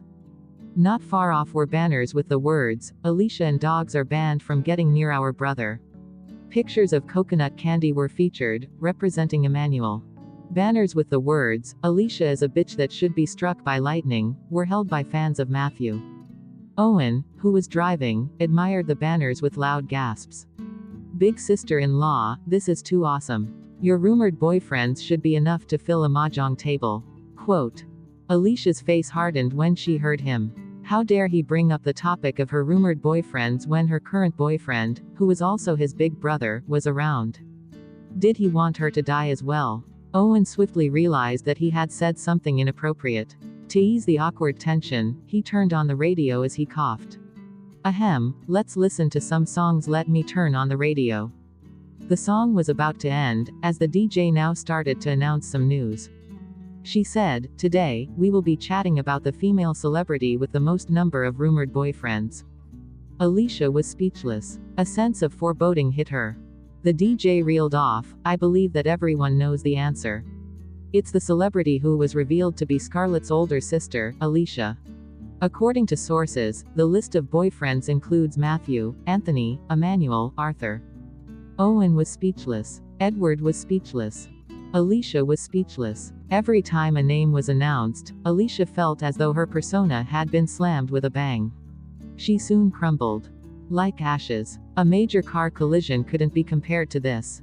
Alicia turned stiffly to steal a glance at Edward's reaction. He remained in the same position, tilting his head slightly to peer out of the window. As he watched those crazy fans quietly, no one could figure out the swirling emotions in his eyes. The calmer and more indifferent Edward was, the more fearful Alicia was. Owen looked startled as well. He'd had no idea that his sister-in-law's news would be announced the moment he turned on the radio. Owen fumbled for the buttons to change the station. When he changed the radio station, they heard another voice. Recently, Alicia has been embroiled in a scandal with top award-winning actor Gabriel. Gabriel was speechless. Alicia was speechless. Was he trying to exterminate her on purpose? Chapter 126, Miss Lewis, you flatter me. Second brother and big sister-in-law's scandal was announced this time. Owen was terrified beyond his wits. Alicia and Gabriel turned simultaneously and glared sharply at him. Owen, who was dumbfounded, caught their eye and hurriedly turned off the radio. When he turned it off, a strained silence filled the car. Big Brother had the ability to make all the fans abandon their beloved idols, yet he had been cheated on. Owen shuddered as he shrank into his body. He was so quiet that he didn't even dare to breathe loudly. Why did he have to be inside the car? He would rather be in the trunk. However, the most pitiful person around was Alicia, who really had half a thought to commit suicide right away. Suddenly, a crazy idea hit her in an instant. Should she seize this opportunity to break up with Edward? Alicia leaned her body against the side of the car and inched closer to the front of the car. In a hushed voice, she asked, Third young master, what will happen if your brother discovers that his girlfriend cheated on him? Owen replied in a constricted voice, How would I know? No one has ever cheated on my brother. He is the one who made girls abandon their idols and boyfriends willingly. Alicia probed, Can't you just predict? Owen replied, You want me to make a prediction? I reckon the whole world might be destroyed. Alicia was stunned. He is that scary. Owen replied, That's why I said that you don't know my brother at all. If you knew what he was like in the past, you would most likely flee to the other end of the world in a minute. Alicia was speechless. When she heard that, Alicia pushed aside the thought of suggesting a breakup. She would choose a safer way to break up. Why would she make things difficult for herself? Besides, she was unsure about her physical condition. She might lose control and do something to disrespect Edward once again. She needed the girlfriend persona to stay alive. Alicia made her mind work like a furious storm once more. She glanced cautiously at Edward and expounded quickly. Mr. Walker, you may not know the entertainment industry that well, but all these rumors are untrue. I'm sure you know your younger brother well, so I don't have to explain that. You have the same blood, so he naturally has the same high and noble taste as you. President Walker, it's in your brother's nature and your nature to help others who are in need. Those rumors were started by people with filthy, petty minds. They have created ridiculous stories. As for the other men who were mentioned, these are all nonsensical rumors too. None of them can be believed. Alicia sat up straight, looking solemn and righteous. Her voice rang clearly once more. Besides, I'm not blind. Why would I be interested in them? I have excellent taste, you know. It's true that Matthew is my ex-boyfriend, but he is just a jerk. There is no way I would have anything to do with him anymore. They say that if a person can't forget their ex, it's because their current partner isn't good enough. This doesn't apply to me at all. My boyfriend could eliminate him in seconds. Gabriel was speechless. Owen was speechless. Well said, Daddy, Owen thought to himself. Other than clarifying the rumors, she had also praised Big Brother several times. Owen was thoroughly impressed. Big sister-in-law, where did you learn how to pander to others? Can you teach me? Owen asked her in an earnest tone. Alicia glared at him sharply. Nonsense. I'm not pandering to anyone. Every word comes from the bottom of my heart. Owen replied airily, yeah, Daddy was always right. Edward hadn't uttered a single word all this time. His expression was unfathomable. She had no idea what was on Edward's mind. However, she swallowed her saliva and plodded on. Mr. Walker, these are all rumors. I had nothing to do with these men. President Walker, I know that you're really busy and have a huge conglomerate to run. You definitely shouldn't be bothered by such trivial matters. However, to prevent any unwanted misunderstandings, I wanted to explain to you. Edward set his documents aside and raised his hands. He casually tugged at the tie around his neck, instantly looking more relaxed and unrestrained and diminishing his original strict aura. He propped his hand against his forehead and glanced sideways at the girl. Miss Lewis, you think too highly of me. I don't deserve your flattery. Quote. Alicia blurted out. Huh, she couldn't quite comprehend Edward's words. Edward stared at the jittery-looking girl and spoke in his deep voice. I can be jealous. Quote. He didn't deserve her praise and flattery, as he could be bothered by the rumors and get jealous as well. Chapter 127, he certainly would mind. Alicia choked and coughed hard. At this very moment, she felt as though she was a kettle boiling furiously away. Never in her wildest dreams had she ever thought that Edward would openly declare that he was jealous. He wasn't angry, nor was he lecturing her. He merely wanted to let her know that he would mind and get jealous when he heard rumors about her and other men. Alicia felt as if she had almost died. Mommy, I think I'm in love. To the extent that I might give up everything for this man. The unattached Owen was speechless, so was the unattached Gabriel. Why did she feel like she was sparkling all over? She had thought that this would be the end of the world for her, yet she felt as though she had been pelted all over the face by his words. Gabriel coughed softly to interrupt them. Brother, you know that those rumors are merely created to increase viewership. It's not true. Alicia suddenly thought of something and fell quiet. After some time, she raised her head, looking hesitantly at the man next to her. She deliberated carefully before saying, Mr. Walker, you should know that I'm being lambasted by everyone both online and in public.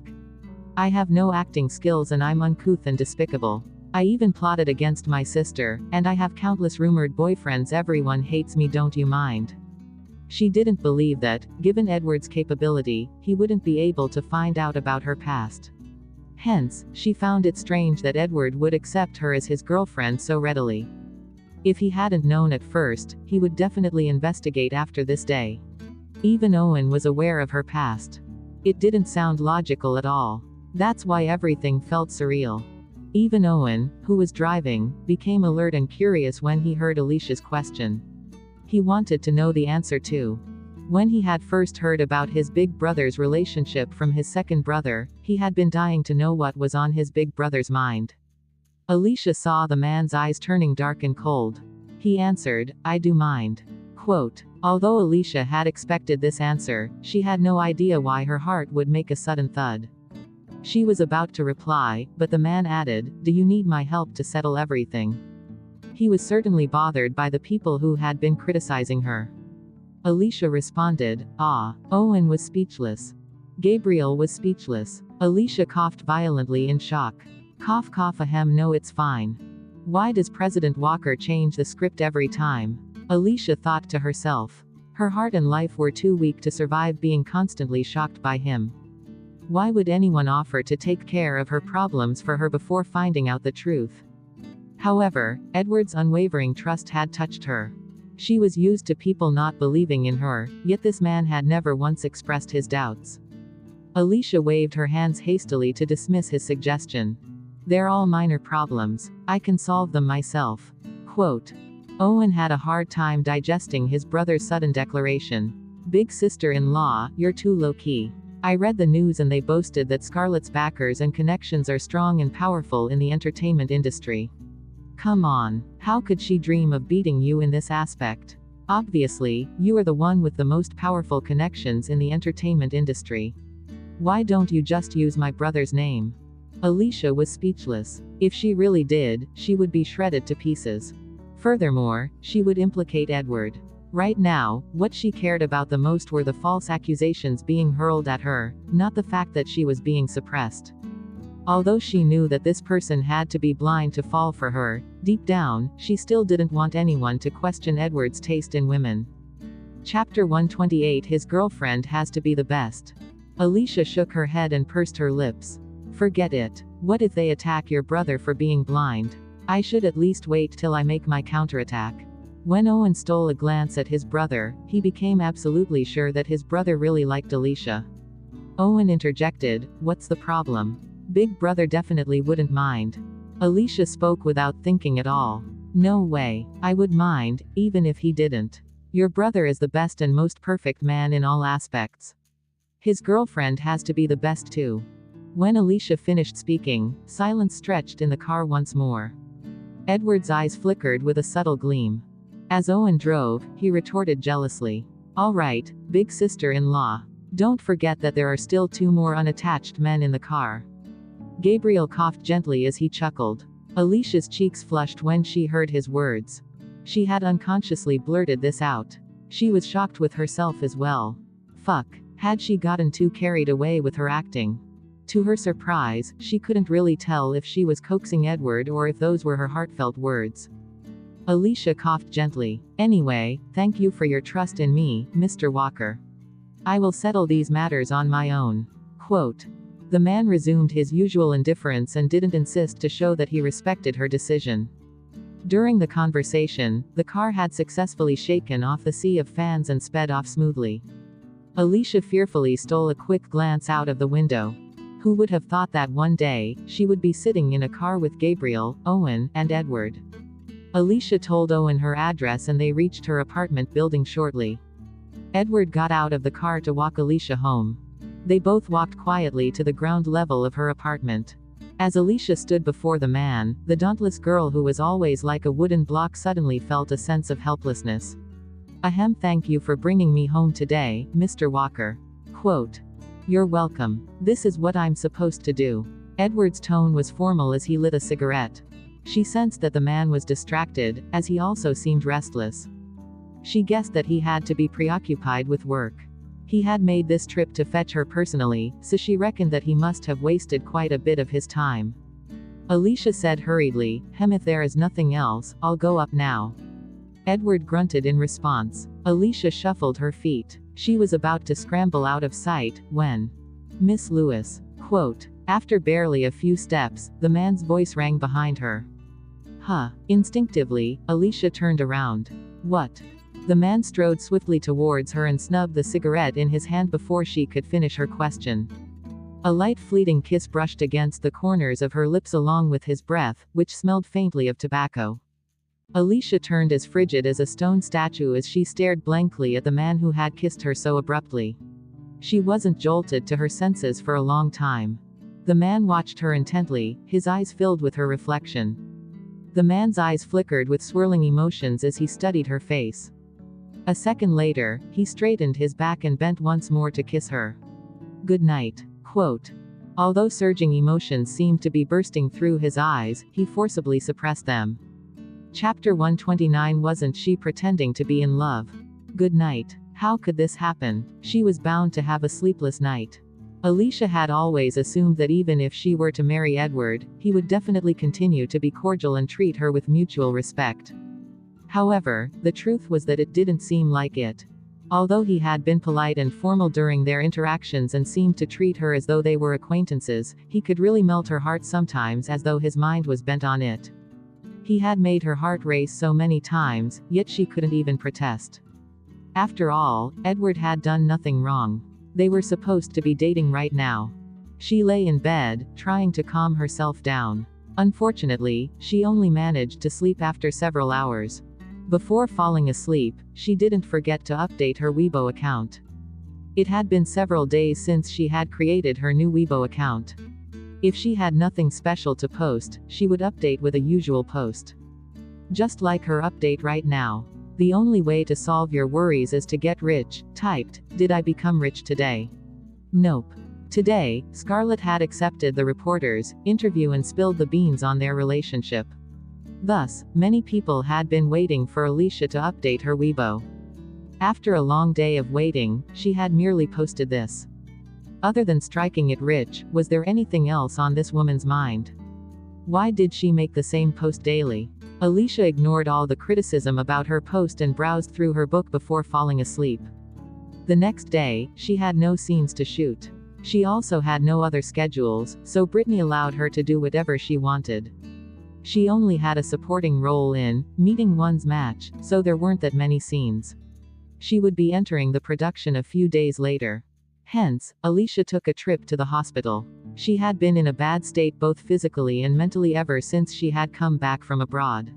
Initially, she'd had regular appointments with a psychiatrist. However, she had given up after some time. She had even stopped having physical therapy for her left leg. To make a brand new start, she needed to be healthy and fit. Alicia made an appointment with her psychiatrist. This psychiatrist had been introduced by her teammate overseas. She could trust his recommendation. "Hi, Miss Lewis. It has been some time." The psychiatrist greeted her.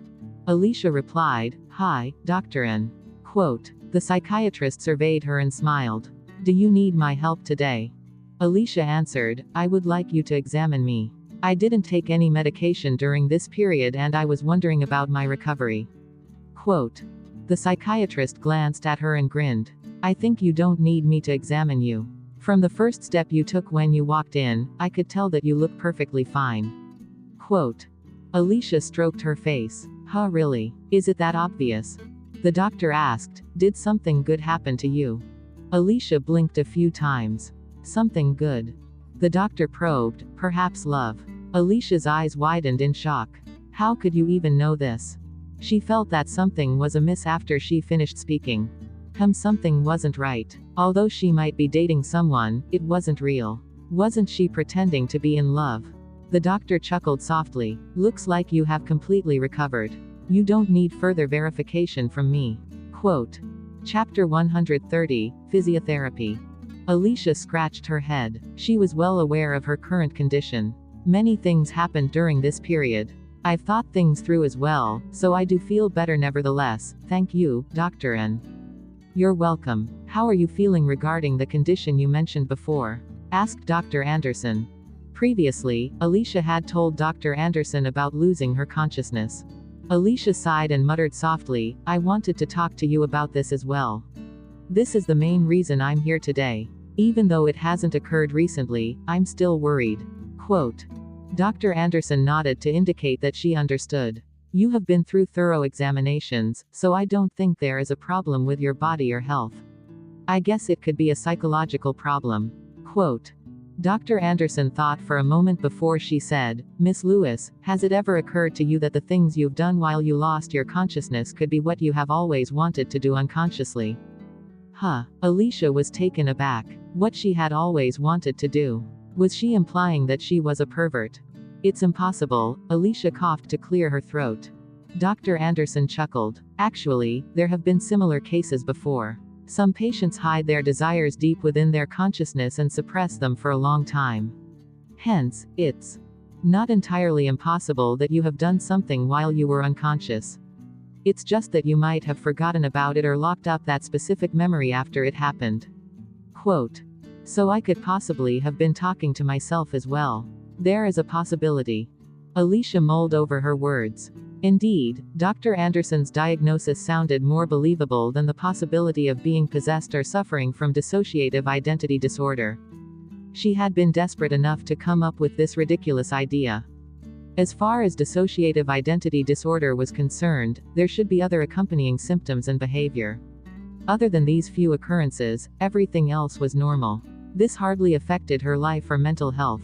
However, if these occurrences had happened because of the desires deep within her, wasn't this possibility scarier? She suddenly saw a vivid image of a protagonist in a fantasy novel who was controlled by the demons and desires within her. Nevertheless, Alicia heaved a sigh of relief, as her condition wasn't so serious. On the bright side, this perverted side or desire within her might disappear once she made a full recovery. After Alicia left the psychiatric ward, she went to the rehabilitation ward. She had decided to schedule regular appointments in the future. She had paid in advance for an entire year, but she had been too despondent to turn up for the visits. She had simply given up. Initially, she had been on the way to recovery when she had been abroad. However, her recovery process had been disrupted, so she reckoned that she might have to start again. What she feared the most wasn't starting all over again. Inside the room, Alicia followed the physiotherapist's instructions and repeated the boring, draining exercises. After 2 hours, she was completely drenched in sweat. The physiotherapist had recognized Alicia at first glance. She was the woman who was embroiled in several shocking scandals. At first, he treated her with a trace of contempt. However, towards the end of the session, he couldn't help but admire her unwavering perseverance and determination in completing 2 hours of physiotherapy. Chapter 131, The Most Unlikely Couple. After the session ended, the physiotherapist couldn't help but strike up a conversation with her. "Miss Lewis, your determination is really admirable. Most people would be wailing in agony after 10 minutes. You didn't even frown after nearly 2 hours. Really?" Alicia smiled before she scowled. "Actually, I have already cried buckets of tears in my heart. You just didn't know." Physiotherapy was indeed grueling, but she had undergone more intense sessions, so she was used to it. The physiotherapist, who hadn't expected her answer, grinned in amusement. It hadn't occurred to him that Alicia would be so unassuming. She wasn't as mean or demanding as she was rumored to be. When he spoke once again, he said, "Miss Lewis, your leg has suffered a very serious injury. Your bones and muscles have been severely damaged. If a remarkable surgeon hadn't operated on you, I'm afraid that this leg would have been crippled. How did you sustain such a severe injury?" Alicia's eyes flickered as she answered airily, "I got into a minor car accident." Quote. Her injury was so serious that it couldn't possibly have been a minor accident.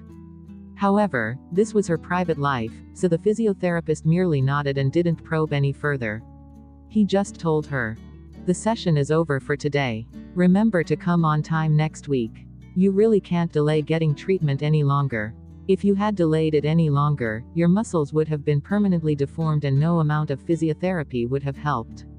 If you need to perform high-precision movements, this will affect you." Quote. Alicia nodded. "Got it, thank you." The criticism online became more intense.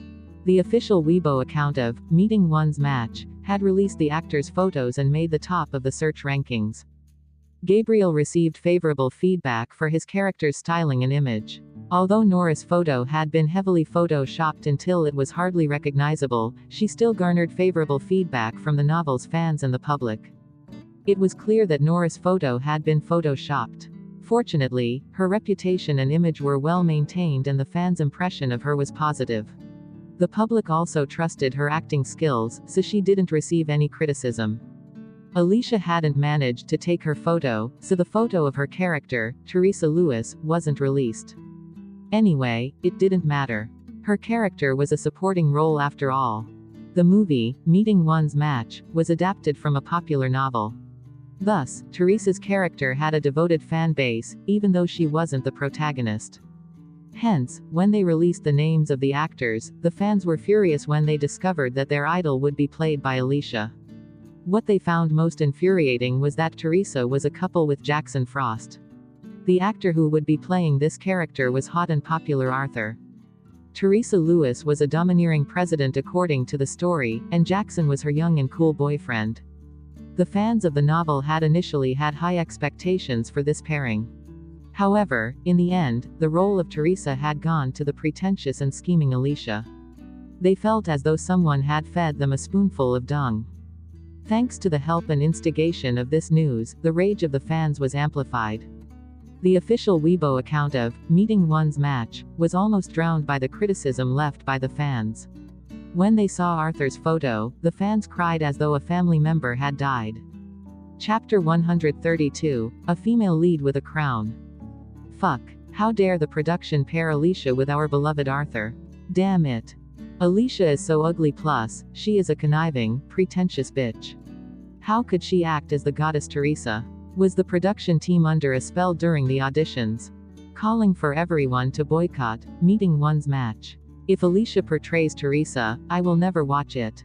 Why would I watch something so disgusting? Didn't everyone notice that Teresa didn't even have her own promotional photos? Even the production knows that her looks are too shameful to be seen. After the official list of actors was released, Arthur's fans attacked at full force. Some fans who were more aggressive and worked up even cropped Alicia's face and photoshopped it into a deceased person's photo. Alicia didn't give any feedback regarding any of this criticism. She merely repeated her daily post. Have I become rich today? Nope. Alicia wasn't too familiar with Arthur. She had merely heard about him and was purely a fan of his songs. The Western family ran a jewel business and was a prestigious family in the capital city. Arthur Western was the youngest member of the family and the most pampered son. Arthur was indeed talented in music. He had studied music ever since he was a child and debuted at the age of 18. He could compose, write lyrics, sing and play a variety of instruments. When he had debuted, his incredible talent and musical abilities had taken the industry by storm. Soon, he had ventured into acting. He was so talented that he seemed blessed by the heavens. Unfortunately, a brilliant and talented man like him had fallen for Scarlett.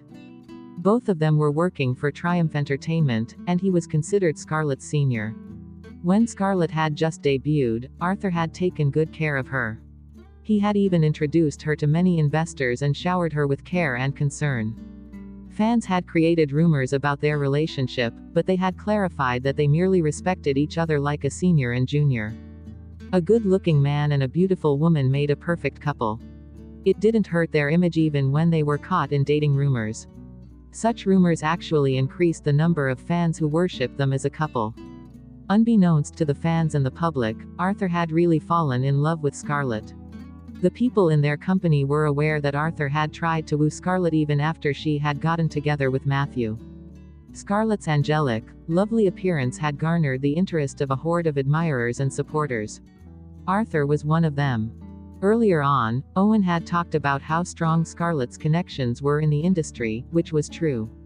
Scarlett's father, Philip, was the chairman of Triumph Entertainment. Her boyfriend, Matthew, was the heir of the Hoffman Corporation.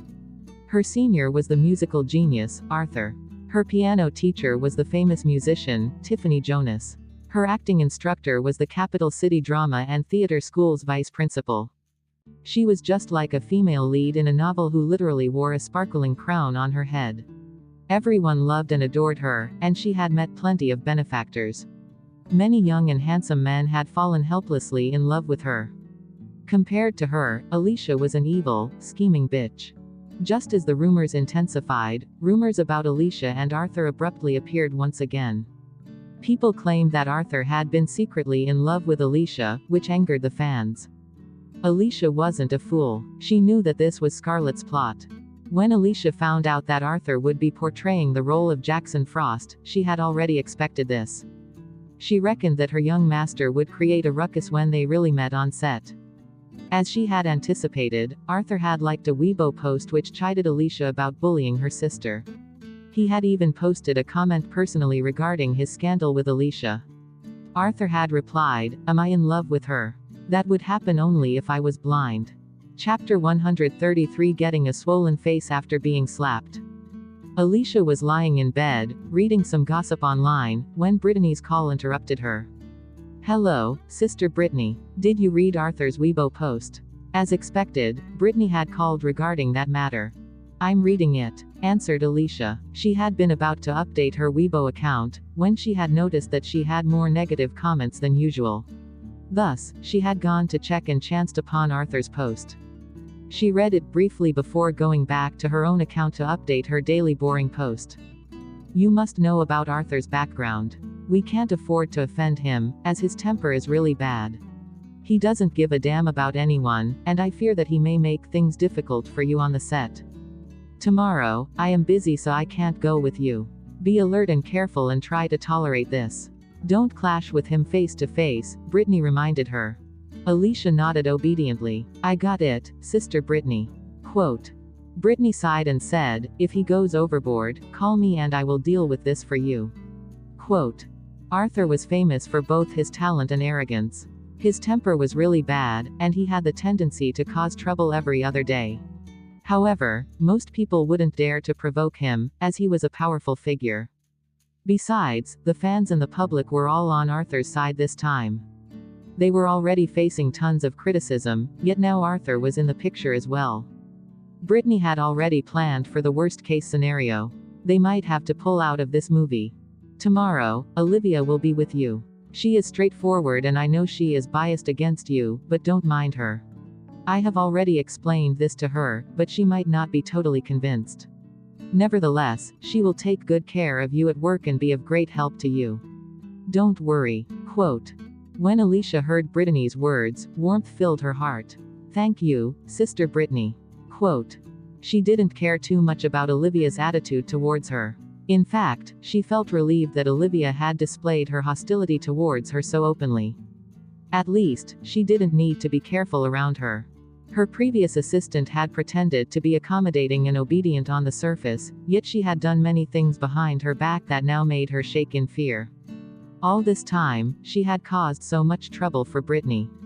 However, she had never given up on her.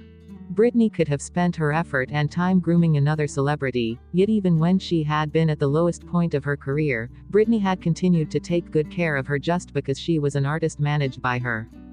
The next day, the production crew members were all huddled in groups as they gossiped noisily away. Hey, did you read the post that Arthur made yesterday? Ha ha ha. Of course I did. I felt so good reading it.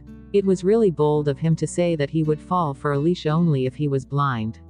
His post has already hit the top of the search rankings. Serves her right for creating scandals every other day. He slapped her so hard that her face must be swollen. He is the prince of the music industry and the young master of the Crown Jewelers Corporation. How dare she try to lay her hands on him when everyone knows that he is such a powerful figure? She has a death wish. Chapter 134, I don't have money. The staff paused and exchanged meaningful glances with everyone. In a hushed whisper, he said, besides, everyone knows that Arthur likes Scarlet. How could he possibly do nothing when his goddess was bullied? PFF'd. Only someone as shameless as Alicia would fight for a man against Scarlet. Doesn't she know that she is the laughing stock of the entire industry? She even dared to portray Teresa. What else is she not capable of doing? I wonder if she would dare to show up after offending our beloved Prince Wei. Quote. When the staff finished speaking, the studio suddenly fell silent. Alicia strode in from the entrance, dressed in casual clothes and a cap.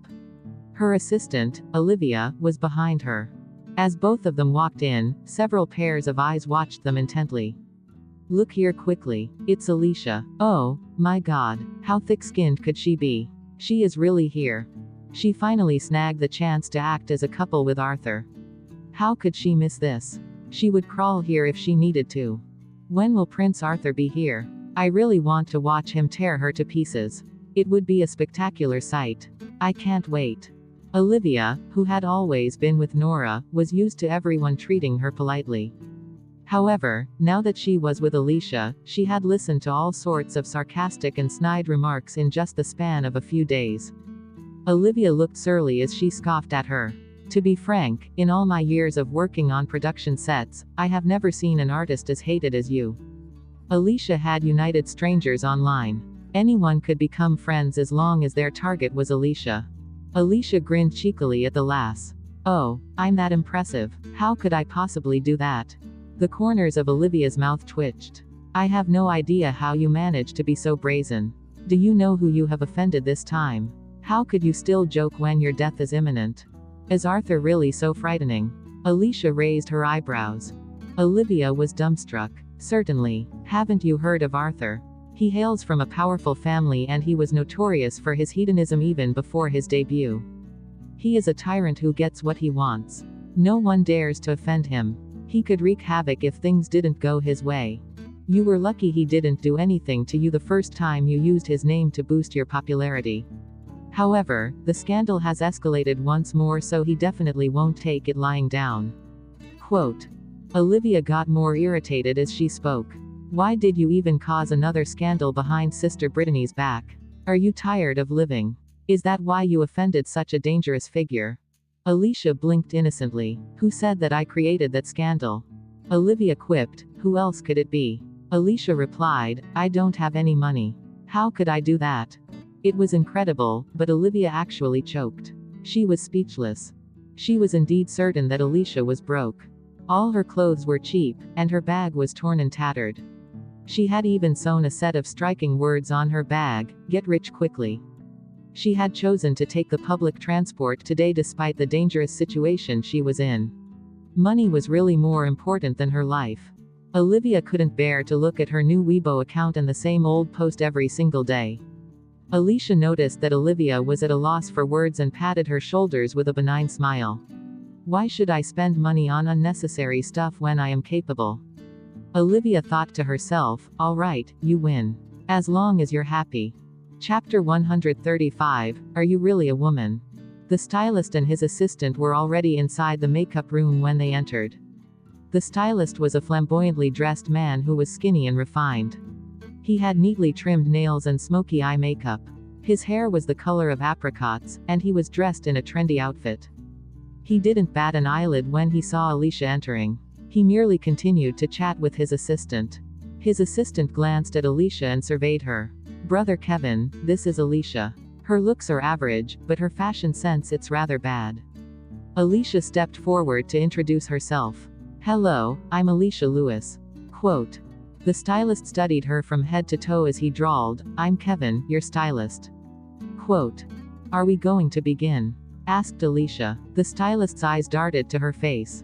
Did you put on makeup? Alicia replied, no, I just used some skincare products. Quote. The stylist raised an eyebrow in surprise before he quipped, all right then. We can skip the process of removing your makeup. Go and slap on some moisturizer and I'll go get ready. I'll come back later. Quote. Alicia nodded and sat down in front of the dressing table. Olivia was fretful and jittery as she read the news on her phone. She paced to and fro next to Alicia and muttered, the post that Arthur made yesterday has hit the top of the search rankings. His fans have been absolutely wild after reading his post. What should we do? You are going to film your first scene with Arthur later. Alicia rummaged through her bag for her moisturizer before haphazardly putting it on her face. She quipped, relax. We'll make a counterattack when a real problem arises. Quote. Her stylist, Kevin, strode over to her with a huge box filled with cosmetics. When he saw that Alicia was massaging her face with an unknown product, he asked, what is that? Moisturizer. This brand is called Dragon's Blood. Doesn't it sound awe-inspiring? Alicia brandished the red and black bottle as she spoke. Kevin was startled to hear that. There wasn't anything wrong with her using a local product. It was cheap and good, and her skin was in excellent condition. However, the problem was that. Isn't this for men? Asked Kevin.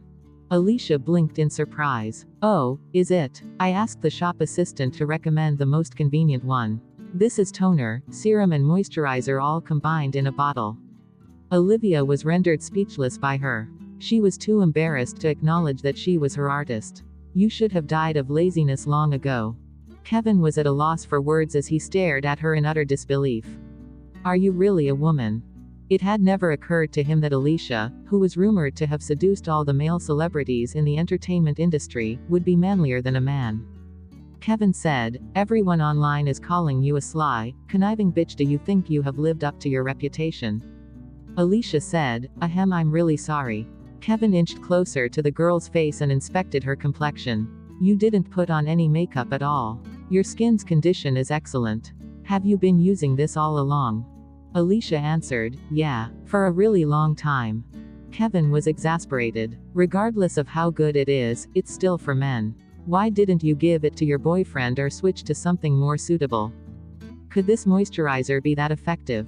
He should try it soon. Chapter 136, I'll show you what true beauty means. Can I ask how long the makeup will take? asked Alicia casually. Kevin was expressionless. About 2 hours. That long? Exclaimed Alicia. Kevin replied, is it long? Makeup alone will take 2 hours. Your hair will take another half an hour, and the change of outfit will take some time too. Quote. Are you serious? Alicia looked crushed. Kevin rolled his eyes at her. Haven't you put on makeup before? Many celebrities start putting on their makeup at dawn. In the past it took me just half an hour, muttered Alicia under her breath. Kevin blurted aloud, feeling indignant, you are a celebrity. How could you appear on screen after just half an hour of makeup application? No wonder your makeup and outfits always looked hideous on screen. That doesn't make sense when you have such a good complexion. No matter how horrible the condition of your skin is, you shouldn't look like that. What kind of trashy stylist did you hire? Do you know that you have committed a crime by wasting and destroying yourself recklessly?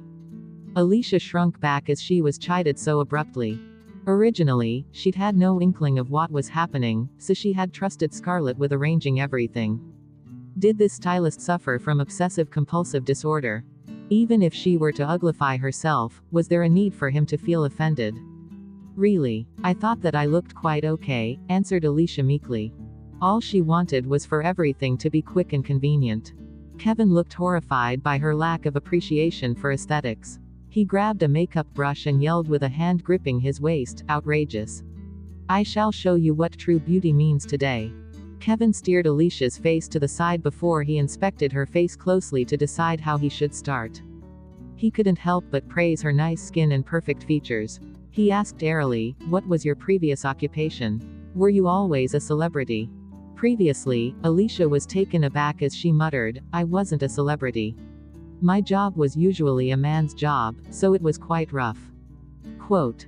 Kevin looked enlightened. No wonder. Why did you change career then?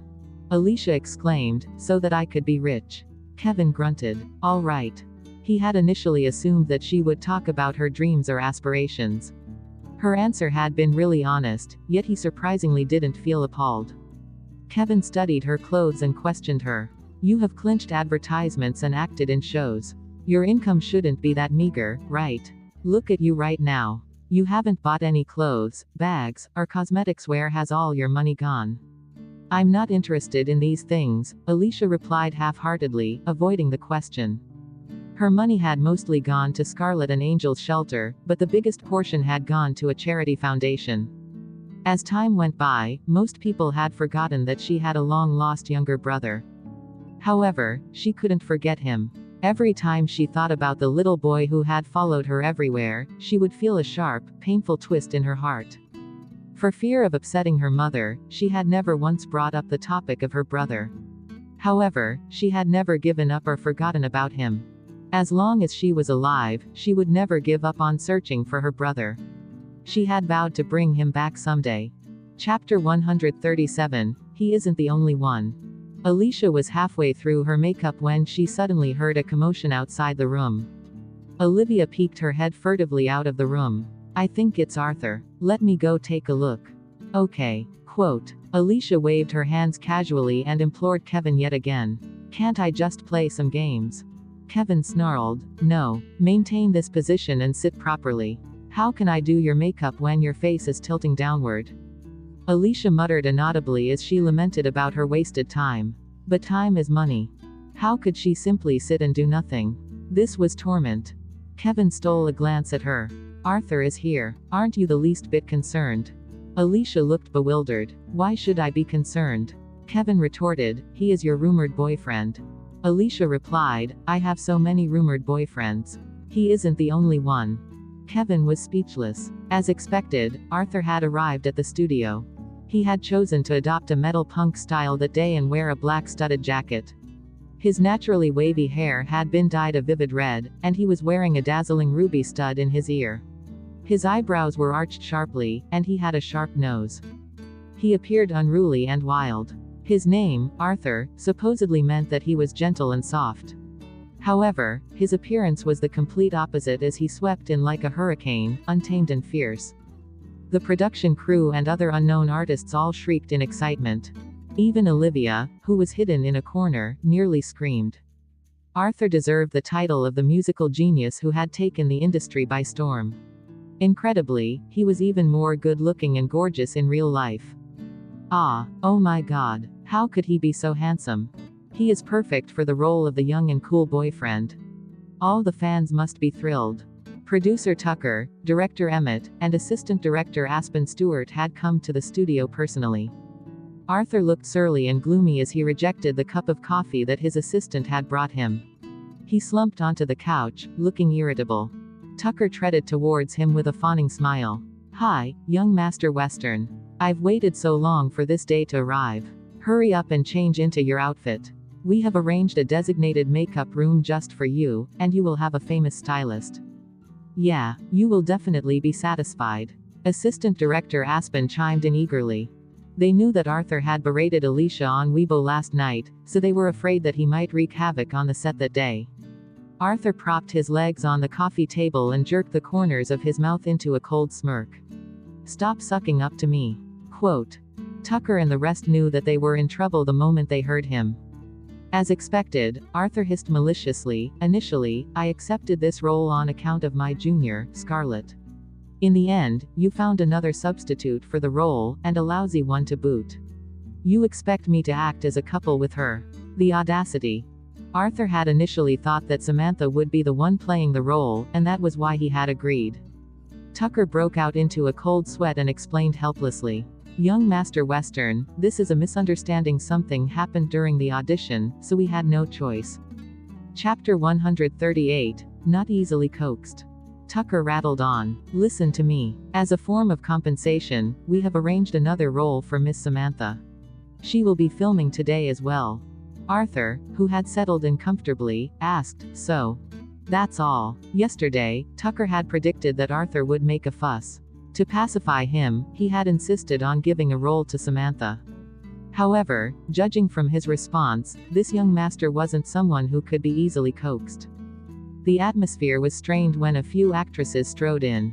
The first one among them was the female lead, Nora. After Nora had signed on with House of Millions Media, it seemed as though she had been upgraded instantaneously. She looked like she had undergone a thorough transformation.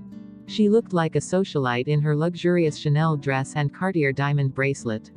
Her glowing, radiant skin hinted at some beauty procedures she had done recently. She seemed to have shed off her skin entirely, so no one could relate her to the role of the tacky village girl. The sweet-looking, pretty girl next to her was Samantha. After Samantha's house had been emptied by Alicia, she had poured her grievances to Scarlett for a few days, and Scarlett had told her to wait for news. This morning, she had received a call from the producer, Tucker, who had apologized to her and invited her to join the production. She had been chased out previously. However, this time, she made a triumphant return. "Hi, Producer Gibson and Director Themes." Samantha greeted them, looking smug. They had rejected her initially, but it turned out that they had still been forced to invite her back. Tucker acted as though nothing had happened as he greeted her passionately. "Miss Western, we are meeting again. Master Western isn't feeling very good today. I was hoping that you could put in a few good words on our behalf." Samantha snorted coldly in response. Nora sauntered in her killer heels and spoke gently to Arthur. "What happened? Who offended our dear young Master Western?" Arthur was an artist working for Triumph Entertainment, and Nora had gone over to House of Millions Media, which was a subsidiary of Triumph Entertainment. Hence, they could be considered colleagues. As a result, it seemed as though they had become closer. If she had stayed at tiny and useless Star Entertainment, she wouldn't even have qualified to talk to Arthur. Samantha wound her arm around Nora's arm affectionately as she spoke. "Sister Nora, who else could it be? It must be that ugly woman who's clung onto Brother Arthur like a nuisance.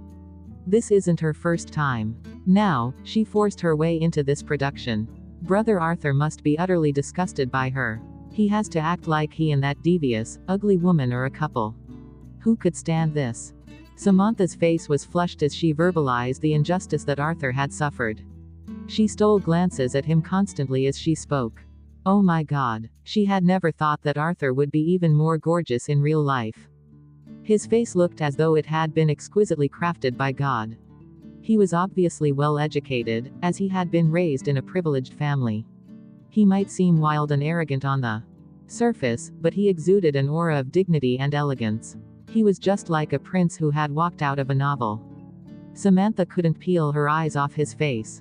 At the same time, her eyes were flowing with loathing. Damn it. If Alicia hadn't interfered, she would have been acting with Arthur instead. Chapter 139. You will know once you have tested it personally. Nora acted as though she was Arthur's older and wiser sister. Arthur, don't be angry. It's not worth damaging your health over such insignificant matters. Quote. Yeah, that's right. Brother Arthur, Sister Scarlet will be sad if anything happens to you. Samantha chimed in swiftly, seizing this opportunity to introduce herself. Oh yeah, Brother Arthur, I'm Samantha. I'm Sister Scarlet's cousin. Arthur's eyes darted fleetingly to Nora and Samantha. He didn't respond, so it was obvious that he was in a foul mood that day. Samantha's face fell with disappointment. However, she collected herself a moment later. After all, she would be acting with Arthur very soon. Nora, who was aware of Arthur's temper, was not bothered. She turned around and glanced at Tucker. In a stern tone, she said, Producer Gibson, you have witnessed what has been going on. Right from the start, this production has been excellent, from the director to the actors. However, a disgusting piece of rat shit has been added to the cast. How appalling. That's why Arthur is so enraged. You have to give us a good explanation regarding this matter. The novel's fans and our fans want to know too. Samantha immediately interjected, looking aggrieved and furious. I also auditioned for the role of Teresa. Everyone said that I acted well, but the director didn't choose me. That's fine, as I believe in his professionalism. I can only blame myself for my mediocre acting skills. However, the role ended up going to Alicia. What does that mean? Are you implying that I can't compare to Alicia? I graduated from a drama school and I specialized in acting. Thanks to Arthur, they had given her a supporting role. Although there were adequate scenes involving this supporting role, it still couldn't be compared to Alicia's role. Alicia's character had many loyal fans, and she would be acting with Arthur. Many actresses wished to be able to act as a couple with Arthur. She had previously heard from Sister Scarlet that Arthur would play a supporting role in the movie. As a result, she had set her eyes on the character of Teresa and aspired to climb to fame by using this character. Who could have anticipated that the role would end up in Alicia's hands? How could she take this lying down? Samantha, who had originally felt disgruntled, didn't dare voice her grievances to the famous director. Besides, Harold had been mysteriously sacked and taken down. However, the circumstances had changed. With Arthur and Nora there to back her up, she would be able to add fuel to the fire and get Alicia kicked out. Once Alicia was gone, she could substitute her and play the supporting character. Emmett had to retort when he heard Samantha praise herself so unabashedly. He glanced at Arthur and said, I judge the candidates myself and Miss Samantha was indeed unsuitable for the role of Teresa. If you were at the audition, I'm sure you would share the same sentiment. Quote. Arthur interjected before Samantha could speak. Oh, so you reckon that I look satisfied now? Emmett coughed softly. You will know once you've tested Alicia's acting. Quote. Arthur snarled, Director, you mean to tell me that this pile of shit isn't bad and I should try tasting it? Emmett was speechless. Chapter 140. Give up. Arthur laughed once more. I'm afraid I don't have such a unique taste. Why don't you seek someone more qualified than me? His words left Tucker and Emmett flustered and anxious. Besides the fact that Arthur's image was suitable for the role of Jackson, they were also hoping that he could lend his voice for the ending song of the movie. If they infuriated him, their hopes would be dashed. So many people had racked their brains to try and get Arthur to lend his voice. Samantha gazed at Arthur as a blush crept from her neck to her cheeks. He was so handsome. Was Arthur venting anger on her behalf?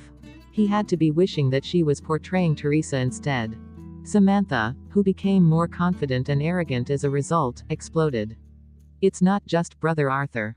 We won't agree to it either. How can we film with such a person? She will lower our standards. According to the story, Teresa Lewis is a highly educated and strong-headed woman. Her beauty is supposed to surpass everyone else's, except for the female leads. Are you trying to insult us by selecting this vicious, ugly woman for the role? Even though she had astonished everyone with her looks when she had first debuted, Alicia's beauty had gone downhill afterward.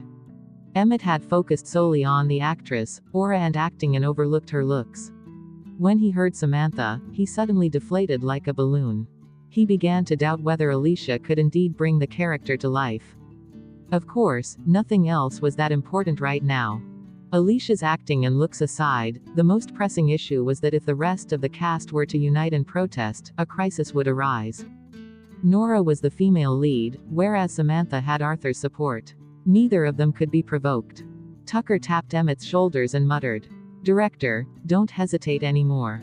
Changing her is the only way out." Quote. Emmett's expression was ugly as he hissed, "We should at least give her a chance to try." Tucker watched him helplessly. Director themes, even if you want to give her a chance, you still need young Master Western to agree. Just look at Arthur right now. He loathes her to the core. How could he possibly agree to film with her? If we were to force him right now, we would lose his voice for our song as well. A mere supporting role isn't worth such a loss. He had initially planned to use Alicia to hype up their movie. Who would have guessed that she would offend a powerful figure like Arthur? He could only give up on that thought now. Emmett tried his luck once more as he glanced at Arthur. "Young Master Western, so you mean?" Samantha interrupted impatiently, looking annoyed. "Brother Arthur has made his stance clear. Of course you have to change her." Emmett muttered grudgingly, "We have started production. If we were to replace someone at the 11th hour." Nora hurriedly interjected to get into Arthur's good books. "Don't we have a replacement right here? Samantha can replace Alicia. I'm sure Arthur will be pleased." Samantha noticed that things had been going smoothly, so she didn't even need to fight for herself. Her eyes gleamed with delight as she decided to issue an ultimatum. "Director, if you insist on letting Alicia act as Teresa, I won't be able to accept it. I shall withdraw from this production. You may do as you like." Thanks for watching. Like and subscribe for more videos.